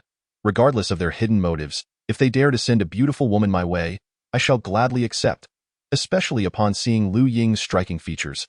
Though she seemed somewhat disheveled today, she is undeniably a great beauty. And how could I refuse? Thus, as Lu Ying subtly signaled him not to acquiesce, Sui Yu readily proclaimed to the assembled elders, I am grateful for your consideration, esteemed elders. I shall graciously accept this proposal. Chapter 32. The willful Lu Ying. Upon witnessing Sui Yu's swift acquiescence, the elders collectively exhaled in relief. Although the news surrounding Sui Yu had been somewhat obscured under the veil of secrecy maintained by Si Qi and her companions, they were still somewhat aware of his notorious temperament. Initially, they had harbored concerns that Sui Yu might resort to violence in response to the sect's intervention in his marriage. However, they were taken aback by how readily he accepted the proposal. Observing Sui Yu's jovial demeanor, the elders who had discreetly prepared to act should he become hostile finally relaxed their vigilance. Yet, at that moment, Lu Ying cried out, I disagree. Lu Ying, bellowed an elder with an impressively long beard, his lips moving subtly as he emitted a faint wave of spiritual energy, signaling to Lu Ying. As the elder's transmission reached her, Lu Ying's complexion fluctuated between shades of blue and white. Ultimately, she stomped her foot in frustration and turned away from the gathering, her back to them, her tightly clenched fists betraying her deep sense of grievance. Seeing Lu Ying no longer resist, one elder stepped forward and suggested, Since Lu Ying has no further objections, shall we discuss the wedding date? However, as soon as he spoke, an inexplicable chill washed over him, akin to being scrutinized by venomous serpents. If he were to glance back, he would undoubtedly see Si Qi, Xiao Hong, and Xiao Yu seething with an intensity that suggested they wished to rend him limb from limb. Let us set the date 10 years hence. Si Qi interjected at an opportune moment. Given Sui Yu's current level of cultivation, a marriage at this juncture would likely invite unwarranted gossip. Upon hearing Si Qi's proposal, a kindly elder stroked his long beard and responded with a smile. However, a man must marry and a woman must wed. Although 10 years may seem brief to us practitioners, marrying early also means welcoming children sooner. These individuals are so eager to gain access to my family's secret techniques. Sui Yu mused silently with a cold chuckle. Following the elder's remarks, Xiao Hong's somewhat frosty voice emerged. Perhaps we should consider the opinions of the parties involved? Upon hearing Xiao Hong's suggestion, the other elders exchanged glances of mild exasperation before shifting their attention to Sui Yu. Awaiting his response, Sui Yu began, but Si Qi interjected with a tone that sought to remain neutral. You don't intend to marry so soon, do you? Lu Ying is on the verge of attaining the golden core. The disparity in your cultivation levels renders an immediate marriage inappropriate, doesn't it? Even if a marriage is to occur, ample preparation time is essential, correct? Faced with Si Qi's questions, which masked her simmering fury, along with the palpable resentment emanating from Xiao Hong and Xiao Yu, Sui Yu could only nod in agreement. Yes, I too believe I am still quite young. Marrying now would indeed be premature. Upon hearing Sui Yu's affirmation, the elders exchanged knowing glances. The benevolent elder then turned to Si Qi and said, Elder Si Qi, I understand your concerns as the head of the family for your kin, but we are all members of the Xianxia Sect now. It would be prudent not to overly interfere in others' lives. Sui Yu is no longer a child. You should trust his judgment. Moreover, this decision benefits our sect entirely. It appeared that the elders interpreted Si Qi's opposition to Sui Yu's marriage as a reluctance to see their family's secret techniques divulged. They encouraged her by asserting that it would be advantageous for everyone involved. Unaware that Si Qi's true motivation was her desire for the status of the principal wife, I am not interfering with Sui Yu's life. I am merely acting in her best interest. Si Qi thought to herself, unsure how to communicate to the elders that she had already reserved the title of Sui Yu's wife for herself. If Sui Yu were currently an elite disciple, or at least possessed comparable cultivation levels to her own, it might not pose a significant issue. However, as it stood, Sui Yu was still an outer sect disciple, presenting himself with the cultivation level of an ordinary person.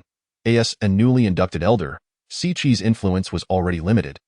And should their relationship come to light, her reputation would undoubtedly suffer irreparable damage, leading to disdain from all disciples.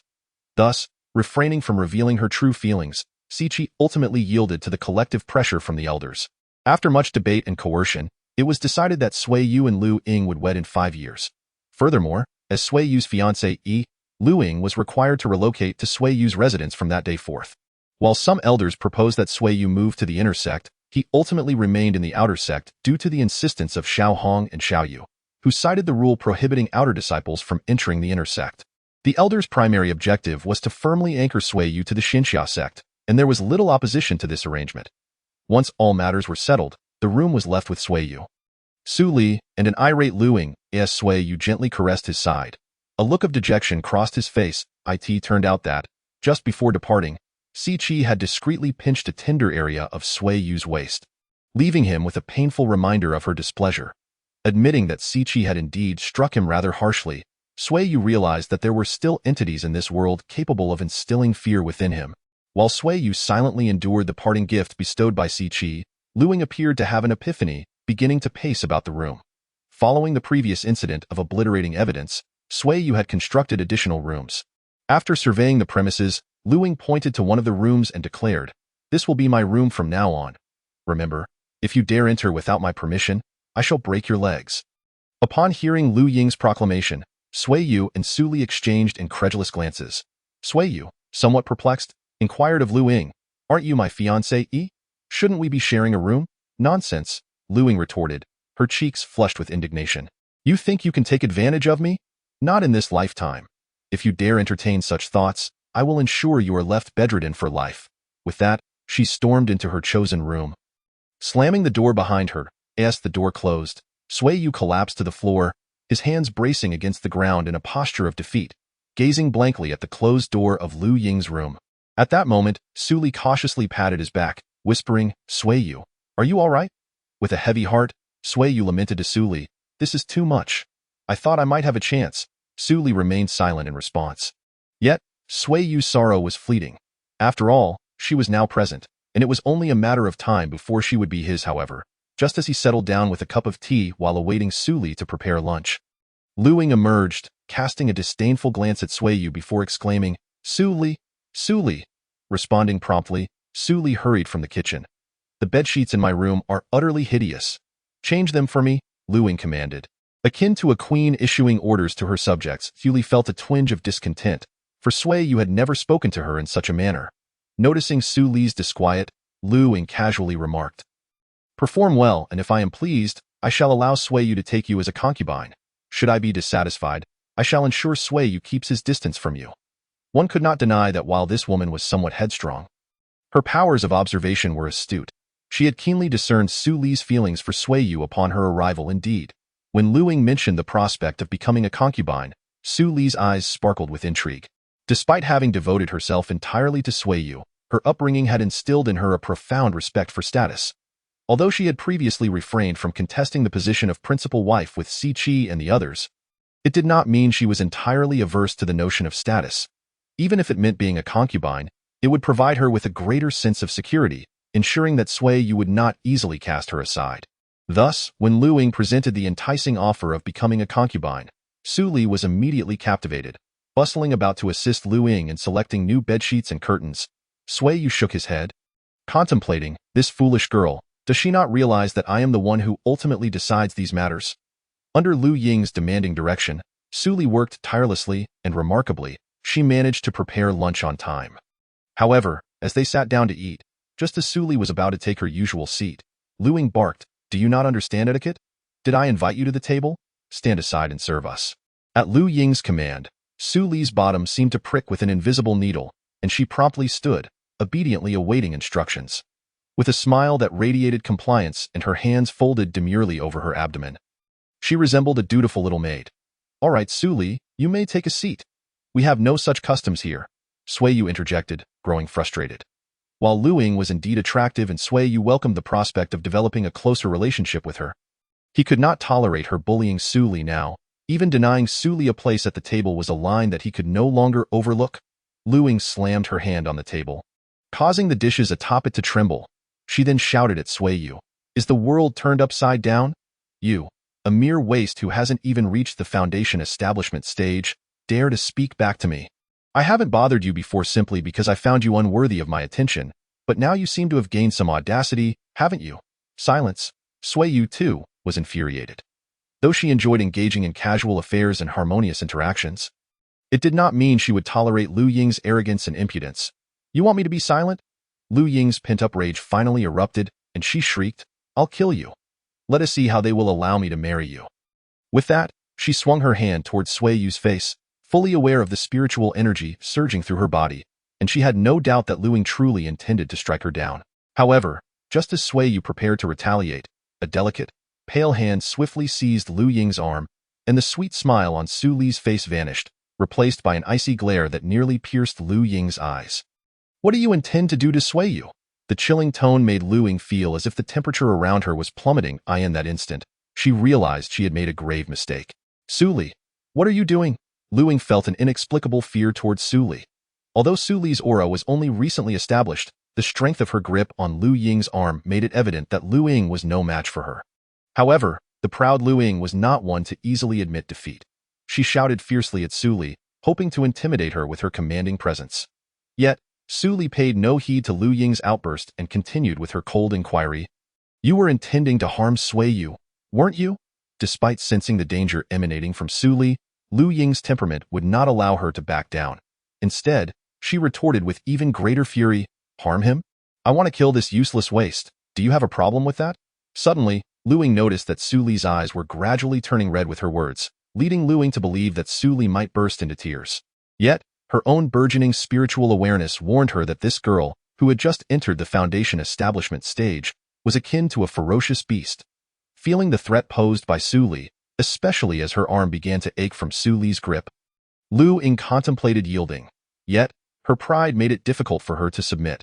Just as she felt Su Li's grip tightening to the point where it seemed her arm might break, Sui Yu gently placed his hand over Su Li's. Soothingly, instantly, the force of Su Li's grip weakened. However, when Sui Yu hoped that Lu Ying would feel grateful and her regard for him would increase, he was taken aback when she instead screamed at him. You jerk! Are you trying to make me look foolish on purpose? It seemed her opinion of him had not improved. Rather, it had diminished. With a renewed sense of confidence, Lu Ying swung a fist at Sui Yu's face. Su Li attempted to intervene, but Sui Yu halted her with a gesture. Just as Lu Ying's fist was about to connect with Sui Yu, he effortlessly caught it with one hand. How is this possible? Lu Ying gasped, astonished that Sui Yu, whom she deemed a waste, could so easily halt her furious assault with a single hand, at the same time. As Sui Yu grasped Lu Ying's fist, a sharp pain surged through her hand. To punish the arrogant girl, Sui Yu gradually tightened his grip, causing a wave of intense pain to course through Lu Ying. Instinctively, she attempted to free her right hand with her left, only to quickly realize that Sui Yu's strength was beyond her capacity to resist. Recognizing that he could no longer tolerate his fiery fiancée's behavior, Sui Yu understood that a degree of restraint could convey gentlemanly conduct, but excessive indulgence would only demonstrate his helplessness. Thus, he tightened his grip and applied downward pressure, forcing Lu Ying to slowly kneel before him in compliance with the pain in her wrist. Yet, despite her physical submission, Lu Ying's spirit remained unyielded. She shouted angrily at Sui Yu, Do you know what you're doing? I am the daughter of Elder Lu Hong. Do you have any idea what consequences your actions will bring? Consequences? Sui Yu scoffed silently. Thinking, your father, that petty thief, is still locked away, suffering in the cellar. What consequences could there be? Thankfully, he was wise enough not to divulge the secret of her father's imprisonment, though his disdainful expression did not escape Lu Ying's notice. Her pride was wounded by Sui Yu's condescending gaze, prompting Lu Ying, in a fit of rage, to draw a dart-like magical artifact from her storage ring, infusing it with spiritual energy to attack Sui Yu. With a cold snort, Sui Yu swiftly twisted Lu Ying's wrist behind her back, leaving her unable to target him with the artifact. Despite her efforts, the attack was feeble against Sui Yu, who easily seized her wrist. Forcing the artifact to clatter to the ground in a matter of moments, Lu Ying's resistance was subdued.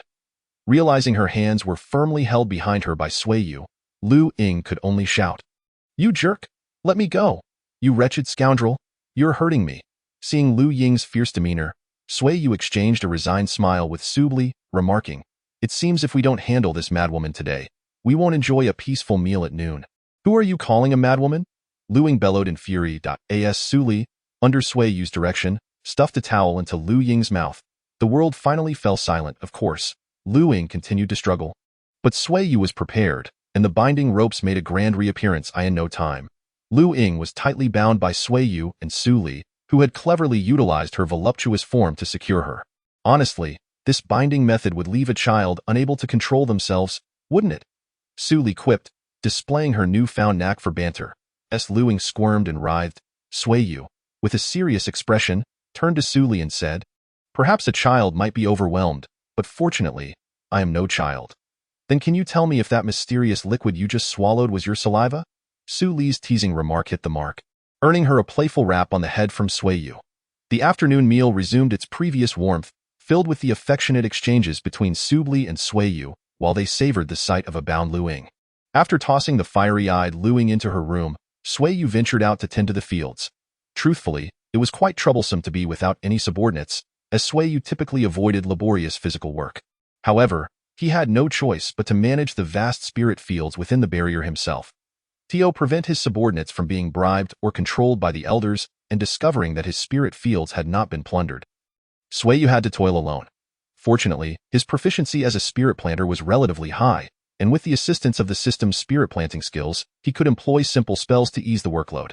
The only downside was that, despite the minimal consumption, it remained a significant burden on Sui Yu, who had a limited allowance of spiritual energy. Thus, he refrained from recklessly using his skills. After a long afternoon of work, Sui Yu finally returned home, feeling slightly fatigued, yet the enticing aroma of food wafting through the air stirred his appetite. Dinner consisted of Sui Yu's favorite dishes, all expertly prepared by Suli, who consistently varied the menu to ensure Sui Yu's delight. Together, they quickly devoured a substantial portion of the meal. Observing the remnants on the table, Sui Yu curiously remarked, "I never expected you to miscalculate the quantity of food." Suli, slightly embarrassed, replied, "I thought you would invite Lu Ying to join us for dinner, so I prepared extra." Upon hearing this, Sui Yu smacked his forehead, exclaiming, "I completely forgot about her." When the two, fully sated, opened Lu Ying's door, they found her room in disarray. It turned out Lu Ying had been struggling to escape the bindings, unwilling to lie still on the bed, and was now laboriously attempting to rise. Afterwards, with her feet bound by the immortal binding rope, Lu Ying could only bounce around the room in search of a way to free herself. However, whether by the bedside or the corners of the furniture, she found it impossible to wear down the ropes. Exhausted and panting, she made a complete mess of the room, yet remained firmly ensnared. The friction from her struggles left her clothing in disarray, revealing much of her alluring figure, much to the astonishment of Sui Yu, who entered just then. Upon seeing Lu Ying's exposed skin, her face turned crimson as she desperately attempted to cover herself from Sui Yu's view. After concealing what she could, Sui Yu removed the towel from Lu Ying's mouth and cheerfully inquired, "Would you like to have dinner?" With her energy depleted and the immortal binding rope restricting her spiritual power, Lu Ying immediately felt hunger pangs in her stomach. However, recalling that all this was a result of Sui Yu's actions, compounded by the fact that he had just taken liberties with her, her anger surged to its peak. Thus, a torrent of venomous curses erupted from her lips. Witnessing her disheveled state yet unabated audacity, Sui Yu made a rather difficult decision. At that moment, Lu Ying was suspended, and without the towel to gag her, she struggled to voice her indignation. Sui Yu secured the ropes and handed a whip to Suli, stating before Lu Ying, "You face some injustice this morning. Now, I entrust you with a sacred task. Use this whip to strike her fiercely." "Suli, do you dare strike me? Do you believe I want to make you never see Sui Yu again?" Bound and unable to escape, Lu Ying finally felt fear, attempting to threaten Suli. But Suli, ever loyal to Sui Yu, disregarded her words, and thus Lu Ying's protests fell on deaf ears. "Slap, Suli, you truly dare to strike me? Slap, Suli, I will not let you and Sui Yu off the hook. Slap, ow. You two scoundrels. Slap, woo-woo, please stop. Slap, I was wrong. Slap, woo-woo." Eventually, Lu Ying was reduced to tears, no longer daring to issue threats. Yet without Sui Yu's command, Suli showed no signs of halting. In fact, Sui Yu was momentarily taken aback, surprised at the stark contrast between Lu Ying's delicate sobs and her previously dominant demeanor. This juxtaposition unveiled an unexpected charm within Lu Ying. Witnessing the spectacle of a beautiful woman being whipped by another beautiful woman stirred Sui Yu's blood, compelling him to rush toward them. Amidst Lu Ying's startled cries, Sui Yu spent yet another thrilling night filled with unrestrained passion. Chapter 34. The arrival of Xiao Rou. Ouch, ouch, ouch. The sharp pain in his face roused Sui Yu from slumber. Cradling his painfully throbbing cheek, he glared at Lu Ying, who reciprocated his ire with equal intensity. It was the morning after Sui Yu shamelessly claimed Lu Ying, and she had greeted him with a rather substantial welcome gift. The reason Lu Ying hadn't taken a knife to end his life was simply that she remained bound by the immortal binding rope. Otherwise, Sui Yu would likely have met his demise in his sleep. What have you done to Sui Yu? Su Li, awakened by Sui Yu's anguished cries, was immediately incensed upon observing the neat imprints of teeth on his cheek. Almost instinctively, she seized the whip beside the bed and struck Lu Ying on her backside, prompting a flurry of pleas for mercy from Lu Ying. Observing Lu Ying's stubborn temperament, Sui Yu felt a headache coming on. Her obstinacy was far too intense. It seemed imperative to first subdue her. Thus, Sui Yu forcibly implanted a demonic seed into Su Li's dantian. What have you done to me? Lu Ying questioned, filled with terror and rage as she felt something invasive within her body. Do you wish to know? Sui Yu replied with a wicked smile. With a mere thought, the immortal binding rope unfastened, and Lu Ying suddenly felt her spiritual energy surging chaotically through her meridians. Akin to a dangerous fire, this frightfully chaotic sensation sent a shiver down her spine. Yet under Sui Yu's mental control, the turmoil soon subsided. However, recalling her earlier torment, Lu Ying trembled, realizing that she could never again allow herself to express anger towards Sui Yu. Noticing the fear in Lu Ying's eyes, Sui Yu smiled and said, Now, will you behave? Remember, from now on, be honest with me and refrain from attempting anything unbecoming, especially bullying those who are beneath you like Su Li. Otherwise, I have countless ways to deal with you. Do you understand?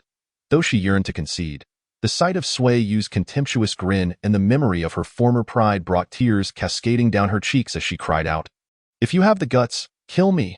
Do I have the guts? Did you not test that last night? Do you wish to try again?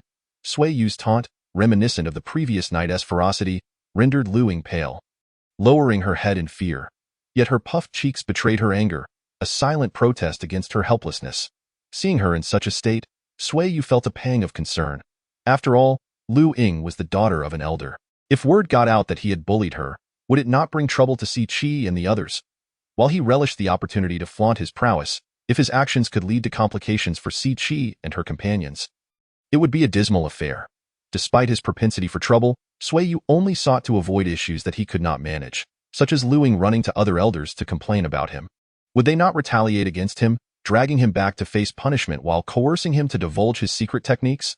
According to Si Qi's inquiries, although the Xianxia Sect was considered a lower-tier sect, it was led by a legendary master in the nascent soul stage who remained in seclusion, with the remaining experts primarily being Golden Core elders and elite disciples.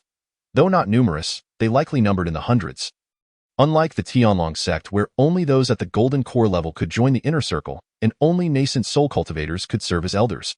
However, despite the Xianxia sect's fewer Golden Core cultivators, if a conflict were to arise between Sui Yu and the sect, he would find himself at a disadvantage, with only 3.5 Golden Core allies, counting himself as half at best. And only if they were willing to engage in combat. Calculating the odds, should he misstep, it could lead to dire consequences for Lu Ying and his other acquaintances. Thus, Sui Yu felt overwhelmed by how to manage Lu Ying. I was indeed too impulsive yesterday. Yet, with the situation as it stood, Sui Yu could only resort to desperate measures, directing Su Li, from now on, you are in charge of this one. Keep a close watch on her. Do not let her cause trouble. If she disobeys, you have my permission to strike her without hesitation. Yes, Su Li eagerly nodded, her heart racing with excitement, secretly vowing to impress Sui Yu. Although she had always taken care of Sui Yu's daily needs, she had often felt inadequate, wishing to assist him in resolving difficulties like Si Qi and the others. Now, with this opportunity at hand, Su Li could not contain her joy. After a simple breakfast served by Su Li, Sui Yu reluctantly ventured out to work, knowing that he had no choice but to labor for sustenance. Accustomed to the produce nurtured by divine stones, eating ordinary crops felt akin to consuming refuse. To avoid starvation, Sui Yu had to dedicate time to tending to his spiritual fields. After exhausting himself, upon returning at noon, Sui Yu was astonished to find the proud Lu Ying cleaning the room. Upon noticing Sui Yu's entrance, she approached him, bowing her head in greeting. Her anxious demeanor prompted Sui Yu to reach out and touch her forehead, checking for fever. What are you doing? Luing instinctively swatted his hand away. Yet upon hearing a cold snort behind her, she trembled and quickly lowered her head, repeatedly apologizing. I'm sorry. I'm sorry. I was wrong. Please don't punish me. What did you do to her? Sui Yu inquired, directing his question at Su Li, who stood behind Luing, her face flushed as she softly replied. I didn't do anything, just followed what you used to do. What did I do? Sui Yu asked, puzzled. Su Li, somewhat shy, explained, Sister Siqi once told me about your early encounters, mentioning that she too had a fiery temperament. Whenever she made mistakes, you would punish her, and gradually, her temperament improved. This morning, I employed your method to discipline Luing. Did I err in doing so? Su Li, feeling somewhat uneasy, quietly inquired of Sui Yu, observing that the temperamental Luing had learned to apologize within just a few hours. Sui Yu could hardly blame Su Li. With a joyful countenance, Sui Yu reassured Su Li, saying, You have done nothing wrong.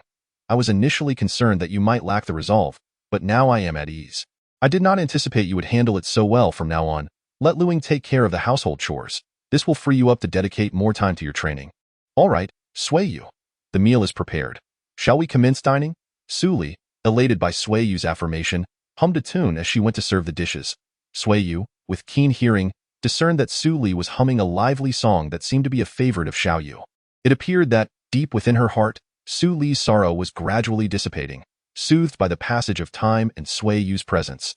Feeling the joy emanating from Su Li, Sui Yu could not help but feel a swell of happiness himself. The lunch consisted of Sui Yu's favorite dishes. Having fasted for an entire day, Luing was ravenously hungry, yet she dared not approach the table to eat, as she was merely a maid serving Sui Yu. Although Sui Yu felt a twinge of sympathy at the sight of such a lovely young woman standing by, hungry, he reminded himself that this was Su Li's rule. Furthermore, considering how Luing had treated Su Li the previous day, Sui Yu ultimately set aside his concerns and relished the meal, enjoying the attentive service from Luing. After dining to their satisfaction, Luing was left to clean up the remnants while Sui Yu and Su Li retreated to the shade outside to enjoy tea. Their acute hearing allowed them to catch the sounds of Luing gulping down food, interspersed with a few sorrowful sobs. Su Li hesitated before asking Sui Yu, Am I being somewhat excessive in my actions? Gently caressing Su Li's cheek, Sui Yu sighed, as if speaking to her while also engaging in self-reflection. Everyone must take responsibility for their actions. She once sought to bully you and even plotted to eliminate me. Therefore, is our treatment of her truly wrong? People often favor the pitiable, yet how many comprehend that the wretched often harbor disdainful traits? Ultimately, in this life, one should seek to act without guilt. Lu Ying's current predicament is entirely of her own making. Do not dwell on it too heavily, however. It would be prudent to ensure that Lu Ying becomes more compliant to avoid any troublesome complications. Su Li, though somewhat perplexed, felt reassured knowing Sui Yu did not object to her actions. In truth, her concern stemmed from a worry that Sui Yu might disapprove of her conduct.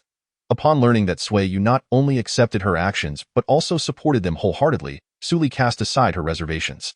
In her heart, as long as Sui Yu was pleased, moral dilemmas and distinctions between right and wrong paled in comparison. Su Li filled Sui Yu's teacup and prepared to engage him in conversation. She suddenly paused and produced a jade slip that emitted a soft glow. After examining it closely, she informed Sui Yu, Elder Xiao mentioned she would come by for a visit shortly. Oh, it has been quite some time since I last saw her. Ever since she warned me not to bully you after learning I permitted you to train, I have not encountered her again. I wonder what prompts her visit today. I have heard she holds quite a strong disdain for me. Su Li playfully shook Sui Yu's arm, saying, You aren't still upset with Elder Xiao for initially preventing you from asking me out, are you? She acted in my best interest, and besides, you did indeed startle me when we first met. Sui Yu, overwhelmed by her antics, surrendered with a resigned smile. I understand. Rest assured, I shall not be overly harsh with your future mentor. By the way, did she not say she would take you on as a disciple once you enter the inner sect? Is she here to facilitate your admission? Honestly, I am uncertain why Elder Xiao has come. But my sole desire is to remain by your side. Even if I enter the inner sect, I wish to accompany you. Oh, by the way, I have heard that she often traverses the Xianxia Sect to assist those in need. Perhaps she is simply passing through while offering help to someone. Upon hearing Su Li's words, Sui Yu contemplated that this indeed might be the case. Elder Xiao was truly an eccentric among the elders. While the others were preoccupied with cultivation or mentoring disciples, she, as an elder, roamed the Xianxia Sect, generously aiding others, occasionally visiting the mortal realm and returning with those she had saved. Consequently, her reputation within the outer sect was exceptionally high. Yet, she shunned power and influence, refusing any authority the sect attempted to bestow upon her due to her esteemed reputation. Sui Yu assessed her as a kind-hearted, yet somewhat naive woman. Regardless of the reasons for her sudden visit, it was essential to observe the proper etiquette in receiving an elder.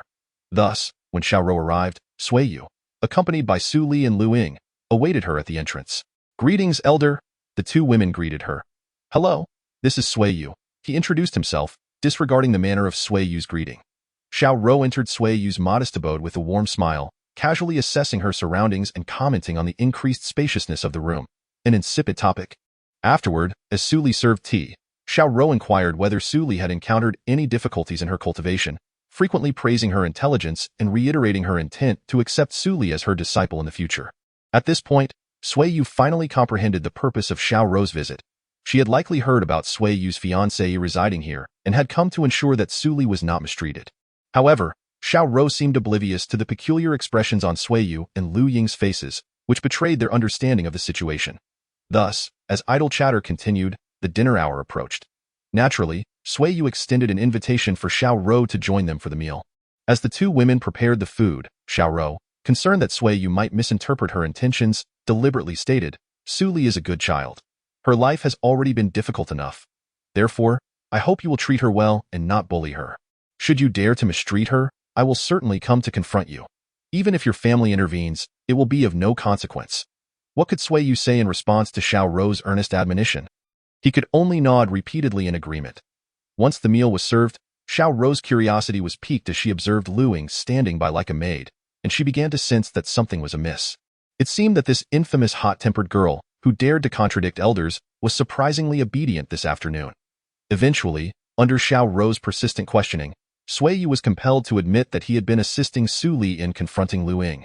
Upon hearing this revelation, Xiaorou was taken aback for a full minute, initially worried that Lu Ying was bullying Su Li now. However, she learned that Lu Ying was the one being mistreated. This unexpected twist left her at a loss for words. Seeing the shock on Xiaorou's face and recalling her reputation for championing the underdog, Lu Ying gritted her teeth and suddenly knelt before Xiaorou, weeping profusely as she pleaded, "Elder, please save me. I do not wish to remain here. They are treating me most unfairly. Rise and tell me your story. I will advocate for you." Xiaorou, indeed swayed by Lu Ying's tears, swiftly switched allegiances. Sui Yu could not help but internally lament. Which side are you truly on? Nevertheless, Sui Yu could not allow Lu Ying to speak recklessly. With a mere thought, Lu Ying's internal energy erupted. Overwhelmed by repressed resentment, she succumbed to emotional turmoil and fainted. "Lu Ying, what has happened to you?" Xiaorou exclaimed in alarm, sensing the chaotic energy within Lu Ying and gasping. Has she fallen into a state of madness? Typically, such a state arises from personal issues. And unless one possesses significantly higher cultivation, outsiders rarely dare to intervene, as doing so could jeopardize their own safety. Thus, upon witnessing Lu Ying's predicament, Xiaorou became frantic. However, the instigator of the chaos, Sui Yu, remained remarkably calm, urgently instructing Su Li, "Quickly take Lu Ying to a quiet room to help her stabilize her energy. We cannot afford to delay." Upon realizing the gravity of the situation, Xiaorou hurriedly carried Lu Ying into her room, using her own energy to provide some guidance. Once she had done so, Xiaorou emerged, dripping with sweat, and cast a reproachful glance at Sui Yu. However, her priority was Lu Ying's safety, and she had little time to settle scores with Sui Yu. In her haste, Xiaorou failed to notice that Su Li had inexplicably vanished. After a tense wait, Lu Ying finally emerged from her room, her energy stabilized. Seeing Lu Ying unharmed, Xiaorou breathed a sigh of relief and immediately asked, "What were you going to say earlier? I will advocate for you." It seemed that the elder had decisively chosen to support Lu Ying after witnessing her distress. Upon hearing Xiaorou's promise to advocate for her, Lu Ying expressed her profound gratitude, saying, "Elder, you must stand up for me. I am clearly Sui Yu's rightful wife, yet when Su Li turned against me, Sui Yu chose to side with her. More infuriatingly, they conspired together to bully me. Due to my previous refusal to allow Su Li to dine at the table, Sui Yu had the audacity to punish me by declaring that I could not sit down to eat until I earned Su Li's forgiveness. Elder, do you not think that Sui Yu and Su Li are being excessively unreasonable?" Upon hearing these words, and coupled with the rumors regarding Lu Ying, Xiaorou's complexion fluctuated between pale and flushed. With a heavy sigh, she turned and departed. Although she was inclined to champion justice, she would never concern herself with such an extreme individual like Sui Yu. Given Sui Yu's earlier accusatory demeanor, what else could she do but leave? After Xiao Rou's departure, Suli emerged from Lu Ying's room, whip in hand, and remarked to Sui Yu, "Your soundproofing talisman truly is effective, if only it lasted a bit longer." Upon hearing Su Li's complaint about the brevity of time, Lu Ying, who had just engaged in conversation with Su Li, trembled slightly. Su Li then directed her gaze toward Lu Ying, causing the latter's legs to weaken, and she fell to her knees, grasping her ears and pleading, "Please, do not strike me again. I promise to behave from now on. I beg you." Chapter 35. Hubris is destructive. Lu Ying's ordeal finally came to a close. Under the threat of potential madness, Lu Ying obediently became the dedicated maid of the Sui Yu household. Aside from the cooking duties that Su Li adamantly refused to relinquish, Lu Ying was responsible for laundry, cleaning, and dishwashing. Furthermore, at night, she was expected to attend to Su Li's needs. Otherwise, Su Li had no qualms about administering a severe beating before demanding her compliance. After several days of training under the guidance of Sui Yu and Su Li, Lu Ying finally became proficient in various household chores, and she gradually began to adapt to her new life. Amidst the crisp sound of punches, Su Li was diligently practicing the war god record. There were no gusts of wind or shattered stones. Instead, her movements exuded tranquility and grace, resembling a dance. Unbeknownst to onlookers, it was not a performance for Sui Yu, but rather an exhibition of her immense control and restraint of power. It was undeniable that Su Li's talent for cultivating the war god record evoked envy even in Sui Yu. However, everyone possesses their own unique strengths. If one cannot emulate another's prowess, it is wise to discover and nurture one's own talents. Thus, Sui Yu finally recognized that he had a remarkable aptitude for his side profession. Take, for instance, the transformation of the alchemical cauldron. Without innate talent, how could he have repurposed it into a rice cooker using mere rudimentary knowledge of weapon crafting? Moreover, the crops capable of storing diluted divine energy could not have been developed so uniquely in under a year without Sui Yu's innate gift. As Su Li practiced her punches, Sui Yu reclined in a chair, savoring fragrant tea while studying the mysterious knowledge of formations from the formation diagram. Occasionally, when fatigue set in, he would glance at the enchanting figure of Su Li practicing in the woods, treating it as a delightful diversion. Meanwhile, Lu Ying was laboriously cleaning the house, which was why Su Li had the leisure to showcase her skills to Sui Yu. While Sui Yu was engrossed in his studies, the sunlight streaming onto his book dimmed, prompting him to look up and see a young man clad in a scholar's robe, elegantly approaching with a fan in hand. Recognizing the intent in the young man's demeanor, Sui Yu rose to greet him. As they drew closer, Sui Yu inquired, "What brings you here? Are you Sui Yu, an outer disciple?" The young man smiled, observing both Sui Yu and the practicing Su Li with keen interest. Upon Sui Yu's affirmation, the young man closed his fan, nodded slightly, and softly stated, "My name is Wang Chong, an inner disciple. I have come here today to teach you a lesson. There is no need to inquire further. Just know that in this world, the strong dictate the fate of the weak." Realizing that Wang Chong sought to trouble him, Sui Yu understood the situation and preferred to resolve issues with simplicity. Just as Wang Chong was about to speak further, Sui Yu abruptly moved, closing the distance between them with remarkable speed, launching a punch that sliced through the air. Wang Chong, caught off guard, recalled observing Sui Yu's aura earlier and noted that he had detected no spiritual fluctuations, suggesting that Sui Yu was merely a beginner in the innate realm. However, the speed and force behind Sui Yu's strike indicated that his physical strength far surpassed that of a typical foundational disciple. Fortunately, Wang Chong was no fragile flower. Drawing on his extensive combat experience with beasts, he instinctively raised his fan to block Sui Yu's fist. Crack, the iron fan, renowned even in the mortal realm, shattered in an instant under the force of Sui Yu's punch. Fortunately, this impact granted Wang Chong the time to react. He sidestepped, aligning his body with Sui Yu's attack while using a technique akin to yielding to overcome to redirect Sui Yu's force. Under Wang Chong's seasoned guidance, Sui Yu's misdirected blow missed him entirely, leaving no harm in its wake. However, Wang Chong chastised himself for his overconfidence. "I was too arrogant, even if he hasn't reached the refining stage. One must use full strength when battling a lion against a rabbit." After his moment of self-reproach, Wang Chong bellowed at Sui Yu, "You have quite the gall to strike at an inner disciple. Humph!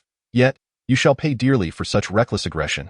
Wang Chong attempted to engage in verbal sparring while fighting, but Sui Yu had no intention of letting him stand idly by. However, Sui Yu soon realized that his straightforward techniques were proving too simplistic. It was as if Wang Chong could predict his every move, consistently countering with less demanding yet irritating maneuvers that deflected Sui Yu's strength. After some time in combat, Sui Yu had yet to graze the hem of Wang Chong's robes. While Wang Chong managed to inflict several minor wounds upon him, in truth, Wang Chong was also taken aback by the encounter. Although he was employing a strategy that required minimal force, he was still cautious. Aware of the latent power concealed within Sui Yu's punches, he understood that a single blow could potentially inflict serious injury. Thus, to expedite the battle's conclusion and subdue Sui Yu, Wang Chong feigned ease, all the while unleashing a barrage of taunts. Your punches are quite straight, yet your aim leaves much to be desired. Oh dear, that was nearly a hit. Look out, I'm right here. Sui Yu had always been accustomed to swiftly defeating his opponents, followed by a relentless barrage of strikes. Faced with this slippery adversary, he found himself slightly disoriented, especially as Wang Chong's continuous mockery only fueled his frustration. As his anger reached its zenith, Sui Yu erupted. However, he bore no seeds of doubt. He simply could not tolerate such humiliation any longer. Abandoning all defenses, he merely shielded his face slightly and launched a desperate assault on Wang Chong. Seeing Sui Yu's reckless demeanor, Wang Chong smirked maliciously. Indeed, his intent had been to provoke Sui Yu into a rage, thereby exposing more vulnerabilities. With his plan successfully set in motion, Wang Chong unleashed a powerful punch infused with spiritual energy directly into Sui Yu's exposed abdomen, confident that such a heavy blow would incapacitate him. Yet, to his astonishment, he encountered a formidable rebound from Sui Yu's body. What on earth? How tough is this guy's skin? Wang Chong cursed under his breath, barely pausing to consider before delivering another punch, this time with even greater force. The result was an even more intense recoil, leaving his arm tingling with numbness. You seem to be enjoying yourself, don't you? Well, it's my turn now. Upon hearing Sui Yu's voice, Wang Chong suddenly felt his arms tighten, realizing that Sui Yu had managed to grasp his arm despite the injury he had sustained. In an instant, Wang Chong found himself spinning uncontrollably as Sui Yu twisted his arm and, with a forceful motion, slammed him into the ground. Coughing up blood, Wang Chong was taken aback. Although he had trained his body, Sui Yu's strike was simply too ferocious. That single blow left him wounded and internally injured. And this was merely the beginning. As Wang Chong attempted to channel his spiritual energy to escape Sui Yu's grip, he found his focus disrupted, nearly leading him to the brink of madness. Although he managed to avoid losing control, he still sustained further injuries due to the failed energy circulation. Suddenly, Wang Chong felt a constriction around his neck, realizing that Sui Yu had seized him with a single hand. Feeling the tightening grip of breathlessness, Wang Chong clutched the wrist of his assailant, desperately hoping to break free. Yet, he soon sorrowfully realized that the strength of his two hands paled in comparison to the sheer force of Sui Yu's singular grasp. Time for astonishment was fleeting, as Sui Yu's free hand delivered a powerful punch to Wang Chong's eye, sending stars dancing before his vision. Although he understood that Sui Yu had held back, otherwise, his head would have been easily crushed, the brutal blow still compelled Wang Chong to cry out, "Let me go!" In response, he received an uppercut to the chin, followed by two resounding slaps to his cheeks. In an instant, Wang Chong felt his face swell with pain. Cursed fate! This could not continue. He raged inwardly, urging his spiritual energy to surge throughout his body in a frantic attempt to escape Sui Yu's hold. However, he soon despaired, discovering that even with all his power, he was utterly outmatched in a contest of strength against Sui Yu. As Sui Yu rained blow after blow upon his face, Wang Chong gritted his teeth and retrieved a talisman from his waist. With great effort, he channeled his spiritual energy to activate it. Boom! A punch missed its target, crashing into the ground instead, leaving Sui Yu astounded to find that Wang Chong had suddenly vanished. After sensing the fluctuations of spiritual energy around him, Sui Yu muttered in frustration, "TCH, a ground escape talisman? What a pity! Was Wang Chong really that formidable?" As she observed Wang Chong's flight, Suli approached leisurely, brimming with confidence in Sui Yu's abilities, which had led her to refrain from intervening during the skirmish. "Formidable, my foot," Sui Yu retorted, his expression one of vexation. "He merely possesses a bit more combat experience and a few hidden tricks. To lose such a rare punching bag is truly regrettable." Unbeknownst to him, Wang Chong, now transported far away by the ground escape talisman, wore a similarly frustrated expression, not for having been beaten by Sui Yu, but for his own lack of seriousness. "When did I become so arrogant?" Attempting to engage in close combat with that brute? I am a cultivator, not a martial artist. Why fight in close quarters? He lamented, realizing he had resorted to using the escape talisman simply to evade trouble with an outer sect disciple. Heavens! How much time and effort did I invest in acquiring that life-saving talisman? The more he pondered, the more discontent brewed within him, leading Wang Chong to make a decisive choice. Just as Sui Yu prepared to return indoors, a bolt of lightning struck him from behind, causing him to stagger. Bastard! Who ambushed me? Having been struck by a palm lightning bolt, Sui Yu immediately recognized that he was under attack. He turned to see Wang Chong, who had fled, now perched atop a wooden crane artifact, swaying slightly in mid-air. It was evident that the previous lightning strike had originated from him. Kid, you really have some nerve. You took a palm lightning strike and emerged unscathed. Get lost? Sui Yu cursed angrily. I thought you wouldn't dare show your face again. Who knew you'd return so soon? Itching for trouble? Come, let us engage in a battle of 300 rounds. Come down to fight you. Please, I am a cultivator. I can fly in the sky and hurl palm lightning at you. Why would I come down to seek discomfort? Wang Chong replied disdainfully. Now, allow me to demonstrate my true power. You shall regret your earlier actions. Behold. With that, Wang Chong raised his hand, unleashing a bolt of palm lightning that struck Sui Yu almost instantaneously. However, the outcome was merely the destruction of the fabric where it hit, inflicting minimal damage upon Sui Yu. After all, Sui Yu's physical strength surpassed that of even the golden core stage cultivators in this realm, rendering the base stage palm lightning virtually ineffective against him, like a mere mosquito bite. Yet, no one would quietly endure such an annoyance. When faced with such a mosquito, the only option is to swat it away. You think being airborne will save you from me? Sui Yu chuckled coldly to himself. Assuming a stable stance, his right hand drawn back before launching a powerful punch toward Wang Chong. The force surged forth like cannon fire, yet Wang Chong, seasoned in combat, had anticipated this and adjusted the wooden crane slightly to the side, allowing Sui Yu's punch to miss entirely. Think you can hit me? Not that easy, Wang Chong shouted triumphantly, simultaneously unleashing more palm lightning.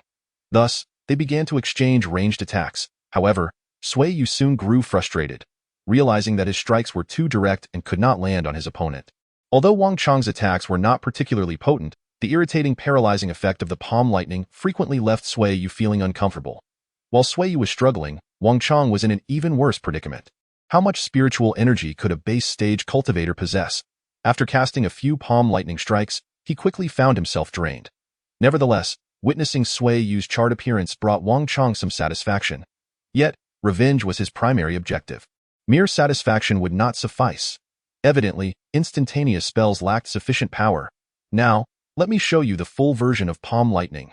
Wang Chong bellowed confidently as he rapidly formed hand seals, chanting, boundless heaven and earth, the laws of the cosmos, divine thunder of the 5 elements, swift. Inevitably, Wang Chong, riding the crane while reciting incantations, exuded an ethereal aura, provided one overlooked the blood trickling from his lips and the bruises marring his face, including a blackened eye. Regardless of appearances, once he completed the incantation and pointed at Sui Yu, a far more potent bolt of lightning struck Sui Yu, finally knocking him to the ground. That moment, Sui Yu stared in exasperation at the countdown for the paralysis status displayed in his system view. What an embarrassment! I've been struck by such a random status. Ha ha ha! You've truly exhausted your strength. Are you afraid now? I will make you pay for your earlier actions. Boundless heaven and earth, the laws of the cosmos. Suddenly, Wang Chong was interrupted as a large rock struck his head mid-incantation, sending him crashing down. Sui Yu rose, dazed, to see Suli clapping her hands. Feeling a bit bashful under Sui Yu's gaze, Suli playfully stuck out her tongue. Meanwhile, Wang Chong, clutching his head, stood up, staring at Suli with disbelief. He had initially assessed the cultivation levels of both Sui Yu and Suli. Sui Yu was merely at the early innate stage, while Suli was slightly stronger, being at the early foundation stage. Yet, the emergence of this remarkably gifted individual like Sui Yu was not surprising. What confounded Wang Chong was the unassuming Suli, who had delivered a decisive blow at a critical moment. Although there were numerous foundation stage disciples in the outer sect, those who did not enter the inner sect could not learn many crucial techniques. Lacking true mastery of the way meant that even among foundation stage cultivators, the disparity in combat prowess could be vast. Wang Chong had noticed Suli's outer sect badge from the very beginning, leading him to underestimate her, as he believed that without knowledge of the way, foundation stage cultivators were often weaker than innate martial artists. However, the sudden arrival of a giant rock reminded Wang Chang that, despite her lack of knowledge of the way, her combat capability was still formidable. You truly are clever, Sui Yu praised Suli, giving her a thumbs up. Why didn't Ti think to rely on external forces? What a miscalculation. Nevertheless, those matters can wait. Our immediate priority is to attend to our guest. Upon noticing Sui Yu's predatory gaze fixed upon him, Wang Chang was alarmed and attempted to mount the wooden crane to flee. Yet, upon reaching the crane, he discovered it had broken its wings due to the fall and could no longer fly. Suddenly, he felt a tight grip on his collar, followed by a dizzying spin as Sui Yu seized him, slamming him to the ground. Wang Chang watched in horror as Sui Yu's fist rapidly enlarged before his eyes. Crying out, "Help!" amidst the relentless barrage of blows, Wang Chang regretted his arrogance, realizing that despite having the opportunity to escape, he had returned to seek trouble, ultimately falling into Sui Yu's hands. His pitiful wails echoed for a considerable time. Chapter 36. Behind Wang Chang's Sui Yu. What on earth are you doing? This was Xianxia's startled exclamation. It turned out that Sui Yu had been so engrossed in thoroughly thrashing Wang Chang that he lost track of time, only snapping back to reality as dusk approached. However, he was puzzled as to why Xiqi had come by today. Just as Sui Yu was about to offer an explanation, Xiqi completely ignored him, instead bending down to inquire about the moaning figure lying on the ground. "Hey, Wang Chang, are you still alive?" "Good heavens," Sui Yu exclaimed. "Xiqi, have you studied forensic science?" You recognized him at a glance. "Recognize my foot? You've turned him into a pig's head. How could anyone recognize him like this?" Xiqi retorted angrily, her face a mask of frustration as she addressed Sui Yu. "Do you not realize how many people are watching you? Do you have any idea that the moment you took down Wang Chang, his master, Elder Lin Tian, was already aware of it?" "Eh? That doesn't seem right. According to the plot, it seems that a minor character has been replaced by an elder. Why hasn't Lin Tian come to find me? Instead, you show up. What absurdity is this?" In her frustration, Xiqi struck Sui Yu on the head. But due to his tough exterior, the blow had no effect whatsoever. Observing Sui Yu's nonchalant demeanor, Xiqi continued, "After all, he is an elder. It is utterly humiliating for a master to have their disciple bullied by outer sect members. If he were to come over now, it would be a complete loss of face. So, upon receiving the news, he immediately sought me out to complain." Sui Yu nodded, seemingly beginning to comprehend that these elders are quite concerned with their image. However, after contemplating the time, he felt something was amiss and asked Xiqi, "Then why did you take so long to arrive?" "Fool, of course, I had to investigate. Although my foundation is still shallow, I have managed to establish some necessary connections. I took a bit of time to look into why Wang Chang sought you out, fearing that Lin Tian might deceive me, and the reason." Sui Yu inquired, curiosity piqued. He had been too preoccupied with the physical confrontation to consider the motives behind Wang Chang's actions. Xiqi shrugged helplessly. "I couldn't find anything. It appears to be a decision made impulsively by him, rather than under someone's instruction." "Ha! You were just boasting about your connections, and yet you found nothing." Sui Yu replied, "Never mind, the involved party is right here. We can simply ask him." After saying this, Sui Yu nudged the groaning Wang Chang with his foot. "Hey, why are you causing me trouble?" "Humph." Wang Chang had been beaten by outer sect disciples for most of the day, and it was only thanks to Elder Xiqi's timely arrival that he was saved. Feeling utterly humiliated, he refused to answer Sui Yu's question. "Are you going to speak or not?" Sui Yu's patience was wearing thin. With great effort, Wang Chang opened his swollen eyelids and glared at Sui Yu. "I won't tell you the reason, of course." His words were mumbled and unclear, as they had been relayed through the authoress' interpretation. Seeing Wang Chang's stubbornness, Xiqi covered her forehead, simultaneously shielding her eyes, as she already anticipated how the situation would unfold. Sure enough, the sounds of fists hitting flesh and Wang Chang's agonized wail soon followed. "I won't say a word even if you beat me to death." "Ah, it hurts. Help, Elder Xiqi. How can you just stand by and watch?" "Help before long." Wang Chang continued to shout. "Stop beating me. I'll tell you everything. I'll confess everything. Just stop." Well, the interrogation process was of little importance. Ultimately, Sui Yu finally understood why this man named Wang Chang had inexplicably sought him out for trouble. Tio put it plainly, it was a woman's doing, with Lu Ying being the prime suspect, which was corroborated by Wang Chang. As it turned out, after Wang Chang entered the inner sect, he had become a disciple of Elder Lin Tian. Lin Tian's chief disciple was none other than Wu Jian. who currently ranked third on the inner sects power list. According to Wang Chong, Wu Jian had been very supportive of him when he first joined the inner sect, even saving Wang Chong's life multiple times during their missions together. Thus, Wang Chong held great admiration for Wu Jian.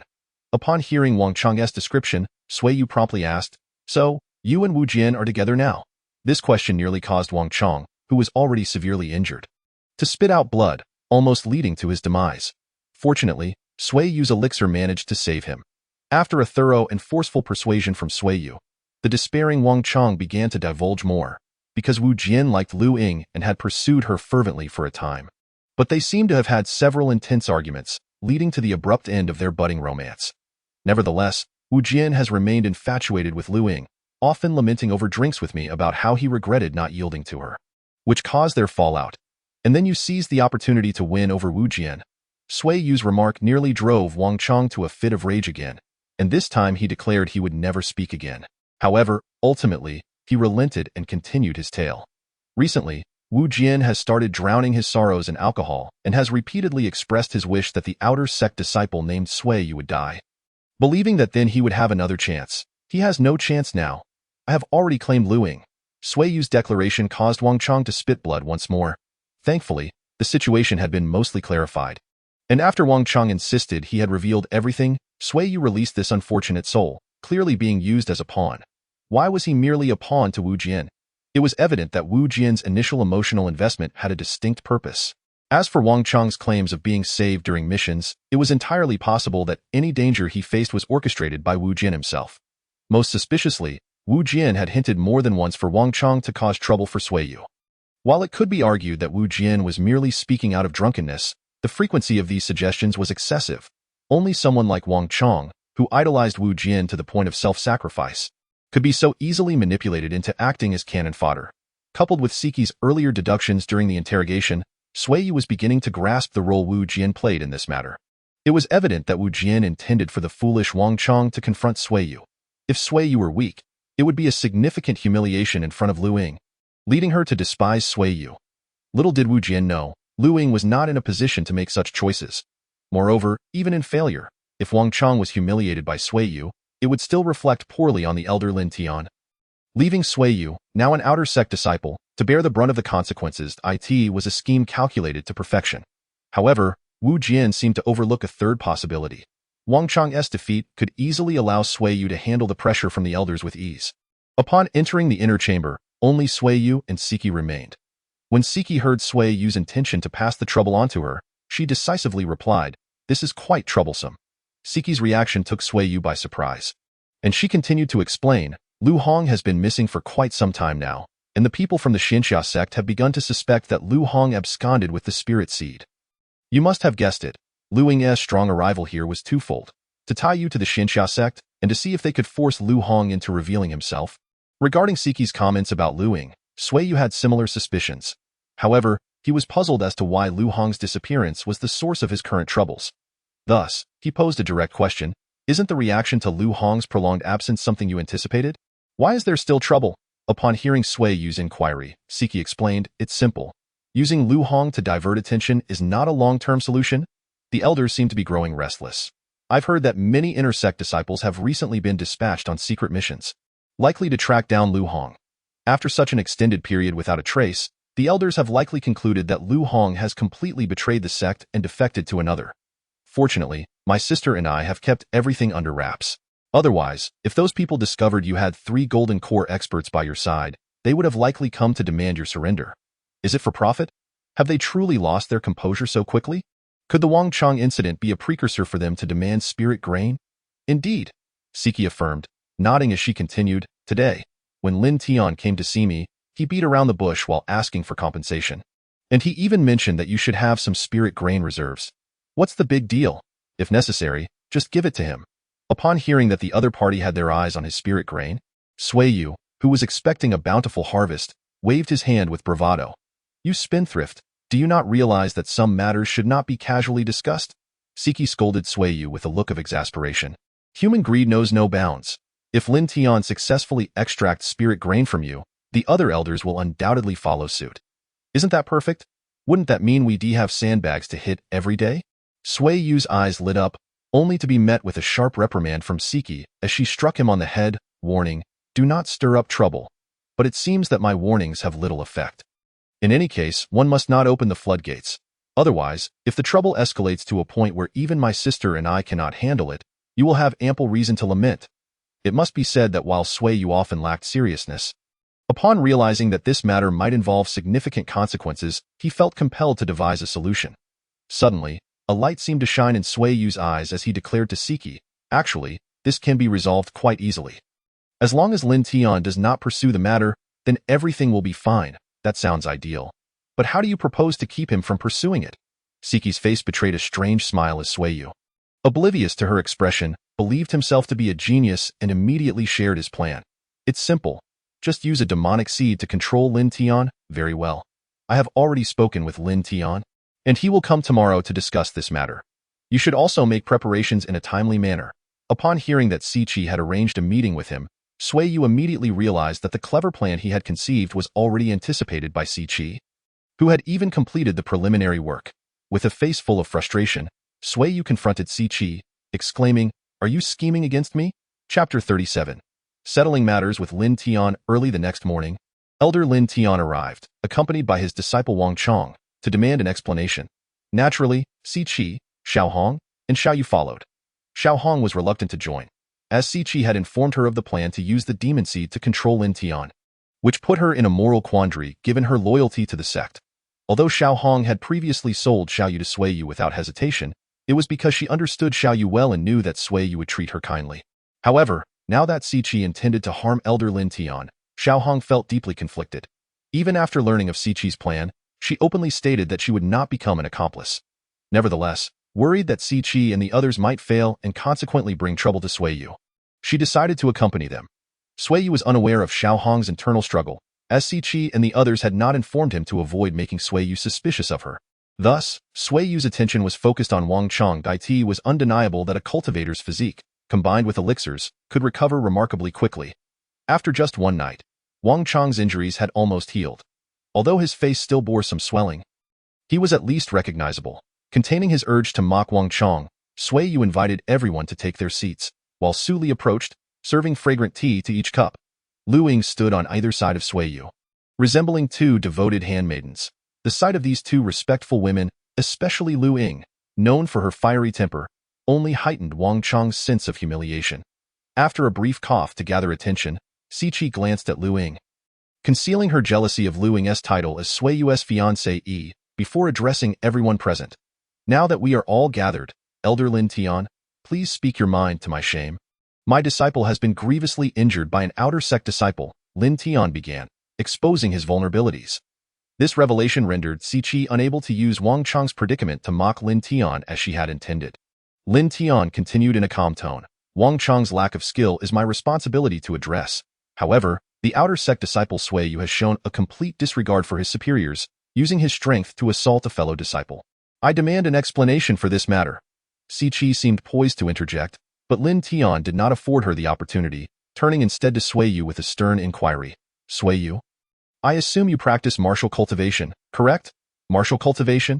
Siqi and the others exchanged puzzled glances, while Sui Yu wore a confused expression. It seemed there was no such category in the primordial world. However, recalling his practice of the god of war technique, he pondered that it could indeed be described as martial cultivation. Lin Tian, perceiving their bewilderment, reminisced. "I have heard of a type of cultivator who enters the Tao through martial prowess, possessing an exceptionally robust physique. Legend has it that those who reach the pinnacle of martial cultivation can even withstand heavenly tribulations with their bodies alone. Yet, due to the slow progress and lack of long-range offensive capabilities, martial cultivation has gradually fallen into obscurity in recent times. It seems you have fortuitously inherited this lineage, which explains your unfamiliarity with the term." Sui Yu could hardly counter Lin Tian's eloquent reasoning. He could not confess that he was simultaneously cultivating both a spiritual technique and a martial technique with the aid of a system, which rendered his spiritual energy inconspicuous. Thus, he tacitly accepted Lin Tian's assessment. Following this, Lin Tian elaborated on the exploits of martial practitioners and abruptly addressed Sui Yu.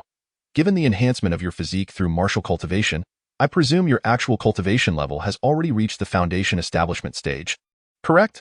"Indeed," Sui Yu nodded. Acknowledging that his realm was indeed labeled as Foundation Establishment, Lin Tian, pleased, remarked, "It appears my disciple's defeat is not without merit. To be bested in close combat by a martial practitioner at the Foundation Establishment stage. How amusing. Wait, I clearly..." Sui Yu attempted to clarify that Wang Chong had resorted to long-range spells later, but Lin Tian disregarded him, continuing to address the assembly. "Now, let us discuss how we shall resolve the matter of Sui Yu openly assaulting an inner sect disciple. Ah, so in the end, my assault on Wang Chong is being framed as me bullying him." Sui Yu inwardly scoffed, but considering his plans, he decided to let it be for now and observe how this fellow would perform. "What is Elder Lin Tian's stance then?" Siqi prompted, allowing Lin Tian to take center stage. There was no need for Sui Yu to publicly apologize to the sect. Lin Tian understood that even if he revealed Sui Yu's martial cultivation, Wang Chong's public apology would only lead to further embarrassment. Thus, he graciously declared that he did not require Sui Yu to apologize publicly. However, Lin Tian continued, "Nonetheless, some form of compensation is necessary." "Compensation? As an outer sect disciple, I am quite impoverished," Sui Yu lamented, thinking, "I'm curious to see how you will extort me. I'm aware of your circumstances, which is why I do not intend to pressure you. I have heard that your spirit rice is rather impressive. Therefore, how about you provide me with 10,000 pounds of spirit rice, and we shall consider this matter settled. What do you think?" Lin Tian presented this proposal with an air of selflessness, making it seem as though Sui Yu was getting a tremendous deal. 10,000 pounds. Sui Yu was taken aback, wondering how this old man knew he had exactly 10,000 pounds of spirit rice on hand. Siqi, who also understood Sui Yu's situation, quickly interjected, "Elder Lin Tian might be unaware of the current circumstances. Although Sui Yu has cultivated a significant amount of spirit rice, he recently suffered a theft, losing a large portion. Moreover, the sect has repeatedly demanded its share, leaving him with hardly any left. Therefore, 10,000 pounds is simply unattainable." "Oh, then let it be 8,000 pounds. Lin Tian waved his hand dismissively. Sui Yu finally comprehended that the other party was merely attempting to set a high initial demand to negotiate downwards. However, he was disinclined to engage in further pleasantries, having already confirmed that Lin Tian was there solely to extort spirit rice. If he did not wish for other elders to follow suit, Lin Tian had to be subdued today, using the demon seed if necessary. With that resolve, Sui Yu disregarded Lin Tian, taking a sip from his teacup. Siqi followed suit, savoring her tea. Lin Tian recognized that his adversaries were weighing their options, and it was unwise to press too hard, as doing so might provoke their anger. Though Lin Tian was an elder, his mid-golden core cultivation did not grant him much advantage over Siqi. Furthermore, with Xiao Hong and Xiao Yu, also elders, present, he suspected that they would not favor him if he overstepped. Realizing the dynamics at play, Lin Tian picked up his teacup and took a few sips. To his surprise, he found Sui Yu's tea quite delightful, seemingly infused with abundant spiritual energy. After a few more sips, however, Lin Tian suddenly felt his spiritual power sluggish and his body begin to tingle. "The tea is poisoned," he exclaimed. Hearing his master's cry, Wang Chong sprang up in alarm, but Xiao Hong swiftly placed a hand on his shoulder, channeling powerful spiritual energy to restrain his own. Wang Chong, filled with terror, turned to Xiao Hong, his face paling. Xiao Hong gently shook her head at him. Although she had actively helped Sui Yu subdue Wang Chong, everyone there understood that she wished to prevent Wang Chong from suffering further harm. As Xiao Hong restrained him, the accumulated spiritual energy from the other women began to dissipate as she approached Lin Tian, looking down at him as she spoke. "One must possess self-awareness. It is unfortunate that your greed has blinded you to the lurking dangers beneath." You all? How could this be possible?" Lin Tian had considered the possibility of Siqi turning against him and had even prepared for a confrontation. Yet now, he found himself inexplicably poisoned. It was known that only those who practiced toxic arts could concoct a poison potent enough to affect a golden core cultivator. Such a poison was rarely encountered otherwise. Moreover, Lin Tian had scrutinized the tea for toxins before drinking, yet here he was, ensnared. Seemingly sensing Lin Tian's confusion about how he had been poisoned, Sui Yu began to explain. "It's merely a composite toxin. One part is harmless and coated the rim of the cup, while another was mixed into the tea. Individually, they are non-toxic, but once combined, the effect is deadly." Sui Yu's well-meaning explanation inadvertently led Lin Tian into a chilling predicament. At this moment, he would rather remain oblivious to how he had been poisoned. The boldness with which others spoke only indicated one grim possibility. Lin Tian might soon be silenced forever. Taking his secrets to the grave. Although his complexion was ashen, Reflecting the dread of a dire fate, Lin Tian feigned calm and addressed the group before him. I never imagined you were in cahoots. A grave miscalculation on my part. Very well, tell me, what do you intend to do with me? Do nothing. We merely wish to present you with a gift, Sui Yu retorted, stepping behind Lin Tian. He attempted to resist, but with Si Qi and Xiao Yu restraining him on either side, he could only watch in terror as Sui Yu placed his hand at Lin Tian's back, suddenly channeling a peculiar force into Lin Tian's body, which vanished into his dantian, eluding all attempts to locate it. What have you done to me? Lin Tian's voice trembled with fear. Sui Yu chuckled softly, advising, it's quite simple. If you wish to avoid falling into madness, I suggest you comply. Rest assured, your precious disciple will receive the same treatment as you. With that, Sui Yu planted a dark seed within Wang Chong amidst his horrified screams. After some time, Lu Tian and Wang Chong emerged from Sui Yu's quarters, both appearing despondent and pallid.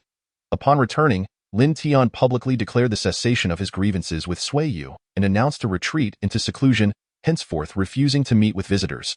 Concurrently, rumors regarding Sui Yu's martial prowess circulated through Wang Chong, leaving many to ponder why Lin Tian, upon learning of Sui Yu's capabilities, would abandon his pursuit of retribution, a mystery that left other elders hesitant to act against Sui Yu.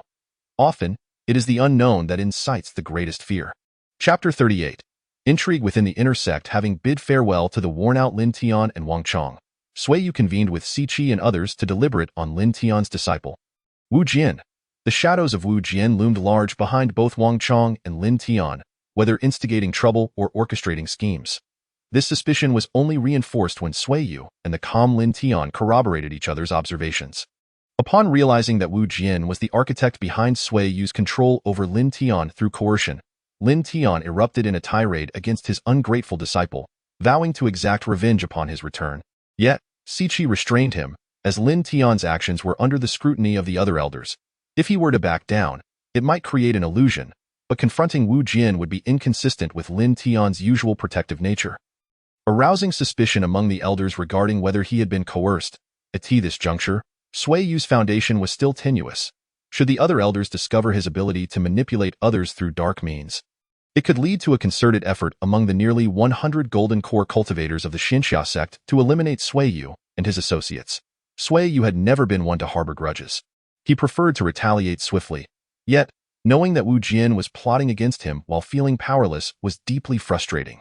The women around him could only offer gentle counsel, urging Sui Yu to avoid unnecessary trouble. Eventually, swayed by their reasoning, Sui Yu reluctantly abandoned his plan to confront Wu Jian.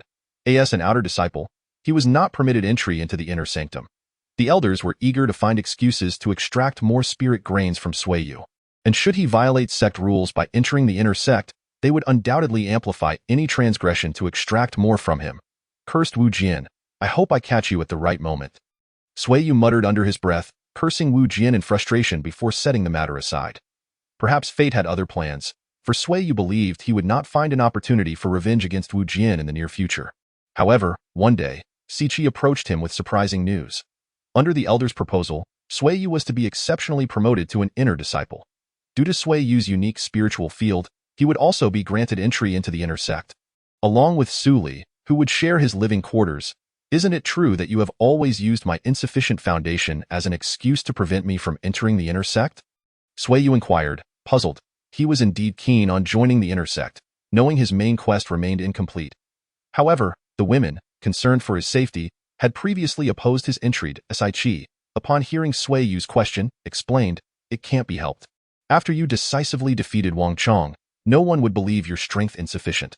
Furthermore, to maintain the ruse, Wang Chong has already spread rumors of your martial prowess.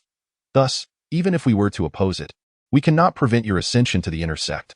Sui Yu suddenly realized that Si Qi appeared unfazed by the potential trouble he might cause within the inner sect. Curiously, he asked, aren't you worried I might stir up trouble? Si Qi chuckled ruefully, responding, I've come to see the truth. Rather than exhaust ourselves trying to prevent you from causing chaos, it is wiser to let things unfold naturally. There is only the thief who steals, not the one who guards against theft. Though treated like a thief, Sui Yu felt no anger. He recognized that since acquiring the system and becoming fearless of death due to his protective talisman, he had become more irritable and prone to trouble. However, much like a child with a new toy, Sui Yu felt a compulsion to showcase his newfound strength. Thus, he resolved to continue causing mischief for Siqi and the others. After the formal initiation ceremony, Sui Yu officially entered the inner sect. Notably, when it came to selecting a master, many elders engaged in heated debate, ultimately allowing Sui Yu to make the choice. It was clear the elders sought to recruit him under their wings to extract spirit grains from him. So Sui Yu decisively chose Xiao Rou as his master, leaving the elders disappointed. Sui Yu had his own reasons for selecting Xiao Rou as his mentor, known for her benevolence and commitment to helping others. Xiao Rou was equally notorious for her lax approach to disciplining her disciples. This laxity, while tragic for those wishing to learn the ways of cultivation, suited Sui Yu perfectly.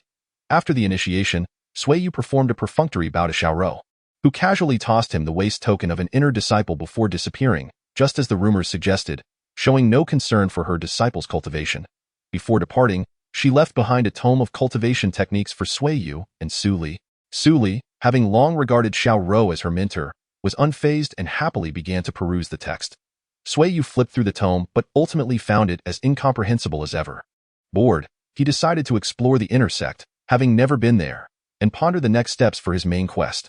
Upon officially joining the Xianxia Sect, he completed the primary task of entering a sect, and the system presented him with the next quest titled Renown Across the Land, requiring his reputation within the sect to reach 1,000. Sui Yu had yet to figure out how to gain this reputation.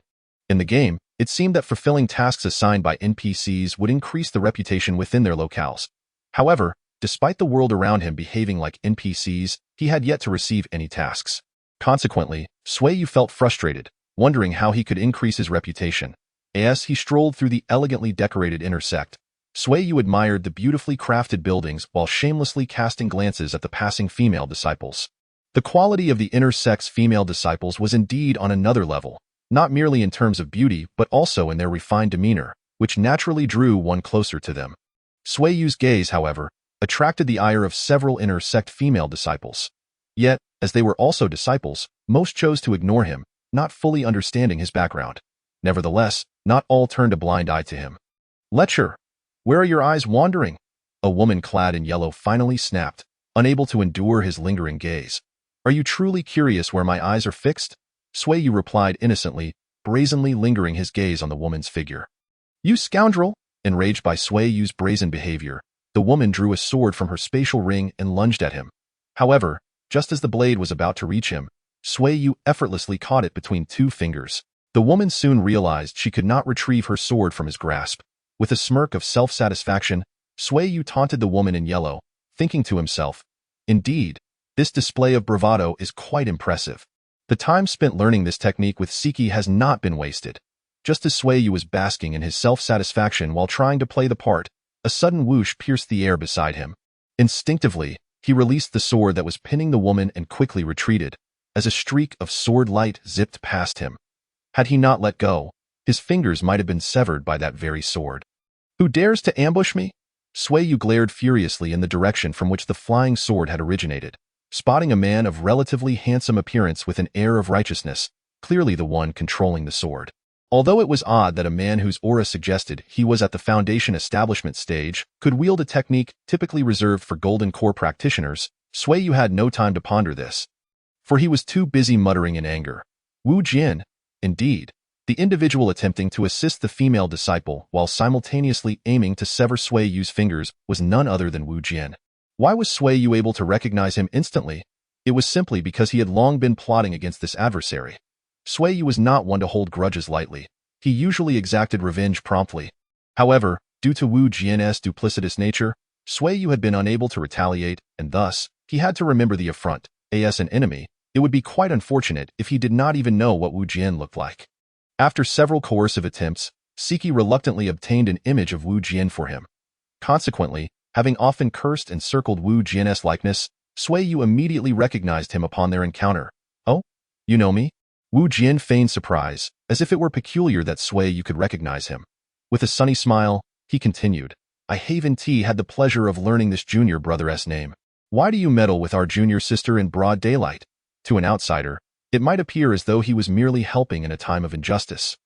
Yet Sui Yu was acutely aware that Wu Jian was feigning ignorance, attempting to remain hidden while playing his duplicitous games. Infuriated by such shamelessness, Sui Yu threw a punch at Wu Jian, only for his fist to be intercepted by the flying sword that suddenly appeared before Wu Jian. Wu Jian seized the sword and unleashed a flurry of sword techniques, the glimmers of his blade flashing before Sui Yu's eyes. Lacking expertise and martial skills, Sui Yu was swiftly overwhelmed, of course. He could have fought recklessly as he did against Wang Chong, potentially inflicting severe damage on Wu Jian, but he estimated that he would likely be killed before he could achieve that. Even if he could resurrect, if the Xianxia Sect discovered his greatest ability, it was evident that they would send elders to capture him and interrogate him about the secret of his revival. Sui Yu was well aware of the formidable nature of Golden Core practitioners. He recalled how difficult it was to contend with Li Yuanlong, a Golden Core, even when he had been artificially enhanced. Now, facing true Golden Core experts, Sui Yu knew that despite his own significant level increase, he stood little chance against their magical assaults. Thus, to avoid exposing his secret of resurrection, Sui Yu could only endure under the pressure of Wu Jian's swordlight. Pondering how to confront his foe.at that moment, a commanding voice rang out from a distance. "Stop!" It was the disciples of the law enforcement hall arriving. The two halted, submitting to the inquiries of the disciples. Upon learning that Sui Yu had been meddling with the female disciple, they promptly instructed him, "You must come with us." Reluctantly, Sui Yu nodded in agreement, utterly disheartened. However, as he did so, he noticed Wu Jian smiling subtly at the woman in yellow, who returned the gesture with a nod.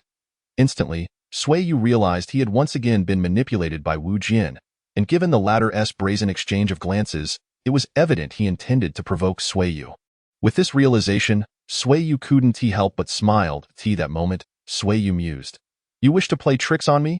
How amusing. You think you can easily bully me, since you've set this trap for me upon my entrance into the inner sect. It would be a disservice to my audience if I didn't make this fool named Wu Jian suffer." Thus, on the journey to the law enforcement hall, Sui Yu made a decision that would profoundly impact the entire Xianxia Sect. Chapter 39. Sui Yu is furious, insufferable. Insufferable. Insufferable. Sui Yu erupted upon entering the room, startling Lu Ying, who cowered in the kitchen. Meanwhile, Su Li, who had rushed back upon hearing the commotion, stood aside with her head bowed, resembling a child caught in wrongdoing. Yet, her slightly reddened eyes betrayed the intense murderous intent boiling within her. Had she known who had provoked Sui Yu, she would not have hesitated to rush out to exact vengeance. "Calm down, Sui Yu." It was Siki, the one who had bailed him out from the law enforcement hall. Sensing Sui Yu's gaze upon her, Siki sighed. "I understand your frustration. I would be furious if someone deceived me as well. However, our cards are limited. Although the disciples you have cursed are progressing rapidly, they cannot surpass your cultivation level, rendering the Foundation establishment disciples temporarily useless. Therefore, as our leader, Sui Yu, you must remain composed. Once your cultivation reaches the Golden Core stage, the terrifying enhancement from your curse will soon yield a large number of Golden Core cultivators at your command, and you will no longer be as constrained as you are now." Sui Yu was well aware that due to his widespread cursing, many disciples had recently entered the Foundation establishment stage. However, to prevent the elders of the Xianxia Sect from discovering this and demanding he relinquish his techniques, this information had been tightly controlled by Siki and her companions. Nevertheless, Sui Yu knew his own circumstances. Despite his efforts to spread curses and the substantial energy he replenished daily, both the cultivation of curses and the consumption of techniques were limited by his spiritual power. This severely hampered his growth. Although he consumed spiritual grains laced with diluted divine energy and other undisclosed vegetables he had cultivated, the energy required for the Heart of Tao cursing technique to break through was exponentially greater than that of an ordinary individual. Consequently, these external aids offered minimal assistance, and Sui Yu needed to accelerate his cultivation primarily through the act of cursing. Noticing Sui Yu's conflicted expression, Siki suddenly addressed him with an alluring tone. "If you could implant your curse within cultivators of the Golden Core stage, it would undoubtedly expedite your progress significantly, wouldn't it?" "Curse the Golden Core?" Sui Yu's eyes brightened. After cursing Lu Tian a few days prior, he had felt a noticeable increase in the energy he replenished daily. If he could curse a few more Golden Core practitioners, Sui Yu eagerly inquired of Siki, "Do you have a target in mind? Do not speak so carelessly. If Xiao Hong finds out, she will certainly flay my skin." Siki quickly distanced herself from the idea. Indeed, since joining the Xianxia Sect, although she had gained the title of elder by leading her entire clan into the sect, she felt an overwhelming sense of rejection from the entire organization.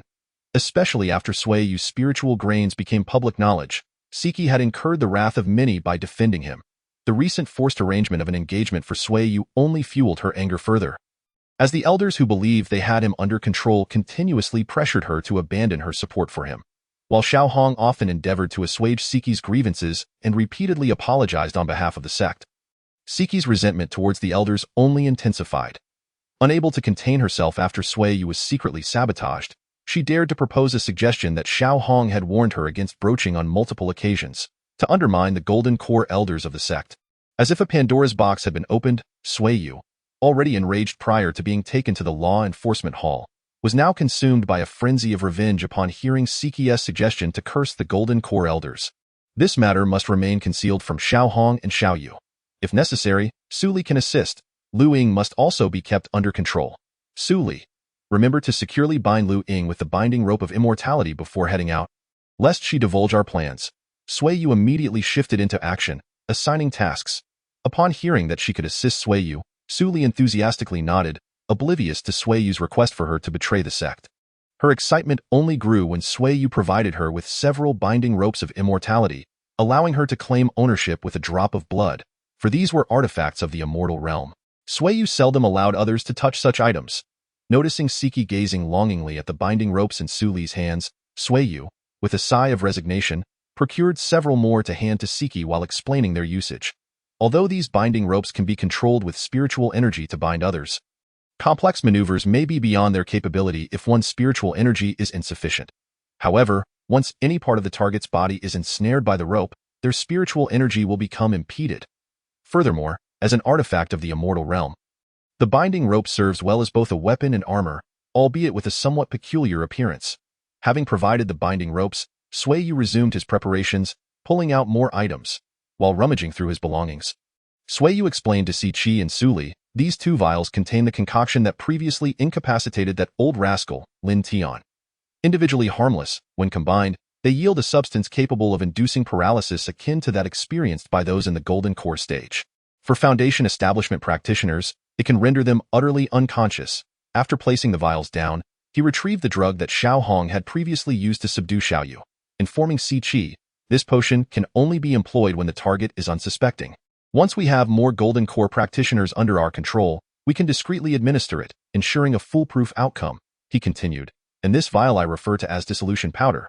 Fret not, it is a slow-acting poison that necessitates prolonged usage to be effective. I cannot ascertain its efficacy on those in the nascent soul stage, but it should be quite effective against golden core individuals. Without my antidote, they will be rendered useless for life. If any golden core fellows dare to defy us, we will administer this and witness how those accustomed to their lofty positions react when faced with the prospect of becoming mere mortals. Noticing the two women staring blankly at him, Sui Yu felt a twinge of embarrassment as he added, I inadvertently concocted these earlier, not expecting to have to utilize them, so I prepared only a limited quantity, enough for about 100 people.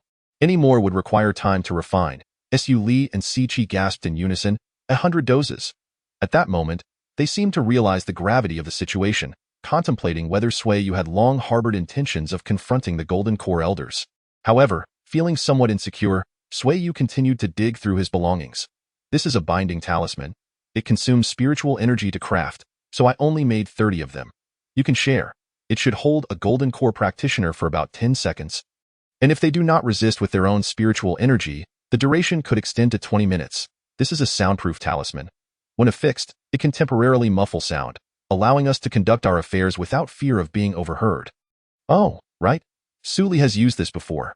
Si Chi, if you have any questions, feel free to ask her.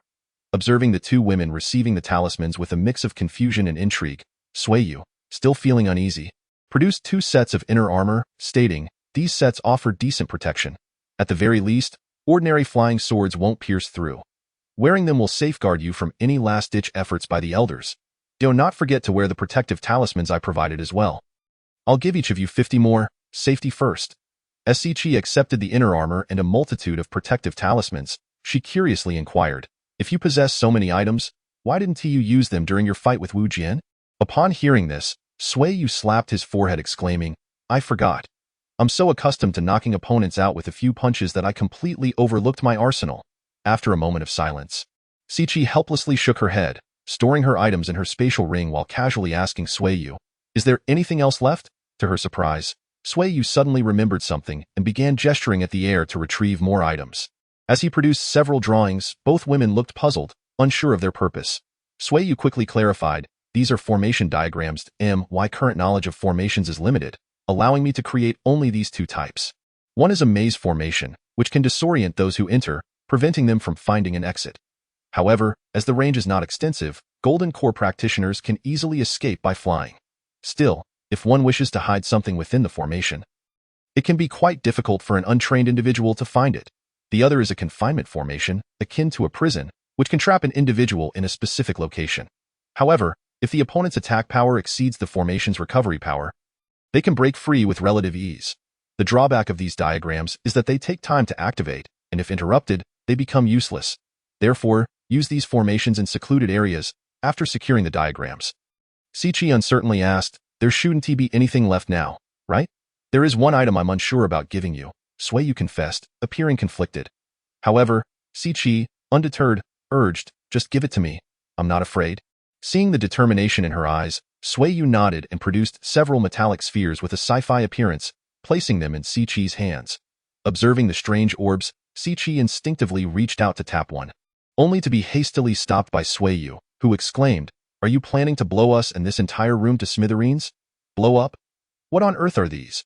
Xianxia trembled slightly, but upon considering the potential consequences of dropping one, she steadied herself to protect the spheres. In truth, these orbs were failed experiments from Sui Yu's attempts to encase a divine stone buried in his spiritual field. He intended to create a shell that would slightly accelerate the stone's divine energy release, thereby enriching his spiritual valley. However, each time he tested the encasement, the system classified it as a bomb, big bomb, super bomb, and so forth.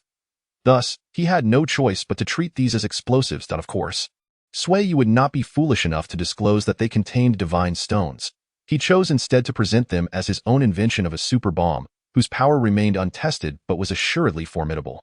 He intended to reserve these bombs as a last resort for mutual destruction. "You think of me and Su Li as expendable pawns, don't you?" Xianxia remarked, exasperated at Sui Yu for handing her such dangerous items. However, when Sui Yu reached to reclaim the explosives, Xianxia swiftly stored them in her spatial ring, asserting, "I can't trust you with such perilous items. They are all confiscated." Sui Yu shrugged, indifferent, as he still had hundreds more. Nonetheless, after creating several hundred bombs, his research on encasing the divine stones was nearing completion, and he anticipated that shortly, he could utilize the stones as a secret technique for planting. However, for now, Sui Yu was preoccupied with a singular concern, urging Su Li and Xianxia to abduct more Golden Core elders for him to cultivate, thereby rapidly enhancing his cultivation and influence, while simultaneously minimizing external constraints. Watching the two women depart to execute his orders, he envisioned Sun walking confidently through the Xianxia Sect and inwardly scoffed. "Wu Jian, prepare to bear the brunt of my overwhelming wrath." He mused on what expression Wu Jian would wear upon discovering that his actions had instigated a significant upheaval within the Xianxia Sect. Chapter 40. The abduction of elders is underway. 3 days had elapsed since Xianxia, armed with an array of tools, had set off with Su Li. Sui Yu had initially believed he could capture several elders in a single day, but the current circumstances appeared less than hopeful. Although he yearned to dismantle the constraints imposed by the Xianxia Sect swiftly, impatience proved futile. Thus, under the diligent care of the exceptionally obedient Lu Ying, who had been trained by Su Li, Sui Yu indulged in a blissful existence while patiently awaiting news. Finally, on the 3rd day, Xianxia stealthily crept into Sui Yu's room in the dead of night. Hefting a human-shaped sack, upon hearing the door creak, Sui Yu assumed one of his romantic interests had succumbed to temptation and decided to visit him under the cover of darkness. However, his anticipation quickly turned to disappointment when he realized it was Xianxia who had entered. "Hey, what were you expecting? Why do you sigh upon seeing me?" Xianxia, having successfully evaded the watchful eyes of the elders, stormed into Sui Yu's chamber, her frustration boiling over at his apparent discontent. "All right, that's unimportant." Sui Yu waved dismissively, redirecting his attention to the sack Xianxia was carrying. His curiosity piqued. He wondered whether she had captured a beautiful woman. "I wonder if Xianxia brought back a stunning beauty. If so, I wouldn't mind employing a charming strategy." Alas, the chasm between dreams and reality proved vast. As Xianxia emptied the sack, revealing an exceedingly unsightly face from Sui Yu's perspective. In reality, few cultivators were unattractive. He instinctively exclaimed, "What the hell? How is it a man? Did you expect a woman? What on earth were you thinking? Have you, the notorious flirt, begun to develop romantic inclinations again. Hurry up and confess. During our absence, have you not accumulated more romantic interests? Siqi launched into a verbal assault on Sui Yu. To be fair, she was merely venting her frustrations and not delving into the details. As for Sui Yu's responses to her inquiries, he chose to remain silent, playing the role of a mere observer. After Siqi's tirade reached its conclusion, Sui Yu seized the moment to inquire how she had managed to capture this elder. Ah, this man is named Nangong Wentian, a mid-stage Golden Core elder. Upon learning that Siqi, a mid-stage Golden Core practitioner, had subdued another of the same rank, Sui Yu immediately gave her a thumbs up, exclaiming, "Impressive! Even the most adept individuals can be abducted without a trace. Siqi, you are truly remarkable." Upon hearing Sui Yu's praise, Siqi's cheeks flushed, and she indignantly retorted, "Remarkable? My foot? You have no idea. This Nangong Wentian is nothing but a scoundrel. He has persistently harassed me in the past. Fortunately, just as I was distressed about how to approach the other elders, this old rogue appeared. With a hint of charm, I managed to entice this lecherous old fool into drinking tea laced with a tranquilizer. And after rendering him unconscious with a drug, I delivered him to you under the cover of night." "Oh," Sui Yu nodded, then violently overturned the tea table beside him. "Damn it. Even my lovers are targets for this guy? Is he seeking death or simply tired of living?" While cursing, Sui Yu approached the lecherous Nangong Wentian, who lay on the ground, and forcefully implanted a demonic seed into his dantian. He then administered the antidote to the tranquilizer. The antidote was remarkably effective. Almost immediately upon ingestion, Nangong Wentian began to awaken at a tea that moment. His mind was in utter disarray, recalling that he should have been in Siqi's chamber, joyfully conversing with her. He distinctly remembered having slipped a drug into her tea. To ensure she would drink the spiked tea, he had first taken a sip from his own cup, expecting her to follow suit instinctively. Yet, she remained indifferent. Just as he attempted to coax Siqi into drinking, he suddenly felt a disturbance in his internal energy, followed by a tingling sensation throughout his body. His last memory was of Siqi rushing up behind him, covering his mouth and nose with something, and then everything went black as his memories of unconsciousness gradually resurfaced. Nangong Wentian's vision cleared, revealing that he had been transported to an unfamiliar room. Upon seeing Siqi gazing down at him, he mused inwardly, "Wasn't the original plan for Siqi to drink the drug tea and let me have my way? Why has the situation reversed? And judging by her demeanor, it seems she intends to do something to me. Could it be that Siqi enjoys playing with us?" Thoughts of Siqi's intentions crossed his mind. Nangong Wentian's gaze became entranced, a mysterious fluid escaping his lips. As Siqi approached him, he instinctively pleaded, "Please be gentle with me." Seeing the expectant look in Nangong Wentian's eyes and hearing his ambiguous plea, Siqi instinctively halted her advance. Just as he wondered why she had stopped, he suddenly felt a powerful tug on his shoulder. As he turned, he was met with the furious gaze of another man. In an instant, a fist loomed larger in his vision, and with a blinding flash, Sui Yu's punch sent Nangong Wentian crashing into the wall. Had it not been for Sui Yu's room being reinforced as a magical artifact, especially with its soundproofing capabilities, the commotion would surely have drawn the attention of those monitoring Sui Yu. Enraged, Nangong Wentian thought, "Though I expected to be beaten, can a man's assault compare to that of a woman? For most, they might seem similar, but for me, the distinction is vast." Fuming, he attempted to rise and glared at Sui Yu. "You're an inner sect disciple, aren't you? Wait, I think I know you. You are Sui Yu. You dare to lay hands on me? Do you have a death wish?" Furiously, Nangong Wentian began to channel his energy, intent on retaliating against Sui Yu, even planning to eliminate him in a single strike. Despite the elder's watchful eyes, his rage clouded his judgment, and he was prepared to annihilate Sui Yu. Yet, at that moment, he felt a violent surge of energy within him, causing his impending spell to spiral out of control.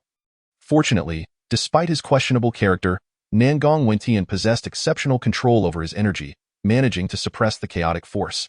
Had he failed, he would have been gravely injured or worse. However, while he stabilized his energy, he realized that Sui Yu was now standing very close to him. With a groan, Nangong Wentian was met with a powerful punch to his abdomen. Sui Yu then seized him by the neck, delivering a flurry of blows to his face. Witnessing Nangong Wentian's grotesquely contorted features, Sui Yu finally felt a sense of balance in his emotions. Pleased with his handiwork, he thought, with such a lecherous demeanor, why does he possess such a handsome face? In the world of cultivation, one cannot judge by appearances. Yet, after my renovations, he certainly appears more palatable. Nangong Wentian, filled with rage, struggled to pry Sui Yu's arm away. However, with his energy in turmoil, he could not withstand the prodigious strength of Sui Yu. Thus, like a helpless chick, he found himself pinned against the wall, futilely grasping at Sui Yu's arm, his efforts destined to fail. Sui Yu, do you even know what you're doing? After his attempts yielded no results, he solemnly questioned Sui Yu, hoping to intimidate him into retreat. Yet Sui Yu, unconcerned, replied, "Of course, I know." Nangong Wentian's serious expression was met with several more punches to his abdomen, silencing him. Yet he was not conceding. Rather, he was introspectively searching for the cause of his energy's rampage. After a prolonged examination, he found no answers. Just then, Sui Yu's voice echoed in his ears, "What's the matter? Can't find the reason. What have you done to me?" Nangong Wentian's face paled, bewildered by the strangeness of his predicament.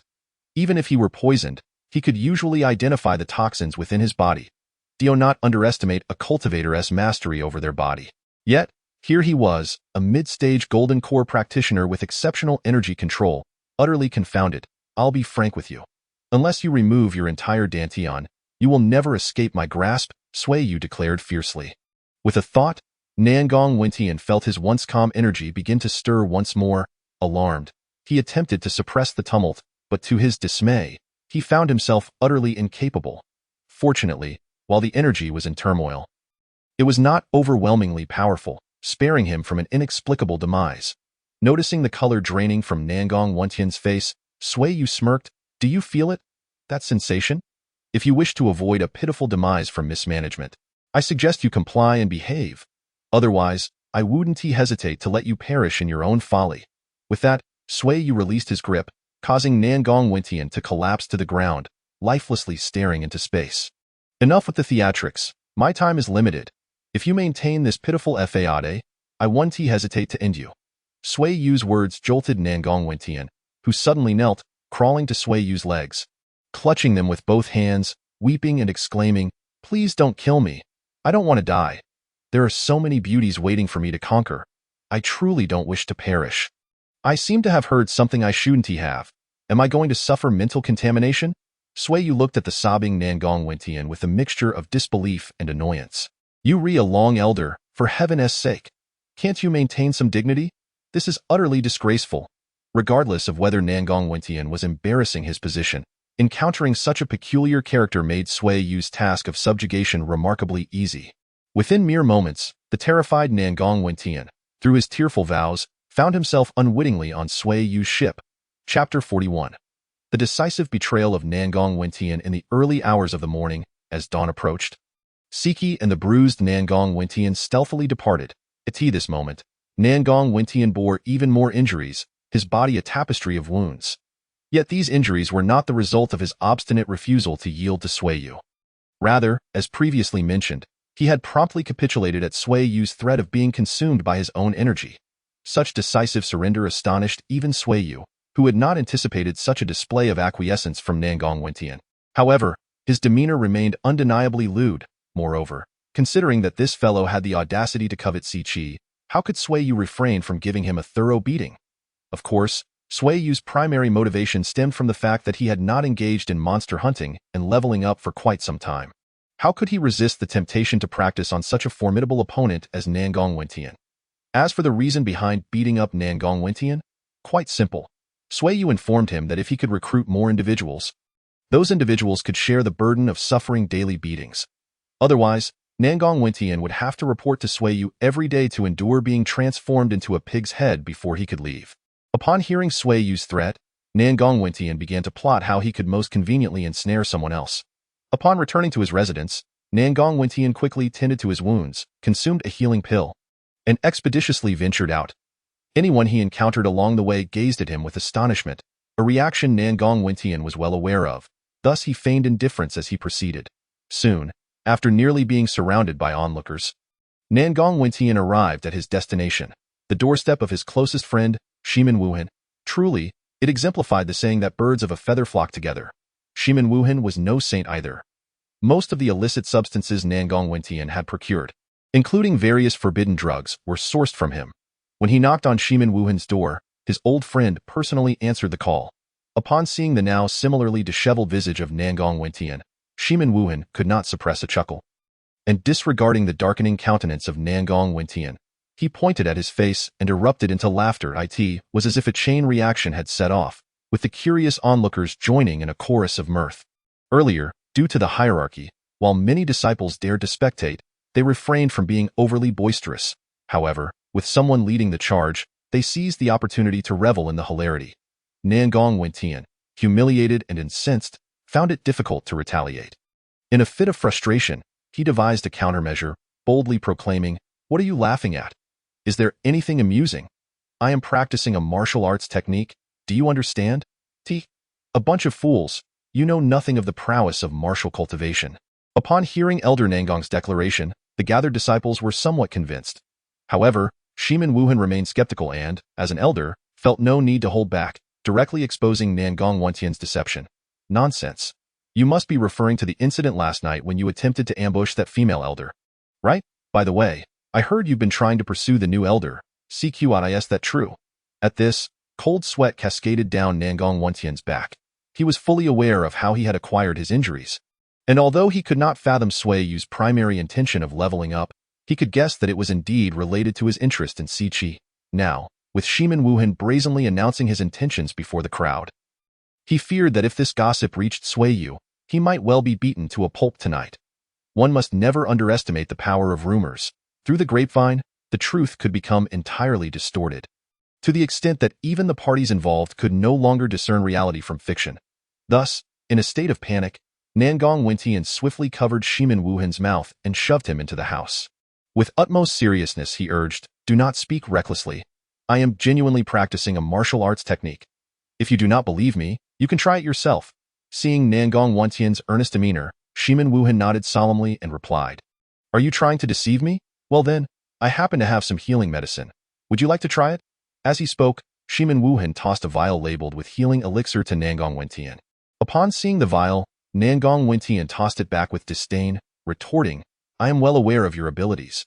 You are a master at concocting forbidden and sedative drugs, but healing elixirs, you might as well not waste your materials. Consuming your concoctions would be a stroke of bad luck." Not at all angered by his old friend's rejection, Shimin Wuhan merely appeared slightly disappointed that Nangong Wentian was not willing to be his test subject. Waving his hand, Shimin Wuhan inquired, "All right, now you may tell me why you have come to see me. Are you looking to order more of those drugs effective against Foundation establishment cultivators?" Nangong Wentian adamantly denied. "Certainly not." While inwardly lamenting, "Do I still need those drugs? I have already been ensnared by your concoctions. As a result, Si Chi did not consume them, but I ended up in trouble. What brings you here then?" It must be noted that although Nangong Wentian shared similar flaws with Shimin Wuhan, they were generally too preoccupied with their own escapades to meet frequently. Nangong Wentian typically sought him out only when there was something to ask. Shimin Wuhan had grown accustomed to this, for despite Nangong Wentian's unscrupulous nature, he was reliable when it came to fulfilling promises, at least in terms of materials. "You truly do not recognize kindness when it is offered. Recently, I procured a sedative that can incapacitate Foundation establishment cultivators, and it made me dizzy just from inhaling it. I plan to bring it to you to see if you could enhance it to affect Golden Core cultivators." Just imagine. His lewd smile conveyed unsaid implications. Indeed, Shimin Wuhan's eyes narrowed with impatience as he urged, "Is that true? Quickly, bring me the sedative for appraisal." Success. Inwardly exulting, Nangong Wentian maintained a calm exterior as he retrieved the sedative that Sui Yu had entrusted to him. As anticipated, upon seeing the vial, Shimin Wuhan, who aspired to create the world's most potent forbidden and sedative drugs, eagerly seized it. Then, just as Nangong Wentian had foreseen, upon learning that the sedative could only incapacitate Foundation establishment cultivators, Shimin Wuhan pressed his nose to the vial, inhaling deeply. Consequently, his eyes rolled back as he succumbed to its effects. When Shimin Wuhan regained consciousness, he found himself in Sui Yu's modest abode, where the lewdly grinning Nangong Wentian stood behind Sui Yu, bowing and appearing servile. Notably, upon seeing Shimin Wuhan awaken, Nangong Wentian, fearing Sui Yu had not noticed, pointed at Shimin Wuhan and, with feigned humility, exclaimed, "Master's antidote is truly remarkable. Look, he has awakened so quickly." At that moment, the newly awakened Shimin Wuhan was still somewhat disoriented, and Sui Yu himself was equally perplexed.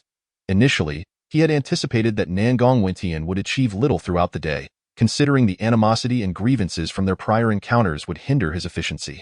Thus, Sui Yu planned to take a few days to discipline Nangong Wentian, ensuring he would comply with his tasks. Yet, before Sui Yu could enact his strategy, Nangong Wentian had already found a companion to share in the burdens of punishment. Before Shimin Wuhan regained full awareness, Sui Yu casually inquired about Shimin Wuhan's situation, fearing he was unaware of Nangong Wentian's loyalty. Almost without reservation, Nangong Wentian recounted the mischief he and Shimin Wuhan had engaged in. Fortunately, Shimin Wuhan lacked the eloquence of a master orator, and although they had caused trouble for numerous female disciples, the absence of elaborate embellishments allowed Nangong Wentian to convey the gist before Shimin Wuhan awoke. Upon hearing of their past exploits, Sui Yu could not help but marvel at their camaraderie. While he could not ascertain if they would share in prosperity, it was undeniable they could endure hardships together.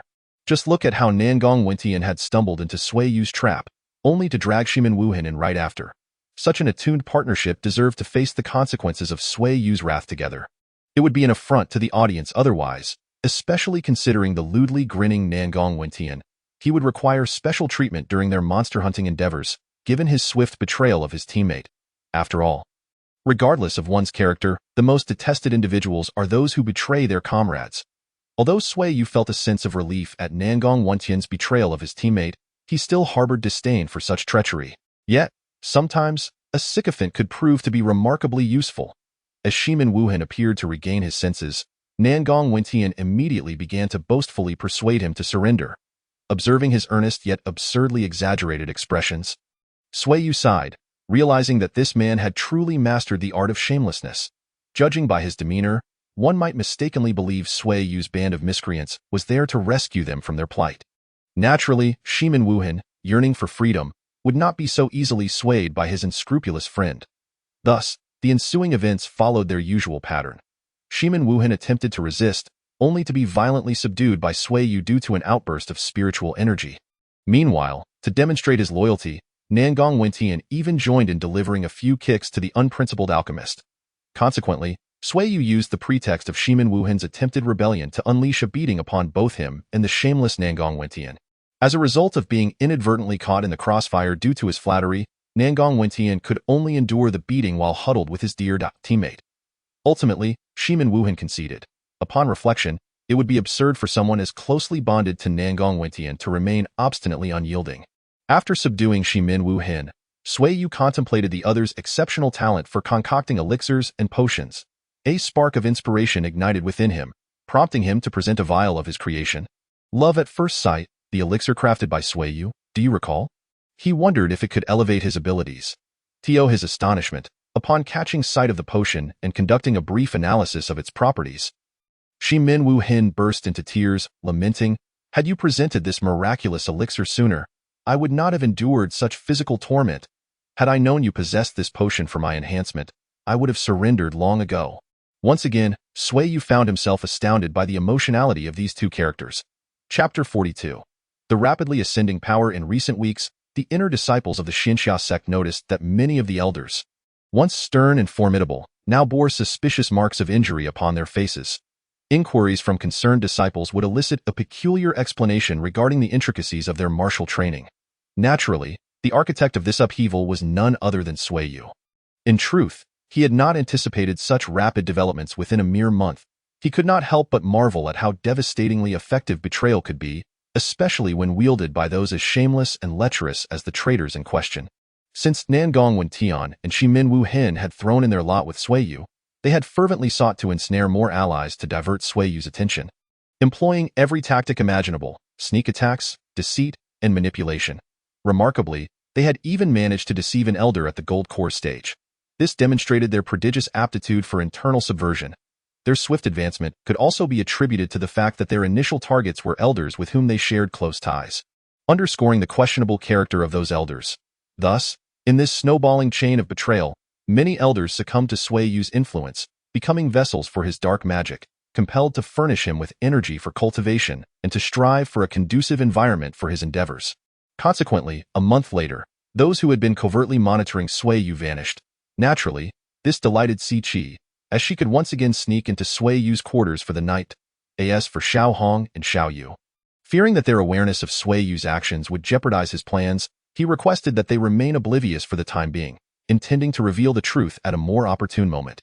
After all, Sui Yu had a multitude of secrets that must not reach the ever-loyal Xiao Hong. In the dimly lit basement, accompanied by the chilling sound of dripping water, lay a narrow, gloomy dungeon. The fresh marks on the walls indicated that it had recently been constructed. Sui Yu descended the stone steps, attentively listening to the occasional faint murmurs emanating from within, while contemplating which creature to vanquish for experience and to vent his frustrations. Indeed, this was the very dungeon Sui Yu had fashioned to confine the unwilling gold core cultivators. Throughout the past month, Siqi had yielded little in the way of captures, despite apprehending two lecherous old men attempting to take advantage of her. However, these two proved significantly less formidable than the shameless duo of Nangong Wentian and Shi Min Wu Hen, resulting in their frequent, dismal beatings at Sui Yu's hands. Yet, those accustomed to grinding in online games understand that facing the same foe repeatedly can lead to fatigue. Thus, after the shameless duo captured a plethora of gold core cultivators, many of whom were resolute in their refusal to surrender, Sui Yu finally found respite from battling the same familiar faces. This newly constructed dungeon served to detain those stubborn individuals who had been ensnared by the unscrupulous duo and their descendants. Tio Sui Yu. These obstinate figures were merely ordinary foes within his gaming realm. In his leisure, he would visit this self-built dungeon to engage in combat and level up. After more than a month of accumulation, many elders and disciples at the gold core stage found themselves imprisoned here. Some having previously demanded spirit grains from Sui Yu in the name of the Xianxia Sect, while others bore no prior connection to him. Logically, Sui Yu's actions in capturing those uninvolved should be deemed unjust. Yet, who decreed that only those who offend the protagonist deserve punishment? Moreover, in this world, those who perceive themselves as powerful often resort to seizing resources from the weak without hesitation. For Sui Yu, any valuable possessions he currently held or would acquire in the future, once exposed, would inevitably attract a throng of greedy individuals. Thus, rather than adopting a defensive posture, he preferred to take the initiative and seize control. The consequence of this proactive approach was that his newly established dungeon was now facing an overcrowding crisis. It must be noted that Sui Yu's increased options for combat led to a lack of attention on the shameless duo, resulting in a misjudgment on their part. They erroneously believed that Sui Yu was preoccupied with newcomers, neglecting their existence, in a desperate bid to escape their fates of being beaten by Sui Yu. They resorted to cunningly ensnaring even more victims, ultimately filling Sui Yu's new dungeon to capacity. Consequently, Sui Yu had to inform them to take a temporary recess. Otherwise, the entire sect's gold core cultivators might embark on a collective expedition into the mountains. To prevent further escalation, Sui Yu had been diligently engaged in clearing this dungeon instance, hoping that among the hardened individuals, someone might be willing to pledge allegiance to him. However, these captives displayed far more resilience than the shameless duo, remaining steadfast in their silence despite Sui Yu's relentless beatings. Today, Sui Yu's mood was particularly grim, for after enduring a prolonged period of patience, Xiao Hong had finally come to confront him. Recently, the mysterious injuries adorning the elders' faces had become a hot topic of discussion within the Xianxia Sect. A mere glance at a few faces had enabled Xiao Hong to deduce that Sui Yu was the culprit, making her inquiry all but inevitable. Before arriving at the dungeon, Sui Yu had engaged in a fierce argument with Xiao Hong. Although she ultimately retreated in the face of his unwavering stance, her confrontation weighed heavily on his mind. The creatures imprisoned within the dungeon now presented the perfect outlet for his frustrations. As Sui Yu strolled through the dungeon, he felt akin to a shopper perusing wares in a market, casting his gaze upon the gold core cultivators caged within. Bound by celestial ropes, they bore a striking resemblance to mere mortals. Suffering in captivity, subsisting on meager rations that Sui Yu provided, should he remember. Their existence was one of profound suffering. Should these gold core cultivators manage to escape, not a single disciple would recognize them. For their current appearances were utterly dismal. Indeed, among the captives were several female cultivators, reportedly ensnared due to compromising evidence wielded by the shameless duo. However, Sui Yu held no interest in these damaged goods. Having been spoiled by the standards set by his various paramours, as Sui Yu's gaze swept over the prisoners, they instinctively lowered their heads, seeking to diminish their visibility. The torment they had endured had not entirely eradicated their pride as gold core cultivators. Yet it had instilled in them the virtues of humility and patience. It must be said that humility is an essential skill for the weak. Observe how, upon activating their humility, Sui Yu could no longer perceive them. Not at all. Sui Yu had come to vanquish foes. When one seeks to deliver punishment, there is no room for humility. Even invisibility would not save them. At that moment, Sui Yu paused before a cell, where a gaunt old man huddled, desperately attempting to avoid attracting Sui Yu's notice. Yet Sui Yu remained steadfast outside the iron door. Observing the trembling figure within, Sui Yu smirked and remarked, having lived for over 1,000 years, "Are you still so fearful of death? If you dread it so, why did you go to such lengths to seek out my possessions? Although I have once again forgotten your name, I cannot forget the imposing figure of your disciple next door, who consistently approached me with your demands on behalf of the Xianxia Sect." Realizing that his humility had failed, the old man raised his weathered face, brimming with indignation, and declared to Sui Yu, "I am at your mercy. Whether you wish to kill or spare me is entirely up to you." He coughed violently after uttering these words. A normal person, witnessing the old man's pitiable state, might choose to show mercy. However, Sui Yu had expended considerable effort, deploying nearly all his mid-gold core strength to capture this man, employing meticulous strategies to finally ensnare him. If the old man believed that pretending to be pitiful would earn him clemency, he was sorely mistaken. Sui Yu had long grown weary of this cunning old fox. Despite the considerable effort required to capture him, the old man's appearance, resembling someone on the brink of death, was remarkably deceptive. This had left Sui Yu at a loss for how to deal with him upon his capture, and the old man's heart was as unyielding as iron. Even when Sui Yu had mercilessly beaten his devoted disciple in his presence, the old man had not flinched in the past. Sui Yu would typically confront the old man's disciple in the adjacent cell, but today, burdened by his quarrel with Xiao Hong, he directly entered the old man's chamber. Originally intending merely to frighten the old man, Sui Yu was infuriated by the hypocritical demeanor and clumsy performance of the elder. In a fit of rage, he delivered a powerful punch to the old man's repeatedly coughing head, nearly burying it into the ground. This time, the old man was not feigning. After violently coughing up a pool of black blood, he stared at Sui Yu with terror in his eyes and tremulously pointed a finger at him, exclaiming, "How could you treat an elder in such a manner?" With a swift crack, Sui Yu broke the old man's finger, eliciting a series of pitiful howls as the elder cried out, "You little beast! How dare you strike an old man? Do you have no shame?" It was evident that the old man intended to instill a sense of guilt in Sui Yu to make him relent. But little did he know that the more he shouted, the more determined Sui Yu became to continue his assault, viewing the old man as a mere red-named NPC. Fists rained down upon the elder as Sui Yu shouted, "This is what you get for disrespecting your elders, for taking advantage of your age, for acting like a spoiled child, for pretending to be injured to extort others. I didn't pretend," the old man retorted amidst his cries. Unyielding, Sui Yu continued his barrage, yet he couldn't help but clarify, "I'm not talking about you. Why are you so anxious?" The old man, gasping for breath, refrained from voicing his retort. When the old man's body shimmered with the light indicative of loot, Sui Yu was momentarily taken aback, realizing in his fervor he had neglected to monitor his health points. To his dismay, the elder he had painstakingly captured had been struck down. Thankfully, the old man dropped some decent gear, including a pair of arm guards that fit Sui Yu perfectly, helping him recover from the unsettling experience of taking a life. Living in a peaceful world, even though this was not his first killing, Sui Yu still detested the act. Despite the fact that he had slain a cunning and despicable old man, it left an unpleasant taste in his heart. "Bring someone," Sui Yu bellowed. Two cultivators at the golden core stage, loyal to him, entered.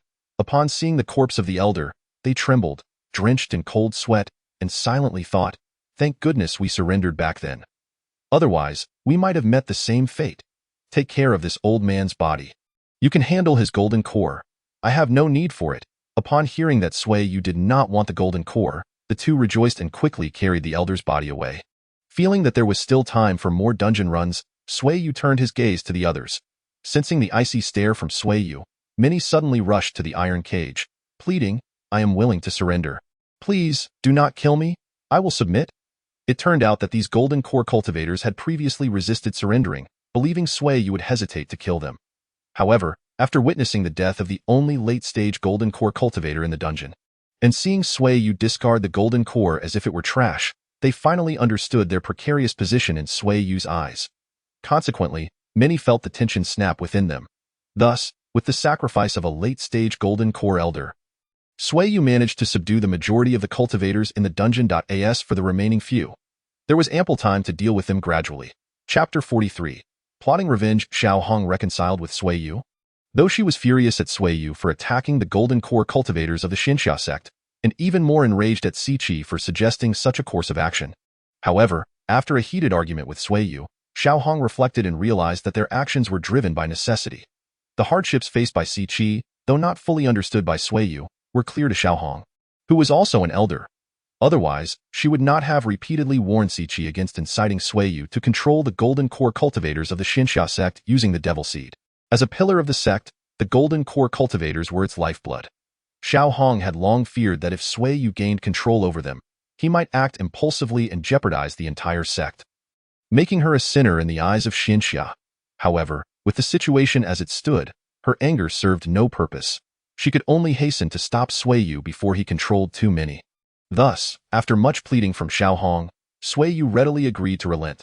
After all, he was not a heartless tyrant but merely an ordinary individual. However, unbeknownst to Xiao Hong, over the past month, due to the antics of a certain unscrupulous duo, at least a quarter of the golden core cultivators in the Xianxia sect had fallen under Sui Yu's control. Although the number of golden core cultivators he controlled was not substantial, and most were in the early to mid stages, there was indeed one late-stage cultivator, though it was not the elder he had inadvertently killed to establish his authority, but rather another unfortunate soul who had been duped by the unscrupulous duo. Despite the relatively low number and strength of the cultivators, they were sufficient for Sui Yu to wield significant influence within the Xianxia sect. One should not underestimate these early and mid-stage golden core elders. They largely managed the sect's affairs while the late-stage cultivators focused on closed-door cultivation, striving to break through to the nascent soul stage. Only an old man, unable to break through to the nascent soul stage due to his dwindling lifespan, would meddle in the sect's matters, resulting in his being named and eliminated by Sui Yu.as for the late-stage cultivator who had now surrendered. He felt quite wronged. Initially, he merely emerged from seclusion for a breath of fresh air, only to find himself controlled by Sui Yu, leaving him unable to return to his cultivation. As for the aftermath of the elder Sui Yu had unintentionally slain, it was easily resolved, with all the elders unanimously declaring he had succumbed to madness and died. The matter was swiftly put to rest. After all, a man whose lifespan was nearly exhausted and who could not break through to the nascent soul stage had no future.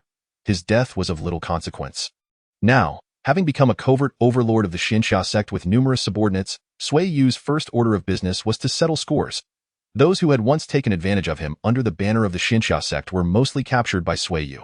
Aside from the elder who had been accidentally killed, some became Sui Yu's lackeys, while others, refusing to submit, were relegated to minor monsters in Sui Yu's dungeon, often beaten for experience. However, there was one individual Sui Yu chose not to have his golden core cultivators capture and torment, Wu Jian, the treacherous scoundrel. While the others had played their cards openly, taking advantage of Sui Yu under the Xianxia sect's banner, Sui Yu felt it was not enough to simply retaliate against Wu Jian, who thrived on underhanded tactics. Sui Yu resolved that this man must endure profound suffering and despair, both physically and psychologically, branded by the pain he had inflicted.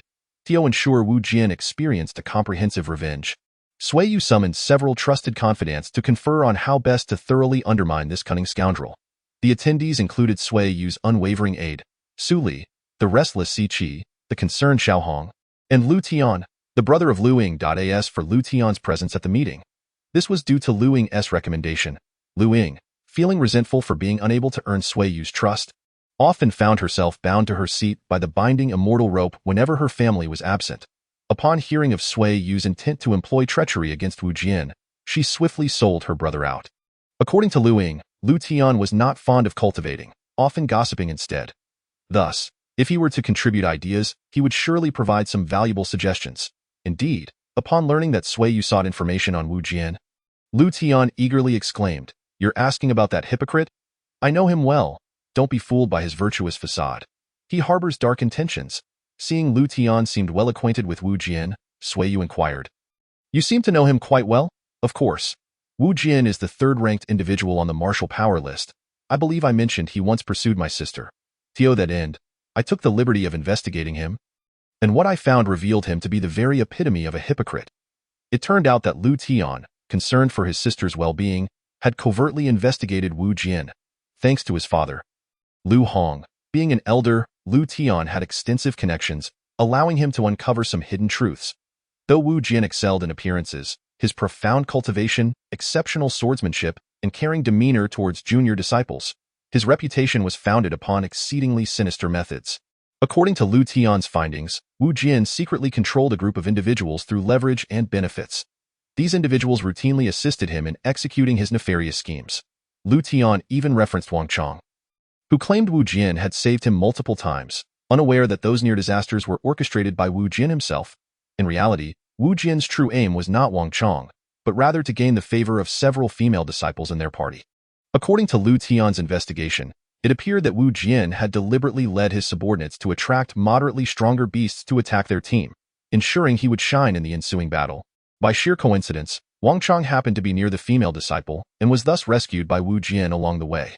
Subsequently, Wu Jian employed the same trick multiple times, fortuitously saving Wang Chong on several occasions.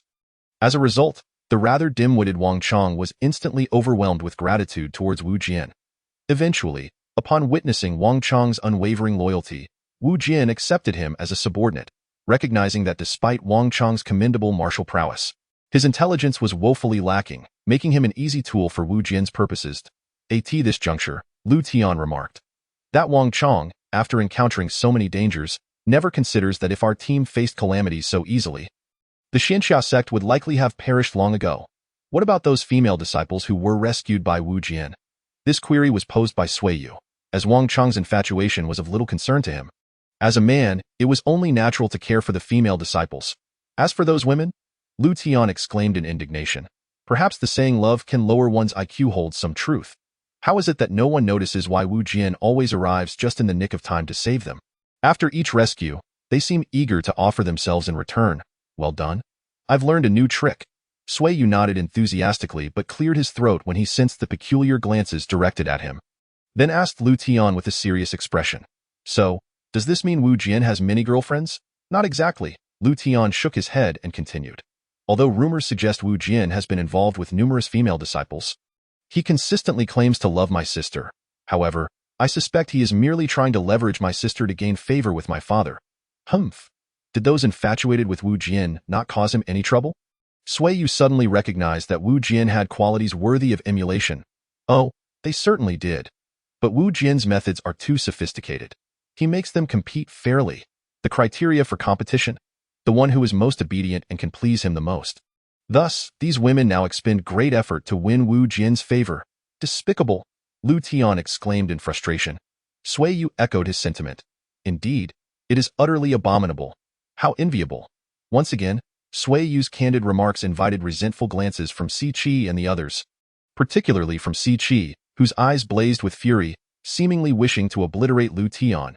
It was indeed Lu Tian, not Sui Yu, who had instilled such misguided thoughts in Sui Yu. The ensuing meeting took on a peculiar tone. As Sui Yu listened with rapt attention to Lu Tian recounting how Wu Jian repeatedly descended from the heavens to rescue the female disciples from peril, he described how Wu Jian, with an expression of devotion to a beloved, enchanted those female disciples, who willingly offered themselves while striving to keep their relationship with Wu Jian under wraps to avoid jeopardizing his bond with his beloved.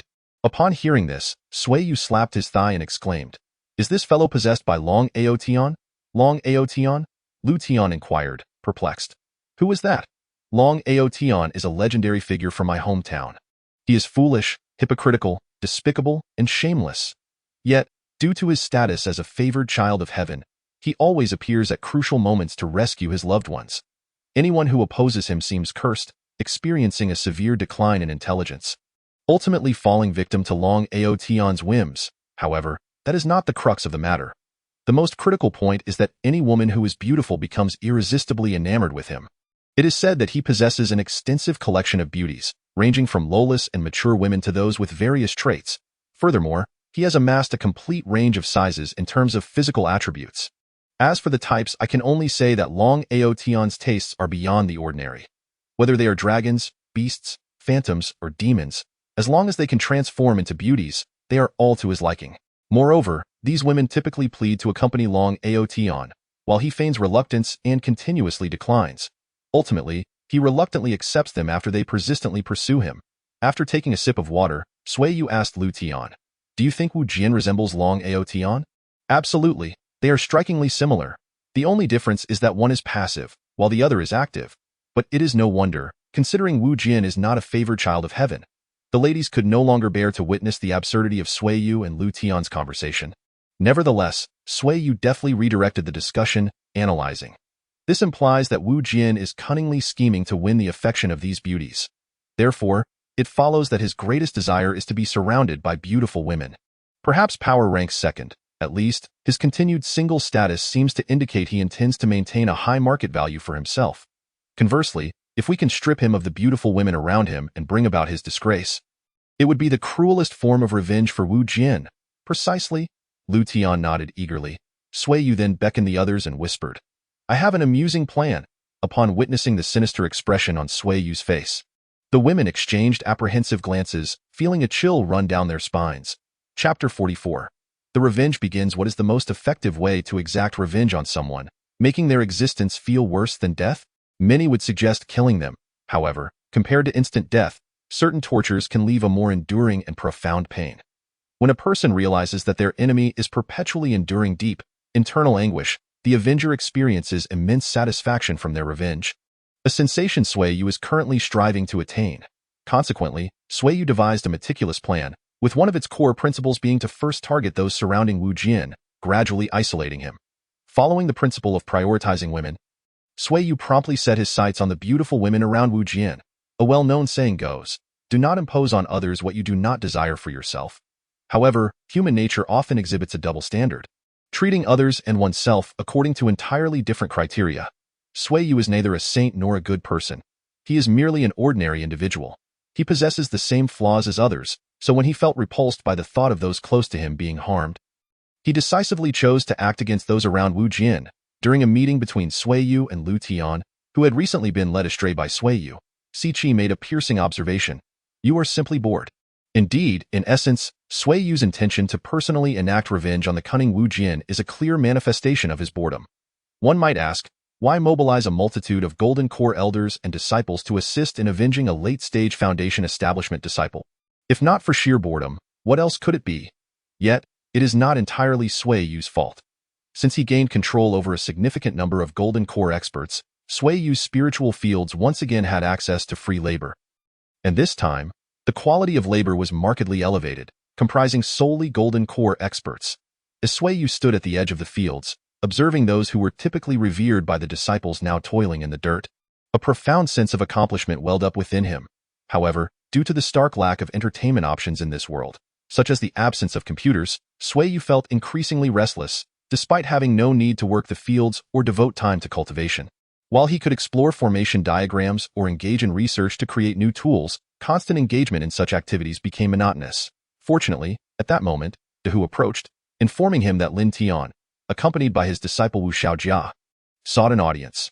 Having resolved the crisis faced by his younger brother, which was under the control of the elders of the Xianxia Sect, Sui Yu's previously dismissed personnel were once again summoned. De Hu had now completely transformed into Sui Yu's right-hand man, primarily responsible for relaying messages. As for Wu Xiaojia, brought by Lin Tian, she was the same woman in yellow who had conspired with Wu Jian to deceive Sui Yu on his first day in the inner sect.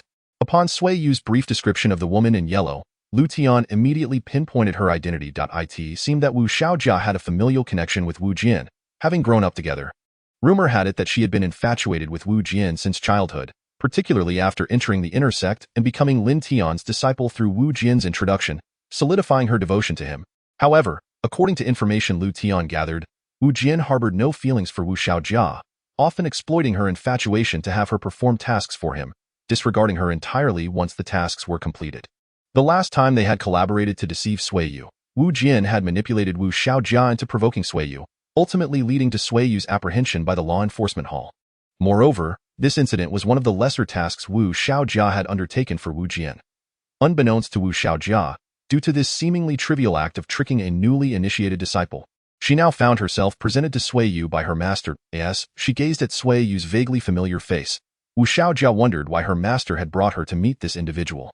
Meanwhile, Sui Yu scrutinized the perplexed young woman before him, clearly realizing that she had forgotten all about him. It appears that initially, the individual in question never regarded herself as significant. Her betrayal was merely a means to appease Wu Jian, a collateral consequence of her actions. Nevertheless, regardless of her motivations, having wronged Sui Yu, she must brace herself for the repercussions that will inevitably follow. Furthermore, Sui Yu has conspired to inflict upon Wu Jian the depths of sorrow and despair. Yet he requires the assistance of the woman before him. Where are your eyes directed? Perhaps Sui Yu, lost in contemplation on how to deceive Wu Jian, inadvertently cast a lecherous gaze upon Wu Xiaojia, provoking her to unleash her indignation. Alarmed, Lin Tian hastily apologized to Sui Yu, exclaiming, "My apologies, young master. I am but an unworthy disciple." Upon witnessing her master's trepidation, Wu Xiaojia was taken aback. Sui Yu waved his hand dismissively, instructing Lin Tian to withdraw, declaring that the ensuing matters were no longer his concern. At his command, Lin Tian retreated cautiously, his demeanor so deferential one might mistake him for a servant to royalty.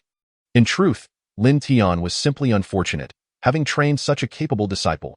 Tio exact a more profound revenge on Wu Jian, ensuring he feels the abyss of helplessness. Sui Yu had expressly cautioned Lin Tian against any rash actions. However, due to Sui Yu's notoriously volatile temperament, he resorted to targeting Wu Jian's master in the interim. Consequently, Lin Tian found himself in a rather eventful predicament, with his visage swollen and bruised, rendering him unable to face anyone. Were it not for Sui Yu's meticulously devised plan to unleash a relentless vengeance upon Wu Jian, Lin Tian might still be in a state of humiliation. Thus, it was the acute fear of Sui Yu's methods that rendered Lin Tian exceedingly cautious. "Who are you?" Wu Xiaojia felt a sense of foreboding.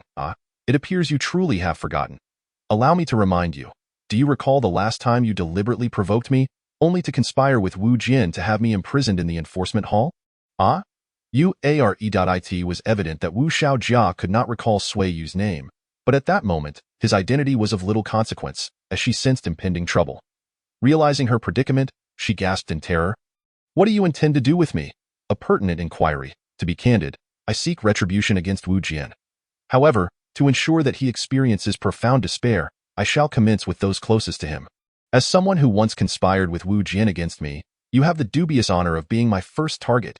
In your dreams.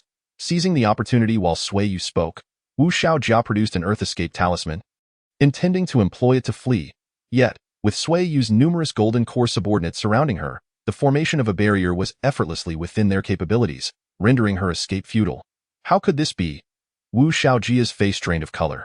However, upon calmly assessing the fluctuations of spiritual energy around Sui Yu, she suddenly perceived that he might not be as formidable as she initially believed.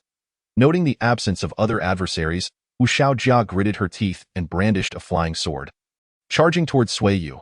Unfortunately, few in the Foundation establishment stage possessed the skill to wield the art of sword control.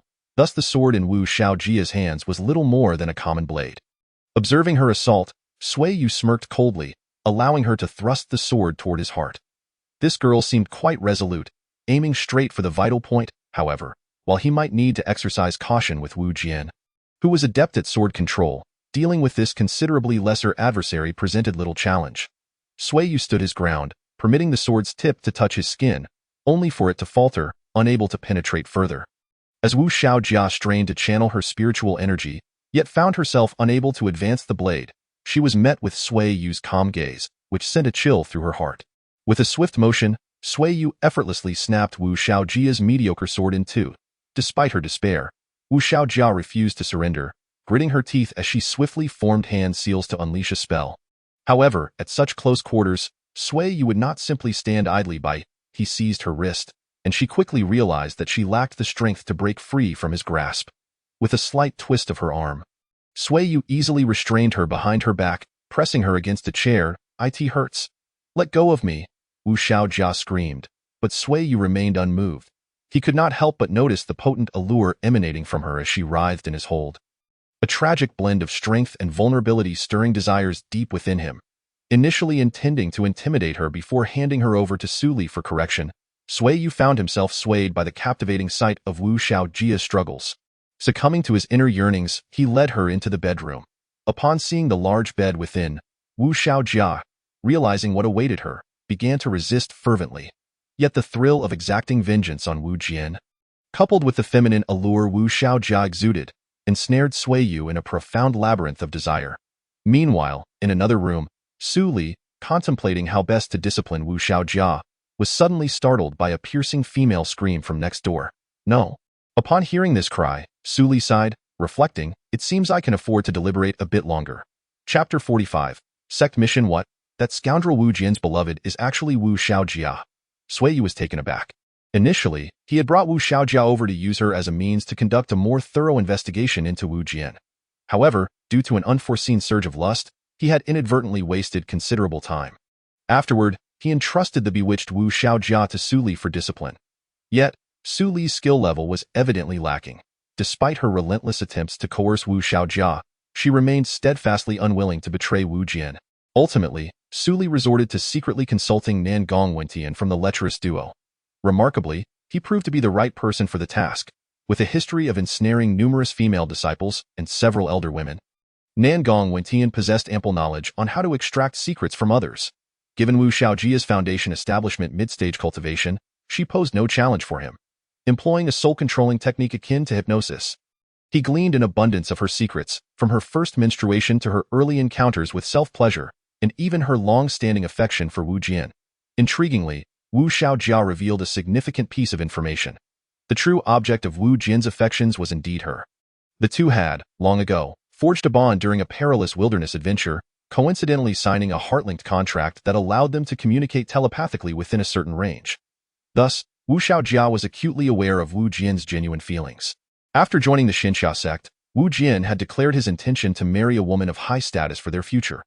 Although Wu Xiaojia was heartbroken upon learning of Wu Jian's plans, she ultimately succumbed to his wishes, pouring all her affections into him. To facilitate his ambitions, she even played the role of the lovesick girl, striving to assist Wu Jian while enduring the pain of unrequited love.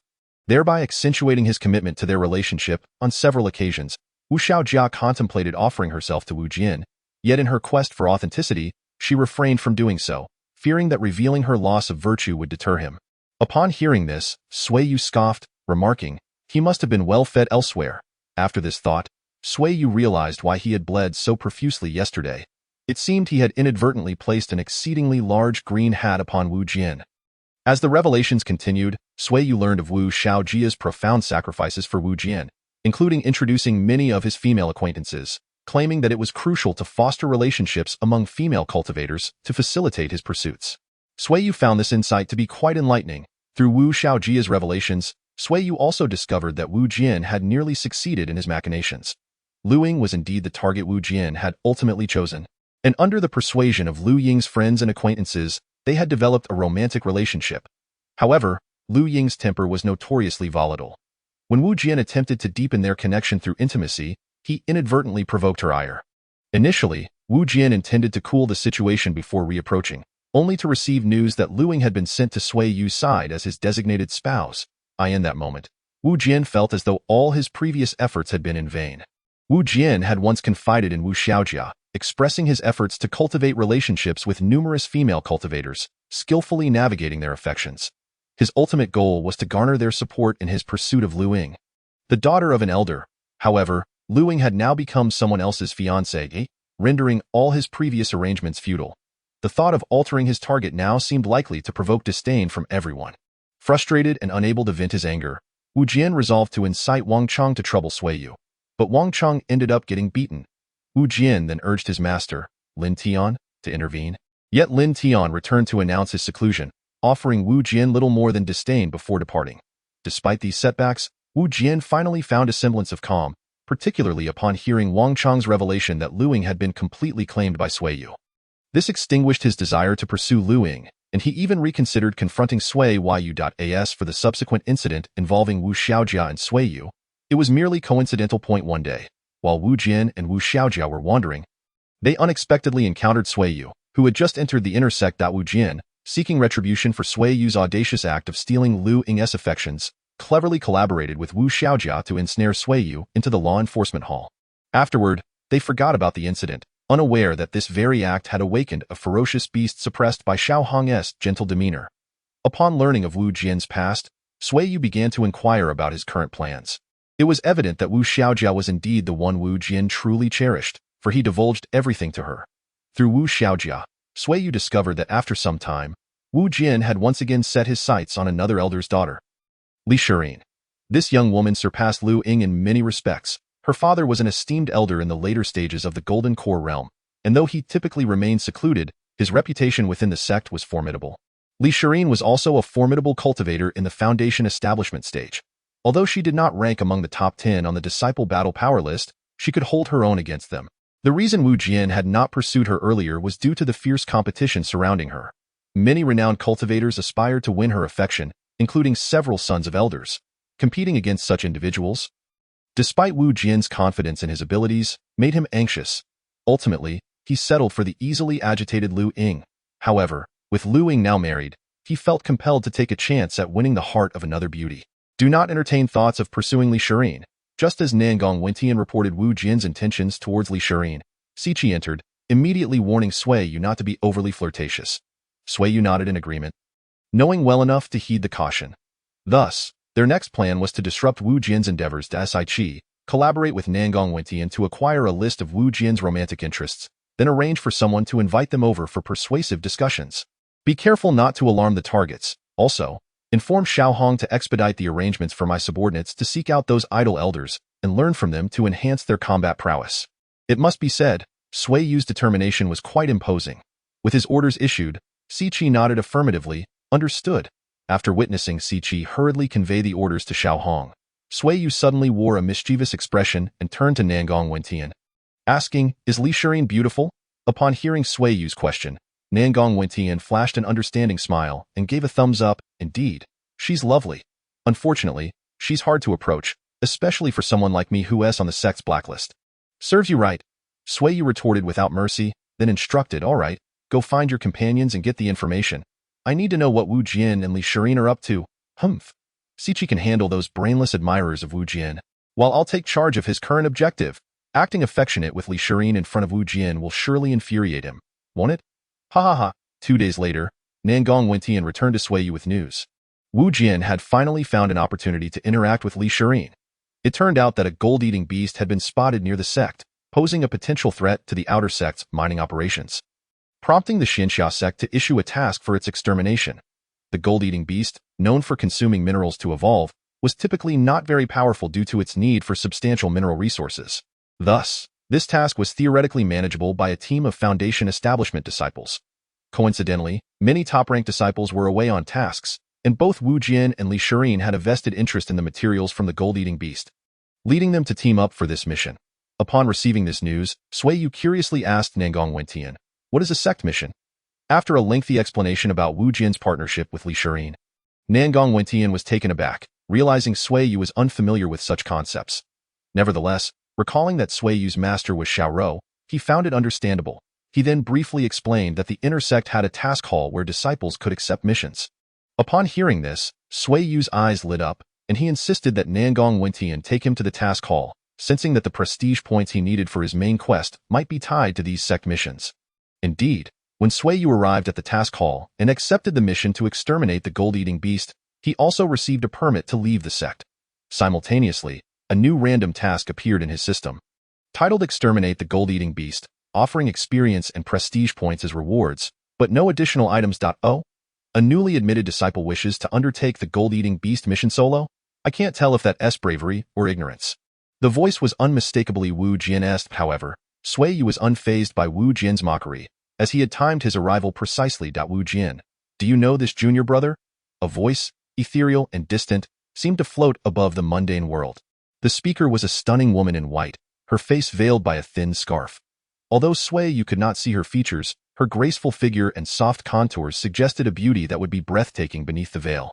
Noticing Sui Yu's intense gaze on Li Shirin, Wu Jian frowned and quickly advised her, "Don't mind him. He is a notorious lecher. Just entered the inner sect and already causing trouble for junior sisters in public. Such a bold lad, spreading slander about me." Sui Yu seized the opportunity to engage in conversation, brandishing the formidable blade he had acquired earlier, striking it towards Wu Jian. Seeking death, Wu Jian scoffed, summoning his flying sword to meet Sui Yu's attack, secretly thinking it would be a perfect opportunity to showcase his prowess before Li Shirin. However, as their weapons clashed, Wu Jian was suddenly overwhelmed by an immense force emanating from the blade. Before he could counteract, he was sent hurtling through the doors of the task hall, sword and all that. Ha! Did you think I was easy to bully just because I forgot to draw my weapon last time? Sui Yu proclaimed arrogantly, striking a pose with his sword before turning to Li Shirin with a charming smile. "Hello, I am Sui Yu. You must be Li Shirin." "Indeed. Meeting you in person is even more enchanting than the tales suggest.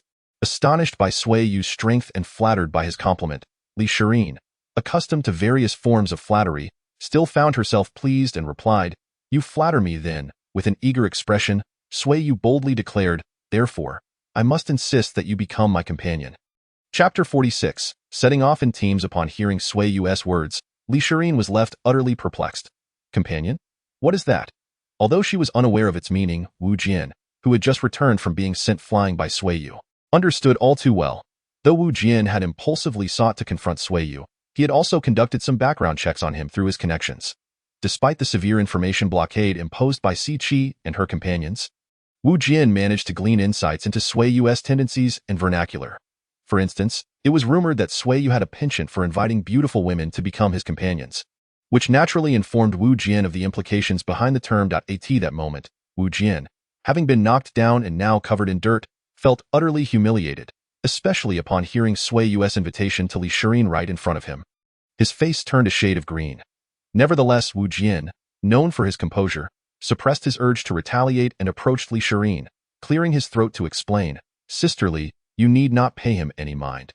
He is notorious for his inappropriate remarks." Initially, Li Shirin had no intention of engaging with Sui Yu, knowing well the multitude of suitors vying for her attention. Many of them went to great lengths to amuse her, employing all manner of peculiar rhetoric to capture her interest, which had long since ceased to surprise her. However, when she heard Wu Jian mention that Sui Yu spoke without regard to good or bad, her interest was piqued. As the daughter of an elder and a prodigious cultivator, Li Shirin was accustomed to the constant flattery of those around her. Yet, few dared to speak to her with flippancy due to her status, making Sui Yu's words all the more intriguing. "Could you enlighten me on what he meant?" Li Shirin inquired of Wu Jian, her tone ethereal yet tinged with anticipation. Wu Jian felt a bead of cold sweat trickle down his forehead, pondering, what is happening? Does Li Shirin actually enjoy hearing such frivolous remarks? No, surely if she comprehends Sui Yu's implications, she might get angry and confront him. With that thought, Wu Jian delicately explained the meaning of Sui Yu's words regarding casual relationships, also introducing the term depao. Through the veil, Sui Yu observed Li Shirin's face flushing a deep crimson, suggesting she was quite bashful regarding matters of intimacy. After a brief silence, Li Shirin softly remarked to Sui Yu, "That is an interesting way to phrase it, but I must decline." Although her lack of outrage left Wu Jian feeling somewhat disappointed, he quickly suggested, "Sisterly, let us hasten to receive our mission and prepare for departure." Li Shirin nodded slightly, then turned her attention to the disciples in charge of task assignments. When Wu Jian announced that their mission was to exterminate the gold-eating beast, Sui Yu, who had been following, expressed his surprise. "What a coincidence. I didn't expect you to take on this task too. I just finished mine and was looking for companions. Would you consider teaming up with me?" Before Li Shirin could respond, Wu Jian hastily shoved Sui Yu aside, retorting, "Away with you. With your abilities, you think you can join us? Dream on." Sui Yu, annoyed, shot back, "Who asked for your opinion? Besides, the last person I sent flying with a single sword strike hardly has the right to question my strength." Fuming, Wu Jian felt tempted to unleash his sword technique out of frustration. Aware that the sect imposed severe penalties for harming fellow disciples, he preferred to avoid attracting the attention of the Law Enforcement Hall and its strict regulations. Ignoring Wu Jian's outburst, Sui Yu turned back to Li Shirin. "So, what do you say? Will you team up with me? I assure you, I am quite formidable." "Very well, however, I have a use for the gold-eating beast's 2 large fangs, so I hope to claim them after the hunt," Li Shirin stated, her ethereal tone lacking any hint of greed. Sui Yu nodded eagerly at her condition. Yet, Wu Jian interjected, "Sisterly, we are more than sufficient alone. There is no need for him. Despite his earlier bravado, he merely practices martial arts and lacks proficiency in spells." Upon hearing Wu Jian's claims, Li Shirin turned to Sui Yu. "Is what he said true?" After Sui Yu confirmed with a nod, Li Shirin smiled and said, "Then I would ask you to withstand the gold-eating beast's assaults, while Wu Jian and I support you from behind with our spells. Would that be acceptable?" "Not a problem. Typically, cultivators engage in ranged combat or kite tactics. Few would dare to take the brunt of the attack, especially with Wu Jian at my back." Sui Yu agreed without hesitation, viewing the potential mishaps as mere trifles. After all, death was but a temporary setback. He was more concerned about revealing his secrets, which could lead to Wu Jian and Li Shirin being apprehended by the Golden Core cultivators trailing behind. Ultimately, losing such an intriguing plaything like Wu Jian was hardly a catastrophe. Seeing Sui Yu so readily agree, Li Shirin nodded in approval of his inclusion, and the trio promptly set forth. After presenting their exit permits, they emerged from the gates of the Xianxia Sect. Upon exiting, Li Shirin produced a beautifully crafted wooden crane artifact and mounted it. Wu Jian, feeling somewhat inadequate in comparison to her exquisite artifact, remarked nonchalantly, "Flying artifacts are too slow. I shall use my lightness technique instead." He cast a triumphant glance at Sui Yu, knowing he lacked such skills and eagerly anticipating the sight of him trailing behind. "I do not practice the lightness technique," Sui Yu admitted candidly, prompting a smirk from Wu Jian. However, Sui Yu continued, "Thus, I shall rely on my self-crafted artifact instead." Upon hearing Sui Yu's plan to unveil his homemade artifact, Wu Jian scoffed, "Homemade? I suggest you keep that unsightly contraption hidden from Sister Li's view." Expecting Sui Yu to shy away from producing his artifact, Wu Jian was taken aback when Sui Yu effortlessly retrieved a pair of black wings from his Qinkuan ring. This Qinkuan ring was a gift from an unfortunate old man whom Sui Yu had unintentionally slain. Sui Yu marveled at the convenience of the ring, which allowed for immediate access to items without the hassle of inventory management. Strapping the black wings to his back, Sui Yu unleashed them, a sweeping 3-meter span that began to flutter gently as the wings stirred. Sui Yu's form ascended gracefully, reminiscent of a fallen angel. Indeed, the black-winged artifact was modeled after the wings of a fallen angel, serving as an ideal choice for both style and flair, albeit with some energy consumption, which he had arranged to be supplied by his loyal Golden Core subordinates. How stunning! Even the typically composed Li Shirin gasped in awe at Sui Yu's striking appearance.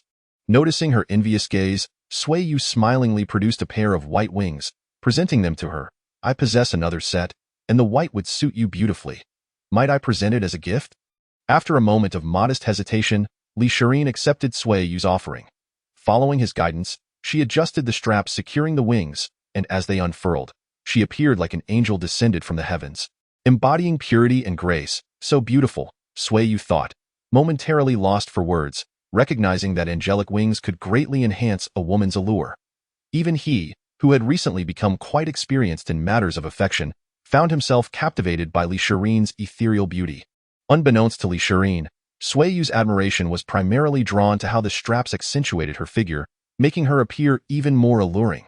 Had she known this, she might have pursued Sui Yu with her artifact in hand. After Li Shirin adjusted to controlling her unique artifact, both shared a knowing smile. Reluctantly, Sui Yu shifted his gaze away from her and suggested, "Shall we proceed?" "Indeed," Li Shirin replied with a subtle nod. Sui Yu then proclaimed, "Our target is the gold-eating beast. Onward." With that, the two took flight, their wings propelling them swiftly toward their destination. Mid-flight, Li Shirin remarked, "I feel as though I may have forgotten something important."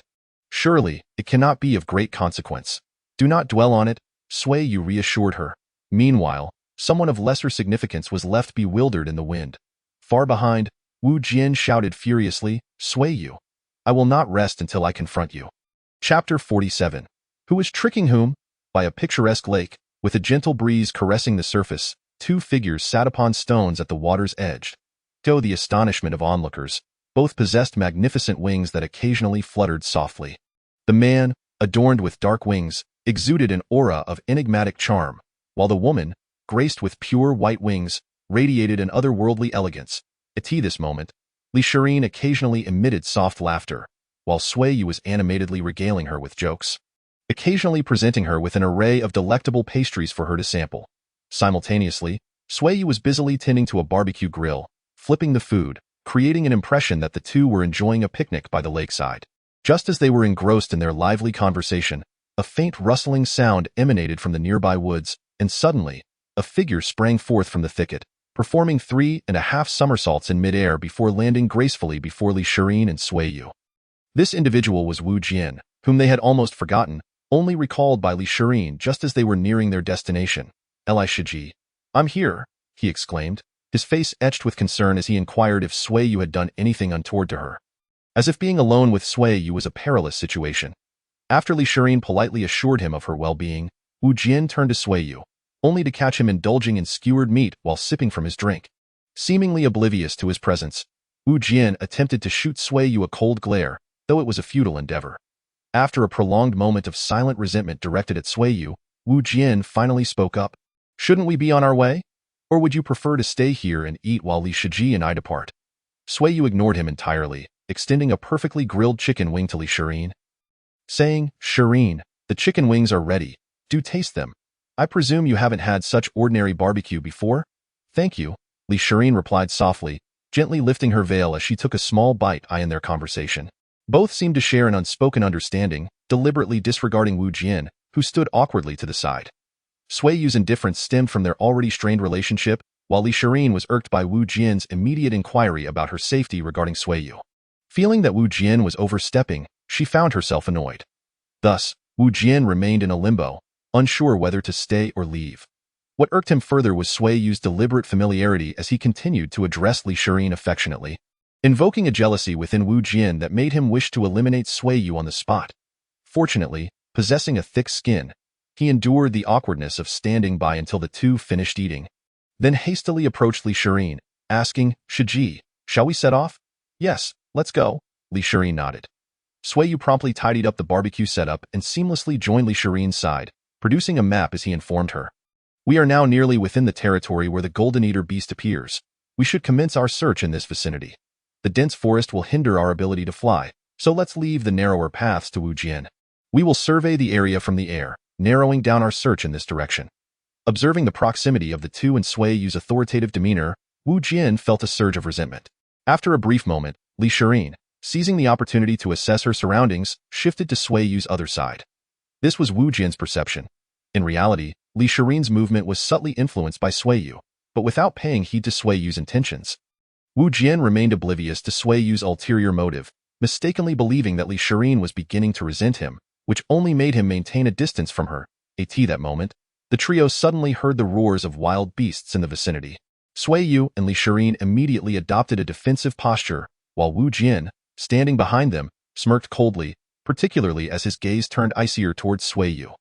With a rustle, two wild wolves with azure fur emerged from the underbrush. One should not underestimate the wolves of the cultivation realm.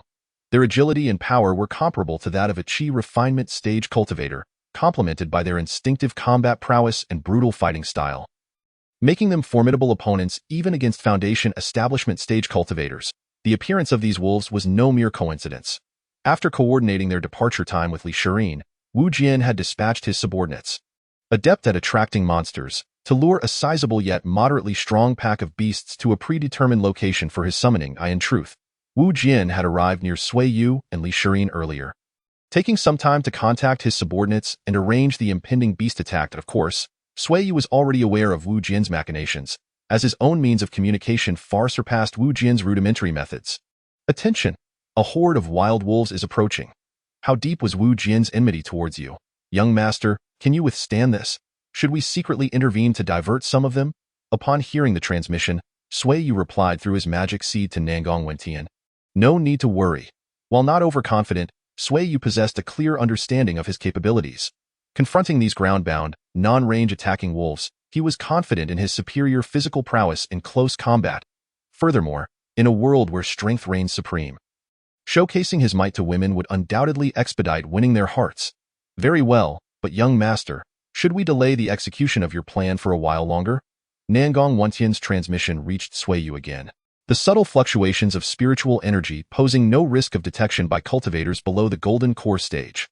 It must be noted that this unscrupulous duo had researched transmission techniques for their nefarious dealings, making it nearly impossible for even those of the same cultivation stage to detect their exchanges if not vigilant. Sending a message to Nangong Wentian to await his signal, Sui Yu tightened his black wings and advised Li Shirin. Shirin, I sense something amiss. For safety's sake, ascend and provide support from the sky with your spells. Do not worry about the energy in your wings. It is sufficient for 3 days and nights of flight. Though he did not regard the two wolves as a threat, upon hearing Sui Yu's warning, Li Shirin, adhering to the principle of safety first, activated her wings and floated into the air. Once airborne, gaining a better vantage point, she gasped and shouted to Sui Yu, Sui Yu, run. We're surrounded by a massive pack of wolves. It was too late to flee now. We will fight these beasts, Wu Jian shouted as he engaged the wolves that continued to appear. His agile movements and precise strikes indicated his remarkable swordsmanship. Sui Yu, harboring a mischievous thought, mused, how many wolves has this guy killed just to showcase his prowess before the female cultivators? After finishing his silent critique, Sui Yu unsheathed a large knife and joined the fray against the pack. Despite his seemingly clumsy technique and lack of fluidity, Sui Yu's physical attributes allowed him to dispatch wolves at a far quicker pace than Wu Jian. Wu Jian, witnessing Sui Yu's superior kill rate, scoffed inwardly, "Humph, fool. You'll tire yourself out eventually." However, when he observed Li Shirin casting spells to cover Sui Yu, he felt an urge to pound the ground in frustration, thinking, is this even allowed? Fighting side by side was indeed an effective way to enhance mutual affection, a fact Wu Jian had repeatedly confirmed. The original plan was to cultivate a rapport with Li Shirin through their joint efforts in slaying wolves. Yet, the situation diverged drastically from the initial strategy. Sui Yu's unexpected interference incited Wu Jian's ire, prompting him to communicate with his subordinates to lure in more wolves, intending to leverage the overwhelming horde to eliminate Sui Yu. Yet, despite his efforts, Sui Yu remained unscathed, while Wu Jian's side faced no difficulties, leading to an unintended outcome where Li Shirin, who should have been bonding with him, instead cooperated seamlessly with Sui Yu. Given their increasingly synchronized teamwork, it was evident that their mutual trust and affection were burgeoning. With a grim expression, Wu Jian channeled his boundless ire towards the wolves, which inadvertently enhanced his efficiency in slaying them, causing many wolves to hesitate in approaching the trio. Seizing the moment as the pack was temporarily repelled, Wu Jian shouted to Li Shirin, "If this continues, our spiritual energy won't last much longer. We must find a secure location to defend ourselves." "That makes sense." Sui Yu's agreement momentarily stunned Wu Jian. As he pondered Sui Yu's sudden shift to cooperation instead of contention, he witnessed Sui Yu's wings unfurl dramatically, gracefully soaring to Li Shirin's side, beckoning her. "These wolves must be eradicated, but fighting here is disadvantageous. Let us proceed over there. I recall a cliff in that direction that could shield us from one side of the wolves' assault." With that, the two took to the skies, leaving Wu Jian in a state of disarray amidst the wolves. Having temporarily evaded the onslaught of wolves, Wu Jian pursued the direction of Sui Yu and Li Shirin, finally spotting them at the base of a cliff, with Li Shirin floating gracefully above. At this moment, Wu Jian glared at Sui Yu with fiery eyes, but since Li Shirin had fled alongside Sui Yu, to blame Sui Yu would be tantamount to blaming Li Shirin as well. Reluctantly, Wu Jian bit his tongue and swallowed the foul words that nearly escaped his lips. Soon, a pack of wolves charged toward them, and without a second thought, Sui Yu brandished his sword and dashed into the fray, slashing left and right. Wu Jian had initially contemplated whether to restrain his power a little to allow Li Shirin to assist him in dispatching the wolves. But upon seeing Sui Yu take action, Li Shirin immediately began to provide magical support to him. Infuriated and nearly spitting blood from his internal injuries, Wu Jian could only plunge headlong into the wolf pack to vent his frustrations. After transforming his sorrow and rage into strength, the number of wolves gradually diminished under Wu Jian's relentless assault, and it seemed that soon they would be able to eradicate the pack entirely. However, just as the three of them let out a sigh of relief, a massive object suddenly rolled down from the cliff, crashing beside Wu Jian with a thunderous roar. The flying debris caused severe injuries to Wu Jian, while Li Shirin, suspended in midair, remained unscathed. Sui Yu, amidst the wolves, was also protected from harm as the pack shielded him from the falling rocks. Thus, Wu Jian was the sole unfortunate victim. Damn it! What is happening? Wu Jian seethed with rage, casting a glance at the source of the calamity. Yet, when the dust settled and revealed the culprit, he instinctively gasped, "Damn! It's the Golden Devourer." As the dust cleared, a creature resembling a wild boar emerged. And upon hearing Wu Jian's exclamation, Sui Yu and Li Shirin realized that this creature was their intended target. The Golden Devourer. At that moment, the Golden Devourer seemed disoriented, having just experienced a high-altitude fall. Its massive head swayed from side to side, as if attempting to regain consciousness, while its giant tusks knocked aside a considerable amount of debris. The wolf pack still had a substantial number remaining. Although the pressure had lessened, they were fatigued from expending their spiritual energy. Coupled with the unexpected arrival of the Golden Devourer, the situation had become exceedingly precarious. Wu Jian assessed the combat capabilities of both sides and, gritting his teeth, decisively lunged at the Golden Devourer with his sword, hoping to slay it before it could fully regain its senses. Understanding the gravity of the situation, Li Shirin unleashed her palm thunder toward the Golden Devourer. Due to its habitual consumption of metal, the Golden Devourer possessed formidable defenses but was relatively vulnerable to electrical attacks.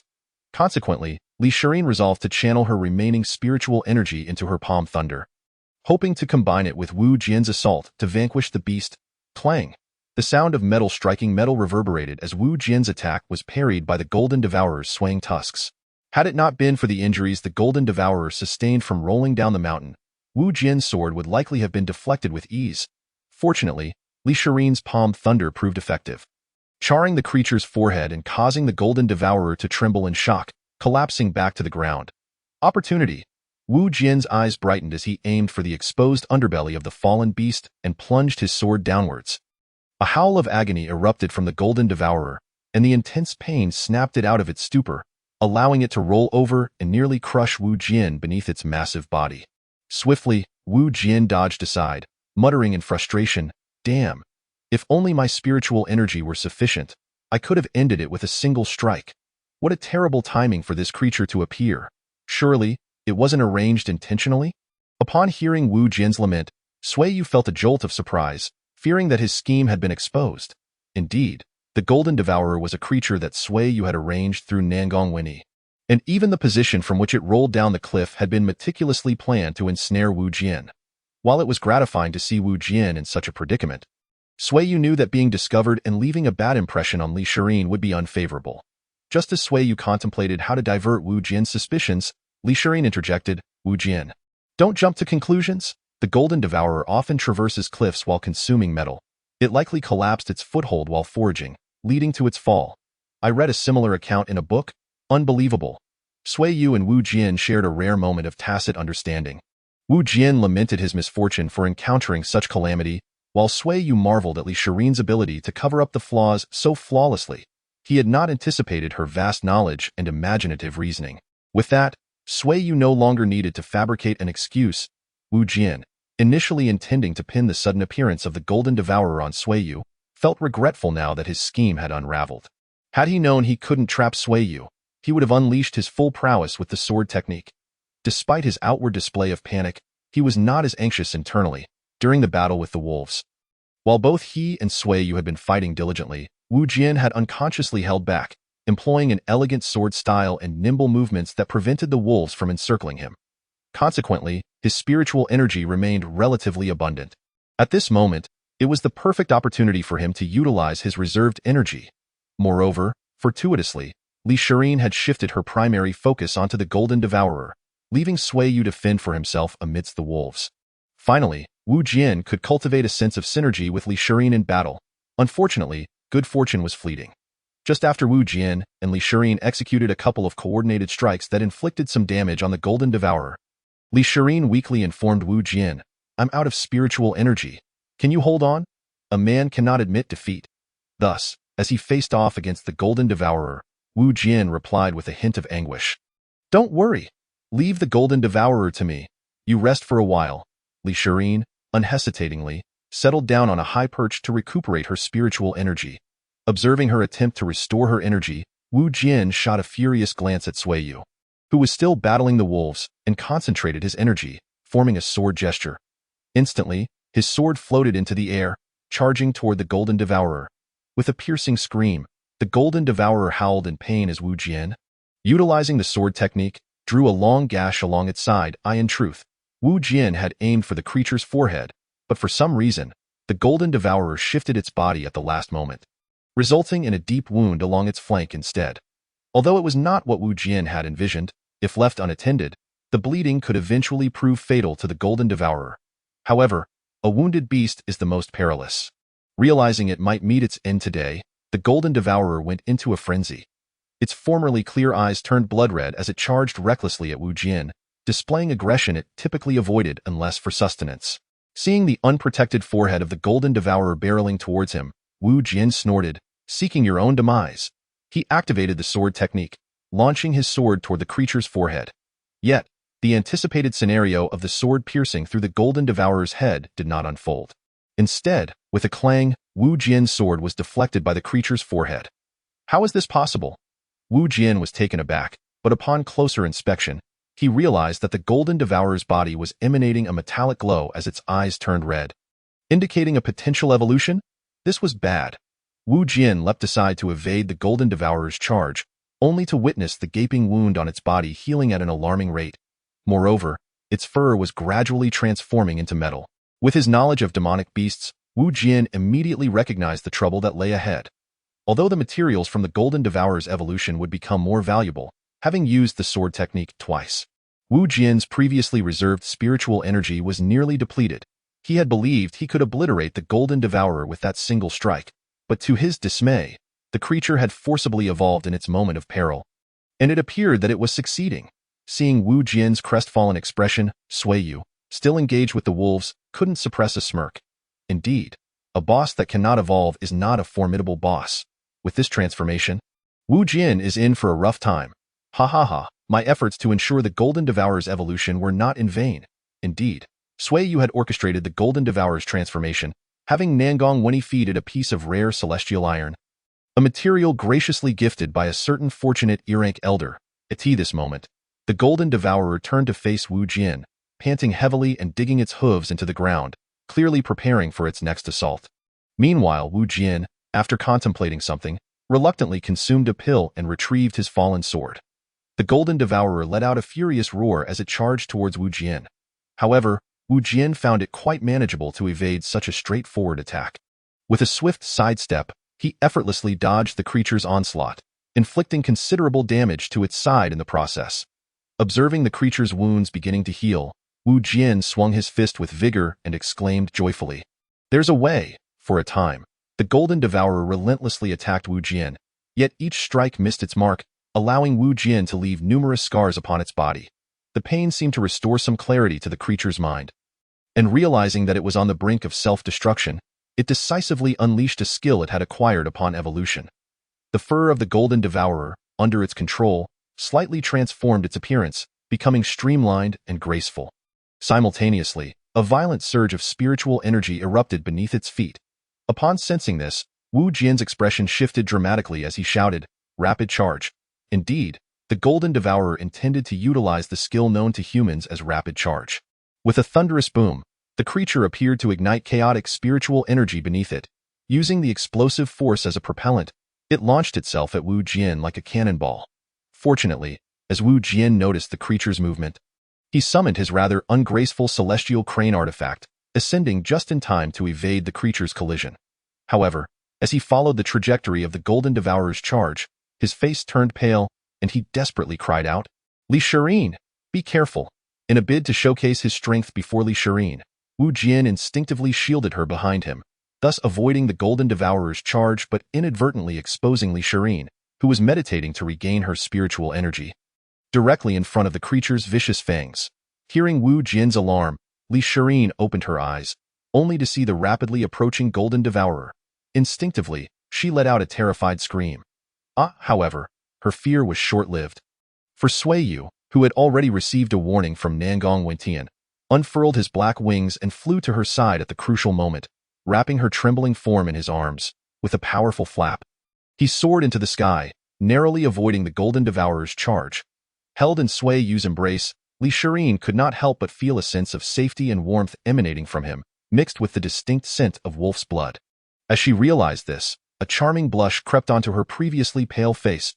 Wu Jian, witnessing Sui Yu and Li Shirin entwined in midair, felt an overwhelming urge to slay Sui Yu with a single strike. Yet, he understood that any rash action would only deepen Li Shirin's disdain for him. "I'm sorry."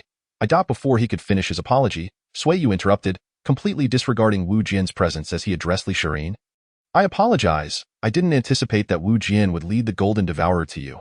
Were you frightened just now? It's all right. I merely felt a bit of fright." "You needn't worry," Li Shirin shyly replied. Wu Jian could not suppress a mouthful of crimson blood.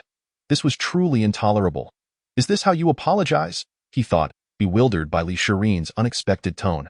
Despite his inner turmoil, Wu Jian coughed up blood, attempting to maintain a wretched expression while addressing the two. "I didn't lead the Golden Devourer here." Before he could finish, Sui Yu continued, "You can control your wings to fly now, right?" "Yes," Li Shirin replied softly, her cheeks flushing even more. Wu Jian felt a strange sensation in his throat, as if something were trying to escape, but he held it back and persisted. "I truly didn't mean to. Just wait for me in the air for a moment. I'll go down and slay the Golden Devourer for you. How dare it scare you? So tonight's dinner shall be its flesh. It resembles the wild boar from my hometown, so the taste should be quite good." Sui Yu spoke as if Wu Jian were invisible, continuing his conversation with Li Shirin. Reluctantly leaving Sui Yu's embrace, Li Shirin floated in the air, cautioning him, "Be careful. Don't take any risks. If it becomes too difficult, come back quickly." Her tone resembled that of a wife bidding farewell to her husband before a journey. "Trust me, I'll be fine," Sui Yu proclaimed, striking a pose he deemed heroic before charging towards the Golden Devourer, which was glaring fiercely at the trio. Seeing Sui Yu's bravery, Li Shirin cupped her hands to her mouth and shouted, "Go for it. I'm looking forward to tonight's dinner."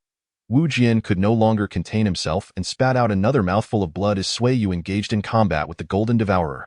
Chapter 49. Demonstrating power before beauty in this world. Strength equates to a sense of security. To win the heart of a woman, especially a beautiful one must first showcase the security one can provide her. No one desires a life of turmoil.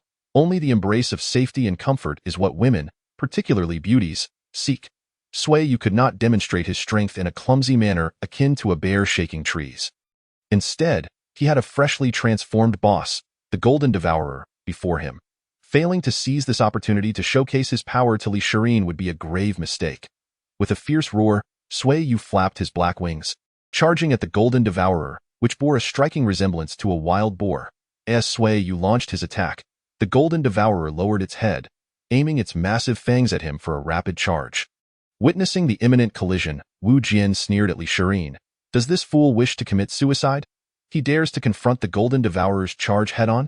Yet, upon glancing at Li Shirin, he noticed that all her attention was fixated on Sui Yu. Her fists clenched tightly as if she were anxious for him. Damn it! Wu Jian cursed under his breath, realizing that his plans had been utterly derailed by Sui Yu's interference.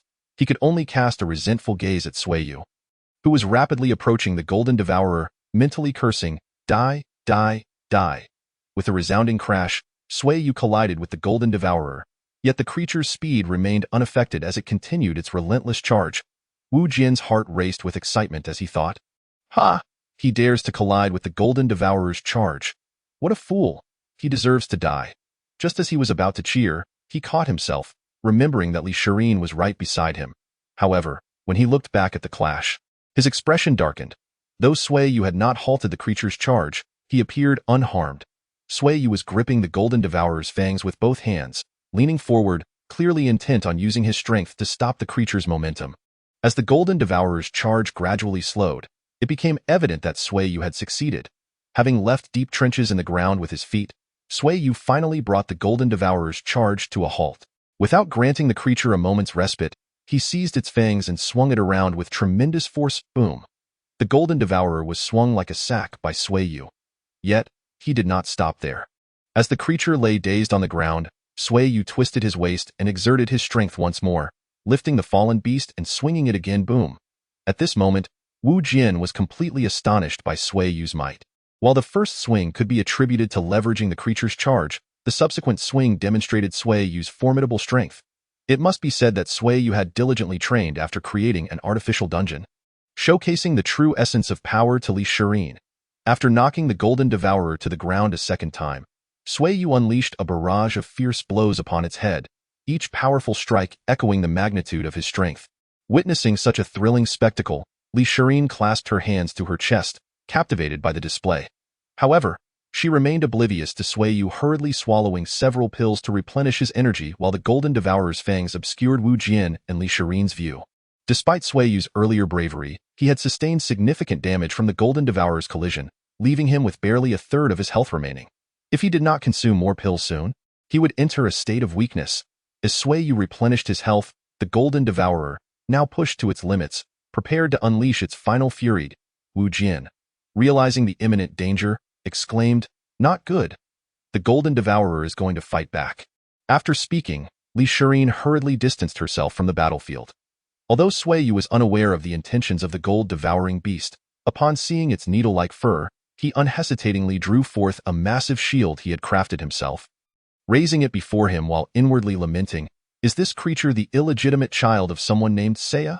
Transforming at will, or unleashing bursts of cosmic energy. Almost as soon as the shield was in position, the beast's fur shot out like arrows in all directions. When the relentless impacts against the shield finally ceased, Sui Yu cautiously peered over it, only to discover that the surrounding area was almost entirely covered in the softened fur of the gold-devouring beast. Overcome with dread, he thought, "Thank heavens I fashioned myself a shield. Otherwise, should I have encountered this onslaught, even if I survived, I would have lost all dignity." imagining himself bristling with the creature's bristles sent a shiver down his spine.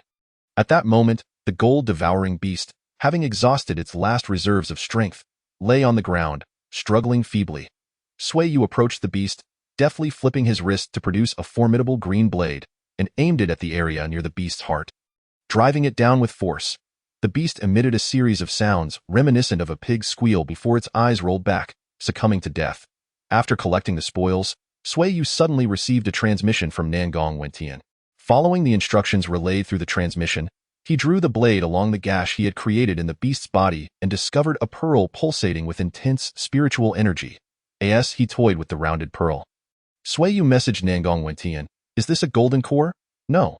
If this gold-devouring beast had reached the golden core stage and I had not intervened, you would be in grave trouble. Although it has not yet attained that level. Due to its recent advancement, this pearl is akin to the embryonic form of a golden core. In more casual terms, one could say the beast has entered the core formation stage. While the pearl's energy may not be as pure as that of a golden core, it is indeed a rare and valuable find." Upon hearing Nangong Wentian's transmission and recalling the intelligence he had gathered about Wu Jian, Sui Yu let out a cold chuckle, instantly grasping the unscrupulous intentions of Nangong Wentian. Indeed, as Sui Yu reveled in the pearl, Wu Jian and Li Shirin returned to investigate the conclusion of the battle. The moment Wu Jian laid eyes on the golden core embryo in Sui Yu's possession, his gaze became magnetically fixed upon it, and he began to inch closer. Once within striking distance, he lunged to snatch the pearl from Sui Yu's grasp, but Sui Yu, prepared for such a move, swiftly stored the pearl within his spatial ring. Seeing his attempt thwarted, Wu Jian, flustered, shouted at Sui Yu, "Hand over that pearl."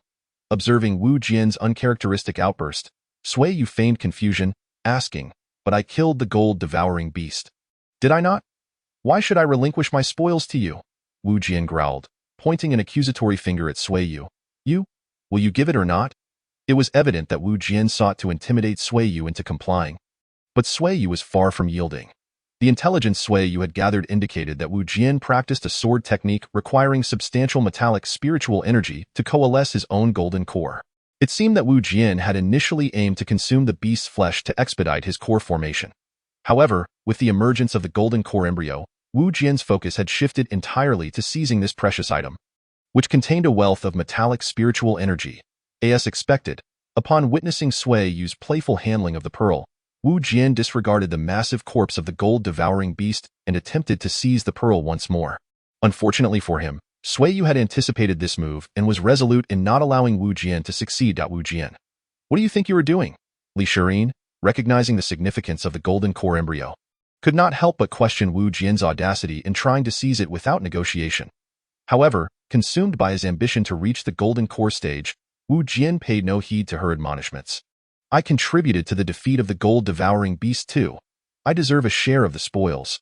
I want that pearl now. Do not force my hand." Wu Jian's expression was grotesquely fierce, startling even Li Shirin, who had just approached him. Seeing Wu Jian's uncontrollable rage, Sui Yu found amusement in the situation, brandishing the golden core embryo in a mock gesture towards Wu Jian. "You desire it, do you? Yes, hand it over."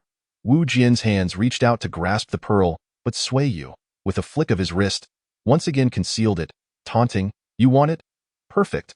I simply refuse to give it to you. How delightful it is to infuriate you. Ha ha ha, you.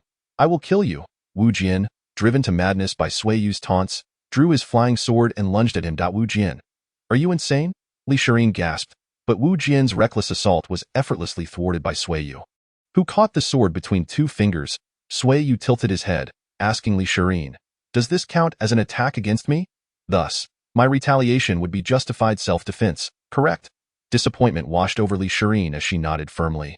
Sui Yu sneered, "You still pretend to be tough with your depleted energy. Since you've chosen this path, allow me to teach you a lesson. What do you intend to do?"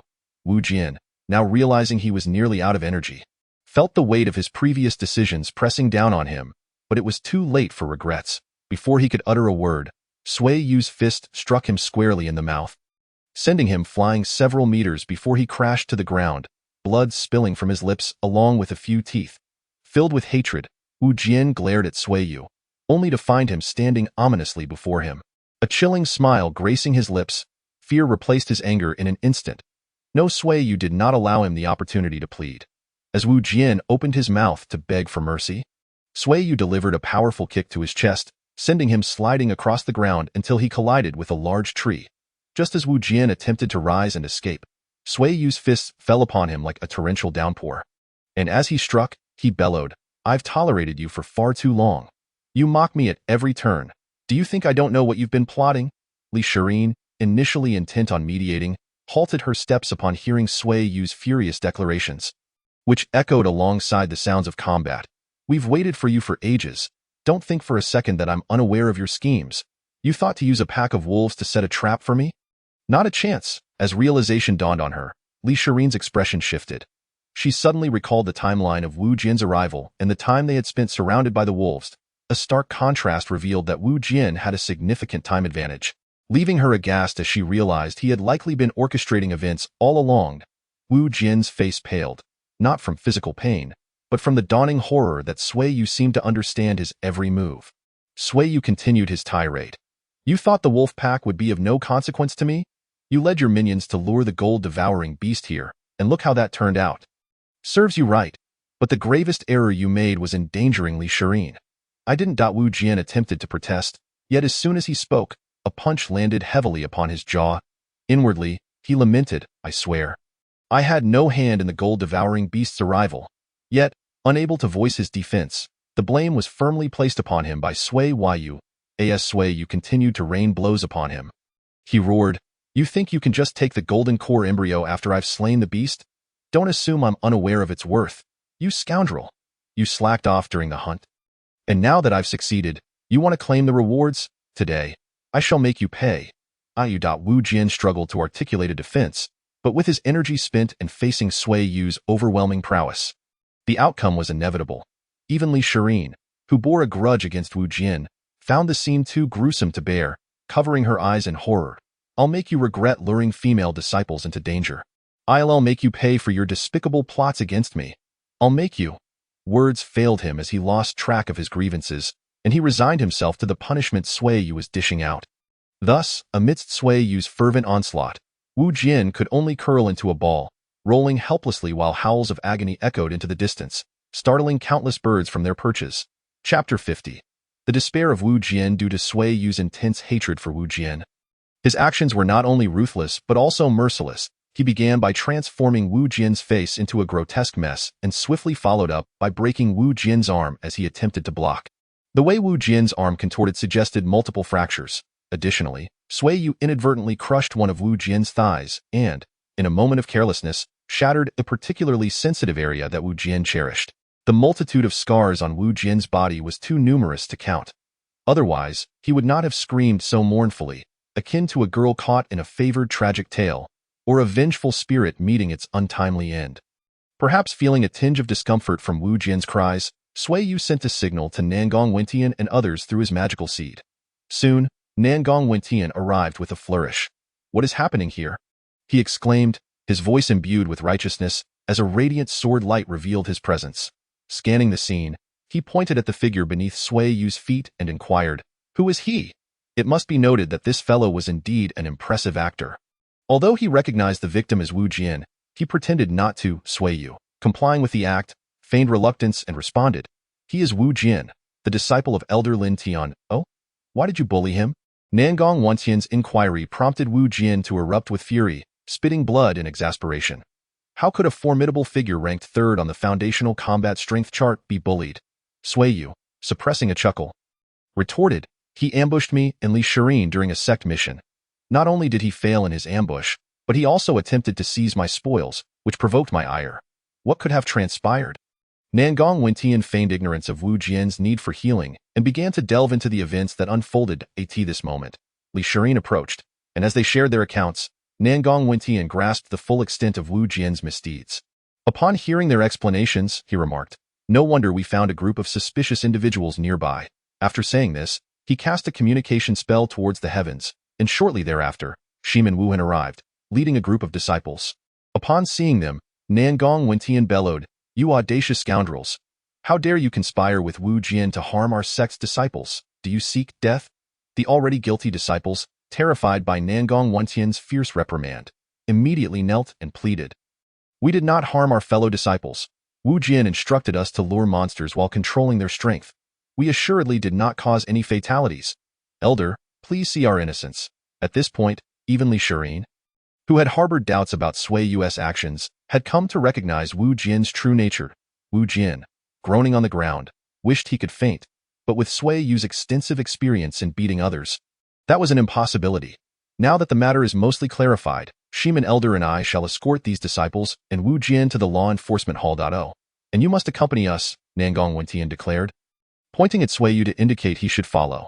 Upon hearing that Nangong Wentian intended to take Sui Yu along, Li Shirin became anxious and urgently asked, why should Sui Yu go to the law enforcement hall? He has done nothing wrong. With a benevolent smile, Nangong Wentian replied, little girl from the Li family, are you worried about your sweetheart? His words made Li Shirin's face flush crimson. He continued, rest assured. I am taking him to the law enforcement hall merely to assist in the investigation. Moreover, given that he has thoroughly beaten Wu Jin, it would be unreasonable not to take him. Perhaps, little girl, you would like to join us for a look? Despite being the elder's daughter, the notorious reputation of the law enforcement hall made her hesitant. Since Nangong Wentian did not seem to be seeking trouble with Sui Yu, she ultimately declined the invitation to accompany him. However, as they parted, Li Shirin requested Sui Yu's address and reminded him, you promised. You will cook the meat of the golden devouring beast for me tonight. After receiving Sui Yu's agreement, Li Shirin joyfully unfurled the pristine wings he had gifted her and took flight, while Sui Yu stored away the corpse of the soul-devouring beast. Meanwhile, Wu Jin, having consumed a hard-earned medicinal pill to regain some strength, limped over to Nangong Wentian's side.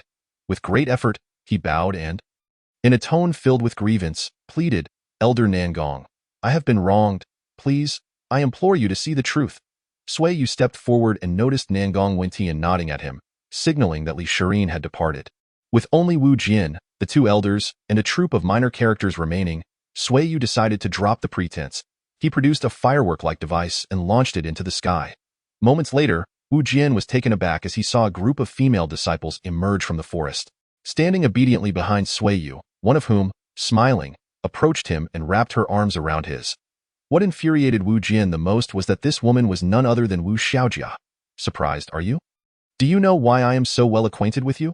Quite simply, your women and subordinates have divulged all your deeds to me. Moreover, after comparing you to myself, they have sworn their loyalty to me. So, how about it, Wu Jin? Care to discuss your feelings upon hearing this news? You deceitful scoundrel. How could you betray my feelings? You despicable Wu Jin. How could you treat me this way, after I once cherished you so dearly? Damn you, Wu Jin. You deserve to die. This was the chorus of angry women. Wu Jin. Today is your day of reckoning, despicable, shameless. You deserve it. Just die already. This was the frantic clarifications of Wu Jin's subordinates. Although their shouts filled Wu Jin with sorrow and rage, what truly shattered his spirit was witnessing the woman he adored, Wu Xiaojia, acting coyly in Sui Yu's embrace, her gaze toward him icy and contemptuous.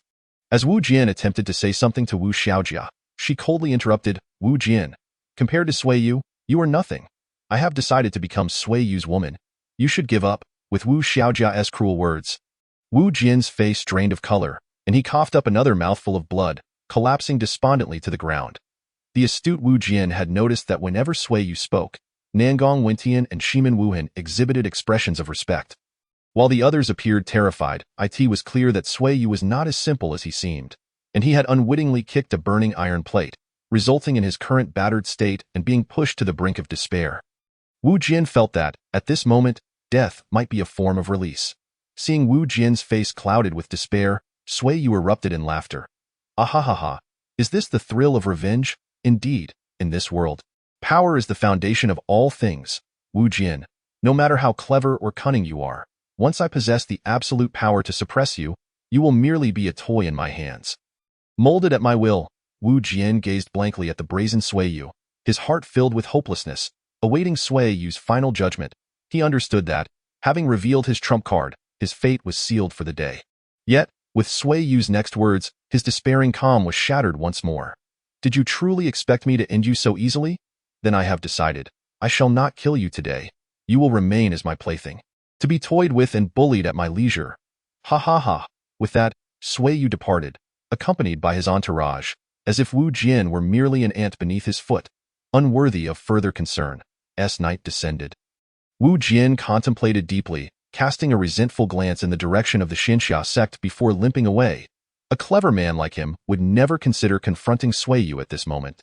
From Sui Yu's self-assured demeanor, Wu Jian realized that reporting Sui Yu's misconduct to the elders would yield no results, and he might even endanger himself further. After much contemplation regarding whether to endure Sui Yu's bullying and strive to cultivate or to betray the sect and escape, Wu Jian ultimately chose to descend the mountain privately and leave the Xianxia Sect. Shortly thereafter, in the depths of the dungeon established by Sui Yu, he was listening to Nangong Wentian report on Wu Jian's movements. Upon hearing that Wu Jian had fled, Sui Yu chuckled softly. So he ultimately chose to run away, did he? It seems Wu Jian is still unwilling to accept defeat. Indeed, master. What do you think we should do now? At the sound of Nangong Wentian's voice, a gasp came from beneath Sui Yu's desk. Sui Yu furrowed his brow and patted Wu Xiaojia's head, who was engaged in some beneficial activities under the table, reassuring her, since I promised to let Wu Jian off, I shall certainly keep my word. It is likely that you previously conveyed to Wu Jian through the mental pact that you were coerced. Correct? How do you know? Wu Xiaojia exclaimed. Did you not wish to know why I possess such extensive knowledge about your affairs? Allow me to enlighten you. Shortly after you were captured by me, you were hypnotized by Nangong Wentian, and you have long since divulged everything you knew. The reason I refrained from informing you earlier was to allow you to genuinely convey hope to Wu Jian through the mental connection. I am eagerly anticipating the sight of Wu Jian clinging to that slender thread of hope, tirelessly striving only to be met with despair. It promises to be an exceedingly entertaining spectacle. You fiend! You are a devil! Wu Xiaojia shrieked, her fury palpable. Had she not been bound by the celestial ropes, she would likely have recklessly confronted Sui Yu in a fit of rage. Sui Yu, sensing that Wu Xiaojia's torment was insufficient, brazenly commanded Nangong Wentian in her presence. Send someone to follow Wu Jian. If he leaps from the cliff, we must see him alive or dead. If he discovers any ancient texts, regardless of whether they pertain to cultivation, destroy them. Should anyone wish to take him as a disciple, and if they seem formidable enough to overpower him, eliminate Wu Jian at the opportune moment. If he unearths any artifacts, whether useful or not, ensure they are taken from him. If possible, let misfortune befall anyone who has a good relationship with Wu Jian.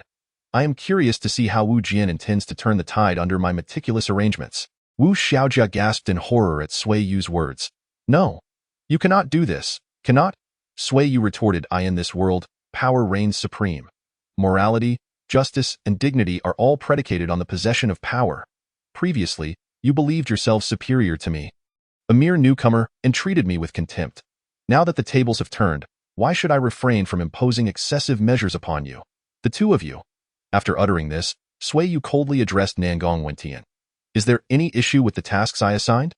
None whatsoever, young master, Nangong Wentian replied, relieved that he had decisively surrendered earlier.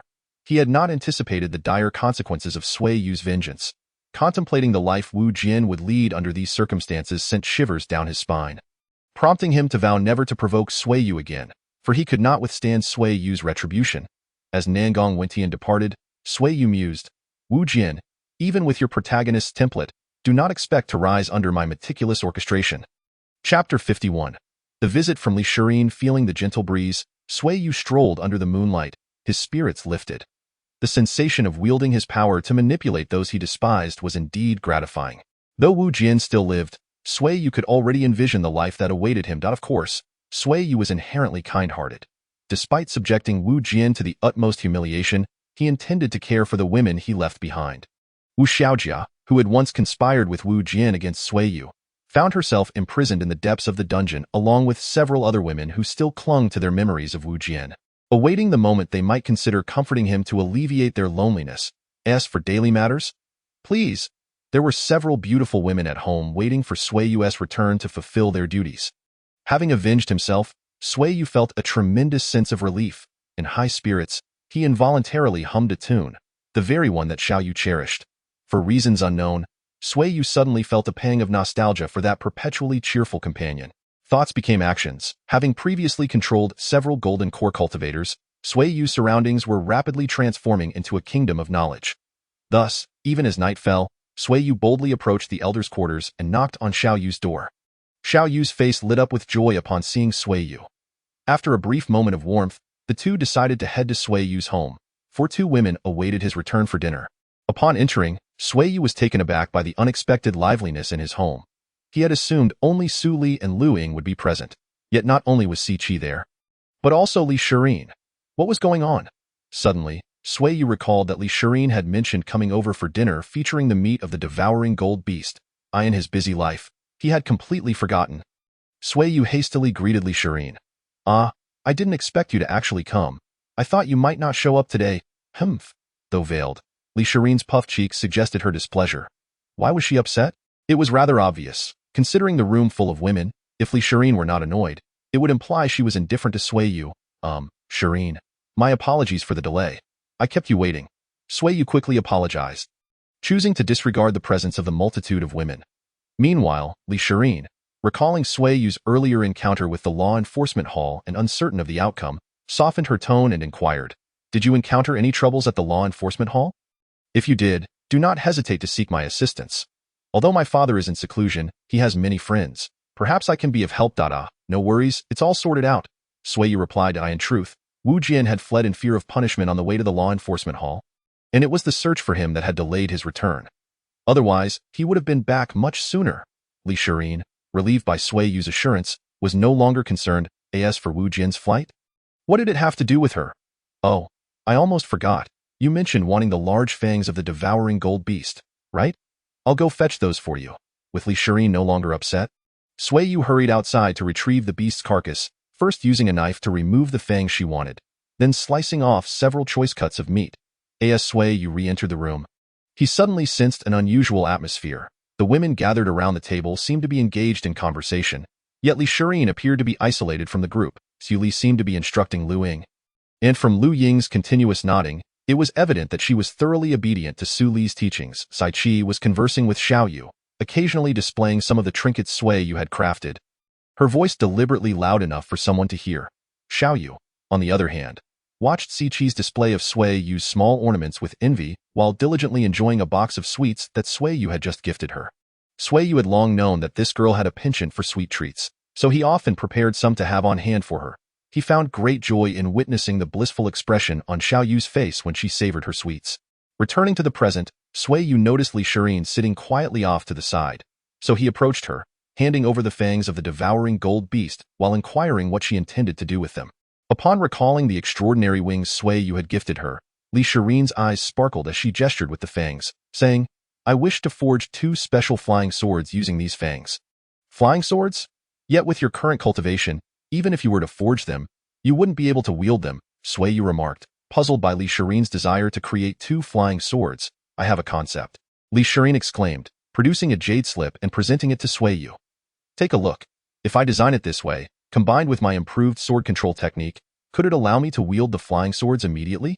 Seeing Li Shirin's transformation as she spoke of her design, becoming lively and animated, Sui Yu focused his consciousness into the jade slip. After reviewing it, he slapped his thigh and exclaimed, What a brilliant design. Then, in a moment of confusion, he muttered to himself, Why can't I feel my thigh being slapped? That's because you slapped Li Shirin's thigh. Si Qi quipped, and Sui Yu, realizing her words, noticed the dark aura behind her, heavy with resentment. As for Li Shirin, she blushed furiously from Sui Yu's sudden action, but chose to remain silent, leading to Si Qi's resentment deepening. Here is some meat from the devouring gold beast. Su Li, hurry and go cook for everyone with Lu Ying. Sui Yu instructed. I will forge the flying swords as per the design for Shirin. However, as he mentioned Si Qi and Xiao Yu, Sui Yu hesitated, unsure how to proceed in front of Li Shirin. Sensing his uncertainty, Li Shirin tactfully interjected. If Elder Si Qi and Elder Xiao Yu have no other matters, please feel free to return and rest. Upon hearing Li Shirin's words, Si Qi smiled slightly and replied, It's still early. Elder Xiao Yu and I have decided to stay here for dinner. If you have matters to attend to, feel free to return home to avoid worrying elderly. With Si Qi's statement, Sui Yu inexplicably sensed a tension in the room, prompting him to make a hasty exit. I shall go refine some artifacts, he declared, swiftly retreating to the inner quarters. Ignoring the potential conflict brewing outside, Sui Yu took out the refining cauldron and placed the 2 fangs of the devouring gold beast inside, supplementing them with various precious materials from his own stash, all provided at no cost by some unfortunate soul. After the materials were nearly ready, Sui Yu opened the system menu on the refining furnace to begin the settings for the forging process. Fortunately, due to the extensive experiments he had conducted earlier, Sui Yu had significantly elevated his rank as a refiner, which meant that for the crafting of mid-tier or high-tier magical artifacts, failure was almost non-existent. At worst, he might waste a few materials on an unsatisfactory product. He selected the category for refining as flying swords, and after incorporating both the design provided by Li Shirin and some of his own modifications, Sui Yu pressed the refining button on the system menu. Instantly, the furnace began to operate autonomously, and Sui Yu felt his internal spiritual energy gradually depleting. Thankfully, he had recently placed a curse on several golden core practitioners, or this loss of spiritual energy would have been devastating. However, for Sui Yu now, it was merely a drizzle. Finally, with a chime, the flying sword was completed. Rather than being called a flying sword, it was more akin to a flying dagger. For its primary material was the fangs of the golden devouring beast, resulting in a curved blade upon completion. The two fangs transformed into two nearly identical curved blades. Taking into account Li Shirin's requirements for her improved technique, Sui Yu further refined these blades, making the handguards and grips exceptionally thin, and to enhance their aesthetic appeal, he inscribed several arrays along the blade sides using the array knowledge he had acquired. Observing the two silvery blades adorned with mysterious patterns and the purple names displayed by the system, Sui Yu nodded in satisfaction. As he stepped outside, intending to present the twin blades to Li Shirin, he collided with her just as she was entering. Upon seeing Sui Yu, Li Shirin's eyes reddened, and she immediately interrogated him. "What is your relationship with Siki and Xiaoyu?" Sui Yu, taken aback, stammered, "I dumb." Li Shirin pressed further. "Are you planning to make a move on me today? To have me as your what do you call it, partner?" Sui Yu found himself in a dilemma. If he admitted to wanting Li Shirin as a partner, would she storm off in anger? According to the established narrative, she might slap him on her way out, but denying it could lead to the possibility that she might hope to be his partner. What a conundrum! Thus, Sui Yu boldly asked her, "Can you tell me if you want me to pursue you or not?" You? How am I supposed to answer that?" Li Shirin huffed, puffing her cheeks in frustration. However, her not storming off indicated that her feelings for him were likely still quite positive. Sui Yu paused, reflecting on when he had started playing a romantic simulation game. Yet, it didn't feel too bad. With a hint of a smile, he set aside the earlier topic and produced the pair of silver-curved blades adorned with mysterious patterns. Instantly, Li Shirin's gaze was captured. It wasn't that she coveted Sui Yu's creation.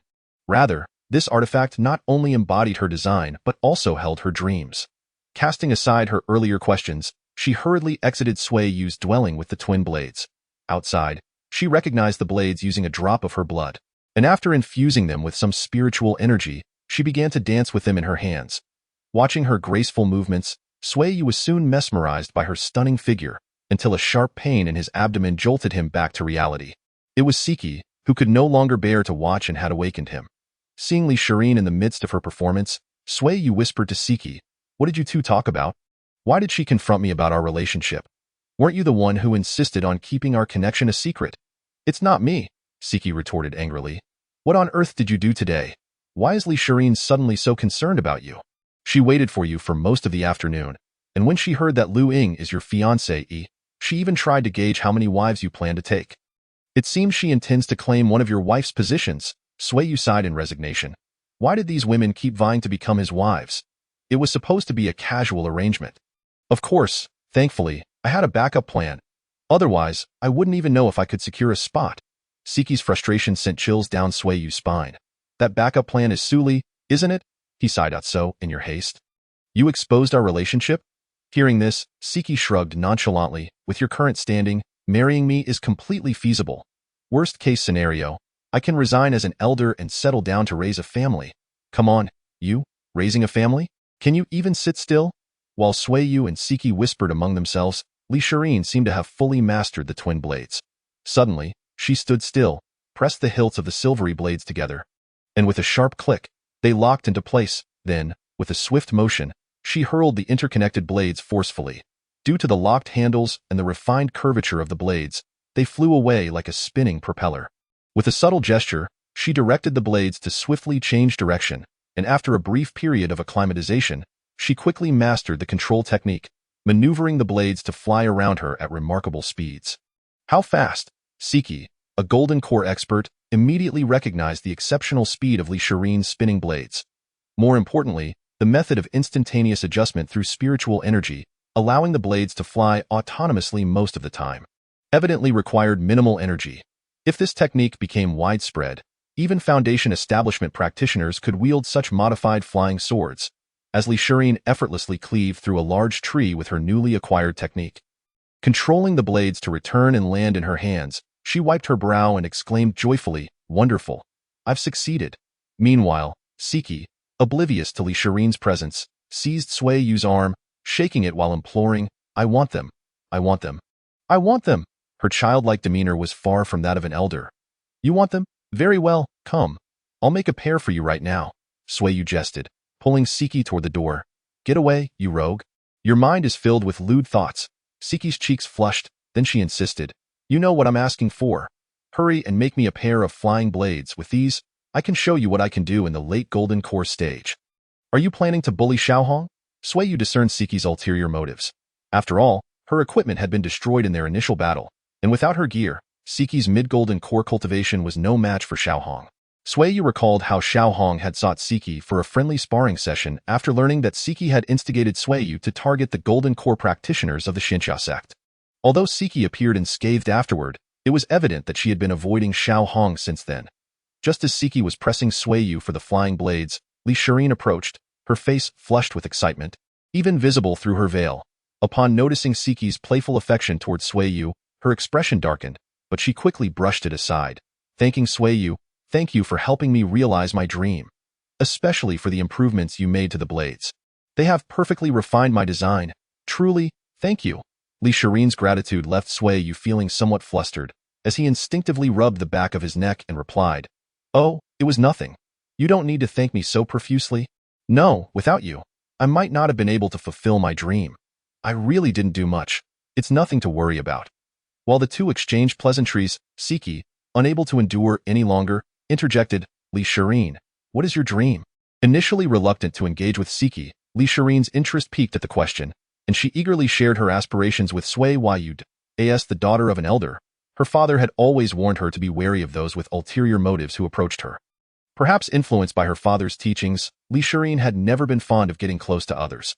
Often, she would play alone with her father's magical tools, and although she had become somewhat more sociable as she grew older, her experiences with numerous individuals seeking to establish connections through her and her father had only deepened her aversion to intimacy.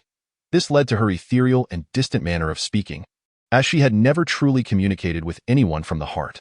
Ironically, this demeanor only intensified the desire of many self-proclaimed exceptional male cultivators to win her over. Thus, amidst the various advances from these suitors, Li Shireen, while outwardly accommodating, became increasingly engrossed in her own world. As for what her world entailed, it was rather intriguing. Perhaps due to her childhood habit of treating her father's magical artifacts as toys, Li Shireen aspired to become a refiner herself.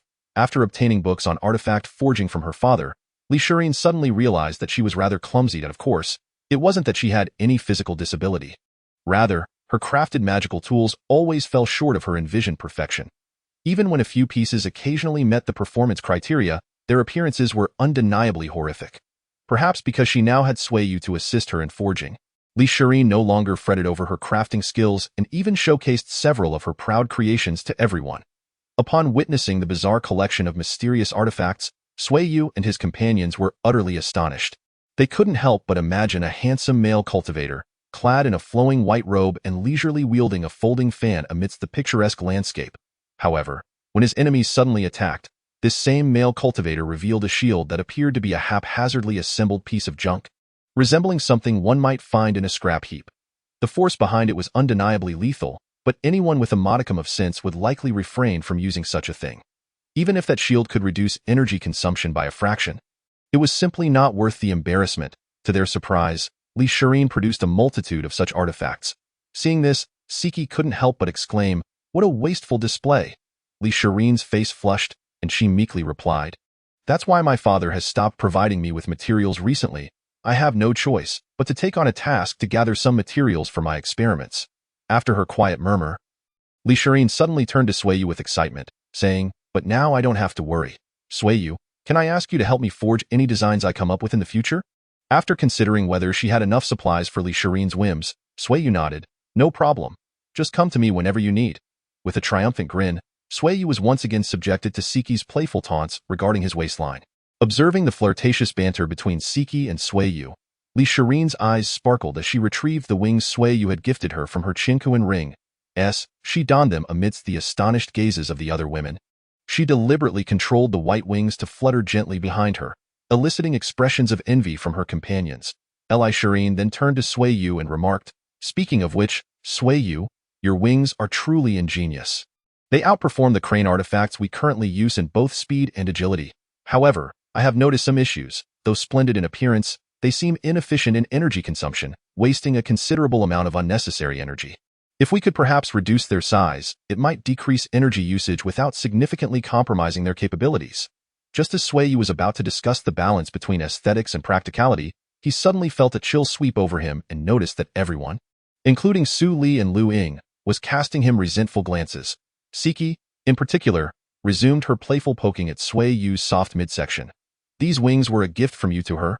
Siki's tone was calm, but Sui Yu could sense the simmering fury beneath the surface. Well, actually, these wings are just a prototype. They were just completed and not yet tested, which is why I took them out for a trial run." Sui Yu fumbled for an excuse. He couldn't very well admit that after crafting the white wings, he had realized they did not match his own image and had subsequently created a black pair without ever intending to gift them to anyone. "Wait, a black pair?" Before he could intervene, Li Shirin curiously asked, "Are you making 2 pairs for testing?" She had previously noted that the black wings seemed to have slightly better performance than her white ones, though the overall difference was negligible. "You have a black pair?" Siki's voice rose, unable to mask her jealousy. That one is also a prototype." Sui Yu insisted. "I don't care. I want it. I want the wings." Siki's childlike demeanor surfaced as she grabbed Sui Yu's hand, demanding, "I want the flying knife. I want the wings." Sui Yu, overwhelmed by her enthusiasm, could only surrender. "All right, I'll make them for you." Instantly, Siki's demeanor brightened as she specified, "The flying knives should be larger. After all, I'm a golden core cultivator, not some little girl. And as for the wings, I want them to be a fiery red, like blazing flames. I want blue, like the legendary ocean." Before Sui Yu could respond, Xiao Yu joined in, cunningly following Siki's lead to reap the benefits. Though Siki pouted, she soon forgot her irritation and happily discussed with Xiao Yu how to coordinate the red wings with suitable attire. Having settled Siki and Xiao Yu, Sui Yu turned to the envious Su Li and Lu Ying, asking, "What colors would you like? Do we get to choose 2? Su Li and Lu Ying asked in unison. Their astonishment evident, Li Shirin found their reactions somewhat puzzling. While Su Li explained herself, Lu Ying's response as Sui Yu's fiancé was more intriguing. However, Li Shirin was too enamored with the prospect of fulfilling her dreams alongside Sui Yu to bother with such matters. In her mind, she had already forged a deep connection with Sui Yu and was solely focused on how to become his dual cultivation partner, as long as it did not affect her relationship with Sui Yu. She had little interest in anything else. As Li Shirin reflected on her feelings, Sui Yu smiled and said to the 2 women, "Since everyone is getting wings, you shouldn't be left out either. I can even make a pair for Xiao Hong when I have time. Now, stop getting carried away with excitement and tell me what colors you want, so I can get started." Ultimately, Su Li chose black, like Sui Yu's, while Lu Ying opted for purple. After all the women made their selections, Sui Yu retreated to a back room, lined up a multitude of crafting cauldrons, and commenced mass forging. Fortunately, an old fellow had supplied ample materials. Otherwise, even with Sui Yu's ability to forge in bulk, he would have been at a loss for resources. As Sui Yu completed the wings, the women emerged from his quarters, unfurled their wings, soared into the sky, and circled around Sui Yu's modest abode, showcasing their graceful forms to the mesmerized onlooker below. Gazing at the women dancing joyfully in the air, with glimpses of their skirts visible from his vantage point, Sui Yu couldn't help but muse, "What a wonderful life this is." Chapter 53.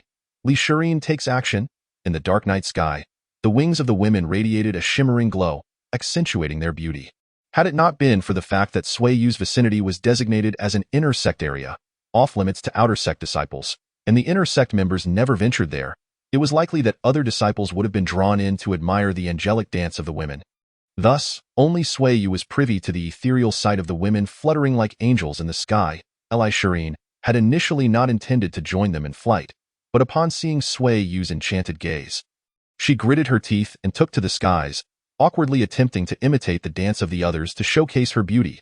As Li Shirin's evident affection for Sui Yu became apparent, the other women were naturally spurred on, occasionally revealing their own charms in the process, teasing Sui Yu and leaving him somewhat entranced. Just as the women were reveling in their aerial ballet, Li Shirin suddenly let out a cry and began to plummet from the sky. It turned out that the spirit stone within her wings had been depleted. This was partly Li Shirin's fault. Her curiosity about the mechanics of the wings had led her to conduct a few experiments, resulting in the energy reserve being nearly exhausted. Although the wings had emitted an alert sound prior to the depletion, signaling low energy, Li Shirin had been so focused on learning the dance that she failed to notice. Consequently, when the spirit stone was entirely expended, she found herself falling from the sky. Sui Yu immediately dashed towards the spot where Li Shirin was descending, regretting not having equipped the black wings beforehand, as they would have allowed him to reach her faster. However, it was too late to equip them now, and he could only sprint with all his might. Yet, it was evident that he was struggling to catch up. At that moment, a flash of inspiration struck Sui Yu as he recalled a movement technique from a manual he had once come across. Instinctively channeling his spirit energy into his legs, he propelled himself off the ground like an arrow aimed at Li Shirin's falling form. In midair, he twisted his body to face downward, arms outstretched. Ready to catch her, he deftly absorbed the impact as Li Shirin landed safely in his embrace, unharmed. However, both of them found themselves in an extremely awkward situation, with Li Shirin's face flushed crimson. "I'm sorry, I can't assist with that." Upon witnessing Li Shirin walk in, Sui Yu turned around and gave a thumbs up to the last arriving Suli, simultaneously mouthing, "Well done." Suli, praised by Sui Yu, squinted her eyes in delight. That night, after expending considerable energy and toiling until the early hours, Sui Yu finally completed the detoxification for the group of women. Naturally, this progression led to him successfully taking Li Shirin into his embrace. As he gazed at Li Shirin, who was sleeping blissfully in his arms, Sui Yu gently pressed his forehead against hers and closed his eyes. Chapter 54. Li Shirin's abilities. Wake up, Sui Yu. Wake up! In the midst of a dream where he felt immensely fortunate to be surrounded by beauty, Sui Yu was abruptly roused by a familiar voice. Was that Li Shirin? "Oh, I didn't hear you. Let me sleep a little longer." "Hey, wake up now, Sui Yu." This time, the voice was accompanied by increasingly vigorous shaking. Reluctantly, Sui Yu opened his eyes, displaying a fatigued expression. A glance out the window revealed that the sun had only just begun to rise. Climbing out of the bed filled with lovely forms, he ruffled his disheveled hair and asked Li Shirin, "Why are you up so early again?" Indeed, it was Li Shirin who was beckoning Sui Yu to rise. Since her semi-official entry into Sui Yu's circle of companions about a week ago, she had indulged her passion for crafting magical artifacts. Items that once existed solely on her blueprints were now being produced one after another. And under Sui Yu's enhancements, they not only exceeded expectations but also possessed exquisite designs that captivated the beholder. However, being somewhat of a lone creator, Li Shirin had found herself at a loss after producing the tangible artifacts from her designs. During these past few days, having recognized Li Shirin's remarkable talent in artifact design, Sui Yu took her to visit his spiritual fields. Witnessing golden core practitioners, usually held in high regard, toil in the fields with their faces buried in the earth, Li Shirin was astonished. What further amazed her was that these practitioners were employing tools specifically crafted for agricultural purposes, displaying an impressive variety. It seemed that few artifact craftsmen had ventured into the realm of farming tools. While the Xianxia Sect had some, their energy consumption was high, and their efficacy was rather unimpressive. Thus, in his spare time, Sui Yu, recalling some agricultural principles learned in middle school from his previous world, crafted a selection of farming tools for the golden core practitioners. To his delight, their work efficiency saw a significant increase, prompting Sui Yu to triple the workload assigned to each individual to meet the newfound demand. Perhaps sensing a wave of resentment, though it might just be a figment of his imagination, he decided to return to the task at hand. Upon observing the golden core practitioners diligently working, whether weeding, sowing seeds, clearing land, or setting up spiritual arrays, Sui Yu noted their lackluster expressions as they acknowledged his and Li Shirin's arrival with half-hearted greetings before diving back into their tasks. Initially, when Li Shirin began her explorations into artifact crafting, she had indeed brought joy to these practitioners. Although her craftsmanship was somewhat lacking, her wealth of knowledge and inspiration often led to significant improvements for the artifacts Sui Yu had created.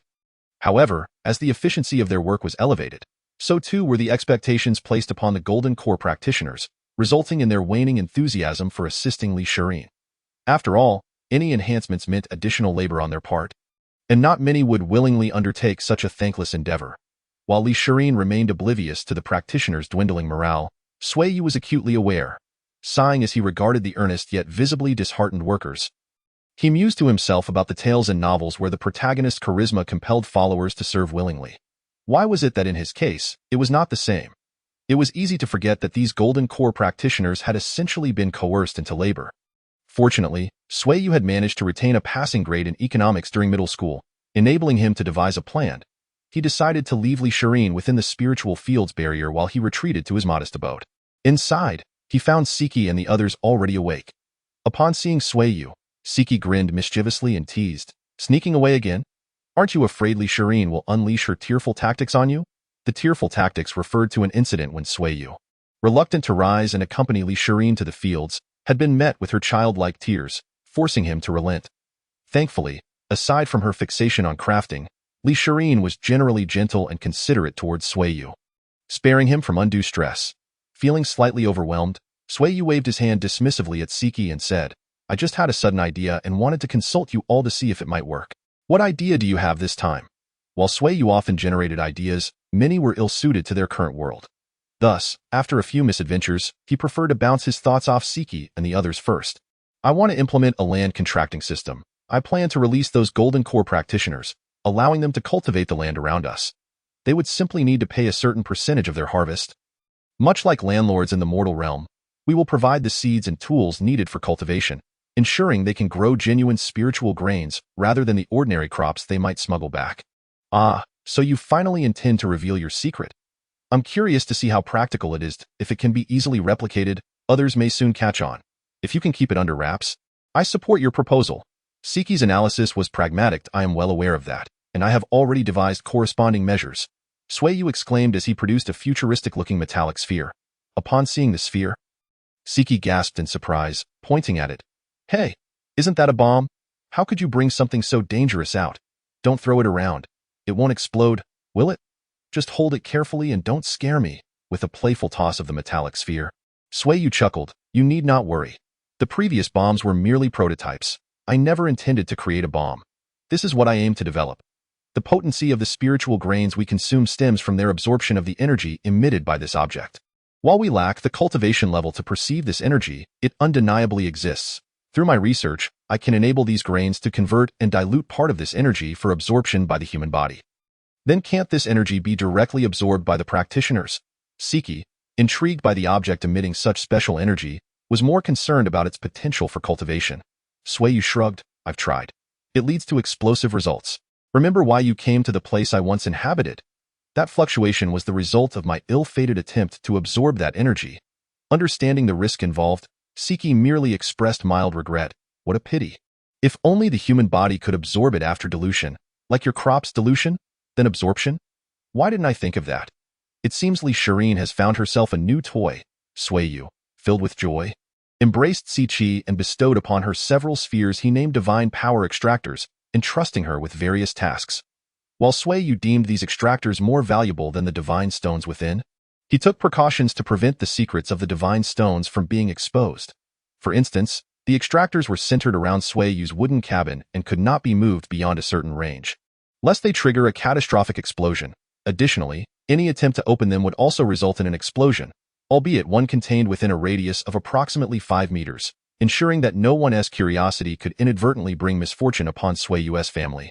After discussing the details of the divine power extractors, Sui Yu eagerly sought out Li Shirin, who was engrossed in agricultural tool research.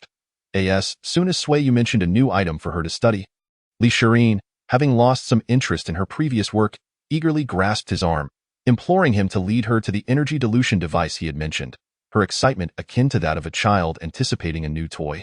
Once Sui Yu successfully lured Li Shirin away, Siqi arrived at the spiritual field and shared Sui Yu's proposal with the assembly of golden core cultivators. The mention of allowing them to keep a portion of the spiritual grain sent ripples of enthusiasm through the crowd. The benefits of spiritual grain were evident. Regular consumption would accelerate their cultivation even without seclusion. However, some raised concerns about the inability of the grain to flourish outside this location. Siqi, well prepared for such inquiries, promptly produced Sui Yu's divine power extractor and explained its uses and precautions. Despite the limitation of proximity to Sui Yu's cabin, the prospect of possessing their own spiritual grain brought immense joy to the cultivators, leading to a spirited dispute over prime locations near Sui Yu. Observing the fervor of the cultivators vying for a plot of spiritual field, Siqi decided to step away temporarily, planning to address the matter after a victor emerged. As for mediating their quarrels, Siqi held a grudge. Despite their current amiability, they had previously made her arrival quite challenging. Thus, she had no intention of playing the peacemaker. While Siqi instigated a vigorous brawl among the Golden Core cultivators, Sui Yu brought Li Shirin to an open area, bestowing upon her a handful of resurrection talismans to wear. He then unveiled the divine power extractor, elaborating on its features and admitting the presence of a highly potent spiritual stone within. Given Li Shirin's straightforward nature, Sui Yu's trust in her was notably high. Upon hearing his description, Li Shirin promptly requested to study and improve upon the extractor, a request Sui Yu was already prepared for. Presenting her with the design schematics for her examination, Sui Yu recognized Li Shirin's exceptional talent for research, which was the primary reason for revealing the existence of the spiritual stone to her.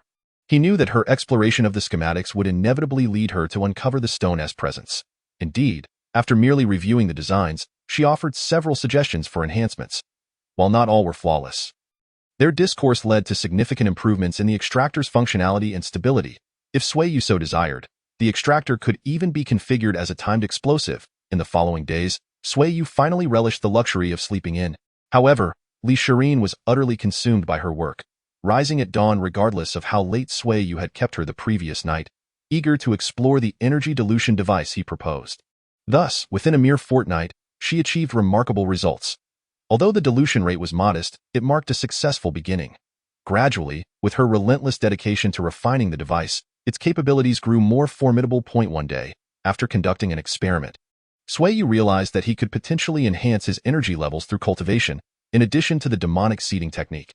Ecstatic, Sui Yu devoted an entire day to training with the divine power dilution device, and the following day emerged, resolute in his decision to cease seclusion.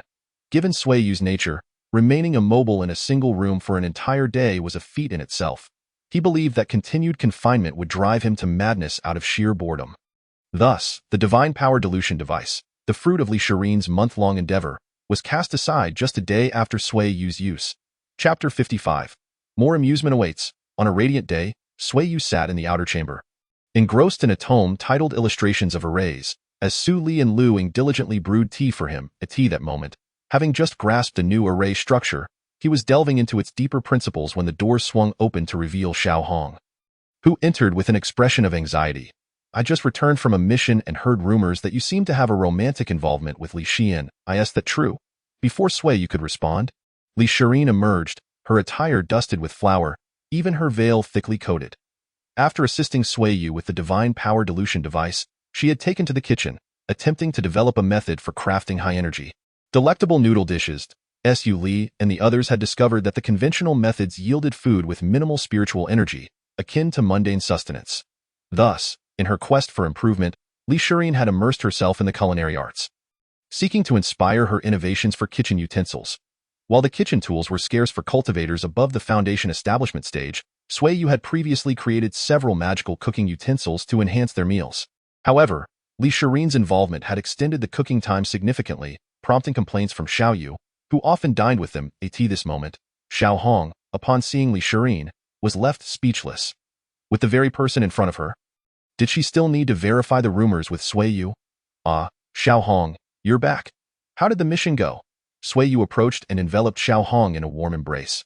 The suddenness of his action caused Li Shirin to drop the iron plate she was holding with a clatter.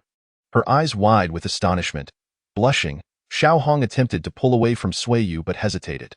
Leaning in, Sui Yu whispered, "This is Li Shirin. She has been my companion for over a month now." Upon hearing this, Xiao Hong no longer felt the need to be discreet. She tightly embraced Sui Yu, her eyes brimming with affection. "Sui Yu, I missed you so much. Also, thank you for the resurrection talisman. Without it, I might not have returned." "What happened?" Sui Yu asked in shock, eager to understand the ordeal. Xiao Hong explained that during an exorcism mission, she and her disciples encountered unexpectedly formidable demons, one of which possessed a peculiar skill. To protect her disciples, Xiao Hong had been struck down, but thanks to Sui Yu's resurrection talisman, she revived and ultimately defeated the demon. Though she tried to downplay the harrowing experience, Sui Yu could sense the fear lurking beneath her words. After comforting her, he recalled that other disciples must have witnessed her revival. "Did they know about your resurrection?" he inquired. Xiao Hong nodded, adding, This is one of the reasons I sought you out. Those disciples are among the most talented of our generation at Xianxia Sect, and I couldn't bear to eliminate them. I was hoping you could demonic seed them. By the way, they are all beautiful women and are currently detained in a cabin at the foot of the mountain. Here's the address. Would you like to go now? With a playful wink, Xiao Hong urged him. Understanding the gravity of the situation, Sui Yu adopted a serious demeanor. This is of utmost importance. I shall head there immediately. If Sichi comes looking for me, please deter her with that. Sui Yu swiftly departed. Curious about Sui Yu's sudden exit, Li Shirin turned to Xiao Hong. Where did he go? He has some matters to attend to. But first, I must ask, what are your feelings for Sui Yu?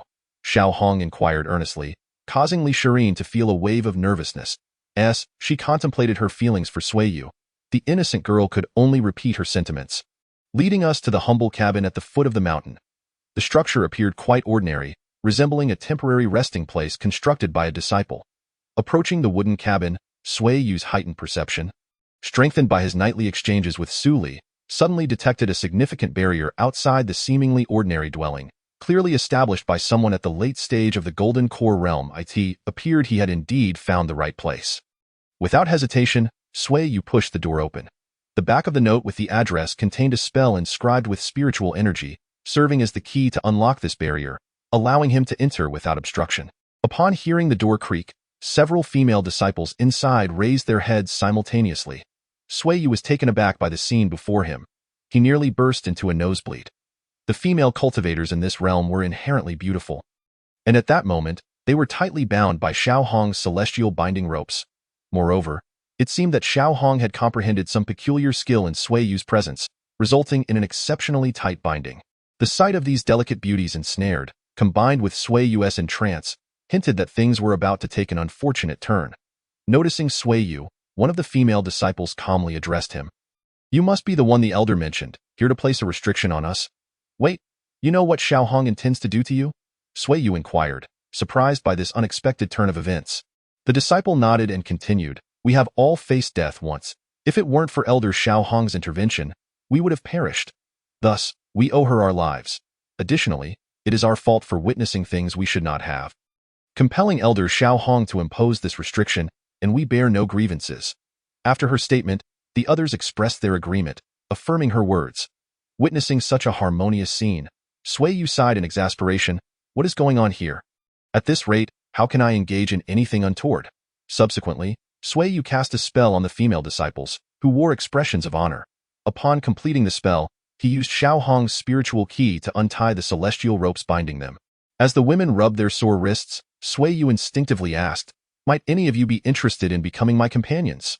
The women paused, and the earlier disciple pondered before replying, I am uncertain what companions means.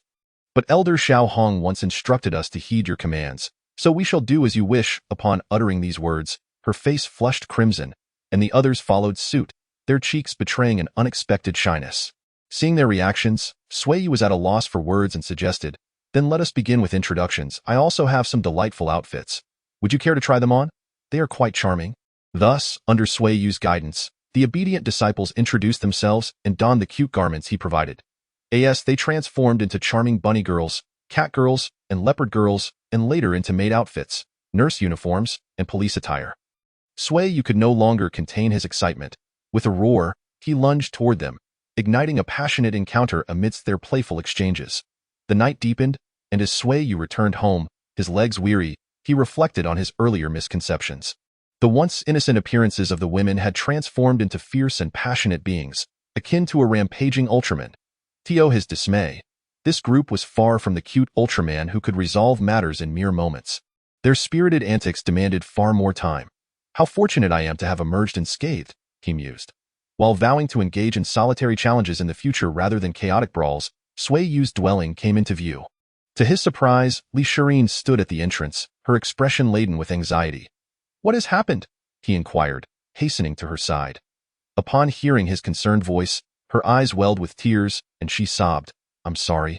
Sui Yu, I've caused you trouble. It wasn't my intention. Sui Yu's head throbbed as he pressed her for details. To his astonishment, he learned that a powerful individual pursuing Li Shirin had heard rumors of her staying with Sui Yu and was rallying people to confront him. Xiao Hong had intended to warn Sui Yu about this, but refrained from doing so in Li Shirin's presence. opting instead to let Sui Yu proceed with his spellcasting. This is hardly a significant issue. You know my strength and influence, don't you? A mere wave of my hand can deal with those nuisances, Sui Yu boasted, which easily Shirene's worries. You aren't planning to involve those golden core elders, are you? Xiao Hong interjected, having eavesdropped from behind the door. Of course not. Is there a simpler method I haven't considered? You wish to escalate matters, don't you? She said sternly. The elder backing them is not only at the late stage of the golden core, but also possesses extensive connections. While you may have subdued many golden cores, exposing them could unite the remaining elders of the Xianxia Sect against you. Should that happen, the sect would face utter chaos. Remember your promise. It must not jeopardize the stability of the sect. Faced with Xiao Hong's admonition, Sui Yu lamented, should I take my foundation stage subordinates to confront a late-stage golden core elder? Surely they wouldn't take time away from their petty rivalries to engage in such trivial matters. Regardless, do not involve the golden cores. Bring your foundation stage subordinates instead. Even if you incapacitate that individual, I will find a way to resolve it, but you must not use your golden cores, understood? Ultimately, under Xiao Hong's persuasion, Sui Yu relented. While he feigned reluctance, he secretly reveled in the prospect of finally putting his idle subordinates to the test. After issuing a command to his subordinates to prepare for battle, Sui Yu and Li Shireen shared a whispered discussion, then mysteriously disappeared into the newly renovated laboratory. Observing their peculiar expressions, Xiao Hong felt a chill run down her spine. Chapter 56. From a brawl to a skirmish after learning that someone intended to trouble him.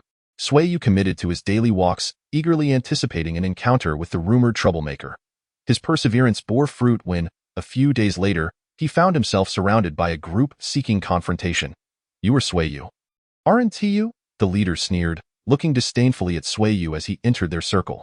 With a flick of his fan, he declared, I do not know your relationship with Li Shireen, but I advise you to be mindful of your status. You and she are not meant to be together. Excuse me, but my relationship with Shireen is not yours to dictate, Sui Yu retorted, surprised to hear the leader's discontent at his familiarity with Li Shireen's name. How bold of you to address her so intimately in my presence. I assume you are new to the inner sect, so you must not know who I am, the leader said, his expression darkening. Sui Yu, curious about the identity of this self-proclaimed top-tier fighter, quickly asked, and who might you be? I would like to know your name. Since you are so earnest, I shall graciously inform you. My name is Shun Hao, the number 1 ranked fighter in the foundation stage. Upon hearing this, Sui Yu's excitement surged. Having previously bested the 3rd-ranked fighter, he now saw an opportunity to prove himself against the top contender. The number 1? Excellent. You have come here to fight, I presume? Indeed. You appear to be nothing more than a brawler, fixated solely on fighting. Shin Hao scoffed, yet he acknowledged Sui Yu's eagerness. In this world, power reigns supreme. To obtain or protect anything, one must first possess formidable strength. Sympathy is a sentiment suited only for the weak. The strong need only let their might do the talking. Well said, Sui Yu clapped his hands and exclaimed. Then turned to Shun Hao and added, I too believe that the strong do not require sympathy. It is only the weak who seek solace in the pity of others, since we reside in this world. We must abide by its rules. If this world can forge the strong, then as a strong individual, one ought to enjoy the privileges that come with it. Humph. I must admit, your philosophy seems to resonate with me. Given this, I shall not allow you to suffer indelible wounds. However, I will ensure you experience the helplessness of the weak. Remember, Li Shireen is not suited for you. She is destined to need a protector who is strong. Upon finishing his words, Shun Hao raised his folding fan, and a bolt of palm lightning struck Sui Yu. He acted swiftly. Alas, you have stolen the initiative. It was a miscalculation. However, your attack is futile against me. Though Sui Yu was hit by the palm lightning, apart from his clothes emitting a wisp of black smoke, he sustained no damage. Despite his elevated level, theoretically, he should not be immune to magical harm. And the secret was soon unveiled. With a swift tug, Sui Yu tore off his garment, eliciting gasps from the onlookers. Of course, their astonishment was not due to his disrobing, but because beneath his attire lay a sleek, glossy suit of black leather armor. This form-fitting suit was adorned with numerous mysterious runes, imbuing it with an enigmatic allure. While Sui Yu crafted this garment primarily to enhance his appearance, it was the exceptional defensive properties bestowed upon it by Li Shireen that truly distinguished this suit. Sacrificing physical defense for magical resistance, this suit allowed Sui Yu to withstand spells from Golden Core practitioners unscathed. Unbeknownst to Shun Hao, who remained skeptical, he unleashed a fire arrow. Upon contact with Sui Yu's body, The flames dissipated without a sound, leaving Xianhao no choice but to summon a shuttle-shaped artifact, channeling his spiritual energy to launch an attack. Witnessing Xianhao directing the artifact towards him, Sui Yu could only shake his head in resignation, pondering, is the top-ranked warrior truly deserving of such praise? Are others merely flattering him due to the elder behind him? Sui Yu thought this way because Xianhao exerted little pressure on him. He recalled how, during Wu Jian's sword technique display, even he dared not confront it head-on. Yet now, he stood still as the shuttle-shaped artifact approached, seizing it effortlessly and with a single, forceful motion, shattering it to pieces. Impossible! How could you be this formidable? Xianhao exclaimed, but Sui Yu merely scoffed and replied, since your tricks have run dry, it is now my turn to strike. With that, Sui Yu exerted force beneath his feet, nearly leaving an afterimage as he charged towards the somewhat dazed Xianhao. Fortunately, Xianhao was prepared, hastily summoning a shield-like artifact to protect himself. However, Sui Yu struck the shield as if he had not seen it, and with a crack, it shattered into fragments, his fist then crashing into Xianhao's abdomen.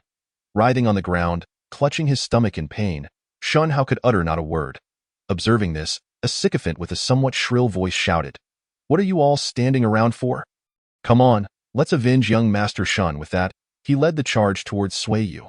Yet, as he advanced, he gradually slowed and hid behind the crowd. Seeing that they indeed began to resort to gang tactics, Sui Yu was unperturbed, flipping his wrist to reveal a long iron rod he had prepared earlier, charging into the fray. A single sweep sent several opponents flying. Some attempted to cast spells, but aside from one using earth spikes to slightly hinder Sui Yu's positioning, the rest proved ineffective. Thus, the crowd was left with no choice but to engage Sui Yu in intense close combat. Although their coordination had been honed over time, Sui Yu's fierce assaults, combined with their mutual support and sneak attacks from behind, began to inflict notable injuries upon him.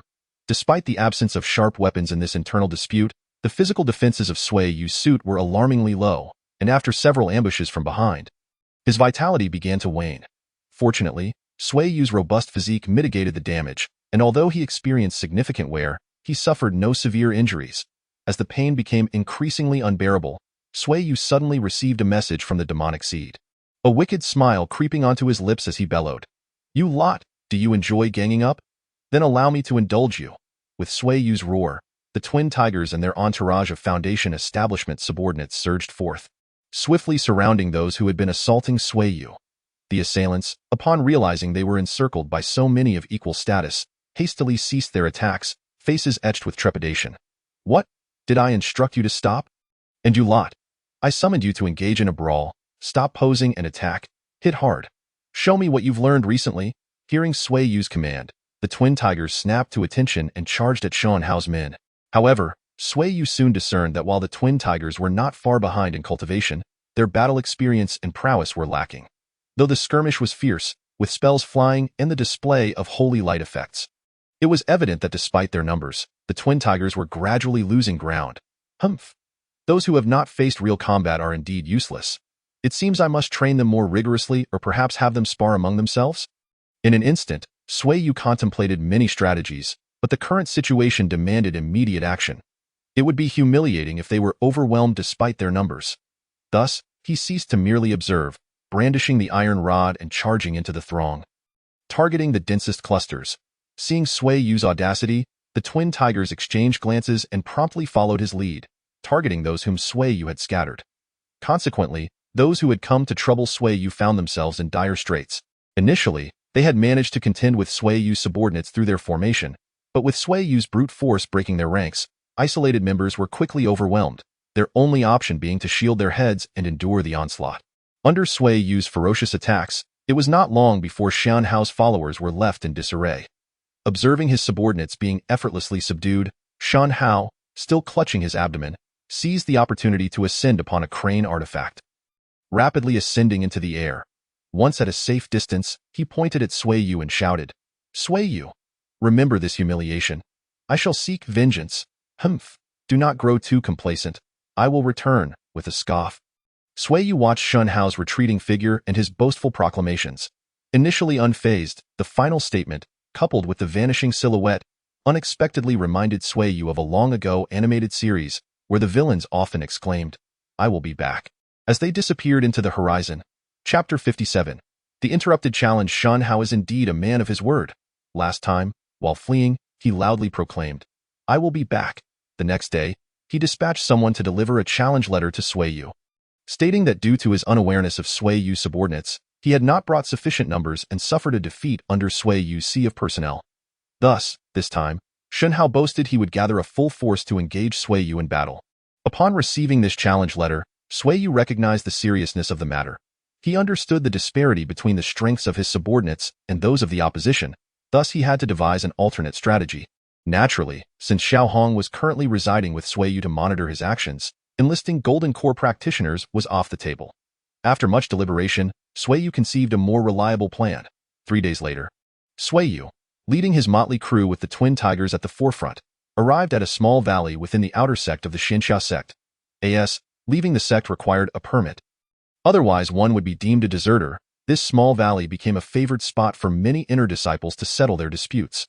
When Sui Yu and his entourage made their grand appearance, Xianxia arrived from another direction with a large group of his own.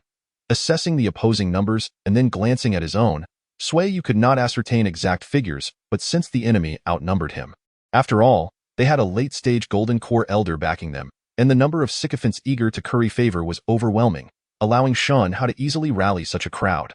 Upon observing the number of followers behind Sui Yu, which was indeed comparable to the last encounter, Xianxia boastfully shouted at Sui Yu, "You brought all your subordinates last time, didn't you?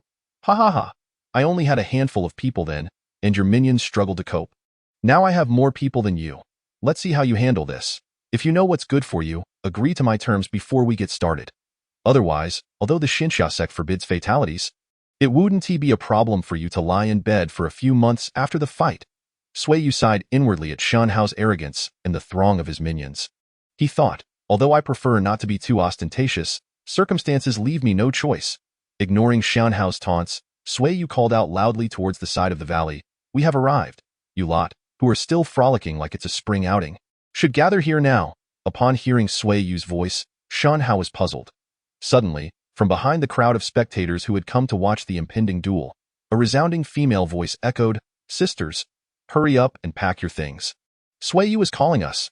Xianxia furrowed his brow, recalling that a large group of female disciples had been playing in that direction when they entered the valley.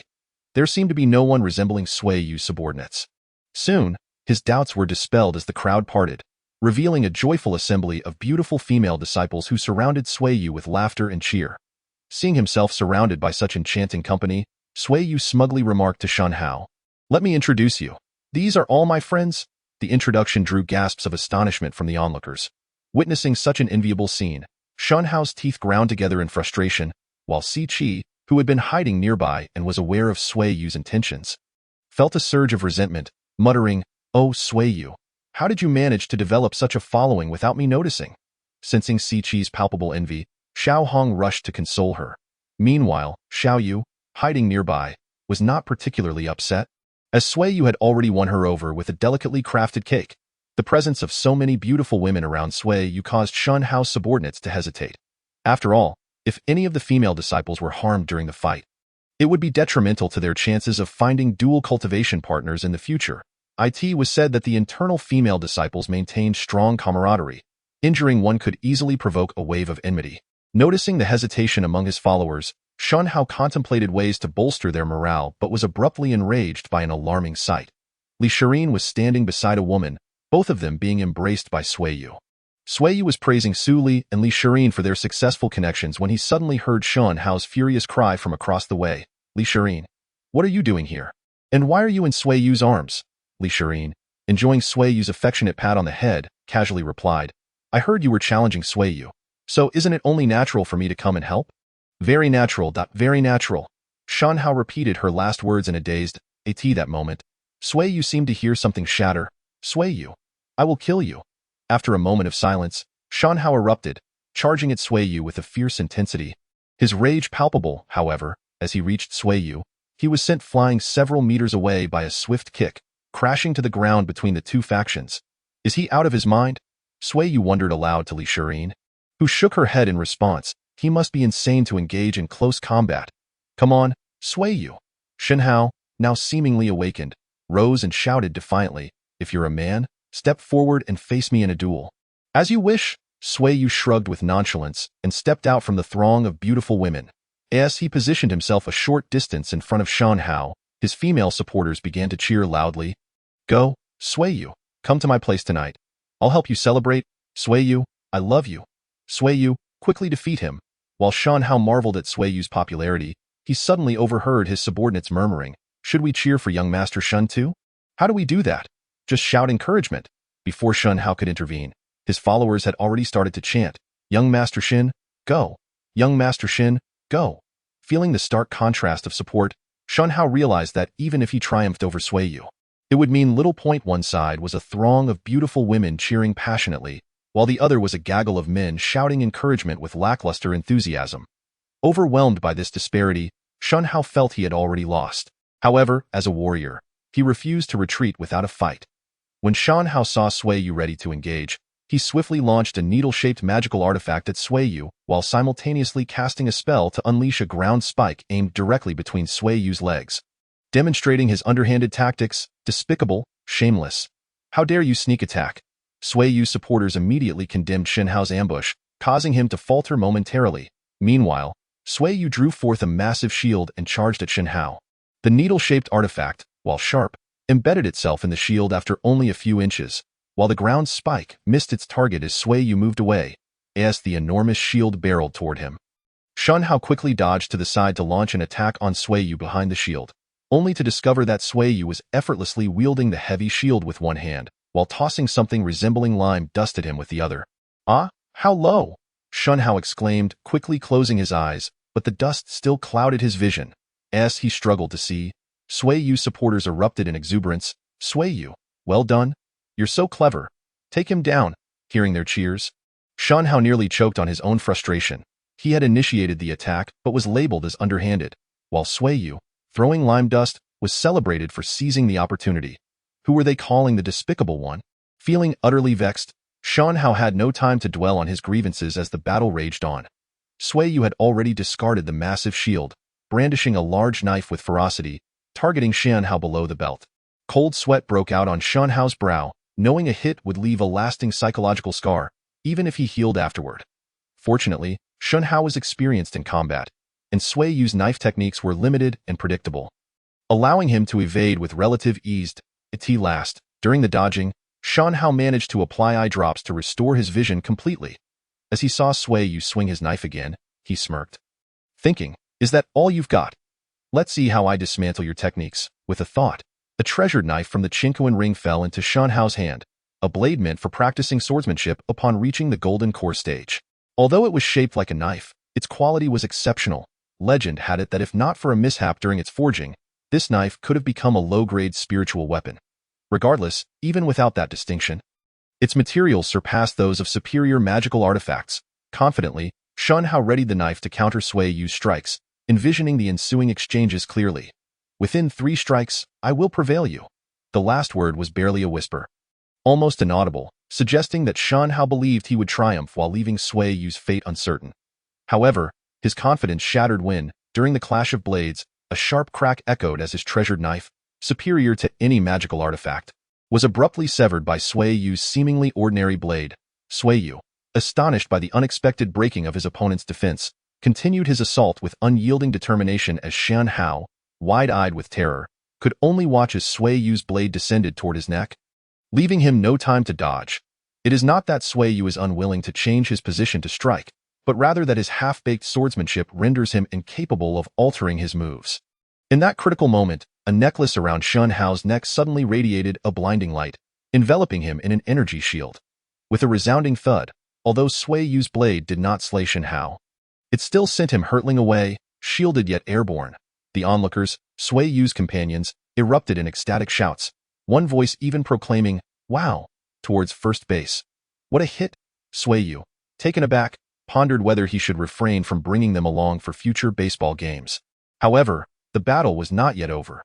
Seeing that Xianxia had not surrendered, Sui Yu brandished his sword and charged at him, adopting a fierce demeanor as if he intended to end Xianxia's life. Having never truly faced life-threatening danger, Xianxia was frozen in fear at Sui Yu's menacing approach, trembling and at a loss for action. Just as Sui Yu was about to strike, he suddenly felt a wave of danger and swiftly retreated.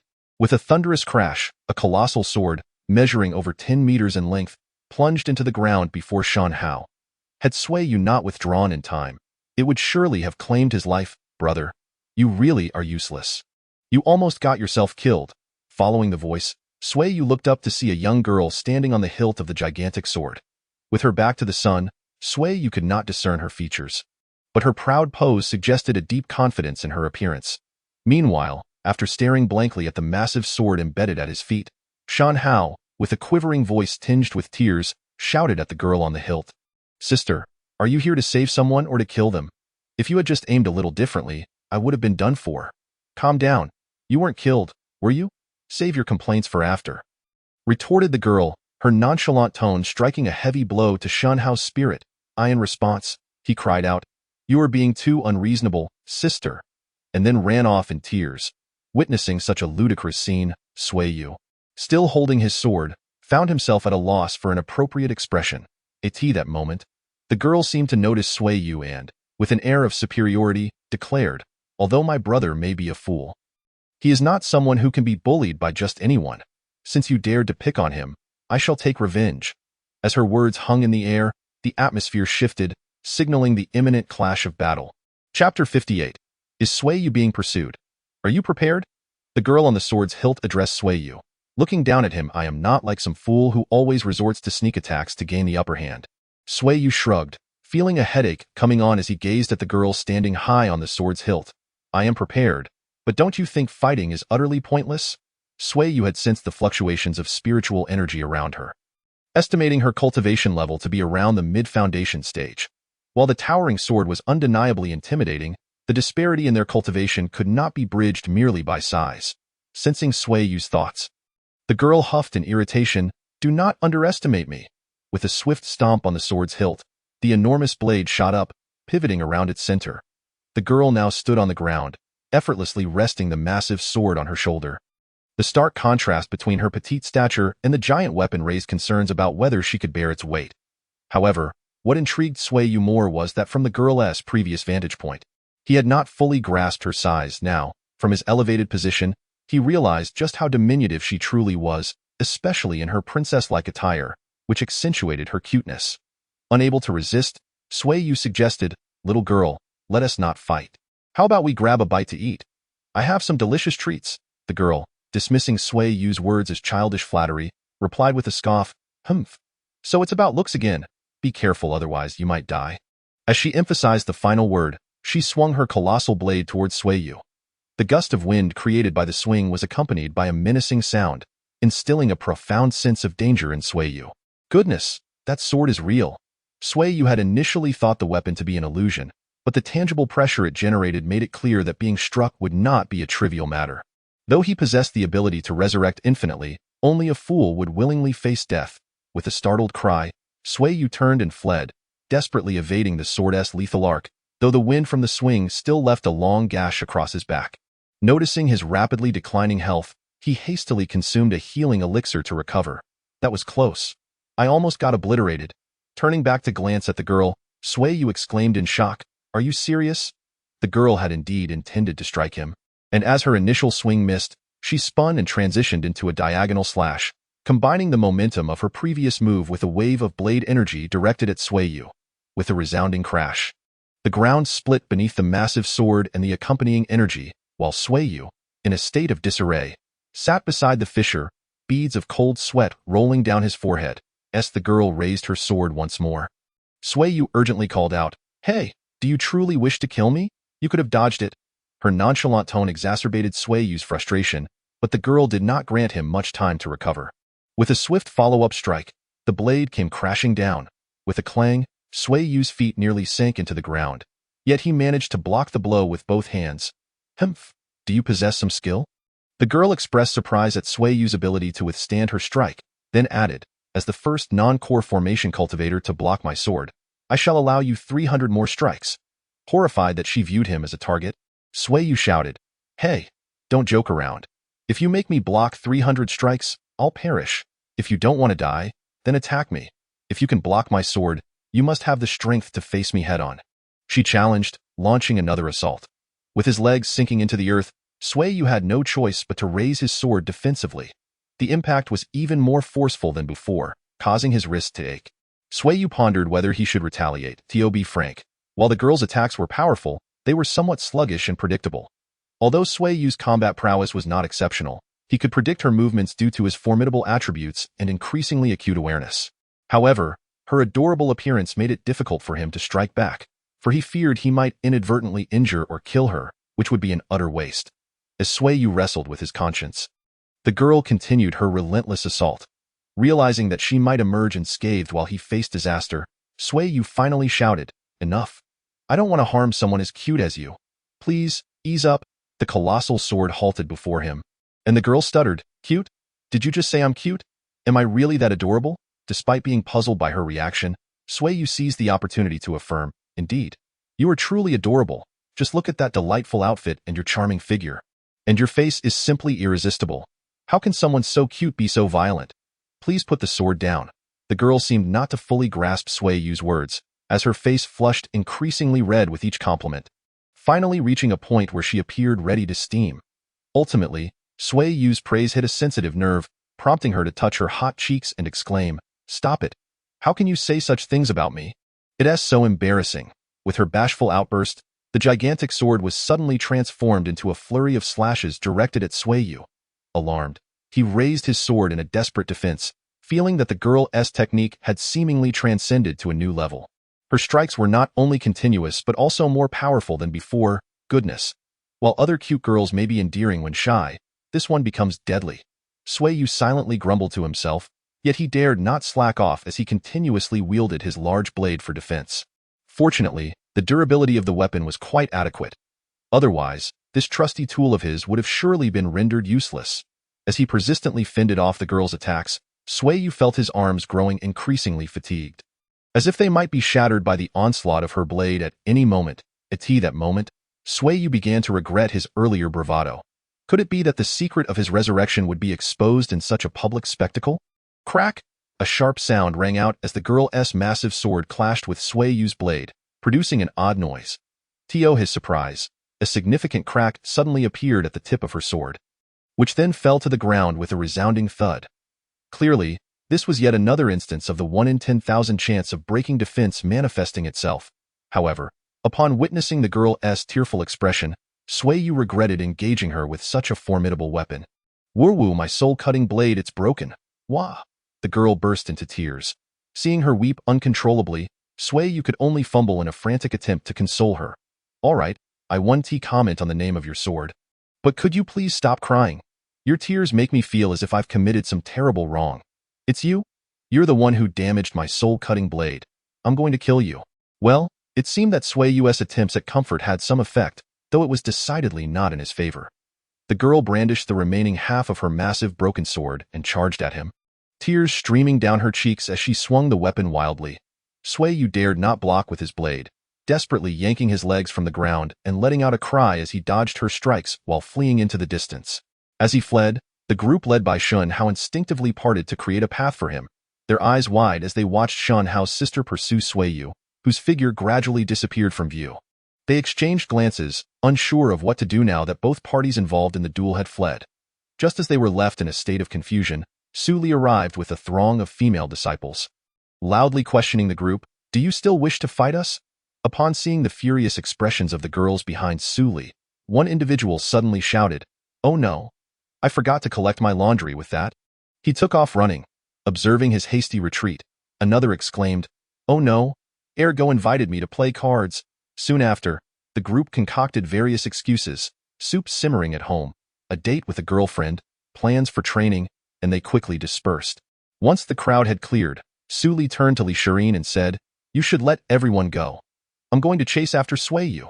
As she spoke, Suli donned the black feathered wings that Sui Yu had gifted her, and without hesitation, she took flight in pursuit of Sui Yu.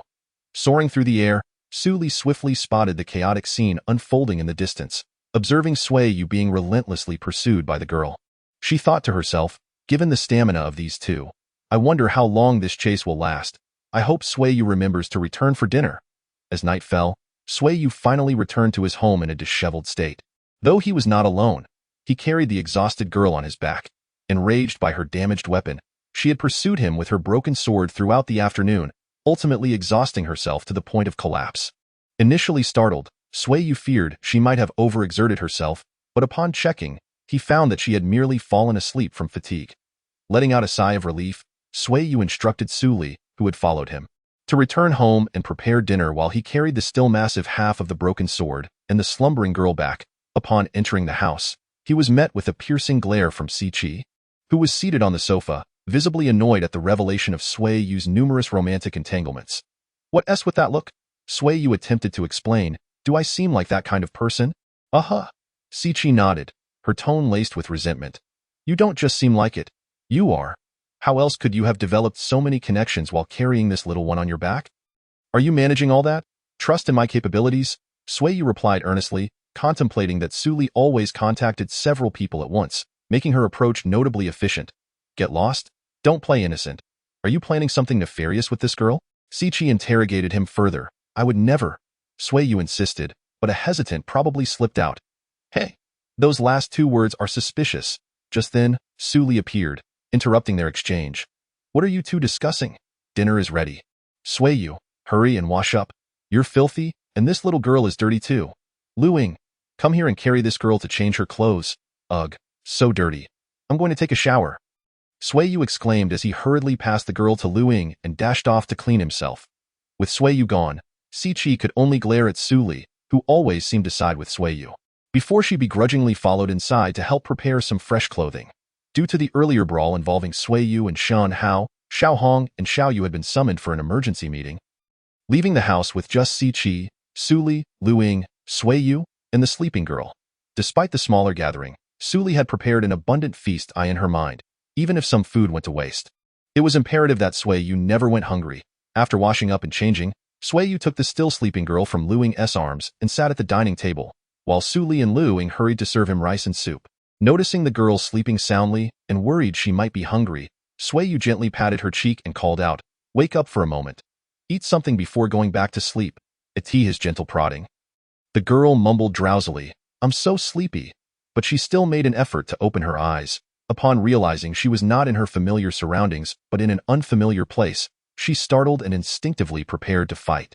However, her depleted energy left her too weak to move. In fact, she could barely lift her arms. As she struggled to focus, she recognized the familiar figure holding her. The memories from before her slumber rushed back, and she began to weep in Sui Yu's embrace. "Wu, you broke my soul-cutting blade." Seeing Siqi reveling in the situation and offering no assistance, Sui Yu could only pat the girl's back while softly reassuring her. "Don't cry. I promise I'll help you fix it. Moreover, I can assist with adjustments and enhancements to ensure your soul-cutting blade becomes even more formidable after its evolution. There, stop crying now, having never comforted a child before." Sui Yu found himself flustered by the girl's tears, but fortunately, when she heard his promise to repair her sword, her sobs gradually subsided. At that moment, the girl's stomach growled loudly, revealing her evident hunger. "Are you hungry? Come, it's time to eat." Sui Yu observed that the girl seemed too weak to even lift her hand, so he took the initiative to fill his bowl with food and brought it to her lips.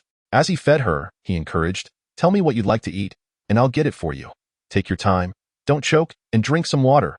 Originally intending to enjoy watching Sui Yu's predicament, Siqi felt a twinge of envy at the sudden warmth of the scene, and of course, she wouldn't admit it.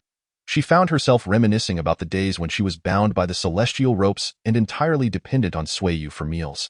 That feeling of being entirely in his control seemed like a distant memory. Overcome with jealousy, Siqi suddenly snatched the little girl from Sui Yu's embrace, glaring at him as she said, "Don't be fooled by Sui Yu. Come, tell your sister what you want to eat, and I'll get it for you." With that, she offered the girl a piece of food. To Siqi's surprise, the girl, who had been eagerly accepting food from Sui Yu, now turned her head away and shouted, "Ling Ling wants the brother from earlier to feed her, not sister." After several attempts, Siqi could only shoot an exasperated glare at Sui Yu. Sui Yu chuckled as he took the little girl into his arms. Suddenly, he realized he didn't know her full name. He casually asked her, "Ling Ling, what is your full name?" "Shinling," she replied. "But my nickname is Ling Ling. What about you, brother?" "It doesn't matter if you don't tell me. I'll just call you brother. At least you treat me much better than my useless brother. He runs away like a mouse when he sees me, whereas you are kind to me." With an expectant look, Shinling proposed, "How about you be my brother from now on?" Sui Yu, captivated by Xinling's innocent gaze, found it hard to reconcile her with the violent persona she had previously exhibited. Noticing her large eyes beginning to redden with the threat of tears due to his silence, he quickly said, "All right, I'll accept you as my sister, but you must promise not to chase me with that soul-cutting blade anymore." With a giggle, Xinling promised she would never use that giant sword to scare him again, and the newly established siblings continued their meal in an atmosphere of harmony. However, this peaceful ambience was soon replaced by an oddity. Xinling had an insatiable appetite. Concerned that she might go hungry, Sui Yu continuously fed her, and she eagerly accepted everything. Before anyone else had a chance to eat, the entire feast prepared by Suli had been devoured by the little girl. Seeing the situation spiraling out of control, Suli hurried back to the kitchen, with Luing following to assist. Meanwhile, Siqi, who seldom entered the kitchen, remained by Sui Yu's side, exclaiming, "What kind of stomach does Ling Ling have? She eats so much. No wonder she is so strong." Xinling blushed, feeling somewhat embarrassed, and asked Sui Yu, "Am I eating too much?" "Not at all." Sui Yu shook his head vigorously, assuring her, "You can eat to your heart's content. I may not have much, but there will always be enough food." That night, Suli was overwhelmed with the continuous demand for dishes, which were consumed at an astonishing rate by Xinling.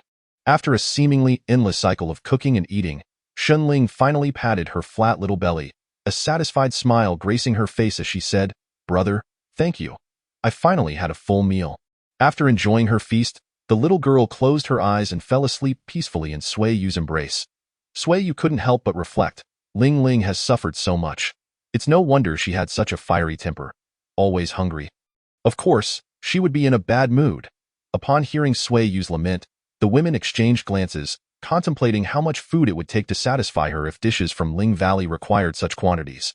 Finally, they could eat their own meals as they had been engrossed in watching Xinling eat.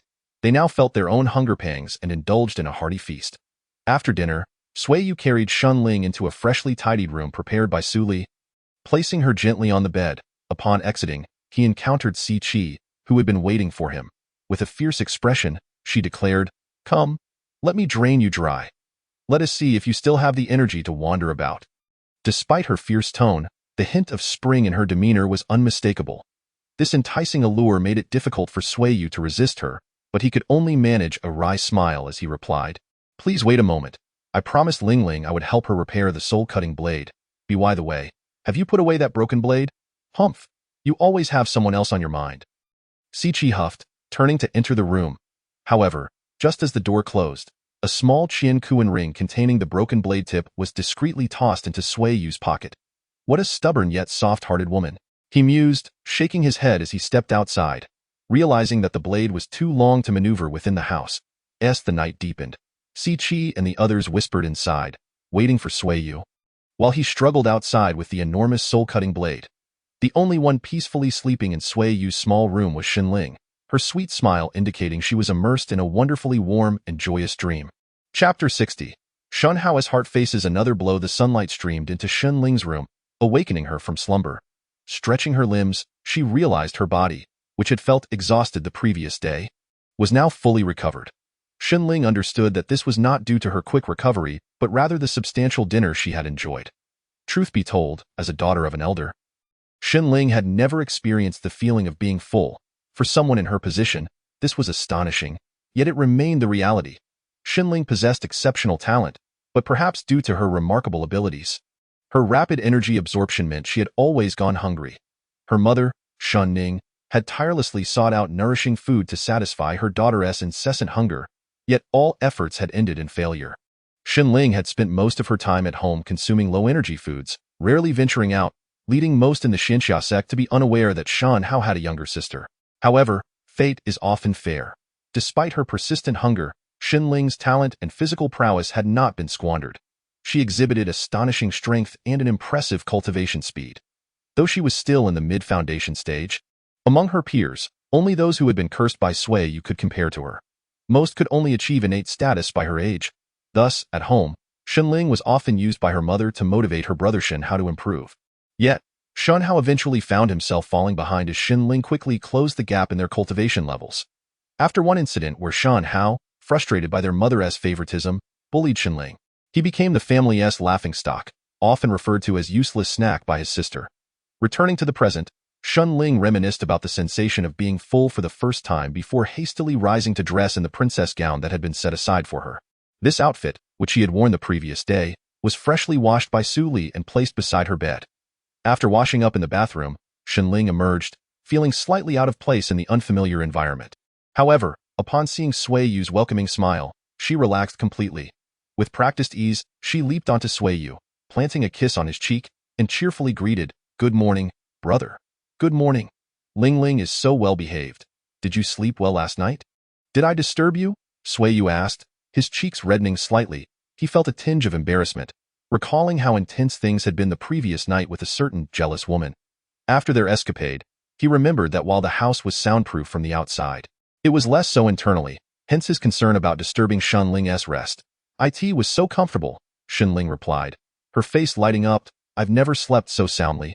Usually, I wake up hungry in the middle of the night and have to search for food." Hearing about Shun Ling's unfortunate plight, Sui Yu patted her back soothingly. "Poor child, from now on, you can eat here. I can't promise exquisite delicacies, but I assure you there will always be enough." Overjoyed by his promise, Shun Ling hugged his face and kissed him again, beaming, "That's wonderful. Thank you, brother."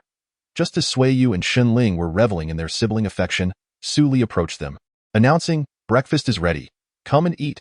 Upon hearing this delightful news, Shun Ling cheered and eagerly led Sui Yu to the dining room. It was clear that while she was still unfamiliar with Sui Yu's home, she instinctively found her way to the dining area, showcasing her remarkable intuition when it came to meals. Knowing Shun Ling's voracious appetite, Su Li had prepared a large pot of food, even utilizing spatial artifacts for storage.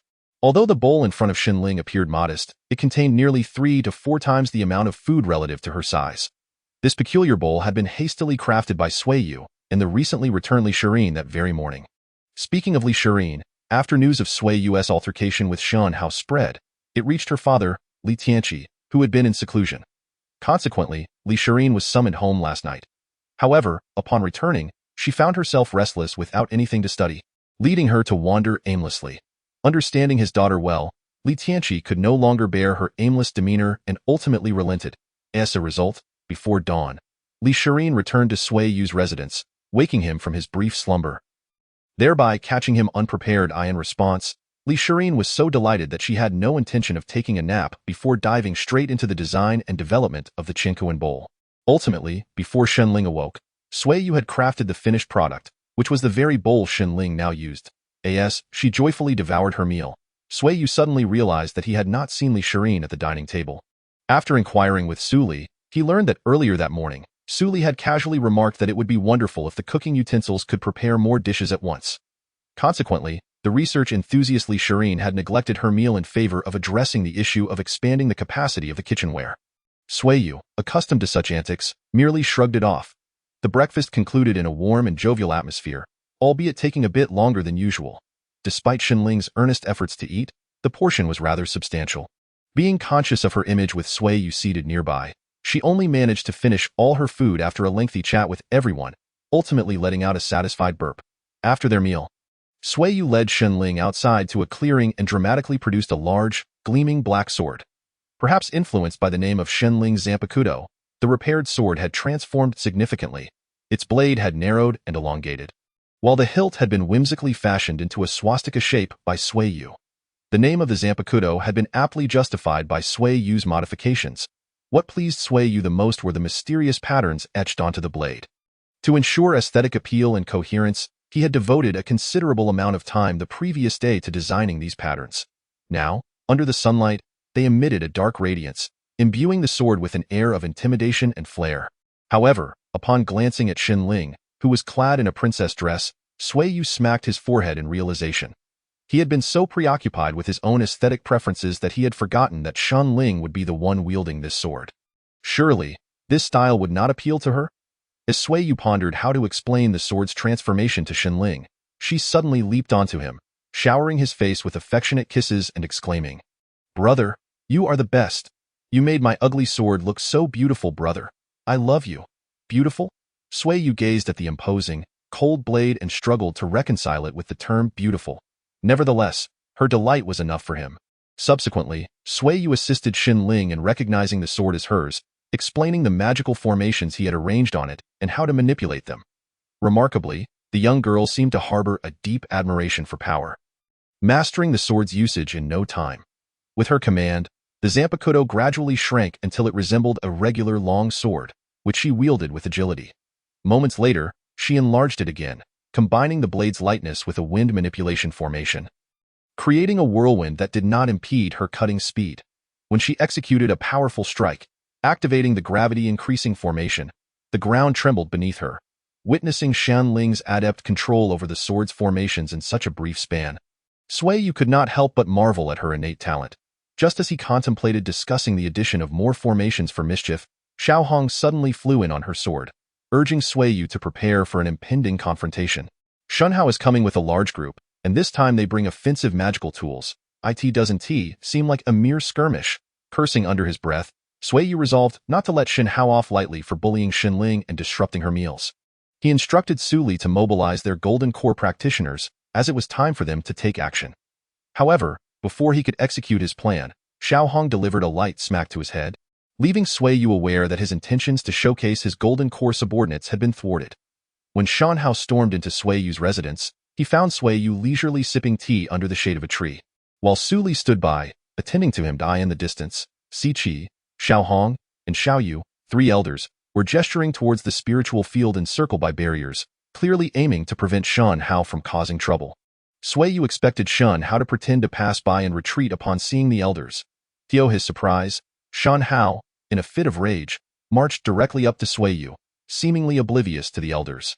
Fortunately, his subordinates dared not approach, intimidated by the elders' presence, yet they remained close, ready to act at Xianhao's command, though it was questionable how many would truly stand by him. "Where's my sister?" Xinhao growled, glaring at Sui Yu and bypassing any mention of Li Shirin to inquire about Xinling instead.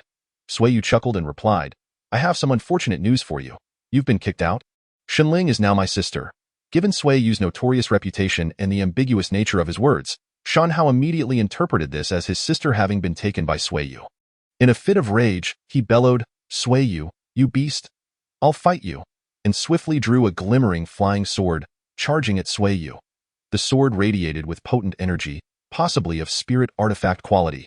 However, before he could strike, a sleek black long sword suddenly interposed itself between them, blocking Xianhao's attack.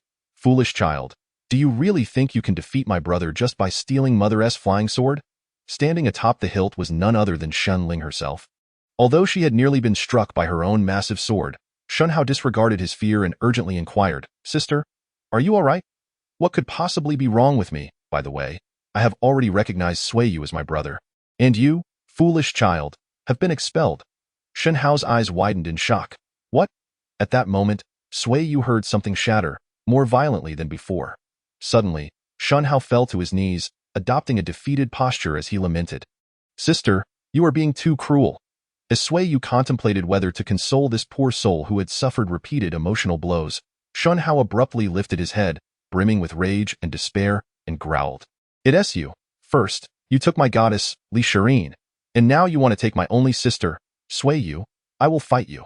In that instant, Sui Yu perceived a fiery determination in Xianhao's eyes, as if he intended to charge at him with a primal scream. However, 2 girls stood protectively in front of Sui Yu.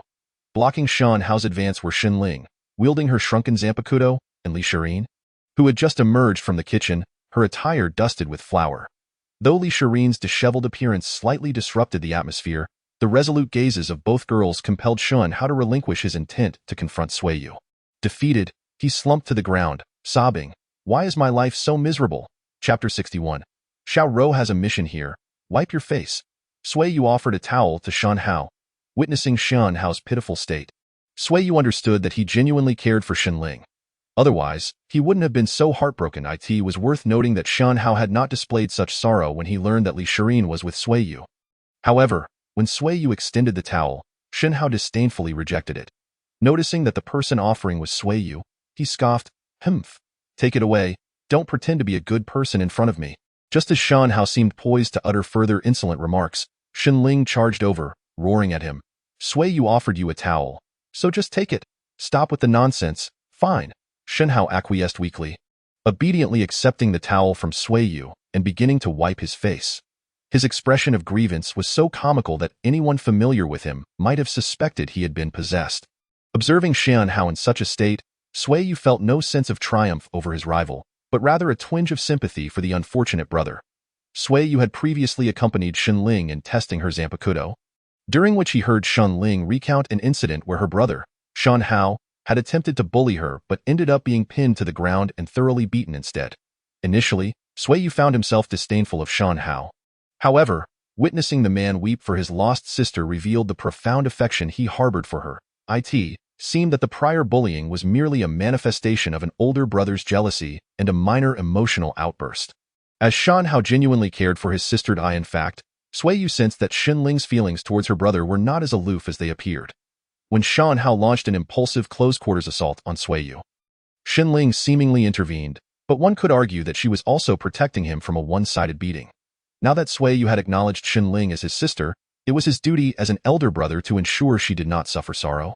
Thus, he resolved to foster a good relationship with Xianhao, ensuring Ling would not be caught in the middle of their conflict. With a firm decision to avoid causing any distress to the prideful young woman, Sui Yu approached the recently dried-off Xianhao and suggested, "It is nearly lunchtime. Why not join us for a meal? You may not know, but your sister claims this is the first time she has felt truly satiated here." "Humph! Who cares for your food?" Xianhao retorted, harboring deep resentment towards Sui Yu, but his comment was abruptly silenced when Ling playfully delivered a light smack to his head. With her cheeks puffed in indignation, she warned, "Do you wish to taste death?" Upon hearing his sister's threat and reflecting on Sui Yu's earlier remark about Ling's newfound sensation of fullness, Xianhao was filled with curiosity. He realized that if even their mother, an elder of the Golden Core stage, could not find a remedy for Ling's peculiar constitution, it was indeed remarkable that she could feel satiated while with Sui Yu. Consequently, Xianhao bowed deeply to Sui Yu, thanking him for his hospitality. Thus, the group entered the house harmoniously, ready for their meal. As for the entourage Xianhao had brought along, they had already retreated, embarrassed by their leader's emotional display. Following the group inside, Suli had prepared a lavish lunch. Given Ling's voracious appetite, Suli had cooked an ample amount of food, making Xianhao's presence inconsequential. As Xianhao tasted the food, he finally understood why Ling could feel satisfied here. The food was astonishingly rich in spiritual energy. This energy was also remarkably easy to absorb, requiring only a slight application of his techniques to refine it. He felt that dining at Sui Yu's was akin to an extended period of closed-door training. Xianhao's astonishment stemmed from the fact that, as a mere Golden Core elder's son, he had never encountered such potent nourishment. The elders who managed the sect had kept the existence of Sui Yu's extraordinary spiritual valley a secret, and after a recent incident involving Sui Yu, those elders had been dealt with. Further solidifying Sui Yu's control over the information. He observed the camaraderie between Sui Yu and Si Qi, Xiao Hong, and Xiao Yu. Xianhao realized that Sui Yu was not merely a novice disciple as he had initially presumed. Regret washed over him for his previous reckless actions, and concern for his sister crept into his heart. Ling's reclusive lifestyle had shielded her from the world's treacheries, and though Xianhao held a significant background, he too had learned the harshness of human nature. Moreover, rumors about Sui Yu's reputation for seeking romantic entanglements had circulated, causing Xianhao to feel uneasy about his sister's proximity to him. Yet, witnessing her joy in consuming food, he felt torn. While he longed to whisk her away from this place, he could not bear to return her to a life of constant hunger. Given his own capabilities, it seemed impractical to remove her forcibly, and thus he sighed, resigning himself to watch the situation unfold. "Hey, you useless snack! Why are you staring at me instead of eating? Hurry up!" Ling snapped at her brother. But as soon as the words left her mouth, Sui Yu playfully tapped her on the head.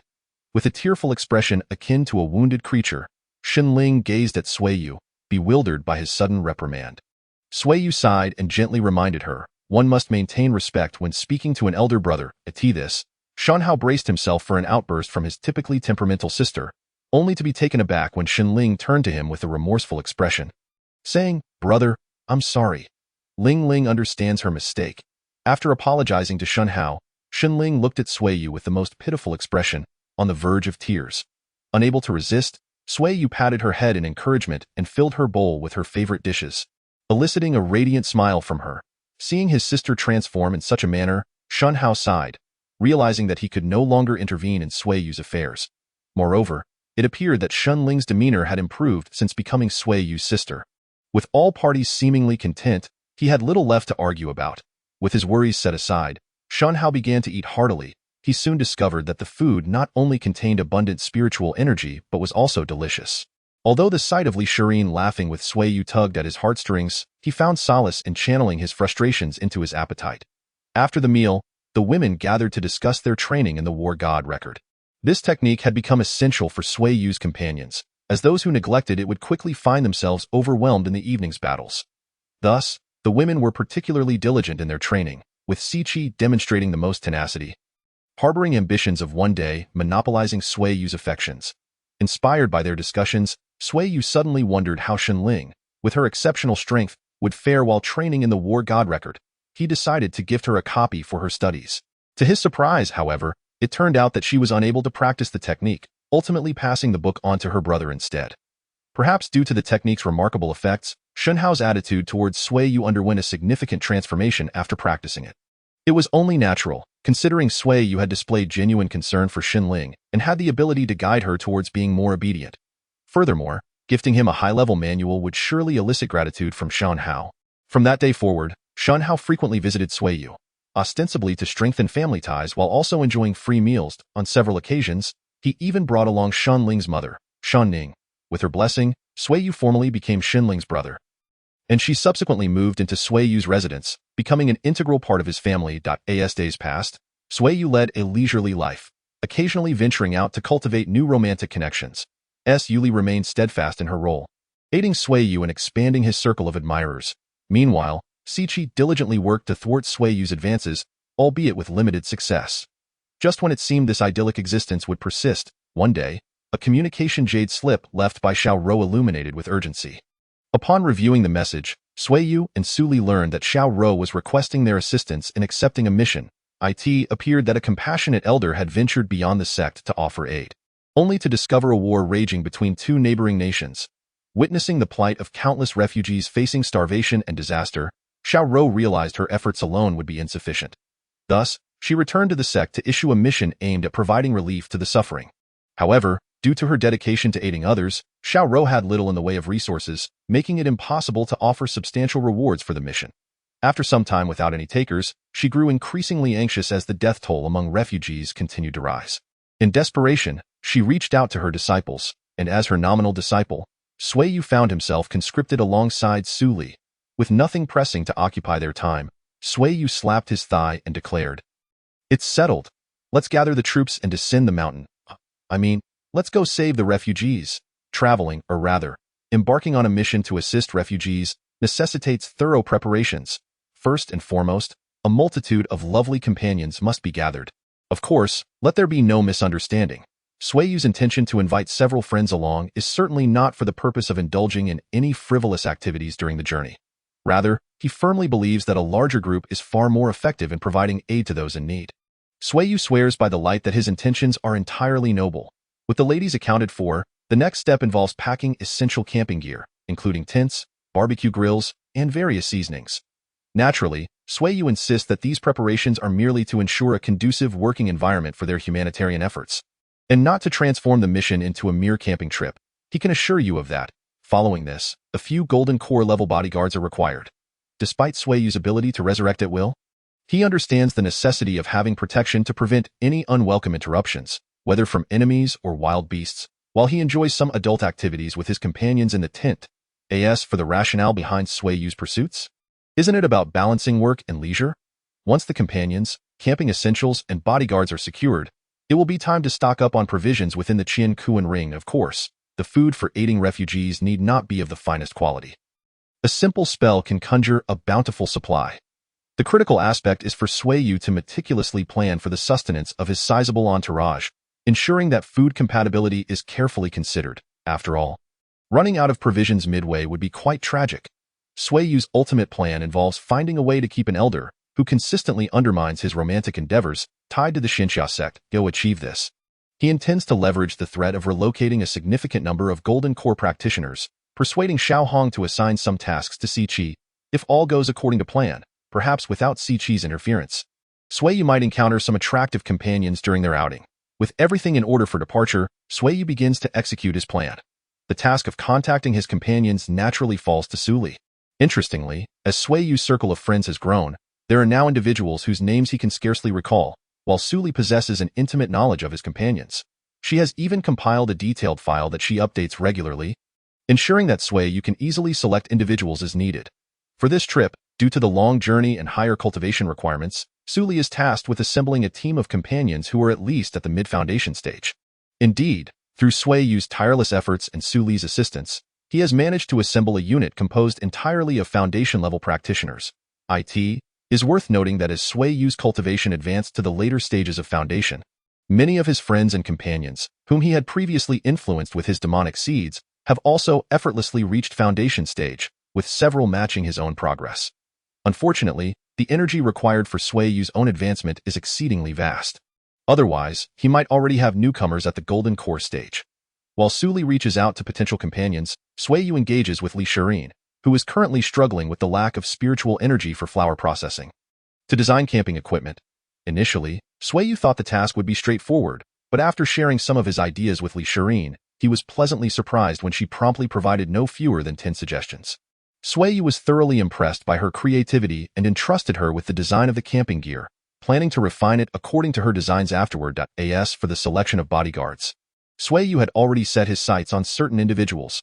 After disseminating information through his magical seeds, soon, Nangong Wentian and Shimin Wuhan appeared by Sui Yu's side. Despite their lofty names, Sui Yu perceived a rather dubious aura emanating from them upon learning of their true characters. After revealing his plans for travel, or rather, for aiding refugees, their eyes sparkled with excitement, and Sui Yu couldn't help but wonder if their enthusiasm might lead to chaos. They promptly produced several treasured maps, highlighting locations known for their breathtaking scenery and abundant beauty. Sui Yu found himself at a loss for words, ultimately engaging in a spirited discussion with the two about these vital topics, while also confirming the identity of their bodyguards, who turned out to be their dubious acquaintances.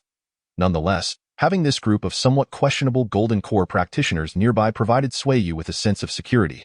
At least he felt at ease while pursuing his romantic interests, knowing they shared a mutual understanding.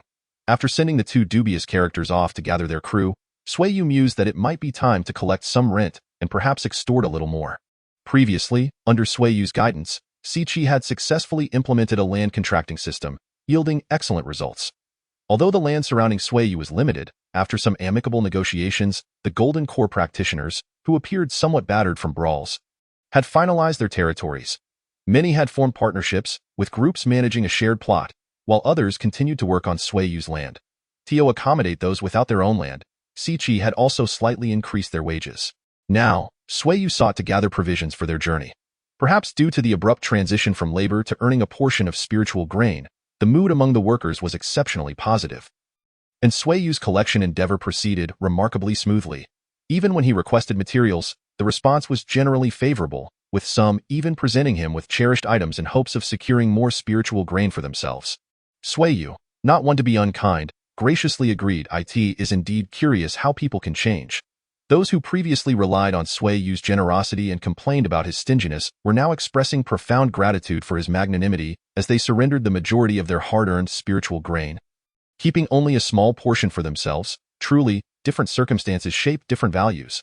Contemplating life's philosophies, Sui Yu arrived at Xiao Hong's residence. He casually opened the door and found Xiao Hong packing her luggage. Stunned, he inquired, "Are you preparing to leave?" "Yes, and not just me. Siqi and Xiao Yu are also coming along. I cannot say how long we will be gone," Xiao Hong replied quickly, still busy with her belongings. "Siqi is going with you?" Sui Yu barely suppressed a surge of excitement, striving to maintain a calm demeanor as he sought confirmation. "Indeed." Xiao Hong nodded, her brow furrowed with concern. "This task is rather challenging, and I lack confidence in my ability to handle it alone, so I had to ask Siqi and Xiao Yu to accompany me." After sealing her box into the Qiankuren ring with a firm motion, Xiao Hong turned to Sui Yu, her expression serious. "While we are gone, you must not engage in any excessive behavior. You know what I mean with that." Her demeanor softened as she clung to Sui Yu's arm. "Pleading, I ask you, at the very least, to promise me that upon my return, I can wear those delightful outfits you crafted for me. Can you do that?" As he was already set to embark on a journey, Sui Yu, ever one to seize an opportunity, agreed with a righteous expression. He hummed a tune as he left Xiao Hong's room, unaware that once he departed, Siqi, who lived next door, had stealthily opened her door and exchanged a knowing glance with Xiao Hong.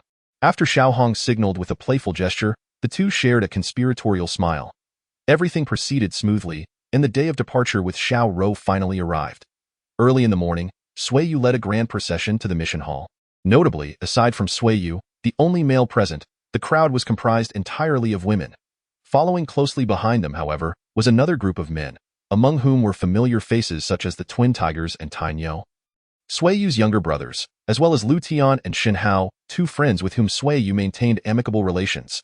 These friends had been conscripted by Sui Yu to handle the more arduous tasks along the journey. Lu Tian had been offered up by Lu Ying to curry favor with Sui Yu, while Xian Hao, upon learning that his sister would accompany Sui Yu, insisted on joining to prevent any untoward incidents. Thus, both had followed along, but due to Sui Yu's rule against taking advantage of the women, they had been relegated to the second team, forced to endure the company of a group of men. It remains to be seen whether their placement in the second team might lead to any humorous mishaps, such as soap-dropping incidents. After receiving their mission, a new task indeed appeared in Sui Yu's task system.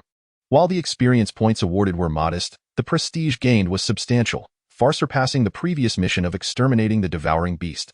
The fluctuation in prestige this time was notably significant, likely correlating with the number of refugees saved.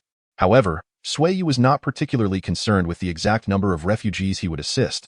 For him, this was merely an outing. Upon receiving the mission and the exit permit, Sui Yu, accompanied by two teams, grandly arrived at the designated meeting point outside the mountain gate, where Xiao Rou was already waiting with several of her disciples.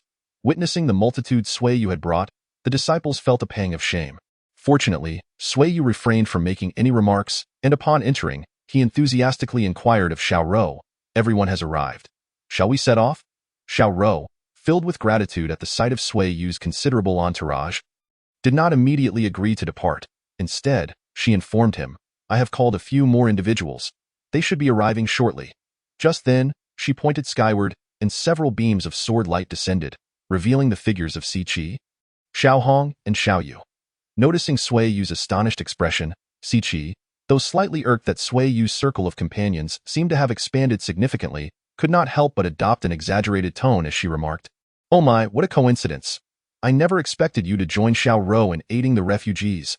Sui Yu sighed in resignation, finally comprehending that despite his meticulous planning, he could not outsmart those who knew him so well, namely Si Qi and Xiao Hong.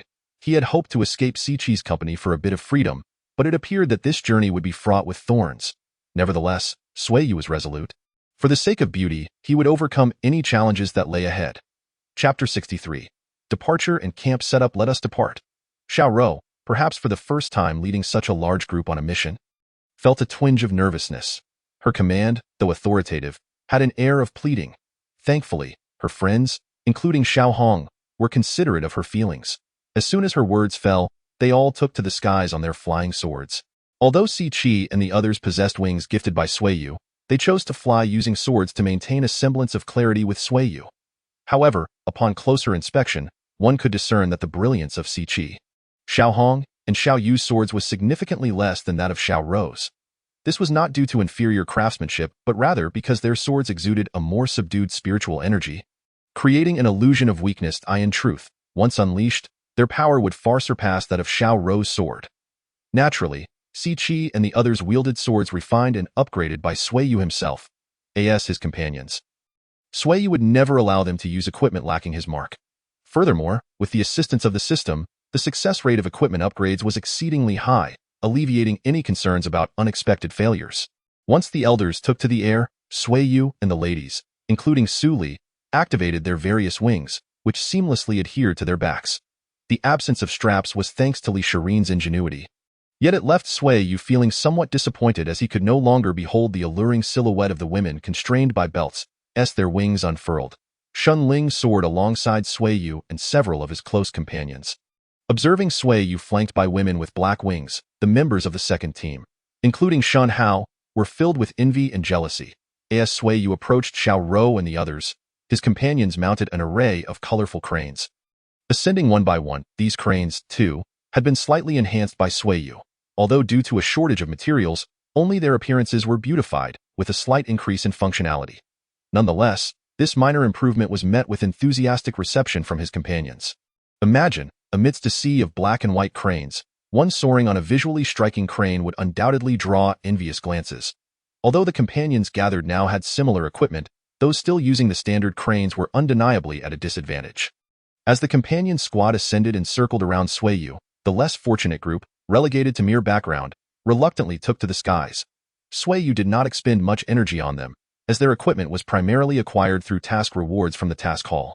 These rewards were typically crafted by novices in artifact refinement, thus the cranes, though colorful, lacked finesse, and their riders wished they could simply walk instead. It was unfortunate that among these cranes, those of average appearance were considered the better ones. Some riders had cranes that were either too small or too large, while others bore bizarre decorations to mask their crane's flaws, rendering the already peculiar assortment even more unsightly. After a brief glance, Sui Yu found it impossible to bear and, with a flourish, drew his great sword, pointing it towards the sun while bellowing, "Charge forth towards the sun." Before anyone could respond, Xiao Rou hurriedly interjected, exclaiming with a mix of amusement and exasperation, "You facing the wrong way. The battlefield is behind you." Her words elicited a chorus of laughter from the companions, and amidst the joviality, they set forth to accommodate those riding the standard cranes. Xiao Rou and the others refrained from hastening their flying swords, instead circling the main group occasionally to check for stragglers. Meanwhile, Sui Yu, feeling somewhat listless, flapped his wings aimlessly, occasionally admiring the scenic views below or lingering on the graceful figures of the women around him. Naturally, while indulging in the sights, he did not forget to pull out a snack pack, casually tossing handfuls into his mouth, a leisurely demeanor that left the younger disciples, who were expending spiritual energy to maintain flight, enviously green-eyed.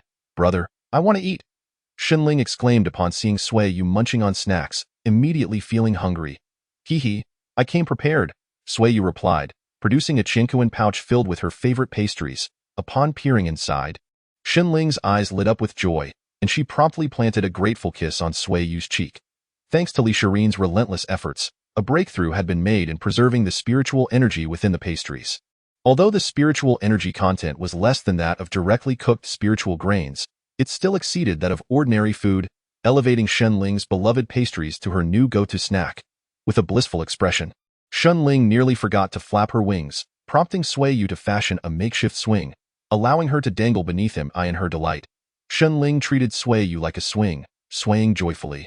While Sui Yu and Shenling reveled in their playful antics, the other women, who were flying without needing to exert spiritual energy, busied themselves. Su Li, mid-flight, was diligently studying a manual detailing the usage of newly acquired kitchen artifacts crafted by Li Shirin.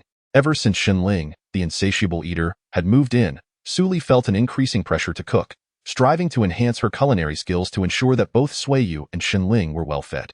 As Su Li immersed herself in her studies, Li Shirin was equally industrious, scribbling notes in a notebook while occasionally inscribing a jade slip.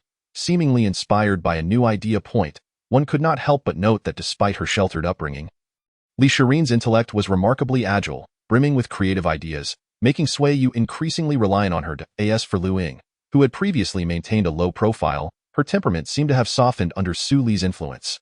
Now, she flew beside Su Li, embodying the role of a dutiful maid.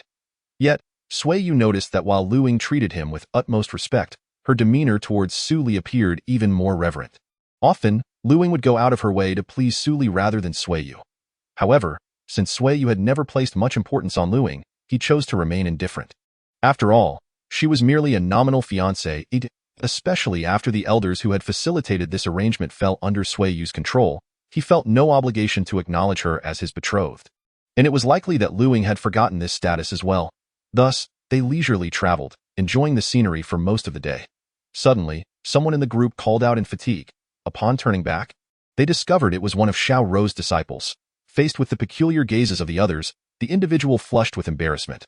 Many of Sui Yu's followers were recent entrants to the inner sect, maintaining a calm demeanor despite the long flight, while this veteran disciple, having trained alongside Xiao Rou for several years, found himself unable to endure and requested a break, which naturally caused him some embarrassment. However, the issue was not merely fatigue. Depleting one's spiritual energy could lead to dire consequences. Thus, Xiao Rou reluctantly admitted, "Let us set up camp nearby for the night." Once they landed, the younger disciples spontaneously assisted Sui Yu's companions in establishing their camp. As expected, Sui Yu made quite an impression. He unfurled a cloth on the ground and secured its corners, showcasing his resourcefulness. After securing everything, Sui Yu instructed Li Shirin to channel her spiritual energy into a formation. In no time, the square cloth began to inflate like a balloon, ultimately transforming into a magnificent tent. Hearing the astonished gasps of the onlookers, Li Shirin proudly raised her chin, for it was she who had designed this splendid tent. Subsequently, Sui Yu continued to flaunt his advanced products, revealing a collection of barbecue grills laid out on the ground. As he lightly pressed a button on one of the grills, a floating spark suddenly appeared in the center of the grill, which could be controlled via the buttons. Let us feast on barbecue today. By my calculations, those who went hunting should be returning shortly, Sui Yu announced, but the crowd exchanged puzzled glances as it seemed no one had been dispatched for hunting. Upon further inspection, they discovered that Su Li and Shen Ling had inexplicably vanished. Just as Shen Hao was about to urgently question Sui Yu about his sister's whereabouts, a shadow descended from the sky. Alarmed, Shen Hao quickly scrambled backward, but this time it was not a giant blade that landed before him, but a colossal golden eater beast, panting heavily in his direction. A golden eater beast? How could it fall from the sky? Shen Hao exclaimed, while the others were already shouting, preparing for battle. However, combat did not ensue, as someone soon realized that the beast had been brought down by a little girl. It was evident that only Shen Ling possessed such extraordinary strength. Brother, didn't you say the meat of the golden eater beast is delectable? I caught a live one. Should I bleed it now? The little girl said, her mouth watering at the thought. Upon receiving Sui Yu's consent, Shen Ling forcefully threw the beast to the ground, drew her blade, and upon enlarging it to a suitable size, plunged it into the heart of the massive creature. Thus, the bewildered golden eater beast became the evening's feast with remarkable ease.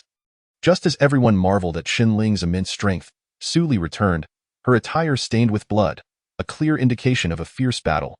Noticing her condition, Sui Yu rushed forward with concern, asking, Su Li, are you okay? Are you injured? I am unscathed. Su Li replied somewhat sullenly, continuing, I had located a large fish, but while pursuing it, I was surrounded by a horde of water demons. Be why the time I dealt with them.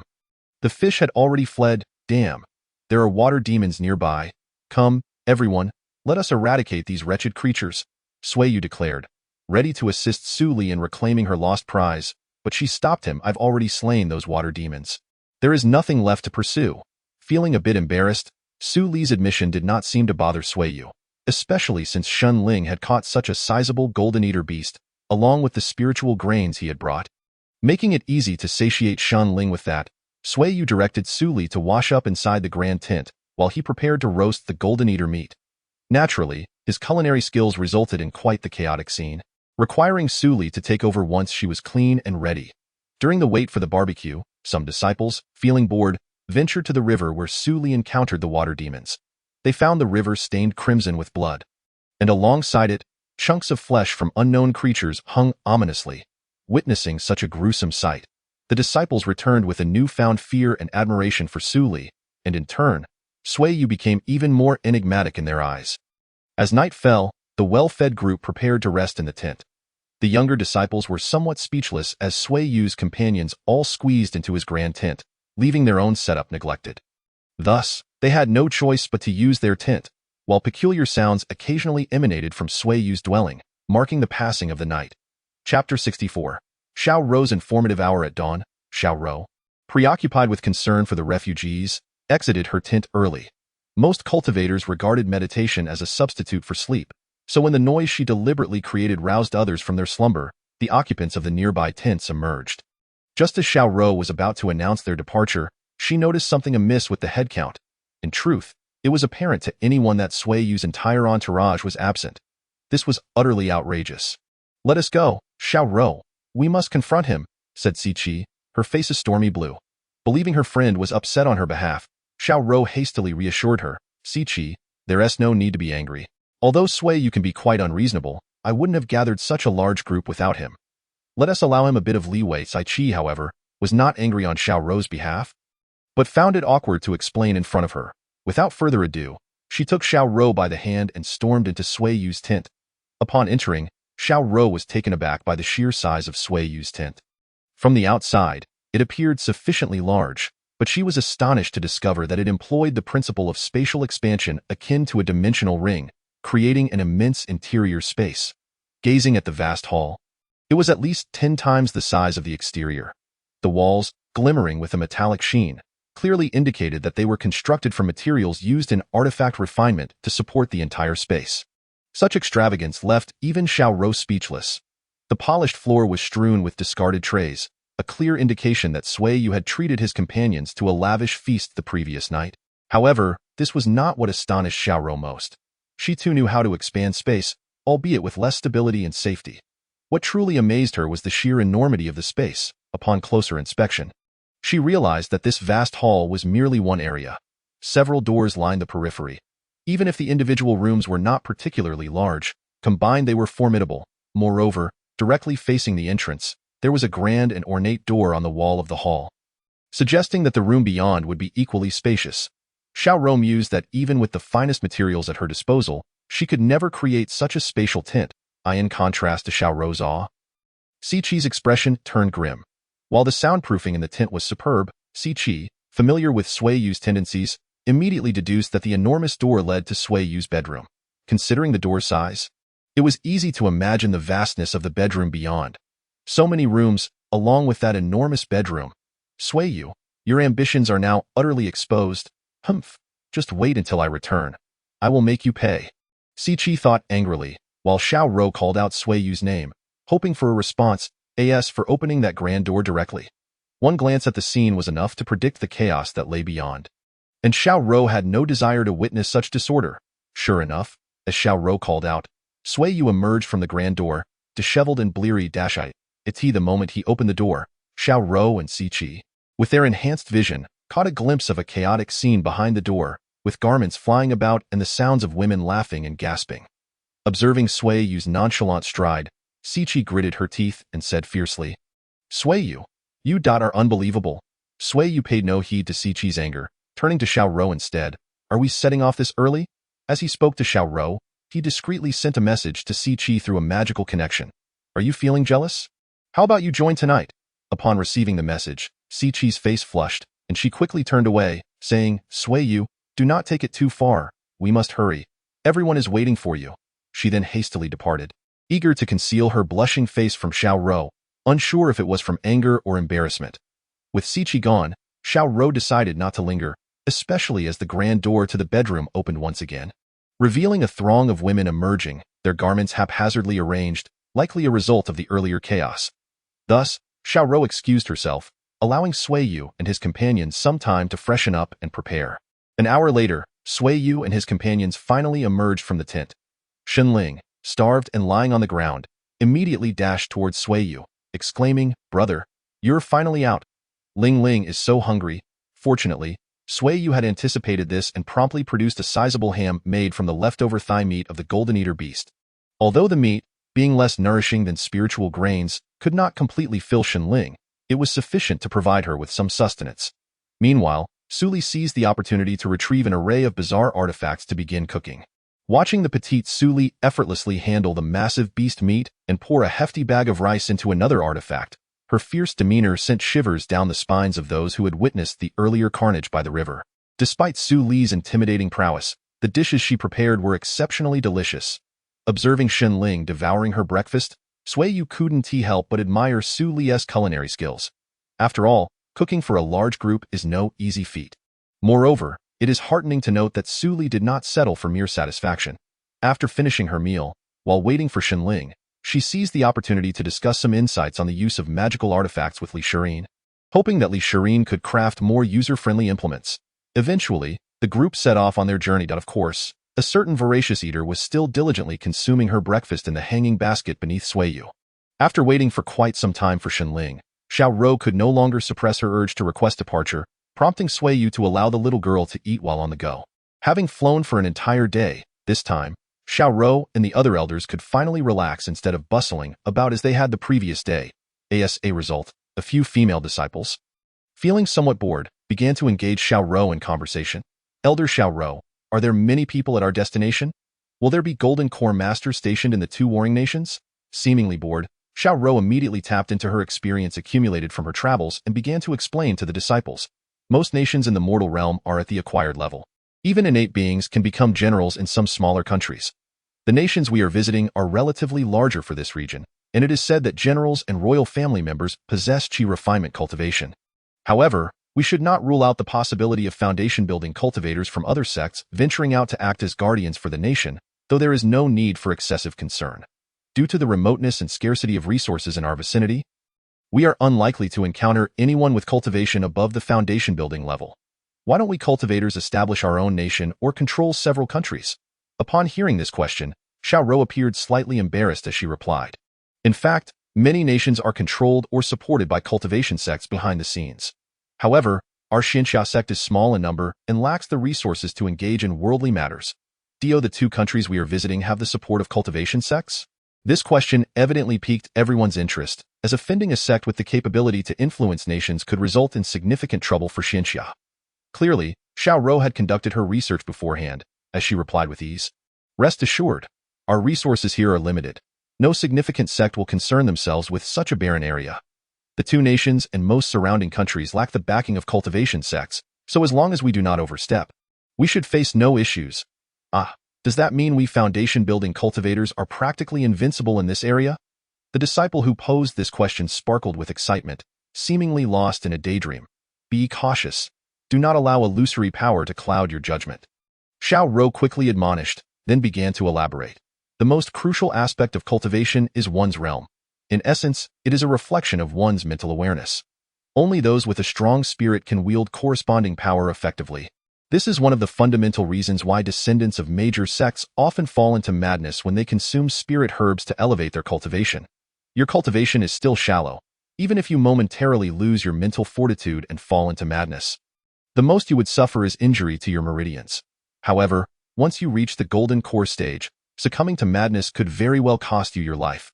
So, as long as one's will is steadfast, there is no fear of being lost to power. Master, I wish to know, if I desire to embark on a killing spree, would the sect permit it? This question, laden with murderous intent, was naturally posed by Sui. Sui Yu suddenly recalled that Sui aspired to be a righteous heroine, although her version of righteousness seemed rather bloodthirsty. Xiao Rou was well aware of Suli's ambitions and, concern for her, gently reminded her, while the sect does not allow disciples to harm mortals, there are exceptions when justified. Just like when I eliminated those who harmed your family in the past. Understanding the implications of Xiao Rou's words, Sui sighed with relief. That's great. Now I know what to do. Noticing the faint redness in Suli's eyes, Xiao Rou uneasily cautioned, try to minimize your acts of violence. If you accumulate too much karma without the appropriate methods to dispel it, you might attract heavenly retribution. Though I have never witnessed it, heavenly retribution is indeed real. Even high-level cultivators can be reduced to ashes if they inadvertently provoke it. Upon hearing that excessive karma could lead to heavenly retribution, Sui gently caressed the protective amulet at her chest. As Sui Yu's closest confidant, the amulet's secret of granting one resurrection was already known to her. Although uncertain if she could be revived after facing heavenly retribution, for the sake of her ideals, what was there to fear? Observing the determination in Suli's gaze, Xiao Rou found herself at a loss for words, merely reiterating the terror of heavenly retribution before addressing others' inquiries. While Xiao Rou educated the group, Si Qi furrowed her brow and exchanged glances with Xiao Hong. Xiao Hong nodded and remarked, there is a significant amount of bloodshed in the vicinity. Judging by the direction, it is likely at the border of the two nations, possibly indicating ongoing warfare. War? Sui Yu's eyes lit up, and Shen Ling flitted from the hanging basket to Sui Yu's side, exclaiming, let us take a look. Her excitement suggested she believed they were about to partake in some thrilling event. Such a violent little girl. Sui Yu muttered under his breath, then excitedly replied to Shen Ling, then let us stealthily break away from the group to witness a live-action spectacle. However, Sui Yu soon found that he need not separate from the group, as Xiao Rou, with a worried expression, addressed everyone, given the bloodshed. It seems this battle will result in many casualties. To prevent vengeful spirits from arising, I plan to lead everyone in dispelling them. I hope no one objects. Naturally, no one dared to contradict Xiao Rou. Thus, at her command, the group soared towards the location of the conflict. Chapter 65. A live-action war epic. The group's flight speed was commendable. And soon they heard the sounds of battle cries. Xiao Rou waved her hand, instructing everyone, to avoid interfering with the mortals' war, please cast an invisibility spell. With that, she waved her hand and vanished from sight. However, this simple light-bending invisibility technique proved ineffective against perceptive mortals or cultivators. Those with keen instincts could sense another's presence, while cultivators could easily detect them with their divine sense. after Xiao Rou demonstrated the invisibility spell and disappeared. The others quickly followed suit. Before long, only Sui Yu remained, flapping his wings in the air. Sui Yu, why aren't you invisible? Xiao Rou, now beside him, asked curiously. Sui Yu awkwardly replied, I have not learned the invisibility spell.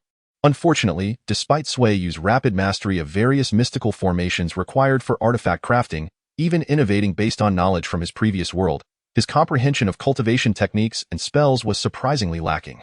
Although he possessed invisibility talismans crafted through his rune-making skills, their effects were overly potent. They not only bent light but also masked vibrations and sound. As such, using one might render even his companions unable to see him, risking a collision within the throng. Moreover, Sui Yu had plans for his invisibility talisman that involved activities most men would desire to keep concealed. Seeing Sui Yu's rueful expression, Xiao Rou felt somewhat perplexed. Since the invisibility spell relied on one's spiritual energy for efficacy, it could not be shared with others. Ultimately, Xiao Rou resorted to conjuring a mist to conceal Sui Yu, thus resolving his invisibility dilemma. Once Sui Yu was hidden, the main group continued towards the source of the battle cries. At last, they arrived at a vast plain where two armies were engaged in a bloody struggle. One side donned predominantly red uniforms, while the other sported deep blue. As the group approached, the soldiers from both nations had already plunged into chaos, with red and blue intertwining in a fierce melee. Witnessing the splattering of blood and the loss of life, Xiao Rou's expression grew solemn, her countenance grave as she gazed upon the battlefield. Sai Qi and Xiao Hong could not help but feel compassion. Lamenting the triviality of life, under the influence of several elders, nearly all present wore expressions of melancholy as they observed the battlefield. Even the previously playful group of confidants around Sui Yu paused their antics, casting sorrowful gazes towards the slaughterhouse in the distance. However, the use of the term nearly was intentional, as there were exceptions. It was evident that Sui Yu and Shun Ling remained unaffected, as the two floated behind the group, quietly engaging in discussion. That red commander is utterly foolish. Just now, he should have ordered the infantry to move left. Otherwise, the enemy cavalry would not have inflicted such heavy casualties. Shun Ling exclaimed, Come on. You're flying so high, of course, you can see everything clearly. But consider that the opposing commander is mingling in the crowd, lacking visibility and relying solely on instinct and experience to make judgments. I actually think he handled the situation reasonably well, Sui Yu countered. You see, although that cavalry unit achieved considerable success, it also managed to exploit the resulting manpower vacuum after their charge, allowing their infantry to successfully infiltrate the enemy's archers. Now, the enemy's ranged attack capability has been effectively restrained. Shun Ling remarked, Isn't it often written in novels that masters seize such moments to take the enemy's head? Why aren't the commanders on the red side sending their experts to execute a decapitation plan during such an advantageous moment deep in enemy territory? Sui Yu replied, You mentioned that it's only a novel. In such battles, only a foolish commander would don a dazzling suit of armor and have a flag bearer trailing behind, proclaiming commander here with an arrow pointing the way for enemy assassins. Such commanders would have been eliminated long ago. Did you not notice how both commanders, while continuously issuing orders, remain inconspicuous among the throng? Shun Ling sighed. It's all so complicated. Indeed, it's not as captivating as a novel. Moreover, the sheer density of people here is exhausting. I wish I could draw my Zampakit and cleave through them. With so many below, one strike would surely be exhilarating. Sui Yu responded, Indeed. A single strike could easily elevate one's level by several ranks. UV got me all eager. Enough of this. Siki finally could not hold back, flying before Sui Yu and Shun Ling, admonishing the two troublemakers, You two need to rein it in. Look around you. Do you not see the solemn expressions on everyone's faces? Especially you, Sui Yu. Just look at how you've influenced Shun Ling. Such a lovely girl, and yet you've led her astray. Sui Yu wore a look of grievance, thinking, Ling Ling has always been quite violent. It's actually thanks to my guidance that she is more cultured than before. However, knowing that reasoning with Siki would only provoke her further, Sui Yu immediately nodded in agreement. As Siki fumed, Xiao Rou, concerned that Siki might irritate Sui Yu, quickly flew over to pull Siki away. Yet, after Sui Yu and Shun Ling's playful banter, the previously somber atmosphere dissipated completely. Observing everyone's light-hearted demeanor, Sui Yu muttered, Now that the atmosphere has lightened, can I continue to enjoy the grand spectacle? He then produced a bucket of popcorn and handed it to Shun Ling, saying, Ling Ling, try this. Although it lacks spiritual energy, its flavor is delightful. Watching a blockbuster while munching on popcorn is truly one of life's great pleasures. Thank you, brother. Xinling sweetly expressed her gratitude as she eagerly dug into the popcorn. Witnessing the two of them laughing and enjoying their treat amidst the sea of corpses sent a shiver down the spines of most onlookers, who silently reminded themselves to never provoke these two. In reality, Sui Yu did not appear as ferocious as he seemed. After all, in his previous world, the film industry had flourished. Three-dimensional movies had become ubiquitous, and although many bloody or otherwise enticing elements were sanitized in his homeland due to various reasons, Sui Yu had still seen plenty of uncut films. The gore was certainly more shocking than what lay before him now. Furthermore, Sui Yu regarded most of the people in this world as NPCs. Although he had developed a slight recognition for a few due to their feelings toward him, he still viewed strangers strictly from the perspective of a player observing NPCs. Thus, witnessing real warfare felt akin to watching a holographic movie for Sui Yu. Which is why he appeared so composed at this moment, as Sui Yu munched on popcorn and chatted with Xinling. The content of their conversation sent chills down the spines of those who overheard. Sui Yu said, "Ling Ling, don't get too distracted by eating. Wouldn't it be a pity to miss any thrilling scenes? I should have brought a recording device." Xinling replied, "What could possibly be worth watching? Besides, the more I see those severed limbs, the hungrier I feel. Hey, brother, why is your face pale?" "All right, I'm just joking. I don't eat people. I just feel a bit bored. If only I could go up and take a swing." Sui Yu mused, indeed. If we could annihilate both armies, then neither side could wage war. Without war, there would be no refugees. Thus, our task would be fundamentally resolved.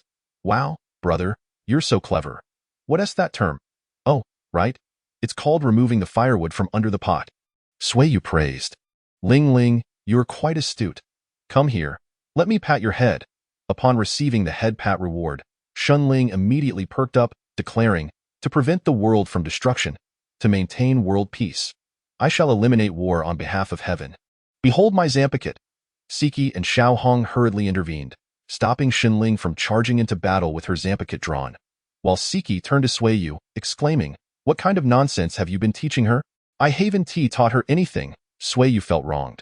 He merely shared tales from his past to lull Xinling to sleep, albeit in a slightly altered and chaotic version. It was unclear which story had ignited the violent fervor within the young girl, making her crave battle. What a fight! Bullying mere mortals is amusing. After hearing Sui Yu's explanation, Siki was infuriated. Ultimately, after firmly instructing both not to use the pretext of eliminating war as an excuse for slaughter, Siki and Xiao Hong flew away, lest they remain and argue with Sui Yu. Once Siki and the others were a distance away, Sui Yu, exasperated, turned to Xinling and said, "Tsk, Ling Ling, you silly girl. If you hadn't shouted like that, you could have unleashed a divine strike and taken them all out in one go." Xinling, feeling remorseful, reflected, "What a blunder. I see my mistake now. I'll be more careful next time." Upon hearing her words, those around them were astonished, finally understanding how Sui Yu had influenced Xinling. Sui Yu, however, remained oblivious. Realizing he could not persuade Xinling to go down and slay for his amusement, he unscrupulously suggested, "How about we place some bets?" "Sure." After Xinling agreed, the previously serious Siki and her companions could only exchange exasperated looks as they heard Xinling's clear voice ring out from the crowd. "Bets are open. Bets are open. Who will triumph, the red or blue side?" Those wishing to place bets should hurry. Hearing Xinling's voice, Xiao Rou and the others could only sigh in resignation. Chapter 66. Exorcising the Vengeful Spirits. The impromptu betting parlor set up by Sui Yu and Xinling was bustling with excitement.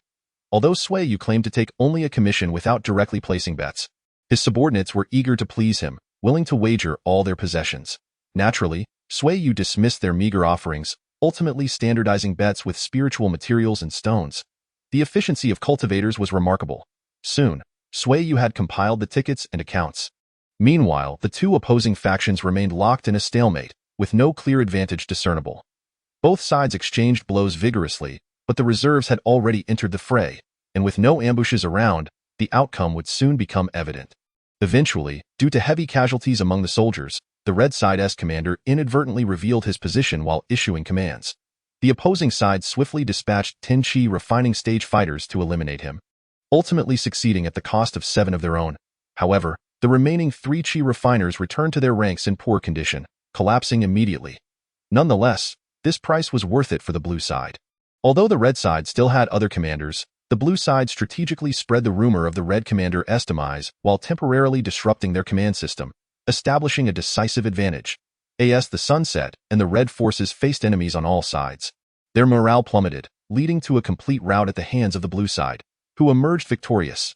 Upon the battle's conclusion, Xiao Rou and Siki conferred and ultimately decided to find a nearby place to rest for the night, planning to eliminate any potential vengeful spirits on the battlefield the following day. Xiao Rou intended to seek out the victorious commander that very night to request their cooperation. After hearing the arrangements, Sui Yu had no objections. Thus, they selected a relatively flat area and began to set up camp, with Sui Yu erecting his enormous tent. This time, Sui Yu's subordinates were experienced enough to disregard Sui Yu's companions and simply threw together a makeshift tent. After all, cultivators possessed far superior physiques, so the subpar conditions had little impact. Once the camp was established, a shadow descended from the sky, crashing into the center of the camp with a thunderous sound. Everyone looked on calmly at the sudden appearance of a massive gale tiger in their midst. Indeed, Xin Ling had brought it back, and the crowd had grown accustomed to such occurrences. Consequently, that night's barbecue theme was tiger meat, with the enormous tiger tail reportedly being preserved by Suli, who intended to use it to brew fine wine later. Knowing that Sui Yu would provide a special feast that night, all the companions refrained from indulging too much. Upon entering the tent, Suli had already prepared a delectable meal. Due to the large number of guests, she had called upon a few adept companions, led by Lu Ying, to assist her. However, she steadfastly refused to relinquish her position as the head chef. After savoring the delightful dishes crafted by Su Li and lulling Xin Ling to sleep with an exceptionally peculiar tale, Sui Yu was soon surrounded by a throng of beautiful women as they entered his expansive bedroom. Almost immediately, the air was filled with exclamations of delight, gasps, and laughter, which soon escalated into mysterious thuds. After an extraordinarily blissful night, Sui Yu, without waiting for Xiao Rou to visit, stepped out of the tent and discovered that the campsite had become considerably more populated. To his astonishment, he found several hundred individuals dressed in red military uniforms lying unconscious on the ground. After a brief inquiry, he learned that these individuals had mistakenly invaded their camp, believing it to be that of the enemy, and had attempted a raid under the cover of darkness. The consequences of such an ill-fated raid were predictably tragic. Although the camp they established was quite chaotic and lacked any defensive measures, the opposing force consisted merely of a few innate cultivators. Faced with enemies who were at least at the foundation stage, the battle could be succinctly described as, "I haven't even exerted myself, and yet you have already fallen?" Ultimately, this unfortunate group was allowed to depart by Xiao Rou upon her return. It was unavoidable. Xiao Rou had a heart that was simply too tender. However, given that this group posed little threat, their release was inconsequential. Once everyone had finished tidying up, except for a certain lowly who was still diligently eating breakfast, Xiao Rou summoned everyone to announce that she had concluded her negotiations, and they would soon proceed to purify the vengeful spirits. Just as Xiao Rou's words fell, Sui Yu's system sent a notification, revealing a new temporary task: purify the vengeful spirits. Sui Yu was taken aback to discover that this task not only offered experience points and currency, but also prestige. It appeared that prestige could be acquired through means other than completing sect missions. However, Sui Yu was somewhat perplexed to find that the rewards for the task of purifying vengeful spirits exhibited significant fluctuations. If Sui Yu's deductions were correct, the variations in rewards likely correlated with the quantity of spirits purified. Naturally, purifying one spirit could not yield the same rewards as purifying them all. As Sui Yu pondered how to maximize his task rewards, Xiao Rou waved her hand and shouted, "Let us depart." Thus, everyone promptly followed towards the battlefield. From a distance, they observed soldiers clad in blue uniforms standing in neat formation at the edge of the battlefield, seemingly welcoming them. Yet, from the curious glances exchanged, Sui Yu couldn't shake the feeling that they were merely spectators. Upon landing, the commanding officer approached Xiao Rou with a greeting, exuding an air of casual confidence that spoke of experience, far surpassing the excitement displayed by the soldiers behind him. As Xiao Rou engaged in conversation with the officer, Sui Yu subtly inched closer to Xiao Hong, inquiring, "Why do I feel as if I have become an exhibit?" Xiao Hong responded, "An exhibit? What is that?" "I don't feel anything special." "Oh, perhaps you are unaccustomed to the gaze of mortals upon us. You'll gradually adapt. Typically, those who have never encountered cultivators regard us in such a manner." Sui Yu, momentarily perplexed by Xiao Hong's explanation, noted that the officer appeared entirely unfazed, as if he regularly interacted with cultivators. Sui Yu broached this topic with Xiao Hong, who explained that while there were indeed few cultivator factions nearby, It was not uncommon for a commanding officer to have encountered cultivators, for after major battles, cultivators often arrived to cleanse the battlefield. Most righteous cultivators, like themselves, utilized soul-cleansing spells to guide vengeful spirits, while some nefarious cultivators gathered spirits for their own purposes. Regardless of their alignment, both righteous and evil cultivators ultimately sought to cleanse the battlefield, making it perfectly reasonable for a seasoned commander to have met cultivators. So, is our Xianxia Sect righteous? Sui Yu inquired, feeling a twinge of discomfort, pondering whether they would soon engage in some sect activity reminiscent of righteous versus evil battles. No, our Xianxia Sect is neither righteous nor evil. We simply lack the qualification to belong to either category, Xiaohong explained with a touch of self-deprecation. Sui Yu was taken aback, contemplating how the Xianxia Sect, with its numerous golden core members, could be deemed unqualified. What would it take to meet the standard? He mused. Perhaps sensing Sui Yu's confusion, Xiaohong elaborated. In true battles of righteousness versus evil, golden cores are as common as dirt, and nascent souls abound. Currently, our Xianxia Sect lacks even the qualification to be cannon fodder. Hearing Xiaohong's resolute words, Sui Yu instinctively asked, "Have you participated in a righteous versus evil battle?" "How could I?" Xiaohong chuckled self-deprecatingly, responding, "I have only heard tales from my late elders." Sui Yu nodded in understanding, and at that moment, Xiao Rou concluded her discussions with the officer, who may have held a rank akin to general. Growing slightly impatient, Sui Yu raised his hand and bellowed, "Attention everyone! Prepare the soul-cleansing spells. Commence the purification of the vengeful spirits." "Yes." With Sui Yu's commanding order, everyone responded in unison. Xiao Rou, relieved, began preparing her spells. Meanwhile, after issuing his command, Sui Yu produced a lounge chair and plopped down into it. Alas, he had no knowledge of soul-cleansing spells. Reclining in his chair, Sui Yu mused, "I was previously contemplating how to complete the task to the fullest. But it turns out I was overthinking. How on earth can I cleanse these spirits when I don't even know the spell?" Thus, while others busied themselves purging the spirits, Sui Yu reclined comfortably, reveling in his leisure. Noticing Sui Yu's demeanor, Su Li set aside her tasks to prepare tea for him. Observing Sui Yu lounging, sipping tea, and perusing a book, the soldiers regarded him as a privileged scion of considerable background. Their gazes filled with admiration and envy, completely unaware that Sui Yu's status barely qualified him as an inner sect elite disciple. With Sui Yu indulging in idleness, Shunling also ceased her efforts. Approaching him and clinging to his arm, exclaiming her hunger, "Haven't you just finished breakfast?" Sui Yu remarked. However, he had little choice in the matter. With a mere glance, Su Li retrieved an assortment of peculiar magical instruments to prepare a meal. As Su Li effortlessly brought forth a large bag of spirit rice from her storage ring and poured it into the magical instruments, the soldiers gasped in awe at her strength. When she produced half a wind tiger's carcass and skillfully disassembled its massive bones for soup, the commanders exclaimed, "Such swift knife work!" as Su Li tossed an array of rare ingredients into the pot. Even the well-versed commanders could not contain their astonishment, exclaiming, "What an extravagant soup!" Soon enough, a relatively simple meal was prepared. The soldiers had grown accustomed to Su Li's speed and were no longer surprised. However, they were soon astonished once more, for Shun Ling possessed an insatiable appetite. Observing the towering pile of bones beside her, it became evident just how much the little girl had consumed, and this was merely the beginning. As the group stared in disbelief, Shun Ling finally patted her little belly, declaring, "I'm full." A profound silence fell over the soldiers until one soldier, speaking with trepidation, muttered, "Thank goodness my daughter is into cultivating. I could never afford to feed her." With this remark, a fervent discussion erupted among the soldiers, primarily revolving around the peculiar topic of whether appetite correlated with cultivation level. Once Su Li had tidied up, Sui Yu rose to stow away the lounge chair, for the task of purging the vengeful spirits had been completed. Despite the substantial number of deceased and the vast area, their numbers had made the task manageable.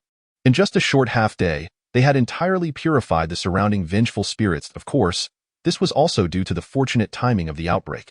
Had they arrived later, they might have encountered more formidable vengeful spirits, at which point soul-cleansing spells would have proven inadequate, necessitating the use of spells to eliminate the spirits instead. At that moment, a system notification indicated the task's completion, and upon inspection, Sui Yu was astonished to discover that the rewards were at maximum value. Could this be a result of his earlier command? Sui Yu mused, seemingly uncovering a shortcut to task completion. That evening, Everyone rested nearby to recuperate from the spiritual energy expended in the purification of vengeful spirits, while the soldiers willingly took on the role of sentinels, finally alleviating concerns about potential nighttime disturbances. Everyone enjoyed a peaceful night's rest. However, the following day, Xiao Rou brought forth a rather troublesome piece of news. It turned out that the previous night, the officer had invited Xiao Rou to a banquet to express gratitude for her assistance. During the feast, the officer casually mentioned that no cultivators had come to assist after recent battles, prompting Xiao Rou to take immediate action, acquiring a map to undertake the task of cleansing the battlefield's vengeful spirits. Hearing this, Sui Yu sighed and asked Xiao Rou, "What about the refugees? Will you still help them?"